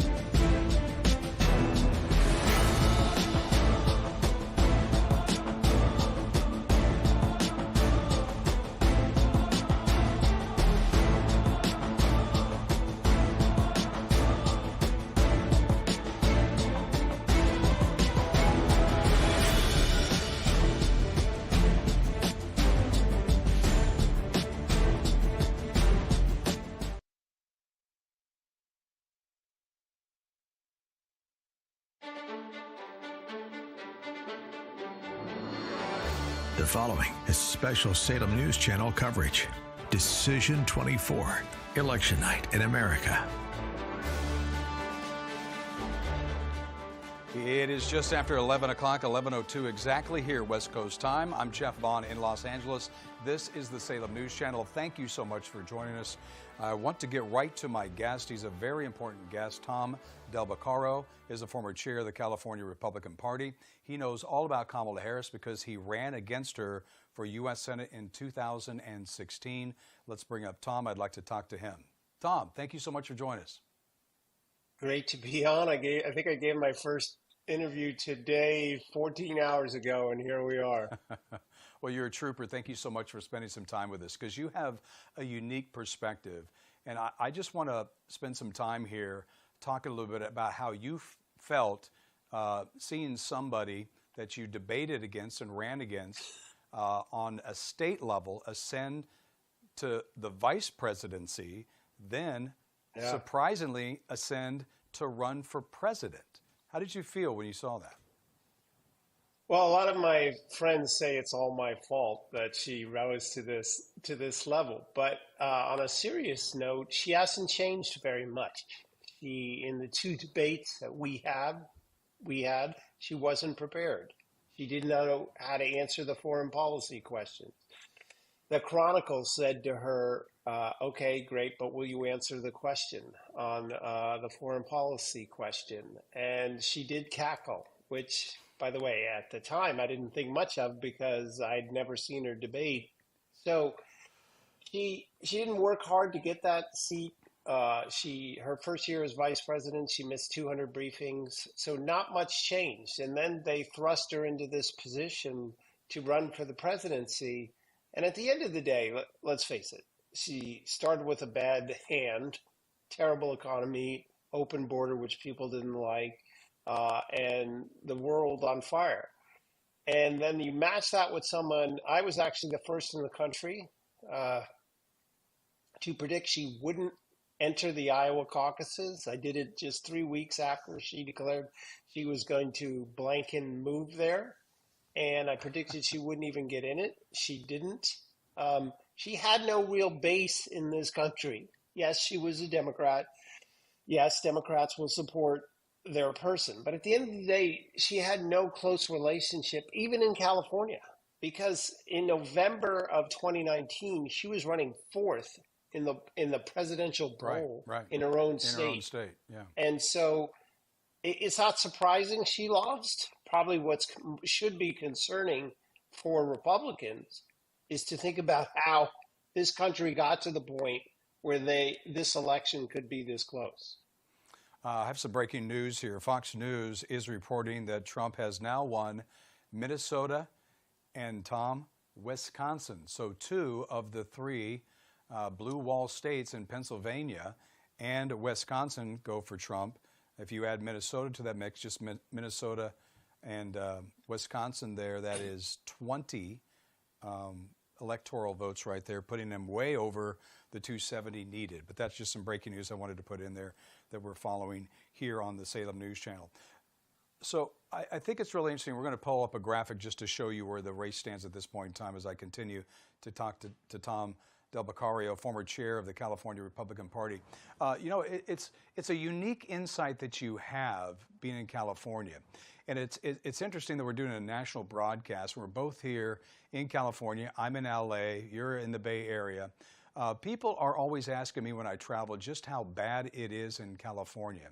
And you and I have a unique perspective that we can tell people that I don't think that they really, it's almost like it's mythical or mystical or something that when I tell them stories, it's just unbelievable. But one of the ones that I wanted to bring up with you is just the current state of affairs in California. I just want to give one real quick example. I found out the other day that diesel RVs will be banned in 2025. And that's just kind of shows you where this state is going and the things that are happening here. And you have a perspective on some of those as well. I'm sure you ran against a bunch of those. Well, you know, when I first started traveling back in the 1980s, I would go around the world, and I had I told people I was from California, and they looked at me like I was a golden child. It was the opposite effect. Yeah. They thought, oh, you're from the greatest place on earth. Now I travel, and they say, oh, California. They don't say it like they did in the old days. And it's good that this is coming to light, what happened in California. If you think of Prop 36, which is going to pass, what? Overwhelming. Yeah. So how did this happen? The answer is in part that Republicans didn't provide a good alternative, but Democrat excess. And how did Harris lose today? Because Democrats went too far, and with the spending, with the border, and appeasing Iran, and so the system self-corrected, as Mr. Wonderful said tonight. Yeah. And so hopefully California, if it gets some good leadership, and I'll be talking to Steve Hilton about running for governor, and have a vibrant race. I like that idea. I think that any candidate for national office coming out of California is not qualified, because here in California, we are under a veto-proof supermajority ruled by Democrats. You do not have to work with anybody if you're a Democrat in California. And when you seek a national office, you have to actually solve problems, reach to the other side. You don't have to do that as a politician in California. So anybody, I'm just telling the viewers this, anybody coming out of California, in my opinion, wants to attain a national seat or office is not qualified, because they don't know how to govern with the other side and to make bipartisan anything, because that's not what the California way is right now with this one-party rule that we have. Yeah, 100%. I mean, think about Kamala Harris. She has no legislative success ever, let alone taking a bill and carrying it through the legislature or Congress. I laughed when Democrats would talk to me and say, well, she's going to pass this tax bill or whatever it was. I said, she has no experience ever doing that. So you're right. And Gavin Newsom is languishing now as well, because he went too far left. His approval rating, even in this state, is now in the low 40s, and his ability to move on is very suspect because of how poorly things have worked out. And you're right. He had he had a supermajority that let him govern and took him too far left. You know, I know that you have a perspective, and since you are, former chair of the California Republican Party, obviously you have an opinion. But do you think that Kamala Harris is done now? I mean, politics is one of those where you don't have to really be good at your job to be successful in politics. We've seen that over and over again. Do you think that this is it for her? No, Richard Nixon made a huge comeback. Donald Trump made a huge comeback. I think it's 50-50. She declares for governor of California in the next 60 days, 90 days. There's no good candidate for the Democrats right now. They're all unknown. She would come in with a high name ID. They'd probably get out of her way, and she would be governor.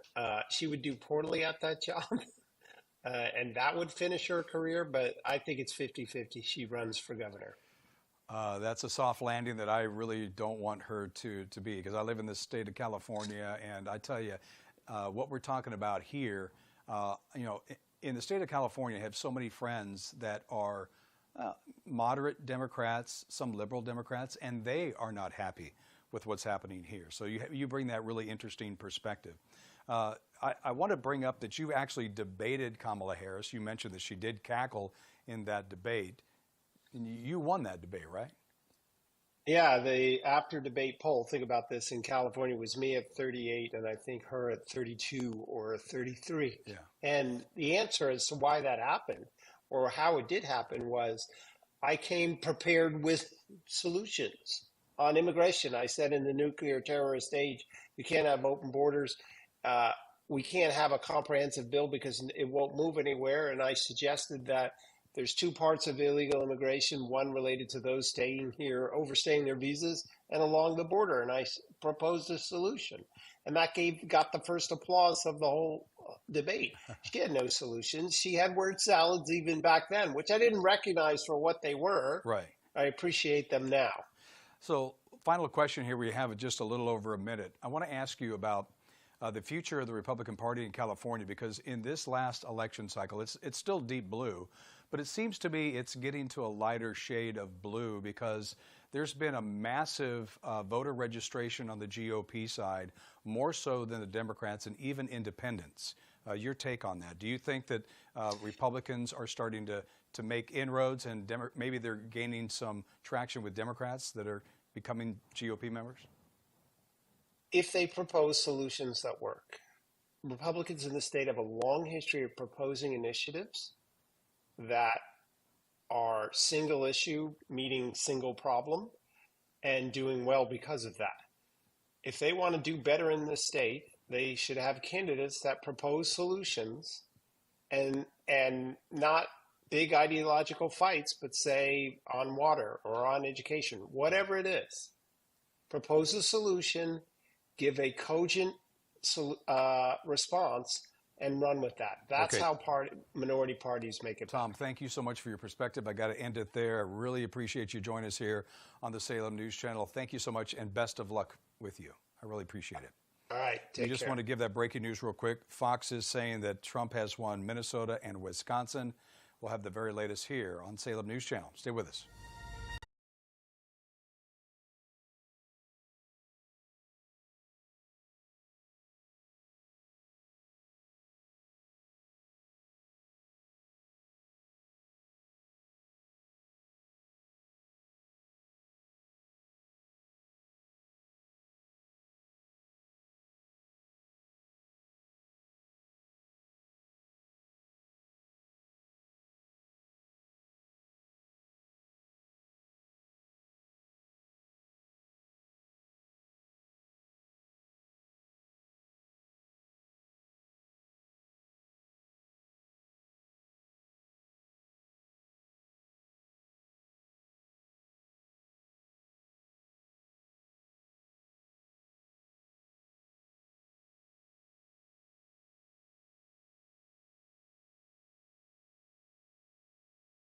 Perspective. I got to end it there. I really appreciate you joining us here on the Salem News Channel. Thank you so much, and best of luck with you. I really appreciate it.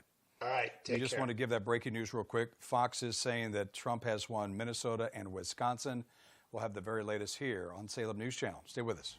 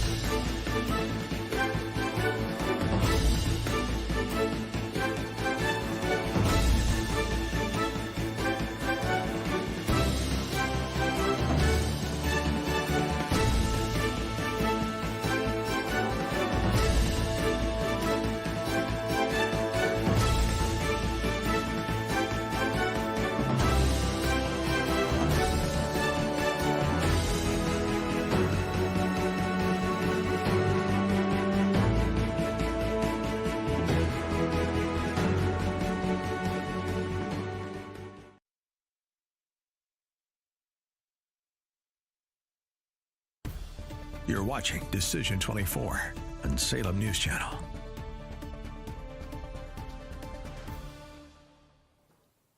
Good evening. 11:16 is your time here on the West Coast. I'm Jeff Vaughn in Los Angeles. Thank you so much for joining us as we continue our live coverage here on Salem News Channel and Decision 24. Just some breaking news to pass along to you. We've been reporting this for a while. Our polling partners project that Donald Trump will be the 47th president, reaching above that mark of 270 for the Electoral College. And more importantly, for quite some time now, it appears that he's going to win the popular vote as well. It's too soon to tell, but he is now up to 280. Forgive me. That's now 280 270 is the threshold. It appears that Donald Trump is going to be the 47th president of the United States with not only the Electoral College, but with a popular vote as well. He has faced the Democratic machine, the sheriff of L.A. County, one of the largest law enforcement departments in America. Sheriff Alex Villanueva joins us here on the Salem News Channel. Sheriff, thank you so much for being a part of the program here and you're bringing your perspective. I really appreciate you joining us tonight. No, my pleasure to be here. Thank you, Jeff. So, Sheriff, I want to ask you a few questions. You, as sheriff, were undermined. You tried to rein in crime. You tried to end homelessness. And you know better than anybody else what it's like to come up against the Democratic machine. And you're a Democrat. Tell me how you're feeling tonight after seeing all of this transpire. How are you feeling about the Democratic Party now and about what has happened? Well, I think it's vindication for the positions I've had my entire life and the fact that you have to govern from the middle. You can't govern from the extremes.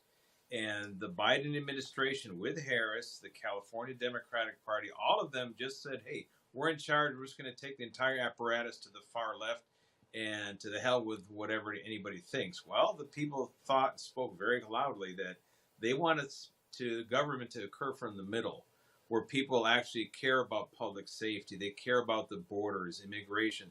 They care about the economy. You know, pocketbook issues, it impacts every single person. But the Democratic Party thought that they were, that the whole issue was about identity politics and abortion matters. But, end of the day, they weren't as important as the pocketbook issues for everyday Americans. I want to ask you about I don't know if this is the best way to put it, but retaliation, I guess, for lack of a better word. I mean, we have seen what Democrats will do back in 2016. This is now 2024. The scenario is a little bit different because it appears that he is winning not only the popular vote, but he has won in the Electoral College. Is that a mandate in your eyes, and will the Democrats not challenge this? Or do you think that they will just be the same old dog with new tricks doing something else? Is this something that you think will tamp down any sort of retribution on their part or challenges? Well, I think part of the issue about retribution is you have to be in charge of something to be able to have the ability, the capacity to retaliate against your political opponents. And when you're not in charge, you really don't have that. So by them, say, losing the White House, as it appears, obviously, the Senate and possibly the House as well. That's all three major branches of government right there that they're not going to be in charge of. So their ability to inflict damage on their political opponents is minimized. But this does put in the forefront the whole idea about lawfare and the unethical and illegitimacy of the lawfare, trying to harm your political opponent for purely political reasons and not for legitimate, law reasons. Let's talk about the sanctuary city status and the sanctuary state status. Obviously, immigration was a very big issue in this race, and it was polling as number 2 behind the economy. Is this something that needs to be addressed? I mean, I know obviously the state and local level are governed by those people there, but is, in your opinion, something that needs to be addressed and tamped down with Trump in office and Republicans in office? Do they need to challenge those states that are offering sanctuary status? I think from a federal level they can, because the whole idea is, one, we're not taking care of our own U.S. citizens, our own legal residents. They're not being taken care of. And when you're throwing 10 million people on top of that into the mix without support, now you have people competing against each other. In fact, even among the undocumented, you have the recent arrival undocumented competing against the people that have been here for years prior to Biden's open border policies. So you have a lot of built-in conflicts that are going to have to be resolved at the local level. And if the federal government wants to provide some guidance at the local level, say, hey, we're not going to support sanctuary policies and we're not going to fund them, they have the resource and the capacity now to actually pull the purse strings on these things.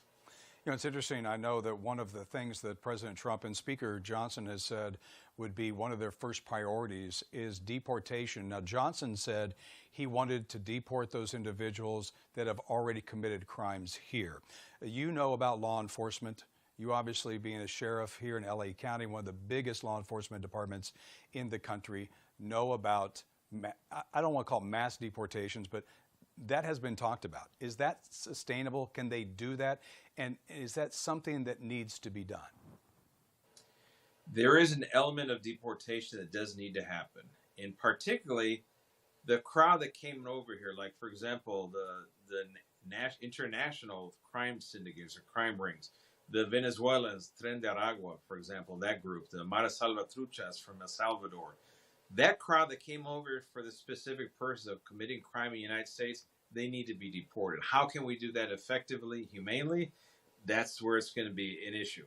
And we don't want local law enforcement involved in immigration enforcement because we still need them to be able to interact with everybody regardless of immigration status. That we've learned that in LA County is important. However, where convicted felons are being released from state prison, they need to be deported as soon as they're available for deportation, for example. So we're going to have to revise this entire notion of sanctuary city, like in California, Senate Bill SB 54, the California Values Act. A lot of these things, because now we have some bad actors that came across the border in the last 3 or 4 years that have no business being here, and we have to find a way to get rid of them without harming the rest of the undocumented population. So that's going to be a tough act to do right there. So when you say on the federal level, would it be unnecessary for the federal level to ask local law enforcement to help out in those deportations? How would you say that should be done? Because there are still, sanctuary cities and sanctuary states that will not cooperate with ICE, will not cooperate with federal agencies. How would you recommend that would be done? Well, for example, at the county jail level, when you have people going in and out of county jail for DUI, for example, domestic violence, simple misdemeanor crimes, are they a threat to national security? Probably not. But when you have people that come in here for dealing narcotics, for example, your fentanyl dealers, people that are coming across, shipping drugs like mules across the desert, that crowd, that's a different crowd. And they're going to interface with local law enforcement, and we have to somehow interface with them to get them deported, and I think they've earned it.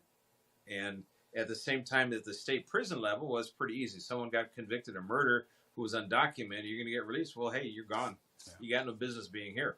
And I don't think anyone's going to oppose to that, including the undocumented population themselves, because they're some of the very first to be victimized by the undocumented that came here with, criminal intent. Sheriff, I'm going to stop you right there. Thank you so much for your expertise. I appreciate you being here on Salem News Channel. Thank you for your time. I really appreciate it. You got it, Jeff. You bet. Have a great night. This is the Salem News Channel. We continue to follow all the races and the results.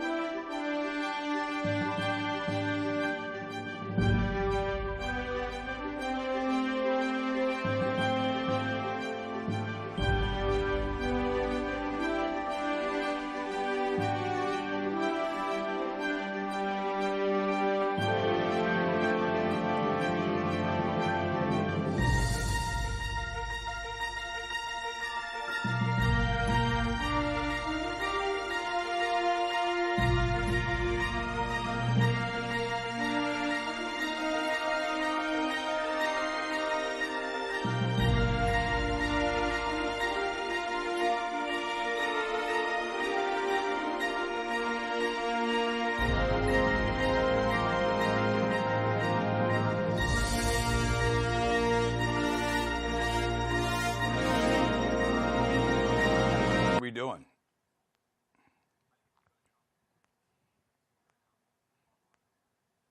I'm sure he will, and I'll bring that all up.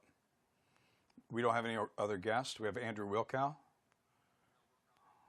Okay, so we have a half hour. And how long is this segment? 5 minutes? Okay, perfect.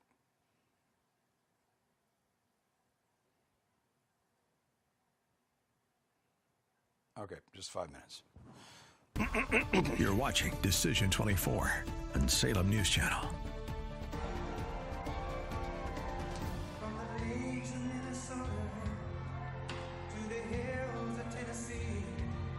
Welcome back to the Salem News Channel. This is live pictures from Mar-a-Lago. It appears that Trump is going to take the podium. Let's listen in. He's already been projected to be, by our polling partners, the 47th President of the United States, reaching 270 votes necessary in the Electoral College and counting, and also winning, at this point in time, but not fully decided, the popular vote. Let's listen in.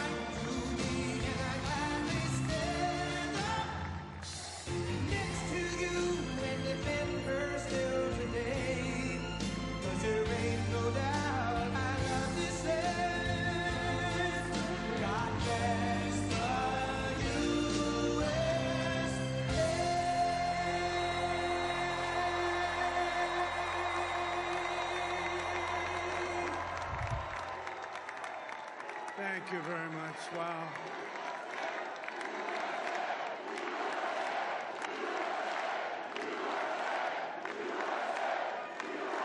Well, I want to thank you all very much. This is great. These are our friends. We have thousands of friends on this incredible movement. This was a movement like nobody's ever seen before. And frankly, this was, I believe, the greatest political movement of all time. There's never been anything like this in this country, and maybe beyond. And now it's going to reach a new level of importance because we're going to help our country heal. We're going to help our country heal. We have a country that needs help, and it needs help very badly. We're going to fix our borders. We're going to fix everything about our country. And we made history for a reason tonight, and the reason is going to be just that. We overcame obstacles that nobody thought possible, and it is now clear that we've achieved the most incredible political thing. Look what happened. Is this crazy?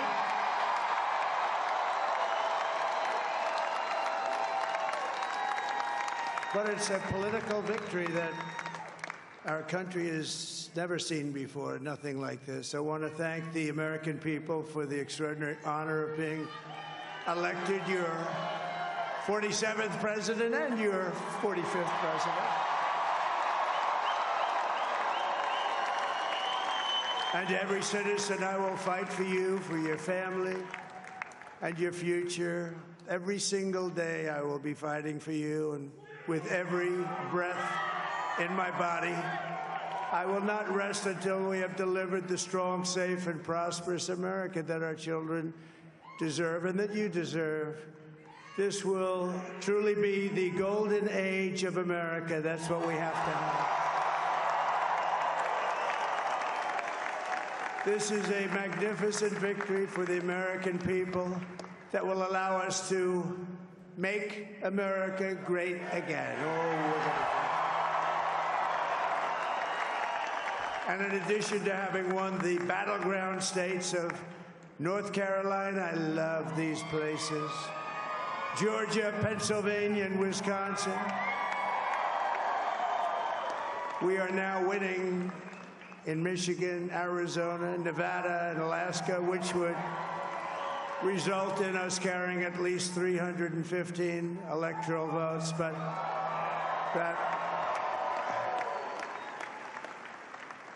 it's much easier doing what the networks did or whoever called it, because there was no other path.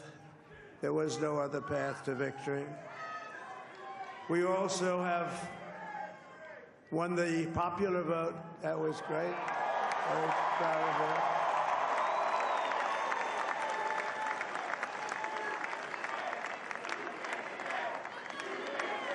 Thank you.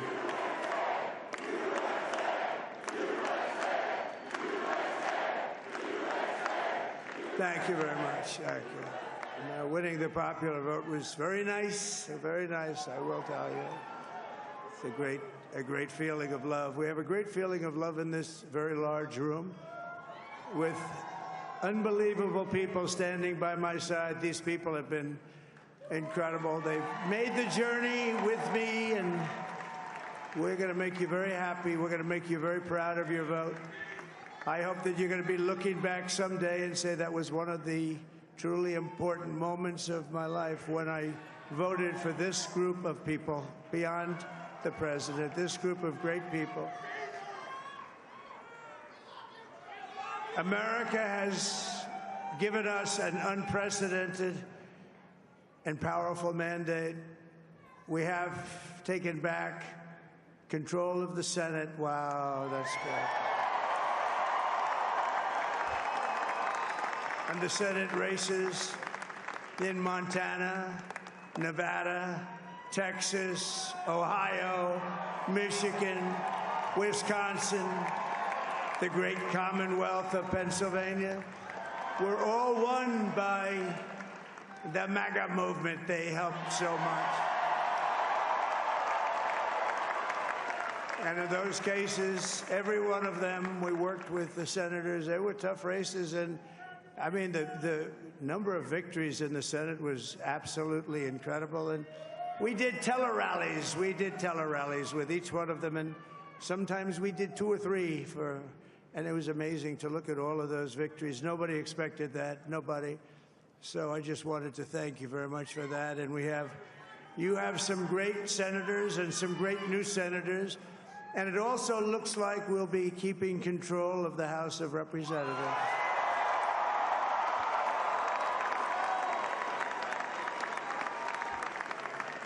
And I want to thank Mike Johnson. I think he's doing a terrific job.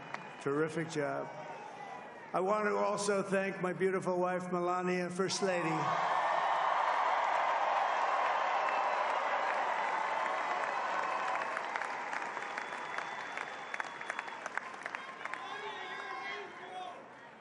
Who has the #1 best-selling book in the country. Can you believe that?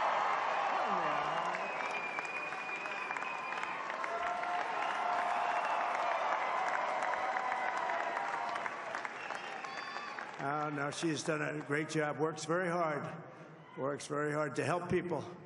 So I just want to thank her. But I want to thank my whole family, my amazing children, and they are amazing children. Now, we all think our children are amazing. Everybody here thinks their children are amazing, but that's a good thing when you think they are.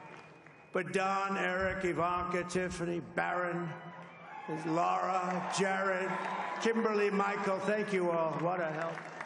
What a great help.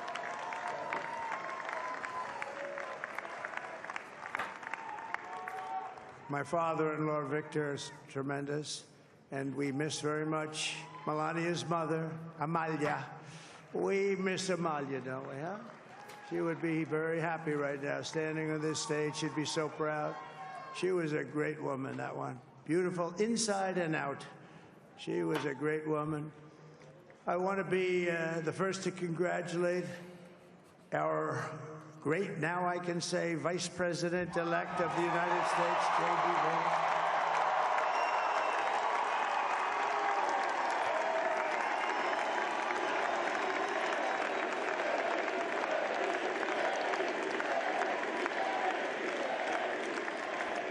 And his absolutely remarkable and beautiful wife, Usha Vance. And he's a feisty guy, isn't he? You know, I've said, go into the enemy camp. And you know, the enemy camp is certain networks. And a lot of people don't like to, sir, do I have to do that? He just goes, okay. Which one? CNN, MSDNC? He'll say, all right, thank you very much. He actually looks fun. He's like the only guy I've ever seen. He really looks forward to it, and then he just goes in and absolutely obliterates them. Say a couple of words.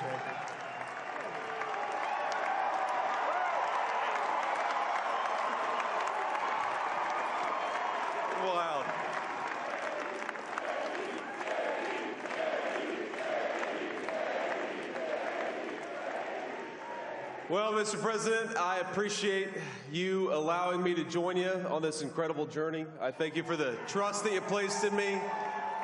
And I think that we just witnessed the greatest political comeback in the history of the United States of America.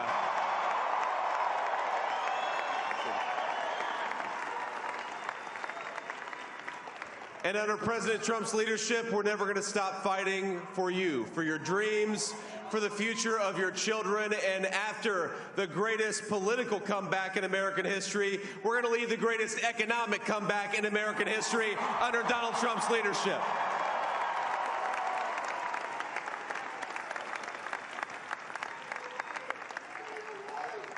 Thank you very much. He's turned out to be a good choice.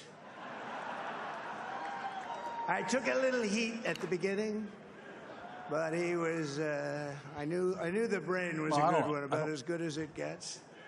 And we love the family, and we're going to have a great 4 years, and we're going to turn our country around, make it something very special. It lost that little thing called special. We have to make it so. We're going to make this so great. It's the greatest country and potentially the greatest country in the world by far. And right now, we're going to just work very hard to get all of that back. We're going to make it the best it's ever been. We can do that. If we had to wait longer, I don't know. It was going bad, and it was going bad fast. We're going to have to seal up those borders, and we're going to have to let people come into our country. We want people to come back in, but we have to let them come back in, but they have to come in legally. They have to come in legally. Let me also express my tremendous appreciation for Susie and Chris, the job you did. Susie, come here. Come here, Susie. Chris, come here, Chris. Susie likes to stay sort of in the back, let me tell you. The ice maiden. We call her the ice maiden. Come here, Chris.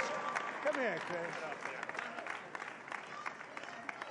Susie likes to stay in the background. She's not in the background. Come here, Susie.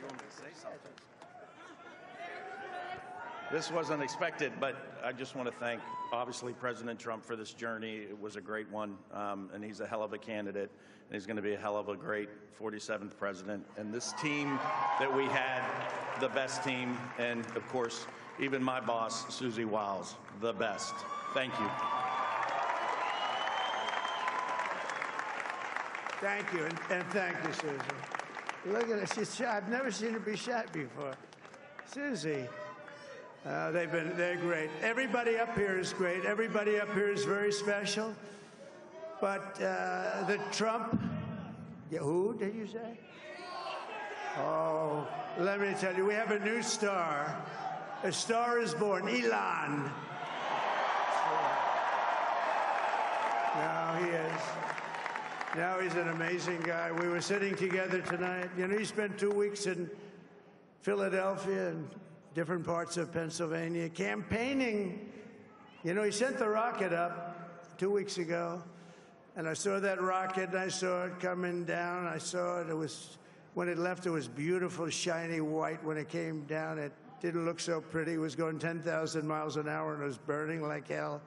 I said, what happened to your paint job? He said, we've never made a paint that could withstand that kind of heat. And but I saw it come down and turn around. It was, you know, it's like 22 stories tall, by the way. It looks a little smaller than that, but it's big. And it came down, and you saw that fire burning. And I'm saying, only Elon could do this. It must be an Elon. And I tell the story. I told it last night. I had a man on the phone. I had the screen muted, no sound. I was talking to a very important man, happens to be here. And that very important guy, one of the most important people in, I would say, the country, actually. But, you know, I was president, and now it looks like I was going to be maybe president again, so I figured I could ask him to hold. So I asked him to hold. And especially because you're going to be president again, they hold. So I took the phone down, and I'm looking at the screen. I'm seeing this crazy thing that's going around and coming down. It looks like it's going to crash into the gantry. And I said, oh, no. And I said, do me a favor, do you mind holding for a couple of minutes? I want to see this. I thought it was a space-age movie or something. I put the phone down. Bad part, I didn't pick it up for 45 minutes, and he was holding. But this spaceship came down, and I saw those engines firing, and it looked like it was over. It was going to smash. And then I saw the fire pour out from the left side, and I put it straight. And it came down so gently, and then it wrapped those arms around it, and it held it. And just like you hold your baby at night, your little baby. And it was a beautiful thing to see. And I called Elon. I said, Elon, was that you? He said, yes, it was. I said, who else can do that? Can Russia do it? No. Can China do it? No. Can the United States do it other than you? No, nobody can do that. I said, that's why I love you, Elon. That's great. And you know, when we had the tragic Hurricane Helene, and it hit North Carolina, they were really devastated, the water. This was a big water, as big as we've ever seen, water hurricane. It built lakes out of nothing. Fields became lakes, and the danger was unbelievable. And the people from North Carolina came to me and they said, would it be possible, at all possible, for you to speak to Elon Musk? We need Starlink. I said, what's Starlink? It's a form of communication. So I called Elon, and I'll tell you what, he had, and it was very dangerous. People would die. They had no communication. All the wires were down. I called Elon Musk. I said, Elon, you have something called Starlink. Is that right? Yes, I do. What the hell is it? He said, it's a communication system that's very good. I said, Elon, they need it really, really badly in North Carolina. Can you get it? He had that there so fast. It was incredible. So, and it was great. It saved a lot of lives. He saved a lot of lives. But he's a character. He's a special guy. He's a super genius. We have to protect our geniuses. We don't have that many of them. We have to protect our super geniuses. I want to thank some of the guys. You know, we have up here today the U.S. Open champion. He's a fantastic golfer. He's slightly longer than me. It's a ball, a little bit longer than me. Just a little bit. Bryson DeChambeau is up here someplace. What happened to Bryson? Where is he? Bryson. Oh, he was shot. He's hitting balls. Oh, he's on the way. He's hitting balls. Bryson. Oh, look at him.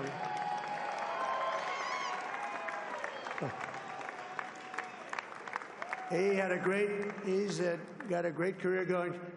Great U.S. Open, Bryson. That's a fantastic job. And we also have a man, Dana White, who has done some job. He's a tough guy.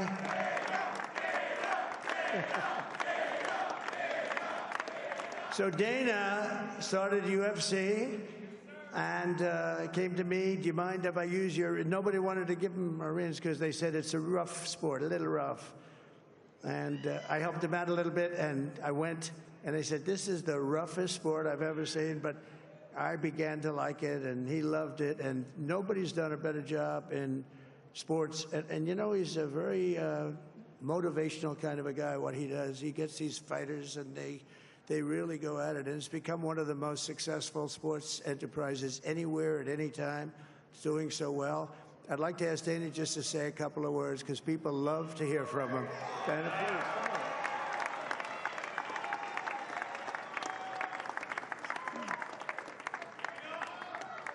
please. Nobody deserves this more than him, and nobody deserves this more than his family does.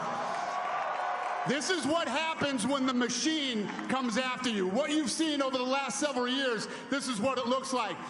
Couldn't stop him. He keeps going forward. He doesn't quit. He's the most resilient, hard-working man I've ever met in my life. His family are incredible people. This is karma, ladies and gentlemen. He deserves this. They deserve it as a family. I want to thank some people real quick. I want to thank the Nelt boys, Aiden Ross, Theo Vaughn, Bussin' with the Boys, and last but not least, the mighty and powerful Joe Rogan. And thank you, America. Thank you. Have a good night.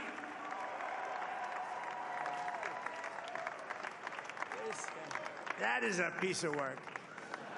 No, he's really an amazing guy. But most of all, I want to thank the millions of hardworking Americans across the nation who have always been the heart and soul of this really great movement.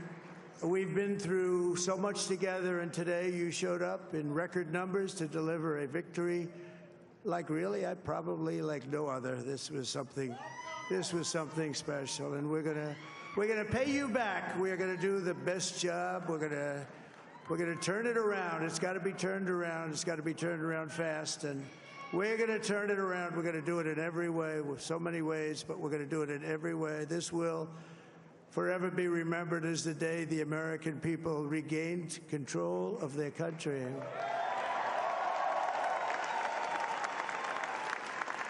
So I just want to say that on behalf of this great group of people, these are hard-working people. These are fantastic people, and we can add a few names like Robert F. Kennedy Jr. He came in. And he's going to help make America healthy again.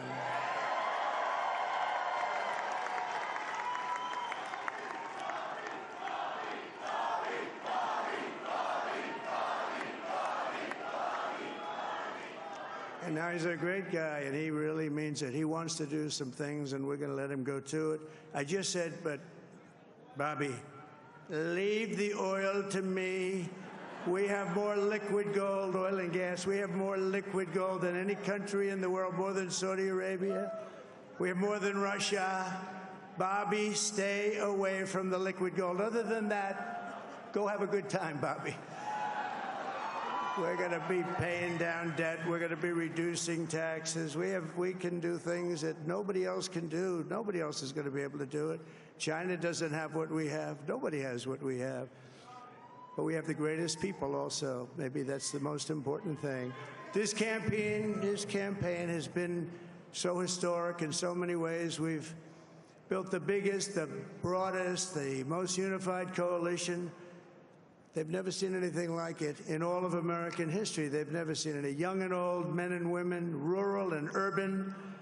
And we had them all helping us tonight. When you think, I mean, I was looking at it, I was watching it. They had some great analysis of the people that voted for us. Nobody's ever seen anything like that. They came from all corners, union, non-union, African American, Hispanic American, Asian American, Arab American, Muslim American. We had everybody, and it was beautiful. It was a historic realignment, uniting citizens of all backgrounds around a common core of common sense. You know, we're the party of common sense. We want to have borders.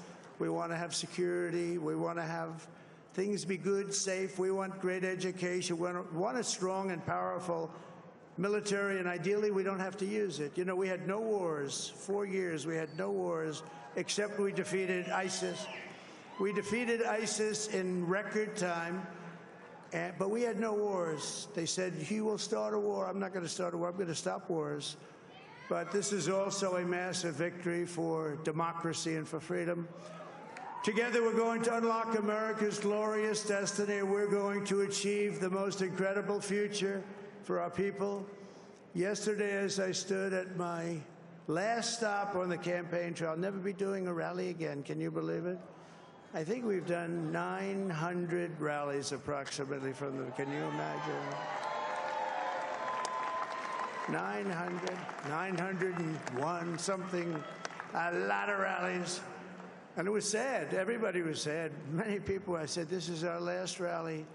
But now we're going on to something that's far more important, because the rallies were used for us to be put in this position where we can really help our country. That's what we're going to do. We're going to make our country better than it ever has been. And I said that many people have told me that God spared my life for a reason.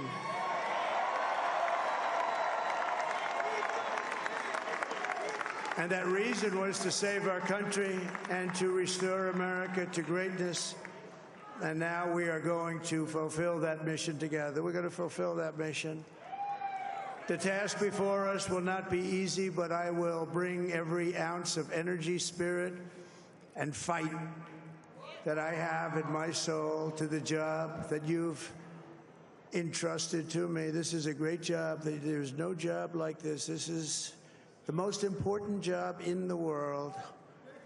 Just as I did in my first term, we had a great first term, a great first term.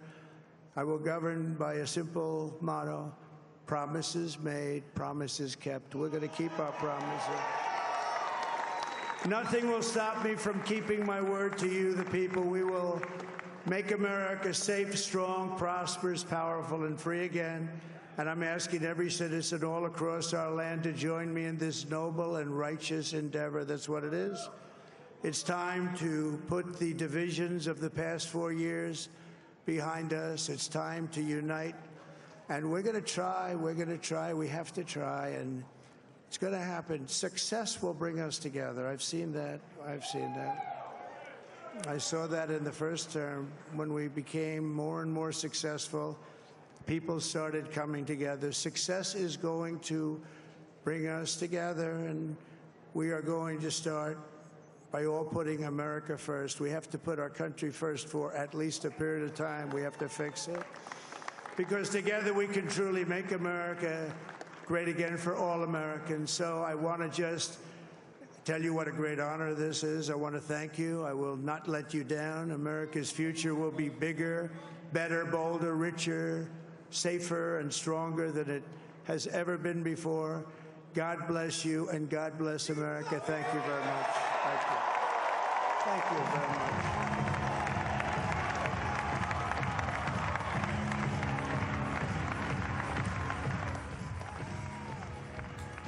Those are live pictures from Mar-a-Lago in Florida following the address to his supporters and to the nation.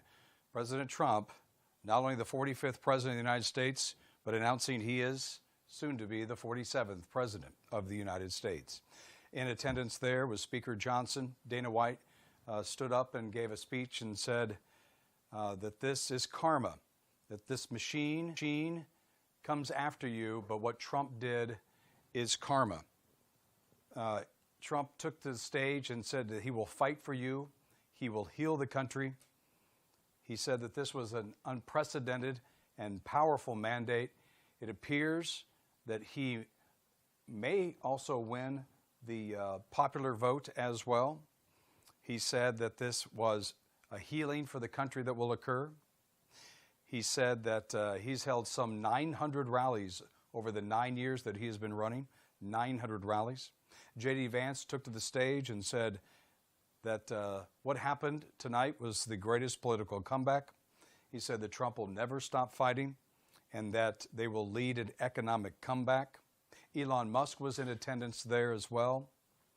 And this is something that has been reported on.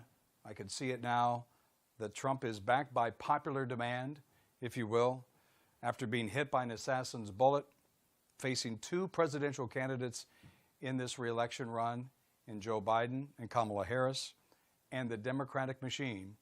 President Trump is poised to become the next president of the United States. In an unprecedented fashion, he broke the blue wall. At this point in time, he's projected to win Pennsylvania, but Michigan and Wisconsin are still up for grabs. And he has won several of those swing states. We don't know the results yet in Nevada and Arizona, but he has won the swing states in North Carolina and Georgia, obviously getting him above 270. Trump says that he has reached the electoral vote count of 315. We'll see if that is the case. Here on the West Coast, it is coming up on the top of the hour of midnight. 3 a.m. on the East Coast. If you're up with us, thank you so much. As you just saw live from Mar-a-Lago, that was the speech that Donald Trump has given. And to show that the Kamala Harris side of the issue, earlier tonight, a representative addressed her crowd, which had assembled at Howard University, her alma mater, in Washington, D.C., to say that she will not be speaking tonight and that she will instead address the nation sometime tomorrow. We have not had any word if there's been a concession speech or a concession call, which typically happens between those candidates, from Kamala Harris to Donald Trump. We cannot confirm that that has happened at all. It appears that Kamala Harris will not speak until tomorrow. So we'll continue to follow this story here on Salem News Channel. We have Kevin and Carl taking it from here on the Salem News Channel on this historic election night.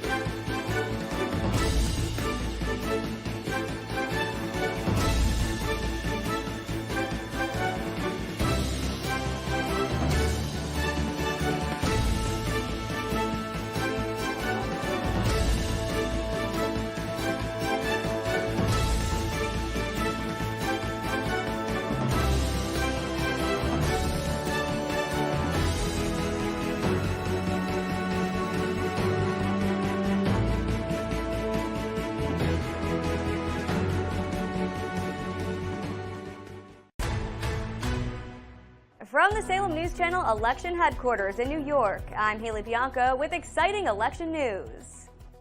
Donald Trump has been elected the 47th President of the United States.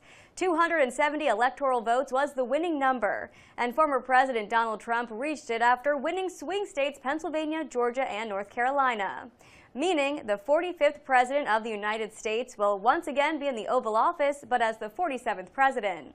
Many Americans were expecting to wait days for results, but with the help of record numbers of early voters across the country, we have our decision earlier than expected, around 1:30 a.m. Eastern. Many voters we spoke to said this was their third time voting for Trump for the presidency. Big fan. 3 times voted for him now. He is just the right man fit to be the president again of the United States. He certainly represents what we want to see in a leader. It's only because of God and because of Trump. Make America great again. Because I love him. I'll take a bullet for him. I think Trump is our only hope to save America. He won in 2016, lost in 2020, and has now secured the top spot once again for a final time in 2024. Now we mark our calendars for Monday, January 20th, 2025 for the presidential inauguration. You are watching Decision 24 on Salem News Channel. In New York, I'm Haley Bianco.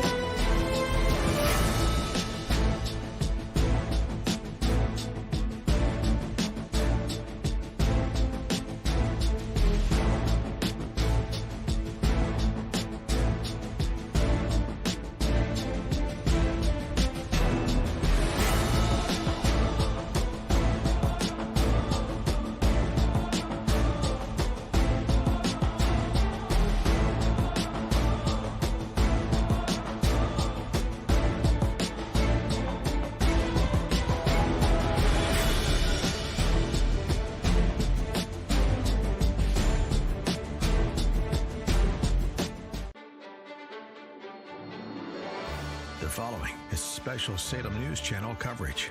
Decision 24, Election Night in America.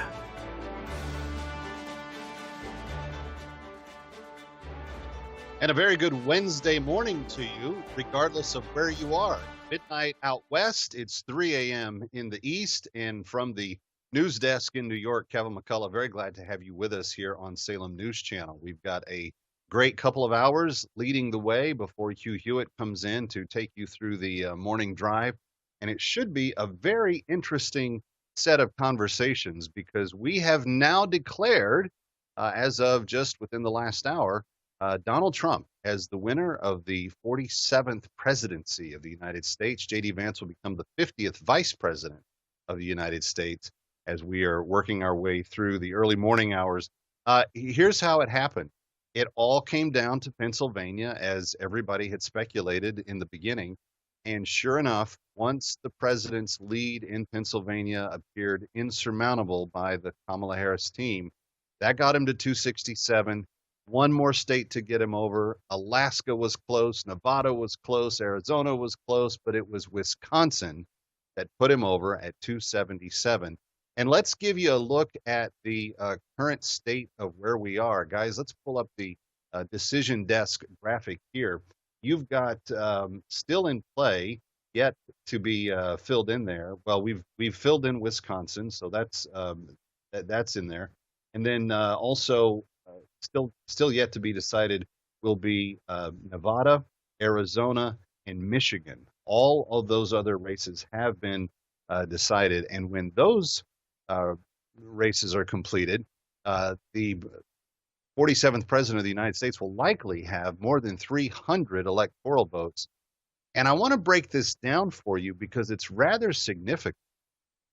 There was a lot riding on this race. There were a lot of people saying that this race was going to be a test of America's mettle and intestinal fortitude and character. And there were all these huge expectations that particularly those on the left and rhinos that were digging for Trump's grave, that they were all saying that you had to have an outcome that met a certain criteria in this race in order for America to really be America. Well, tonight, it's not like it was in 2020. There's not really much suspicion about the ballots or anything that happened there because there was a lot of accountability built into the system. It's not like 2016 because you didn't have one person winning the popular vote and the other one winning the Electoral College. This is a clear-cut landslide by Donald J. Trump as the 47th president of the United States. He wins the Electoral College with more votes than any president in the modern era since the Reagan re-elect. That's how big a win this is for him tonight. It's a huge, huge Electoral College victory. In addition to that, he's going to win the popular vote, and not by a little bit. He's up about 5 million right now. That's probably going to hold pretty close. It will be interesting to see what the final margin is, but he will win both the popular vote and the Electoral College. That should put an end to, at least for the next 4 years, this nonsense that we keep hearing about. Oh, we got to get rid of the Electoral College. No. I guarantee you, if Donald Trump had won the popular vote tonight, Kamala Harris had won the Electoral College vote, there would be no one talking about getting rid of the Electoral College in the next 4 years. They would think it's the most wonderful thing ever. Well, we have a similar effect in how it came down this time because you cannot argue with an Electoral College that is backed up by the popular vote win. So he wins the Electoral College. He won all of the swing states. He won the popular vote, and he's going to win it running away. In addition to that, people will look and say, well, how do you know he has a mandate if he only won his race but didn't have a lot of coattails down ticket? Well, he added seats to the Senate, and he expanded the lead for the Republicans in the House, meaning he went 4 for 4 on all the tests of what this election was set up to really try to measure. Winning the electoral, winning all the swing states, winning the popular vote, and winning Congress. He wins a clean sweep of the night.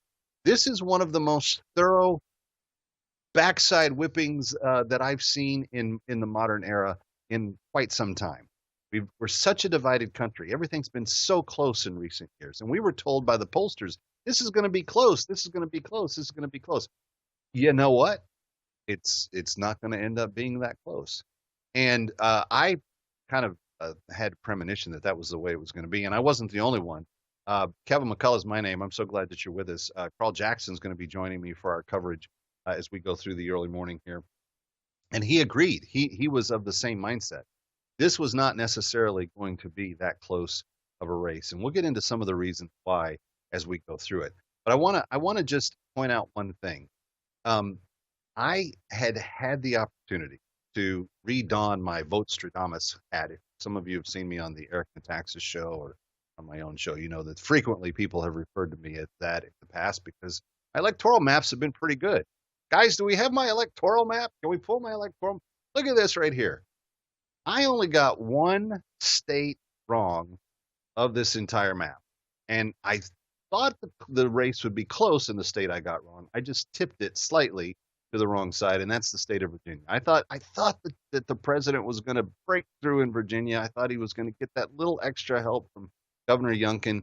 It wasn't quite enough. It was a very, very close contest, but it was not one that he was ultimately able to be a victor in. So other than that, the map as you see on your screen is the map that ended up being the electoral map for the night. And Donald Trump is headed back to the White House.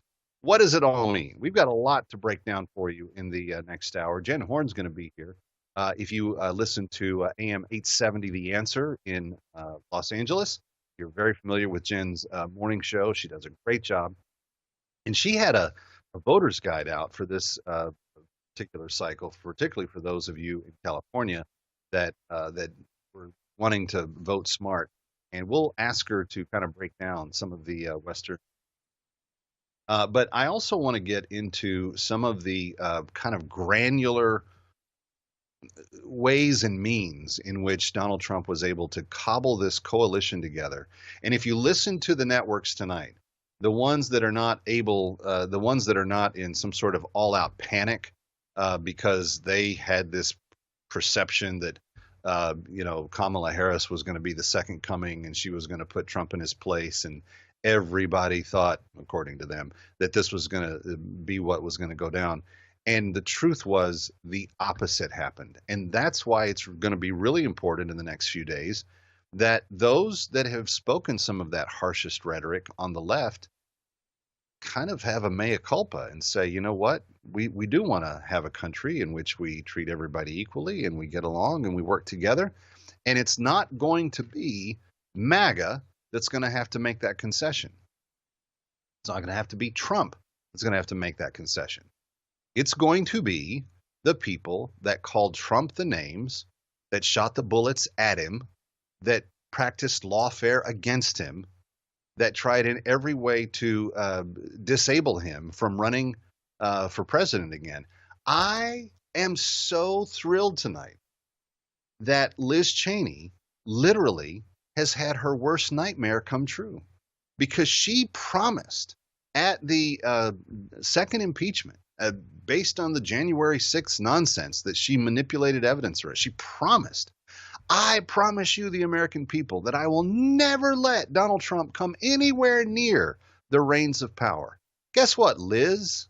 The American people felt very differently than you about not only Mr. Trump, but the problems we face and what we're going to do about them. And so what you saw, and I really have great appreciation for where the former president came to in this campaign, because what you saw was not a man of the 2016 cycle. He had some fun at his rallies. He came up with some cute nicknames. He still had a mean tweet here or there, but it wasn't anything near the level of kind of in-your-faceness that he campaigned in 2016 with, nor in 2020. And I still have all my reservations about that 2020 cycle. I think the lack of accountability on the ballots was totally the reason why Joe Biden won. I think we would have had an outcome very similar to tonight had we not had all the COVID exceptions for the states to do whatever they wanted to do with all the ballots that they could mail out to people. And then they go and chase them, they find them, they bring them in, and they did what they did. All that to say, that's behind us. We don't have to worry about that anymore because the American people came back with such a ferocity tonight, with such a decisive statement that this is the direction that not only the Republican Party wants to go, but that the nation as a whole wants to go. 300 plus electoral votes, the popular vote win, Senate and House. I was listening to Trey Gowdy earlier tonight, and he said the one thing about the 2016 win for Trump, when he had both the House and the Senate, was that he didn't have the agenda to hit the ground running with Congress. He said that's not going to be the case this time. They have an agenda. They've got things they want to fix. And this time, President Trump knows how to work with Congress a lot better than he did when he came the first time. Kevin McCullough is my name. I'm very glad to have you with us. We've got a couple of great hours of coverage. And if you're on the West Coast, hanging with us, if you're on the East Coast, I'm sorry you're not sleeping, but I couldn't sleep. So why not do this together, right? We're going to just usher in the first day post-election of Decision 24. And that alone is worth celebrating. We know a winner. And we barely got to Wednesday before we found out. Those of you on the West Coast, we did find out before we got to Wednesday. And, you know, I even told Eric Metaxas just this last week on his show, I said, you know what? I think we're going to know by midnight Western time. That's what it turned out to be. Okay, Carl Jackson joins me next. Ben Horn's going to be here. We're going to have a great hour. We're plenty where Salem News Channel continuing coverage.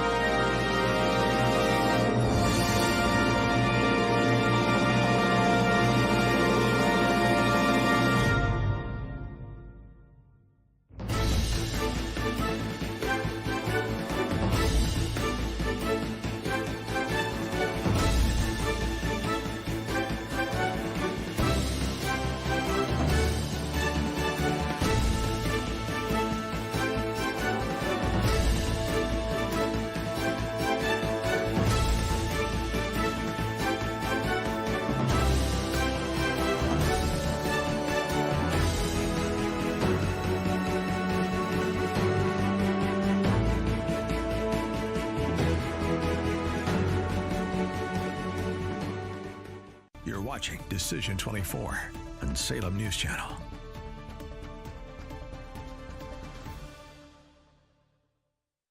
If you're joining us from east to west, it is Wednesday, and we have a new president. The election of Donald J. Trump has been confirmed, and he has already given his acceptance speech. I want to get real quickly to my co-host for these 2 hours because we missed his input in that first segment, and Carl Jackson now joins us. Carl, I got to say everything I wanted to say in the open. I know you're pretty ebullient about what's happened here. Tell us your feelings. Well, I got to tell you, Kevin, I got to think right off the bat, I've got to thank several people for tonight's victory, for making Donald Trump the 47th president of the United States. I want to thank Nancy Pelosi. I want to thank Barack Obama. I want to thank George Clooney. I want to thank Representative Clyburn and Joe Biden and Columbia University and CNN and The View and MSNBC, CBS, ABC. I want to thank all of them because I think all of them helped to usher Trump back into the White House. So I just want to start there. But you're absolutely right, Kevin. I remember us talking on the lines, going through the meetings, and you caught it right away. Hey, I think this thing is going to end early, and I'm like, yeah, I agree with you. I just don't see the enthusiasm for Kamala Harris, and I got to tell you, Kevin, I voted today.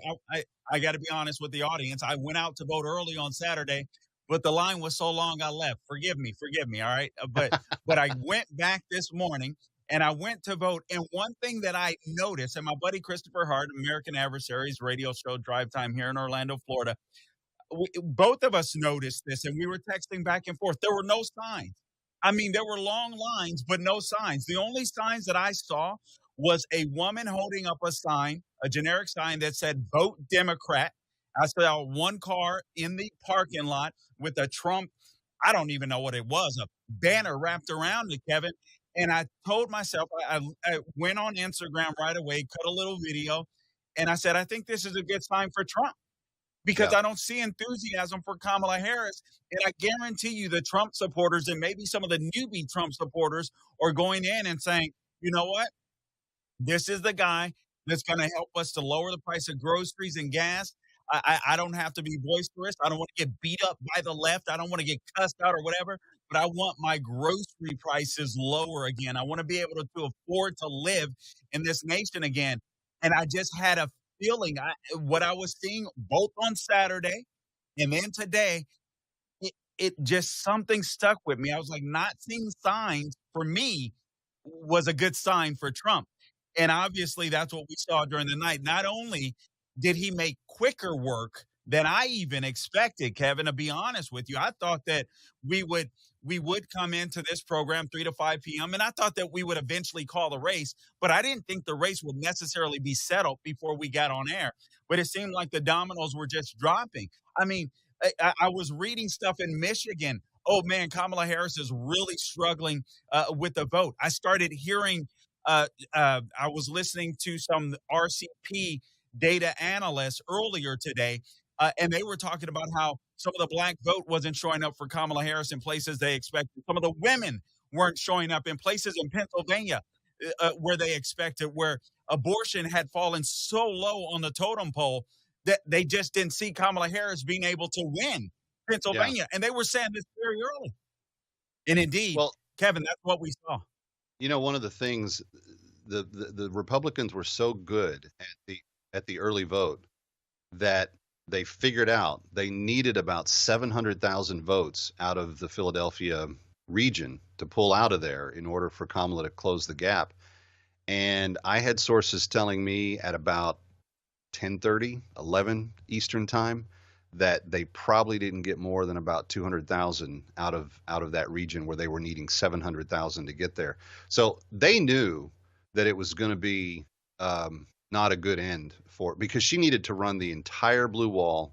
She needed to have some help in a couple of other areas. And even in states where she won, she underperformed Joe Biden's numbers consistently over and over again. It was just a dominant win by Trump. And we're going to talk about the coalition in a minute.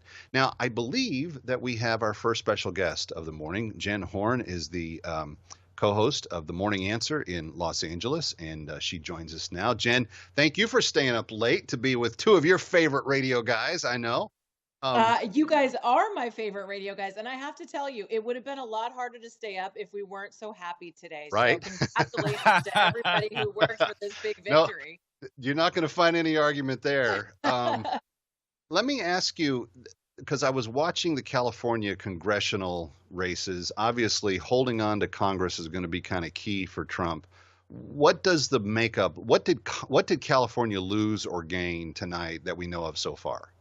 Well, it is California, Kevin. So that means it'll take us about, well, till December 1st. So I can actually accurately tell you. They And just I'm called not the presidential race of 2020 in California this morning. So, right. you We know. just figured it out.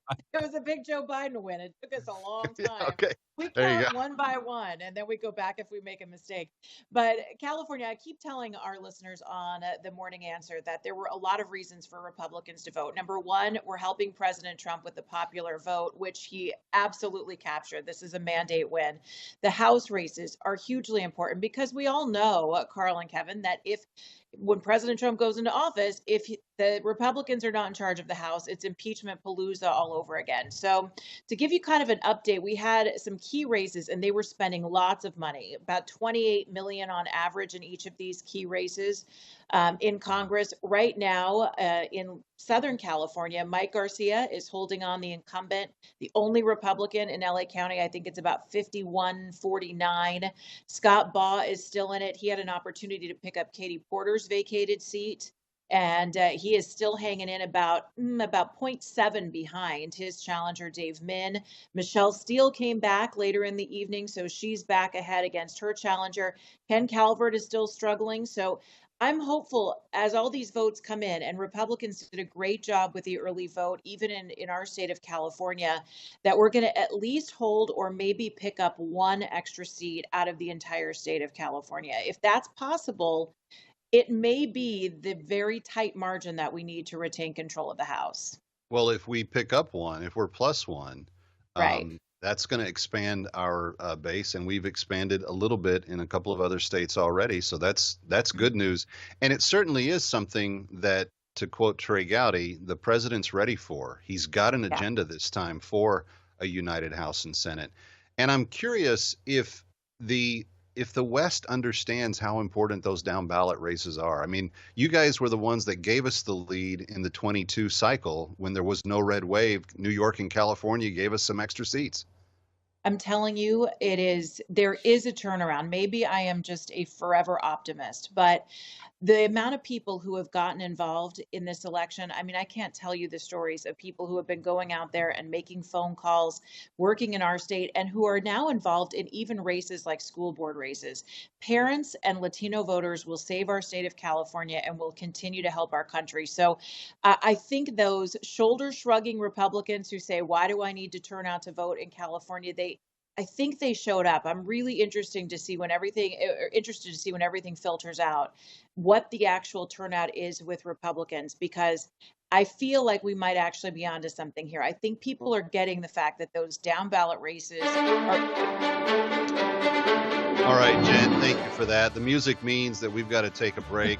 Go get some rest. You're on the air in just a couple of hours, and you've got. I'm going to be calling you. You guys are my top guests, guys. Get ready That's to go. it. All right. We're coming right back. It's continuing coverage of Decision 24. Big win tonight. Stay here.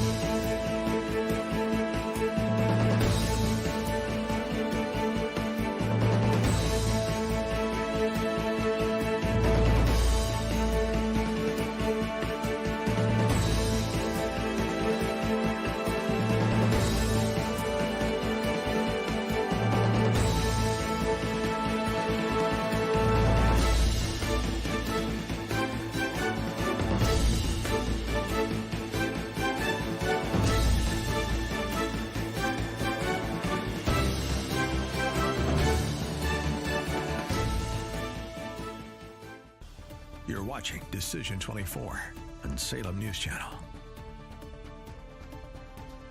Good morning. And it is the morning after Decision 24, and you've made it. And we know the next president of the United States. It will be Donald J. Trump, number 47. As he just said in his victory speech, he called the next few days. This was, I believe, the greatest political movement of all time. There's never been anything like it in our country, maybe beyond.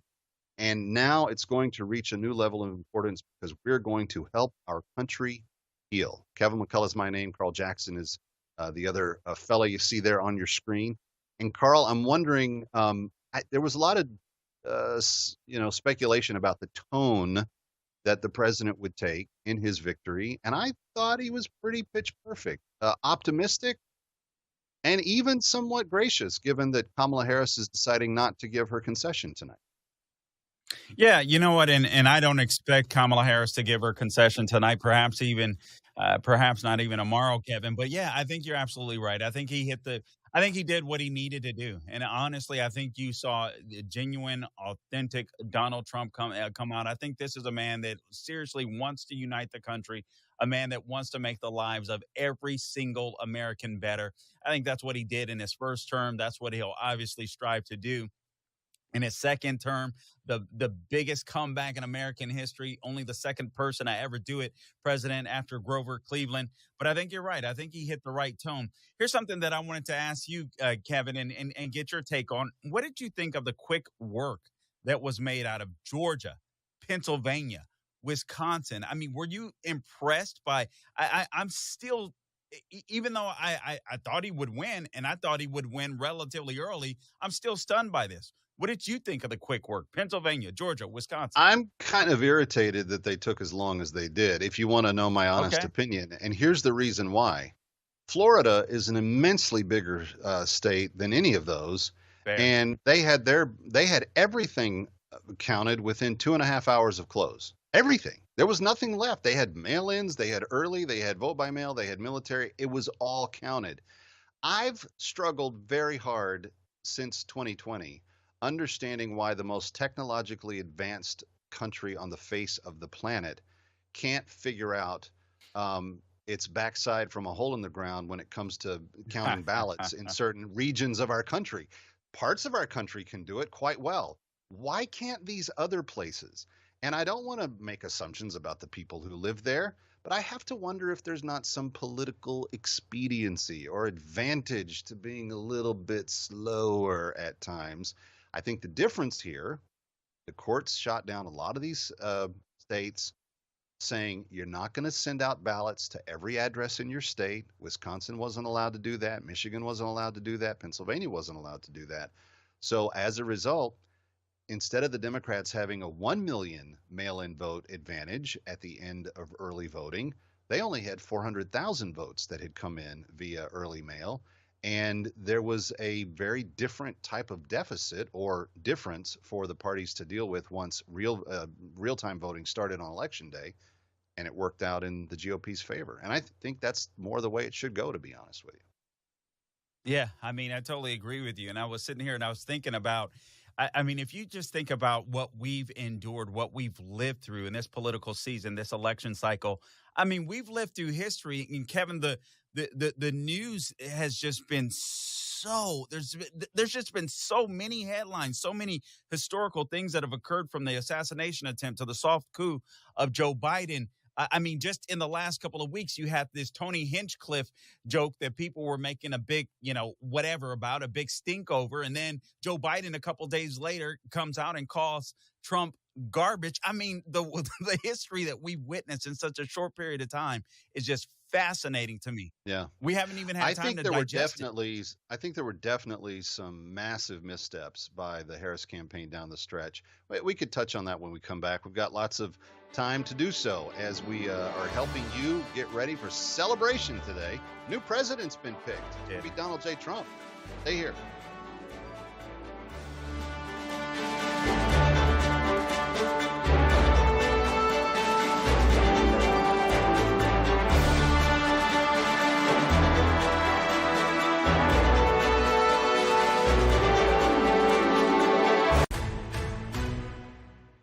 Christina Awayo at our election headquarters in Dallas, and here's where things stand right now. Republicans have taken the Senate majority for the first time in 4 years. The unexpected battleground of Nebraska pushed Republicans over the top late Tuesday. That came after Republican Senator Ted Cruz of Texas, who is strong on border security, defeated Democrat Colin Allred, who has been described as having a very liberal voting record. Democrat efforts to salvage their Senate majority slipped further out of reach after Senator Sherrod Brown in Ohio lost his re-election bid to Republican Bernie Moreno. Bernie Moreno is a Colombian immigrant who became a successful businessman. He was endorsed by President Donald Trump during his heated primary. Moreno's victory also ends for now the 50-year political career of Brown, first elected as a state representative in the post-Watergate era. This is a new dawn of Republican leadership. With President Trump and J.D. Vance in the White House, we are going to advance an agenda that is an American agenda. An agenda that says we are pro-immigration, but not pro-invasion. We're going to make certain that the people who come to this country are invited here like I was, like my family was, on our terms. We're going to make this country an energy-dominant nation. Early on, Republicans picked up the seat in West Virginia. And that's what you need to know at this hour. In Dallas, Christina Awayo, Salem News Channel.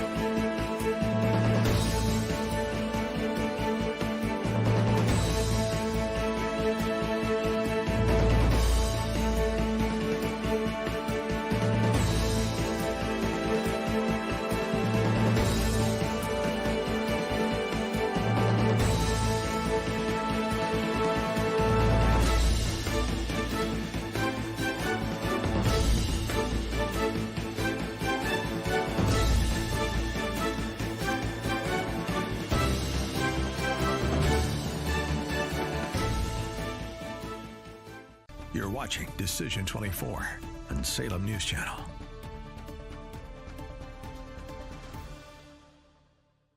By our polling partners, the 47th President of the United States, reaching 270 votes necessary in the Electoral College and counting, and also winning, at this point in time, but not fully decided, the popular vote. Let's listen in.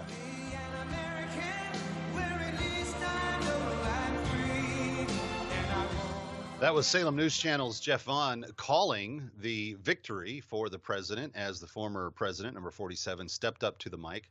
And then he gave his speech as only Trump style that he could.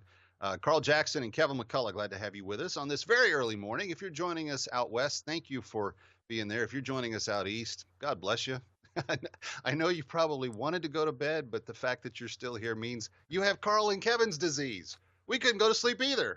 So, but Carl, let me ask Honestly, you this, yeah. because I'm really curious as to your thoughts. If you break down the districts around Atlanta, around Philadelphia, around Milwaukee, around Detroit, and I'm already starting to get text messages from people that are in the know on this. Kamala really underperformed, particularly with African Americans and particularly with African American men. What was the problem? Why did she not have a connection to literally the communities of color? Okay, so let's just be real. Kamala Harris, a lot of people, whether you disagree or not, for many of you that may be in the listening audience, listen, I'm just going to shoot straight. A lot of people did not feel as though she was black, and they felt like this was Barack Obama 2.0. That wasn't going to fly again. People had known the damage that she had done in California. People had known that she had run before as an Asian woman. There was never any enthusiasm for Kamala Harris. I gave an anecdote earlier. When I was speaking to, I can't even recall whom right now, but with my family that were just in love with Barack Obama. I couldn't go to their house without seeing some type of Barack Obama paraphernalia. Never. They don't even talk about Kamala Harris. No one did. And frankly, Kevin, we all know this to be true. The Democrats didn't even like Kamala Harris just a few months ago. They wanted to replace her instead of Joe Biden. And last January, that's exactly what they were talking about. Sick and tired. Yeah. Yeah. So let me ask you this: was it tired? I'm sorry, black people are black people. Was it just that she didn't connect, or was there something about Trump's methodology or message that did stick like glue with people? Because it seems like he was going to have this kind of little inertia, even if Joe Biden had been the candidate. And I think that Obama, Michelle, and Barack thought, well, if we get Kamala in there, it'll kind of tear at that outreach that Trump was doing. And I think that it just backfired big time. But was it Trump's magnetism, or was it just that they didn't care for Kamala? I think it was both. I mean, we're living through history. We got to experience, and many people experience Trump. They experience his economy, voters, some of these newbies, and then they were able to experience the Biden-Harris administration. And then you have Kamala Harris. We'll play some video for you guys later, that was never able to differentiate herself from Joe Biden. She said her values didn't change. And I think it was both. It was like, okay, I remember this guy, Trump. I may not have liked, his personality, but I remember life was pretty good under him. I was making a little more money. I could afford to put gas in my car. I could afford, my groceries. And then you have Joe Biden, and then you have Kamala Harris that has been pretty much AWOL, frankly, Kevin, until it was time for her to steal Joe Biden's place. And I think people just sense, all right, Trump, we know what we're going to get. Trump is real. Life was better under Trump, and this chick is fake. And honestly, I know you're looking for some type of deep, but listen, I was telling, and I remember telling Jennifer Harn during the hurricanes here in Florida. I called into her program. We were talking about that, and we started talking about Kamala Harris. And I'm telling you, Kevin, back then I told Jennifer Horn, watch out for the female vote. I guarantee you, black females are not falling for this chick. I was seeing it in my own family. She's just fake. You could see it from a mile away. Well, I mean, whether it was just her inability. Breaking. Nevada just called for Trump. Called for Trump. So that doesn't put him over 300 yet. He still needs one more bring home, but he should get him closer. I think it's 286 now. It'll be on your screen. But here's the interesting thing about that. I think that this may have been one of the worst campaigns I've ever seen operated. And to be honest with you, that she did as well as she did in the electoral college totals, that she got over 200, I feel like is kind of an accomplishment. Because if you think about the fact that they wanted to go into this cycle defending democracy, and we're going to stop the guy that's trying to be the biggest attack on democracy that the nation's ever had. And of course, they now run a candidate that had not received a vote ever. And you just go from there to her pick for her vice president, to at the last minute when it's obvious she's, after all the media picked her up and lifted her as far as they could, and then every time that they would take something out, she just dropped back down.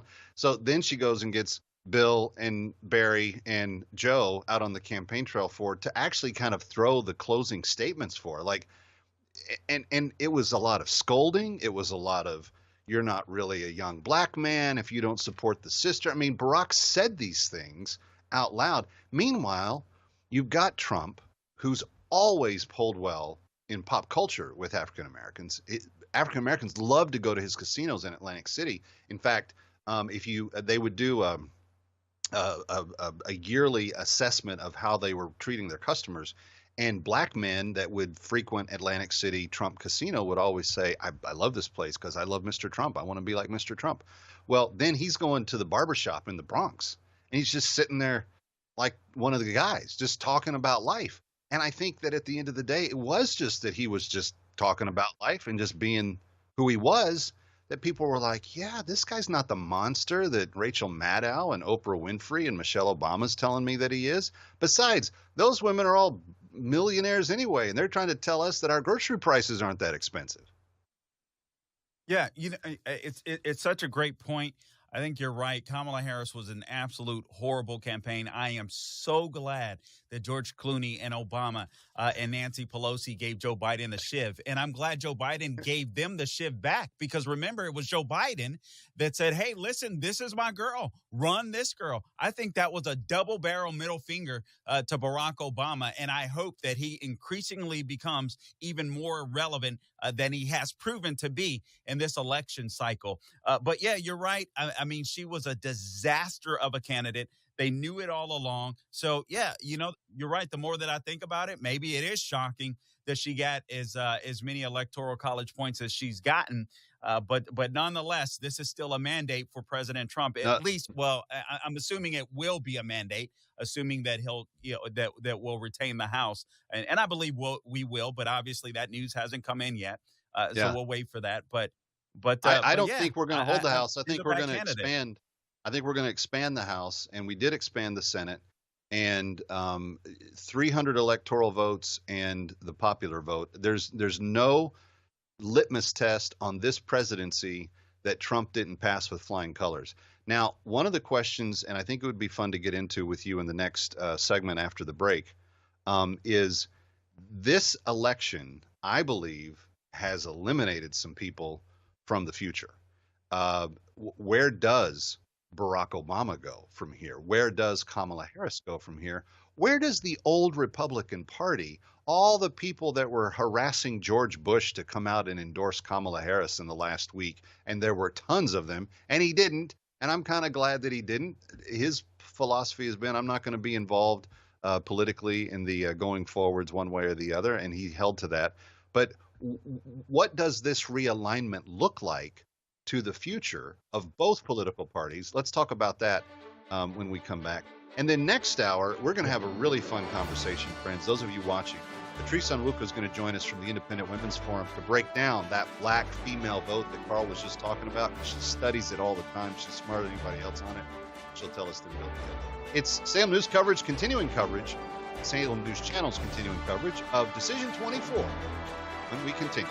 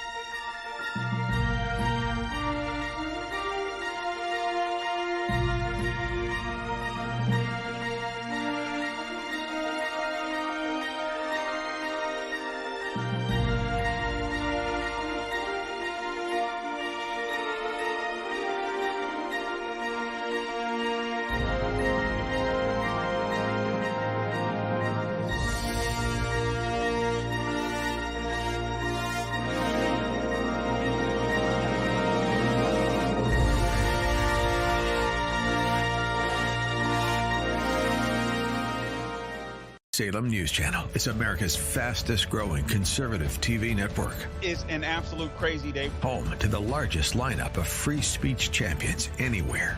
Delivering in-depth insight and unapologetic opinion on today's biggest news stories. Americans aren't going to put up with this anymore. SNC is the new choice for Decision 24 coverage. Watch Salem News Channel free 24/7 on your television. Stream now. You're watching Decision 24 on Salem News Channel.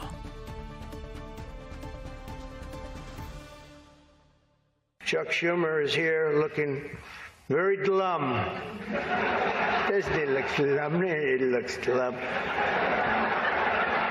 But look on the bright side, Chuck, considering how woke your party has become. If Kamala loses, you still have a chance to become the first woman president. Alive. The dream's alive, Chuck. Don't look glum.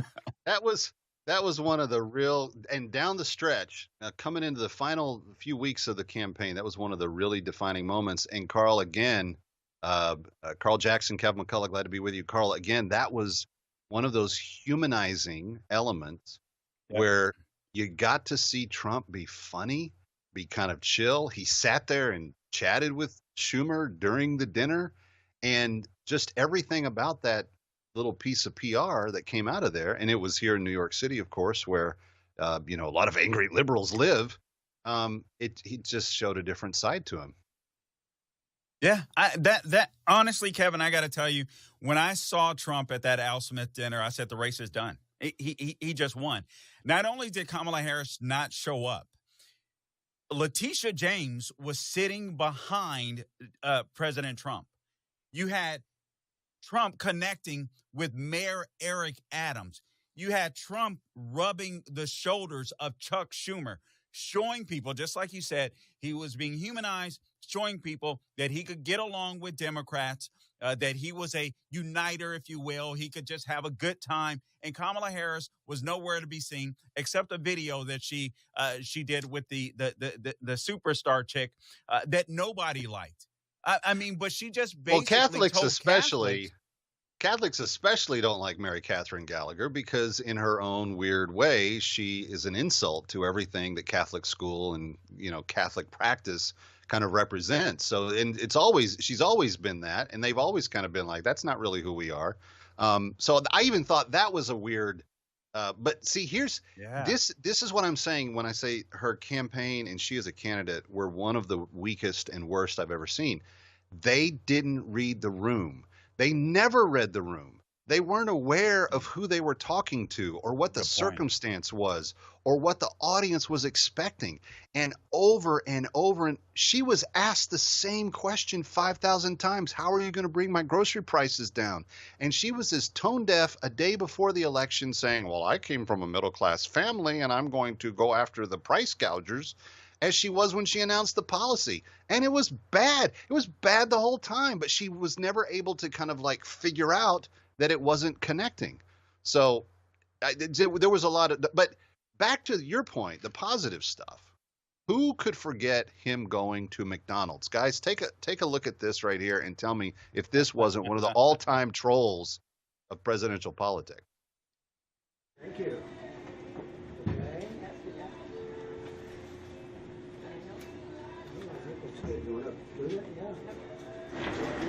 And then you can go right into here on the left. Yep, slowly, right here. We're going to bring them over directly to this one. All right. Very good. We got the salt on it. I can see. We pray for you, and you are the type of person we want to be the president. Now, again, Carl, he's a human being. And there were thousands of African-American and Latino teenagers that work at McDonald's all across the country that saw that man, the formerly most powerful man on the planet, stepping into their shoes for a day. And they went, wow, he wants to understand life where I'm at. It's such a great point. It's such a great point, Kevin. If I could, I think of my Lord and Savior, Jesus Christ, how he condescended himself to become man. to dwell amongst us. And I know Trump is human. Please, guys, I'm not trying to make Trump a deity. Jesus is your Lord. Trump's your president. We get it.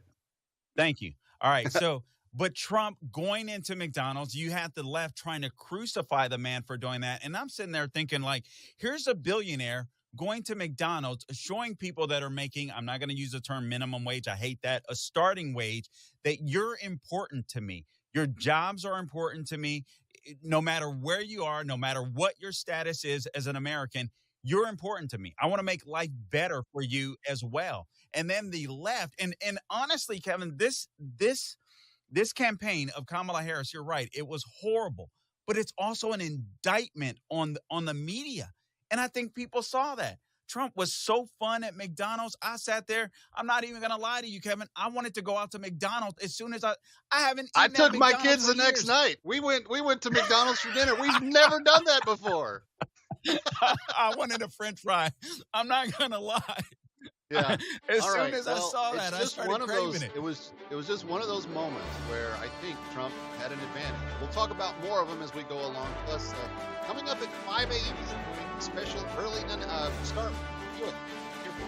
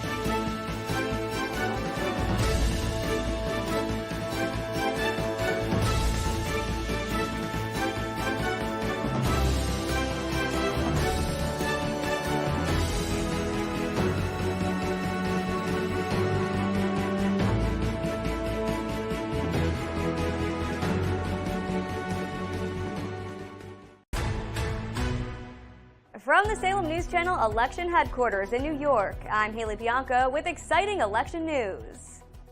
Donald Trump has been elected the 47th President of the United States. 270 electoral votes was the winning number, and former President Donald Trump reached it after winning swing states Pennsylvania, Georgia, and North Carolina, meaning the 45th President of the United States will once again be in the Oval Office, but as the 47th President. We're going to fix our borders. We're going to fix everything about our country. And we made history for a reason tonight, and the reason is going to be just that.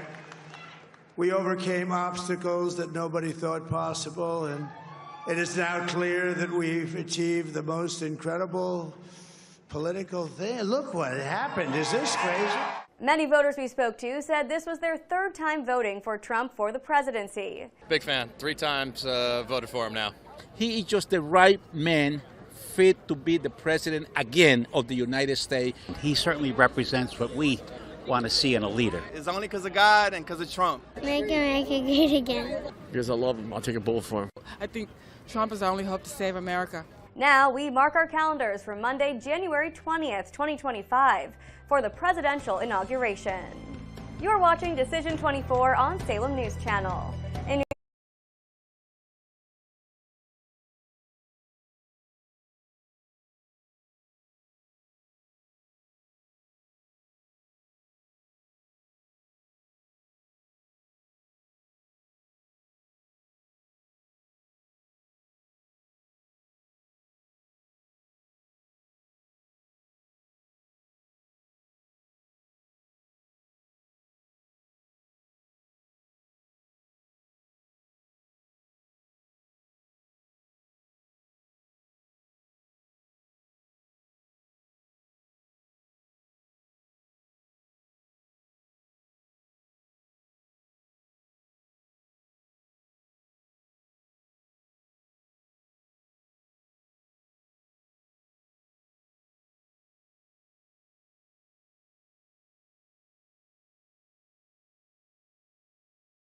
Because of Trump. Make America great again. Because I love him. I'll take a bullet for him. I think Trump is our only hope to save America. Now we mark our calendars for Monday, January 20th, 2025 for the presidential inauguration. You're watching Decision 24 on Salem News Channel. In New The following is special Salem News Channel coverage. Decision 24, Election Night in America.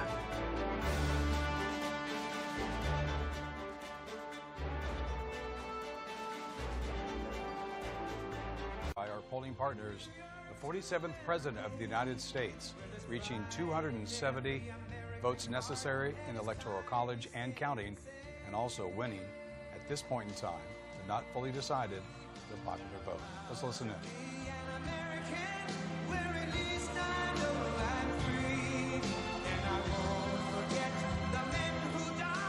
All right, it was a very interesting moment when 5,000 plus revelers were in the Palm Beach Convention Center just a little more than an hour ago, and were gathered there as the 47th president-elect came out with his gaggle of people and really, expressed thanks for all that everybody had done. Carl Jackson, Kevin McCullough, glad to have you with us. Carl, one of the things that I think Trump always gets a raw deal on is his humility and the genuine thankfulness he expresses for the people that are on his team. Now, he's very, very protective of his team, and he wants his team to do well, so he demands a lot from his team.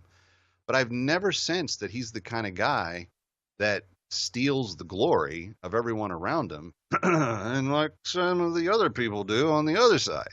Unlike that, I think he spreads the wealth and says, let's do this together. I was listening to Caroline Levitt on a program on another show earlier today, and she was talking about yesterday as Trump was ramping up and he was doing these rallies, and she wasn't she wasn't at the last rally, so she wasn't on the plane, but someone had told her that he was up and awake. I mean, it was in the wee morning hours, and he was just sitting there talking to them. Just having a conversation with his staff, not, here's what you need to do.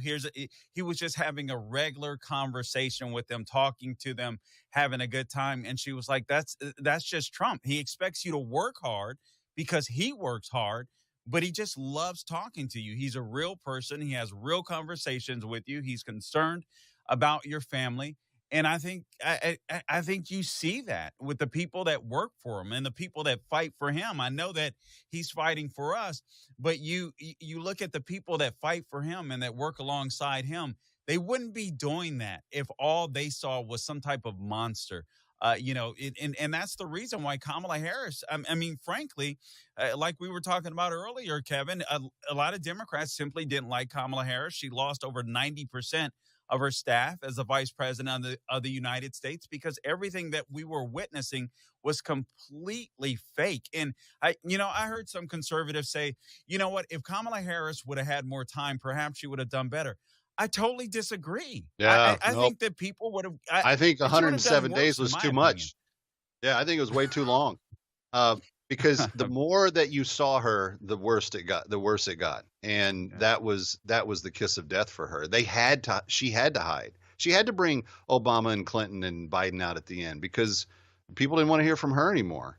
And I was kind of shocked by all the, Twitter evangelicals and everybody else that, I've seen the light. I'm going to support Harris. Okay, for what? So your daughter can share a locker room with a boy and have body parts chopped off and rearranged and everything else. Like, it was just really weird to me. But back to Trump's humanity. This moment right here, again, an all-time marketing king of the troll and of the understanding the moment at the time that he does it. Take a look. I don't think they'll have to be used. I think we're going to have a big victory. And I think 250 million people in this country are going to be very happy because we're going to bring the country back. We're going to bring the country back. Even when he's on the garbage truck, he's thinking about bringing the country back. And you can put him in kind of this humanized light, but she tried to do it too. Take a look at just what happened last weekend. Well, this is it. The last campaign stop in Pennsylvania. Gosh, I wish I could talk to someone who's been in my shoes, you know, a black South Asian woman running for president, preferably from the Bay Area.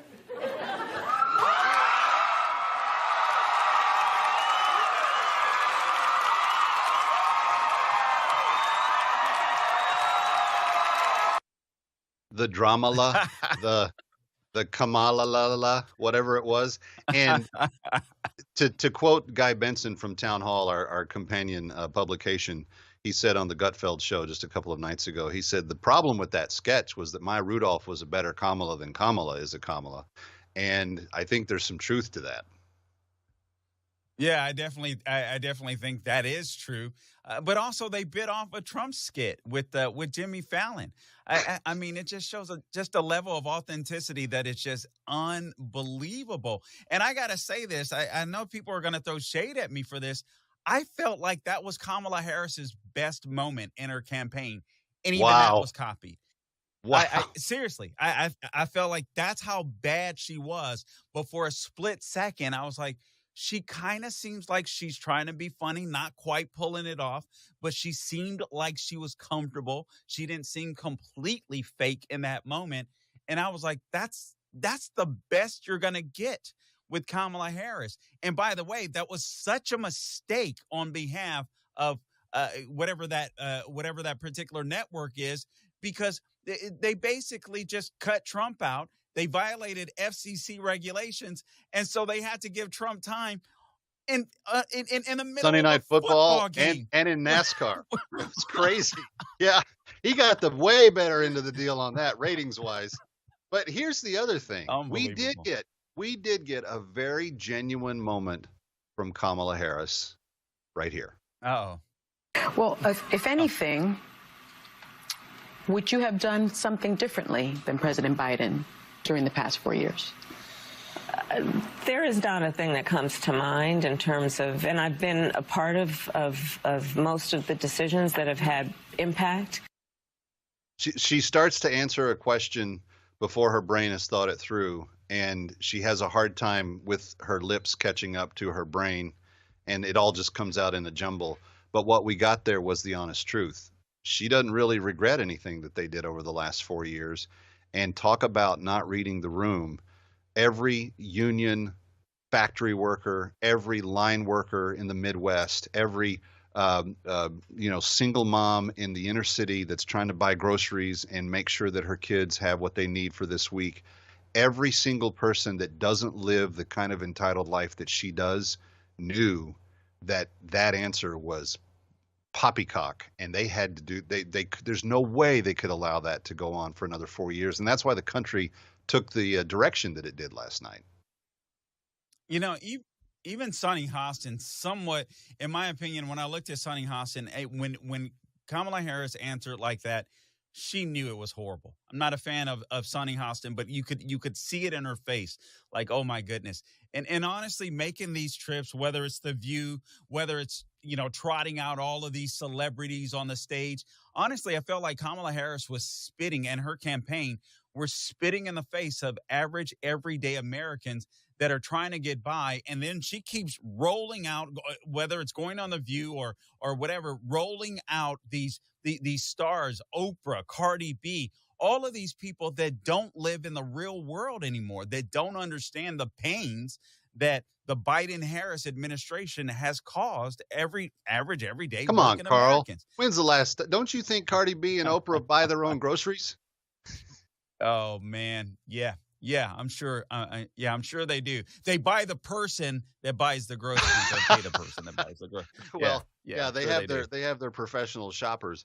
But I think that you're right, and I think that again, the incapacity to say, what am I trying to say? It's basic communications. It's who's my audience, what do I have to say to them, and how can I say it most effectively so that they understand and hear me, and they feel like I hear them. And they didn't check any of those boxes most of the time. And they were upset when Trump pulled out the clip of her saying to the guy, yeah, we're going to give prisoners and illegal migrants sex change operations on the taxpayer dime.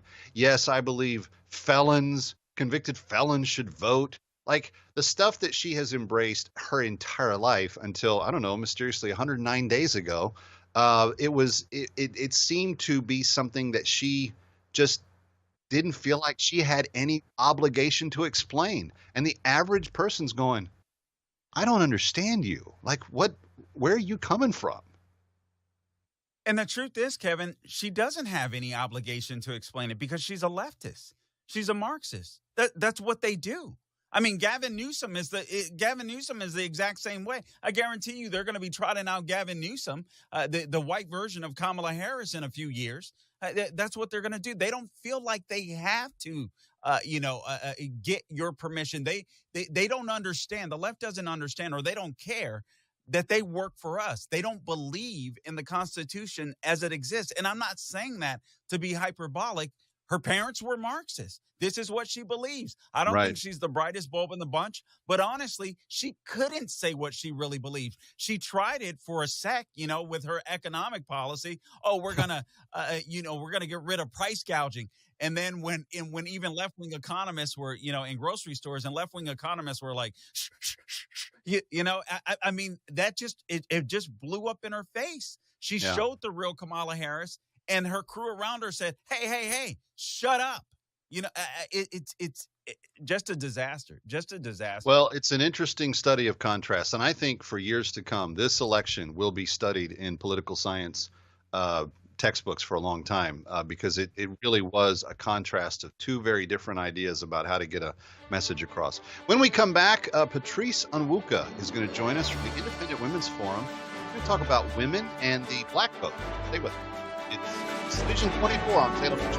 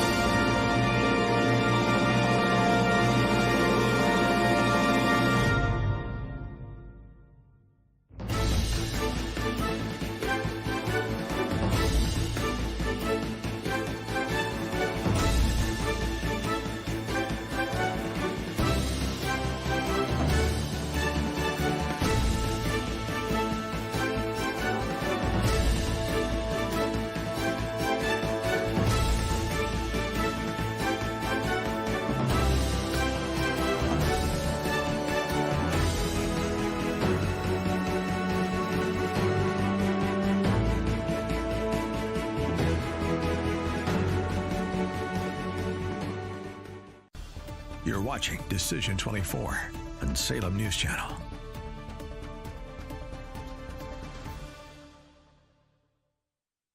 '24's continuing coverage on Salem News Channel. It's Carl Jackson, it's Kevin McCullough, and we are very pleased to welcome to the microphone Patrice Onwuka, who is part of the Independent Women's Forum. I have to brag, one of my favorite organizations doing any public policy work today, because they just deal with facts and how it affects women and what it means to their lives. And Patrice does a lot of stuff as it pertains to the economy and minority communities and women's issues. And Patrice, you're on my show a lot, but welcome to Salem News Channel at 4 a.m. in the morning. Good to have you. Thank you. I'll be honest, I've been up since 1 a.m. I got snuck in 2 hours of sleep, and then I couldn't not be jubilant this morning because of the American people spoke loudly and clearly. Yeah, I'm going to let Carl jump in with a question, but let me just start right away. You said Detroit, Philadelphia, Atlanta, that she was going to underperform, he was going to overperform, and that you saw soft spots in there. Just explain what happened tonight.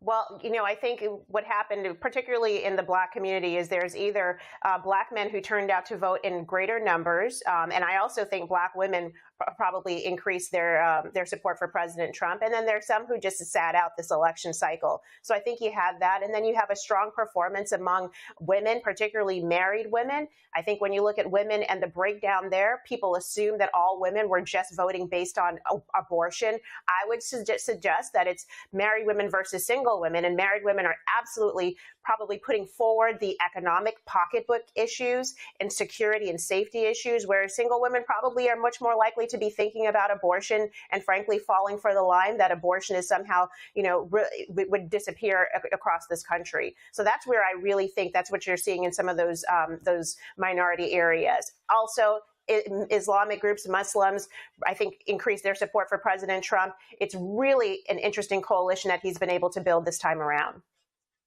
Man, that's fascinating. Patrice, I read your column earlier in Real Clear Politics. Kevin sent it to me. Great column, Black women's voting may surprise on Tuesday night. So a couple of things. When I was driving into the studio, I was listening to some data nerds, if you will, from Real Clear Politics, and they were talking about how this abortion issue just wasn't as big of an issue. They weren't seeing it like they expected they would, particularly at the time. They were talking about Pennsylvania and certain blue areas of Pennsylvania.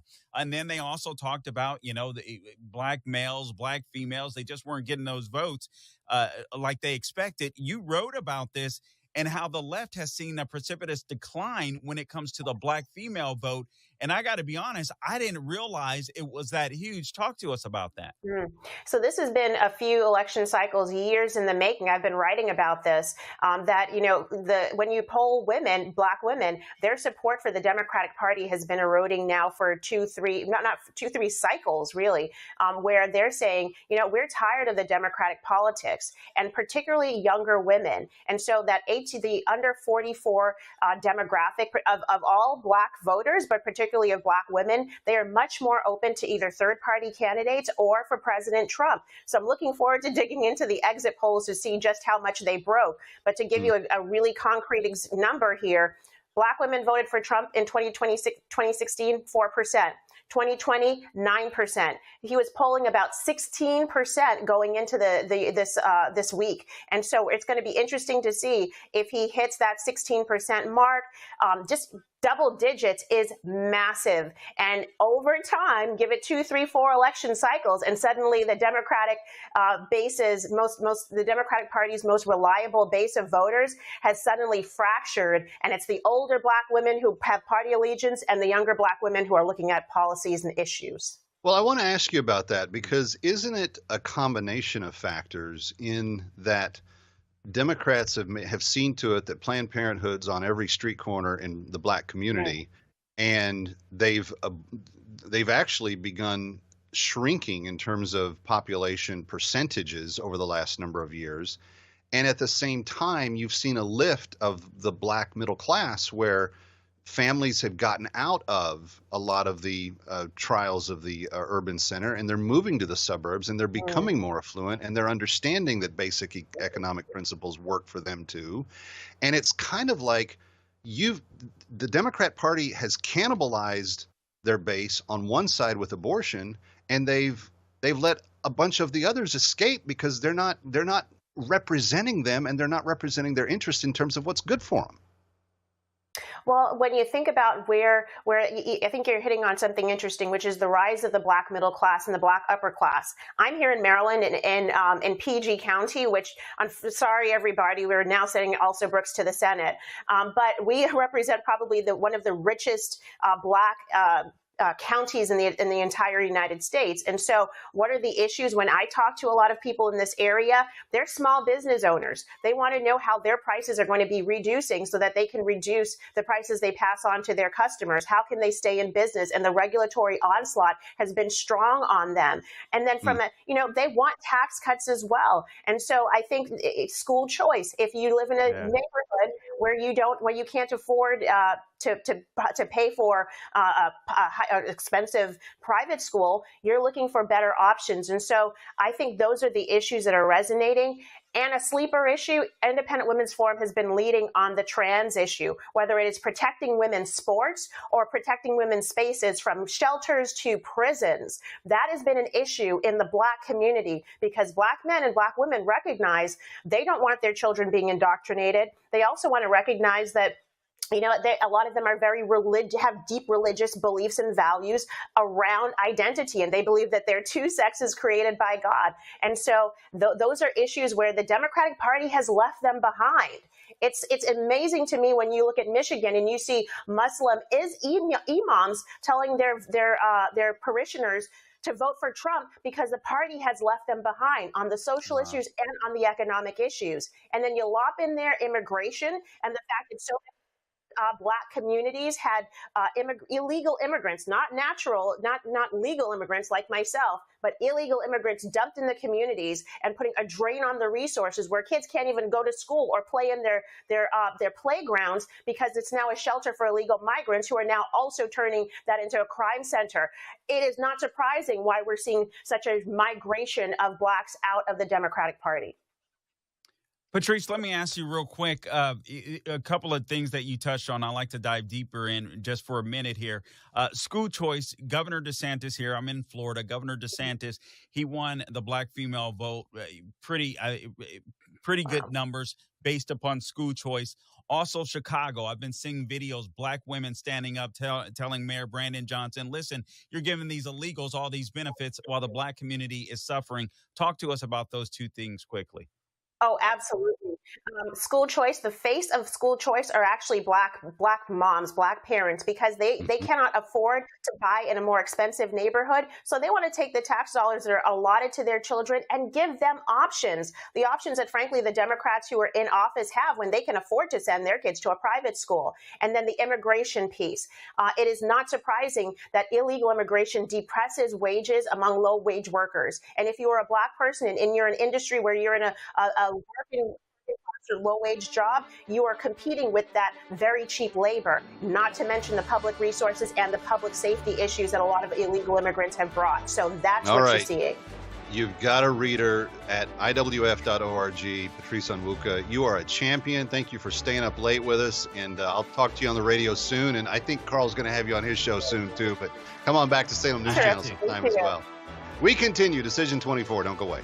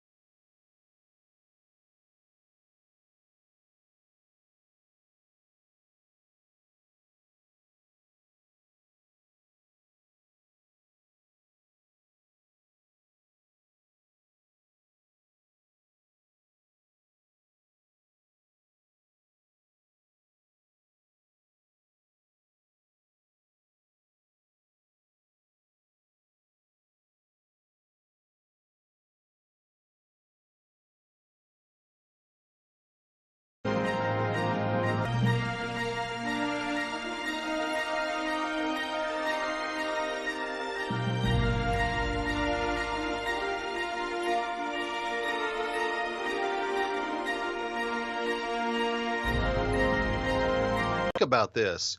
We've had complete gridlock for the last 4 years because you've had a 50-50 Senate and you've had either a lopsided House or a House that was then taken control of by the Republicans. But you didn't have a lot of a House that was then taken control of by the Republicans. But you didn't have a lot of synergy to be able to get big things done. Trump looks like he's going to have a slim majority in the House, but a majority. And it looks like he's going to have maybe the same level of a lead in the Senate, which is far more significant.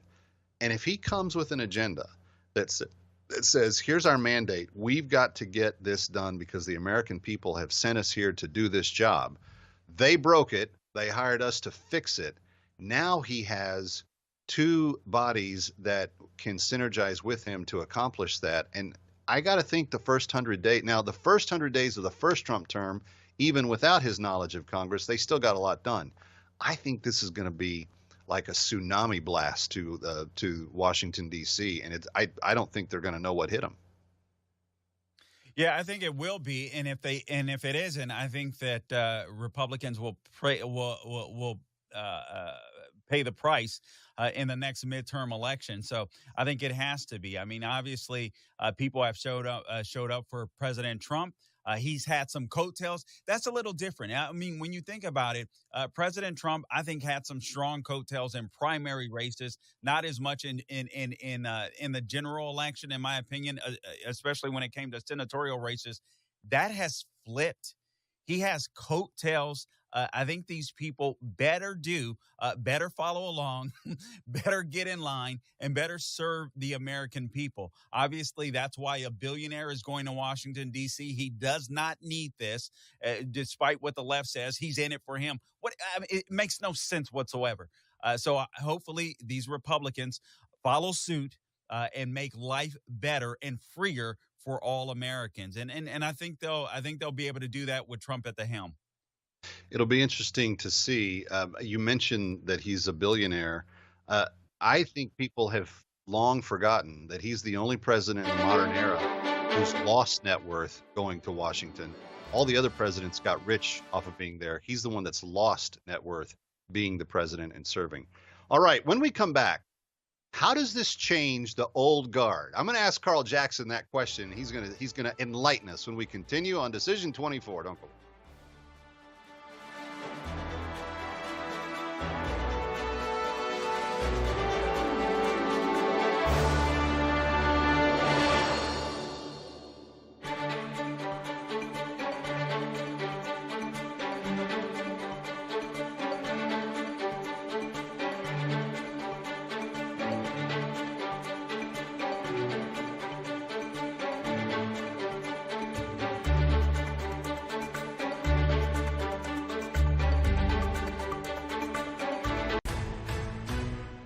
I'm Christina Owayo at our election headquarters in Dallas, and this is what we're seeing. Republican U.S. Representative Lauren Boebert has won in a House district in Colorado where she moved midway through the election cycle to avoid what would have been a tough re-election bid in her old district. Boebert left a seat she has held since 2020 for the more conservative 4th Congressional District in the Great Plains. She helped define a conservative group of the U.S. House. Many of you have heard my life story of being raised in a Democrat household. And it wasn't because my mom was liberal. It's because she believed the lies. She believed the lies of politicians, and it entrapped us in a cycle of poverty. We were able to break out of that cycle of poverty. Meanwhile, Republican U.S. Senator Ted Cruz has won re-election in Texas to a third term after a campaign in which he criticized his Democrat challenger as too liberal. Cruz defeated U.S. Rep. Colin Allred of Dallas, who tried to position himself as a moderate in the race. Cruz hammered Allred on the campaign trail for his positions on immigration. Tonight is an incredible night. A huge victory here in Texas.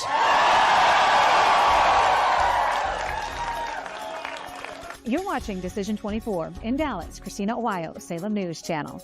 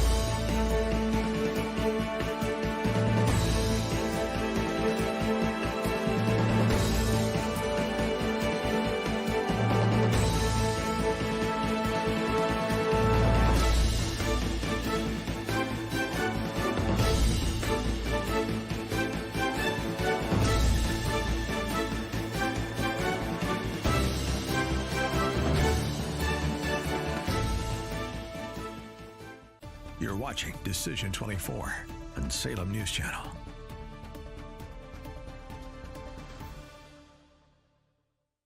And my people told me about 4 weeks ago, I was saying, no, I want to protect the people. I want to protect the women of our country. I want to protect the women. Sir, please don't say that. Why? They said, we think it's very inappropriate for you to say. I said, why? I'm president. I want to protect the women of our country.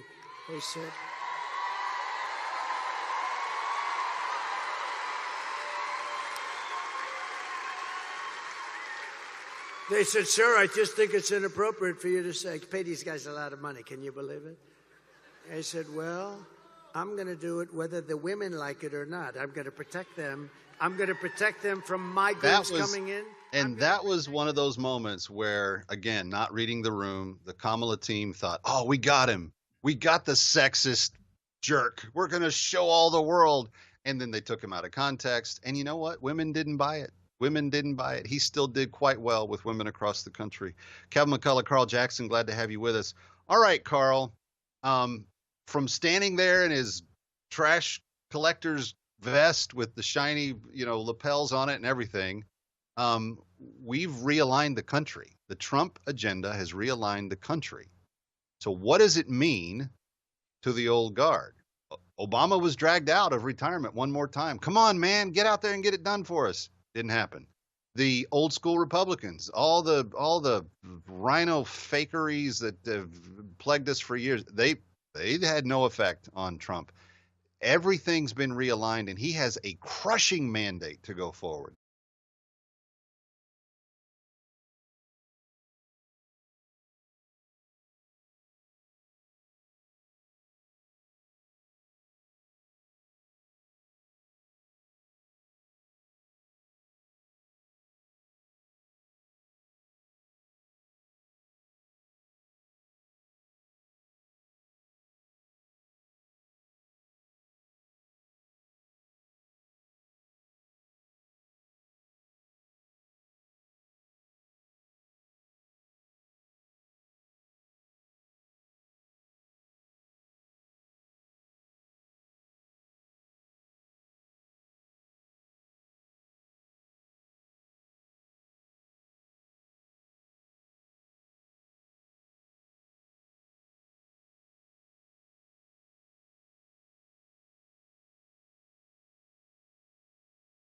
Come on, man, get out there and get it done for us. Didn't happen.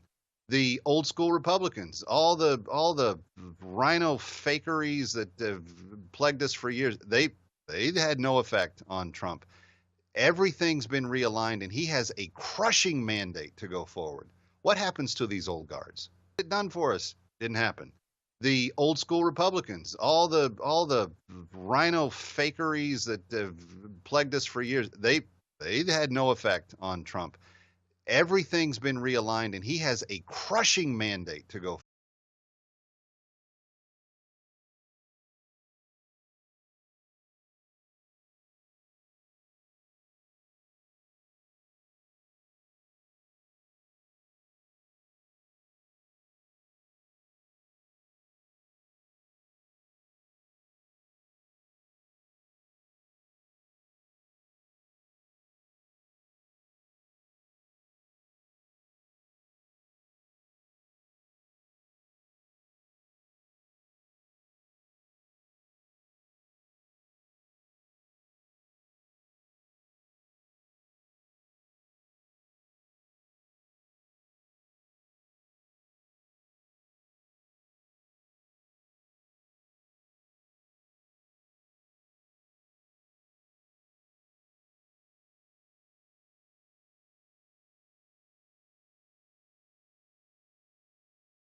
What happens to these old guards? Get it done for us. Didn't happen. The old school Republicans, all the rhino fakeries that have plagued us for years, they had no effect on Trump. Everything's been realigned, and he has a crushing mandate to go.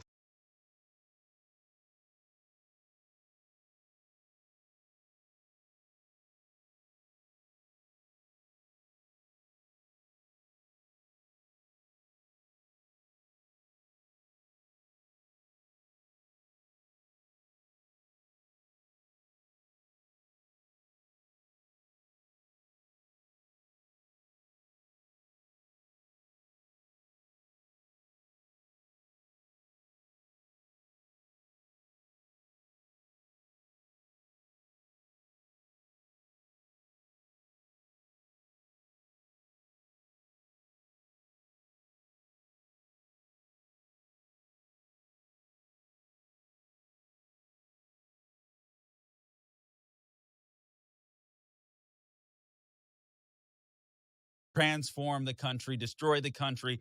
They've done that. In my opinion, they were able to accomplish that. But now people are starting to feel the pain of his policies, of Joe Biden's policies, of Kamala Harris's policies, the pain of his policies, of Joe Biden's policies, of Kamala Harris's policies, and they don't want anything to do with it.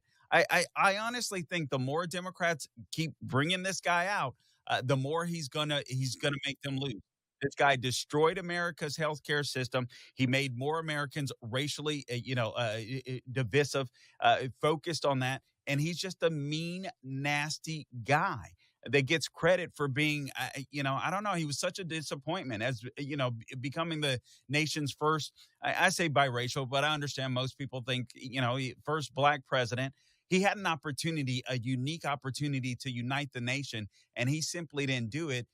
And I think people are tired of that. And now you look at the policies that have come into play, and black people are saying, and many voters are saying, wait a minute. Democrats have been saying this about Trump, but this is what we experienced under Trump. This is what we experienced. I think Trump has a lot of power right now. The weird thing is, I trust him with this power because he's shown that he can be a servant leadership. There's only a few politicians that have that trait. I would say, actually, a couple. I would say DeSantis is another one. But other than that, I don't know. So I think there's going to be a fight in the Republican Party. There's no doubt about it. But I think eventually they're either going to come along or they're going to go by the wayside. And I thought it was curious to see what's going to happen in the Democrat Party, too. I thought it was very interesting down the stretch here how badly Nikki Haley was basically begging Donald Trump to put her on the campaign trail with him. And you had Haley surrogates kind of in media and stuff asking him, well, don't you think Haley should be out on the trail with you? Won't she help you? Da da da da da. And then she's writing op-eds in the Wall Street Journal and stuff. And I'm thinking, no, she kind of had her chance to show her true stripes, and she kind of did. And if she wants to help, then keep speaking out and writing the op-eds and all that other stuff. But I do think that kind of game playing Republican stuff is the stuff of yesteryear. And I think that I don't know that Ron DeSantis has an automatic invite to be the America First heir. He certainly has the record to do it. And in like fashion, he flipped Miami-Dade, which, let's just remind everybody tonight, Donald Trump held Miami-Dade. They're the only two Republicans to carry Miami-Dade in a very long time, and they've done it with like smashing success. So whatever they're bottling there in Florida, Carl, you guys need to make available to the rest of the country because it's working. And that's what we want America to look like. We want America's traditionally non-monolithic ethnic neighborhoods to understand the American dream is theirs too. I got to say this. I think Nikki Haley, I appreciated that op-ed in Wall Street Journal. I think it makes my point. Either you're going to go by the wayside or you're going to come in to the fold and say, okay, this is how we serve the American people. Now, she said that's what she wanted to do. And I think you're absolutely right. I think you framed it correctly. She's kind of on the outside trying to get in. You have Megyn Kelly come to the event and basically I think kind of steal the show from Nikki Haley, quite frankly. But nonetheless, I'm okay with Nikki Haley writing an op-ed. I'm okay with Nikki Haley saying, hey, I want to be a part of this, and I want to make sure that America is great again. And I think she's just indicative of what's going to happen. Either you're going to go by the wayside or you're going to figure out how to become a servant leader to the American people. Very well said. Carl Jackson, Kevin McCullough coming back. Decision 24. Stay here.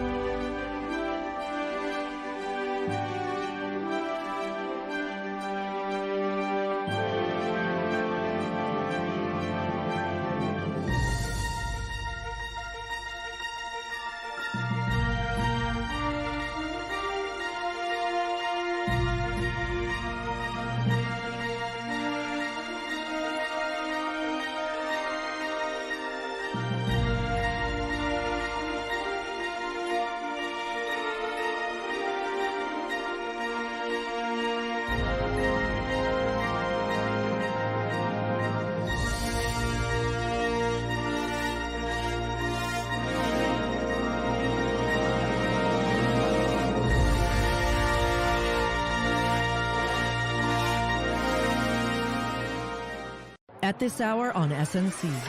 Delivering the stories that matter from a team of journalists stationed around the globe. A pair of Border Patrol sectors here in South Texas, in London, here in Germany, Paris, and here are the top stories. Reporting on today's biggest political headlines and breaking news. Just remember the people that are giving their lives every day. Tackling the vital issues facing Americans today. Middle East turmoil, crisis at the border, the battle for the White House. That's what you need to know at this hour. Only on Salem News Channel. You're watching Decision 24 on Salem News Channel. Of Decision 24, as the United States of America has reelected Donald J. Trump as now the 47th president of the United States, and J.D. Vance is the 50th vice president of the United States. And in just a few minutes, Hugh Hewitt will be in an hour early today here on the Salem News Channel to take you through the beginning of Wednesday morning for a lot of you on the East Coast, and for those of you that are still staying up out west, thank you for staying with Carl Jackson and I as we've stayed up through the night. Carl, it's been a big night all the way around for Trump, but if he lands Michigan and Arizona, and it looks like he's got both of those well in hand, they're just finishing the counting, he's going to be over 300 electoral college votes. You add that with the overwhelming popular vote win, you add that to the Senate win and expansion, and you add that to holding the House or expanding the House. Dude went 4 for 4 tonight. I mean, you're a baseball fan. That's a pretty good night. This is a very good night. A very good night, obviously, for Republicans. Actually, I think this is a good night for America. I know the left has demonized Trump to all get out, but I mean, just listen. Don't buy into the noise. I mean, look at your pocketbooks. The guy is not a demon. The guy is a billionaire. He doesn't have to be doing this. He decided to run. He decided to, he wanted to make America great again. He wanted to make your lives better. And beyond that, even I'm thinking of Kevin. We haven't even spoken about the wars, the conflicts that are going on. Israel has to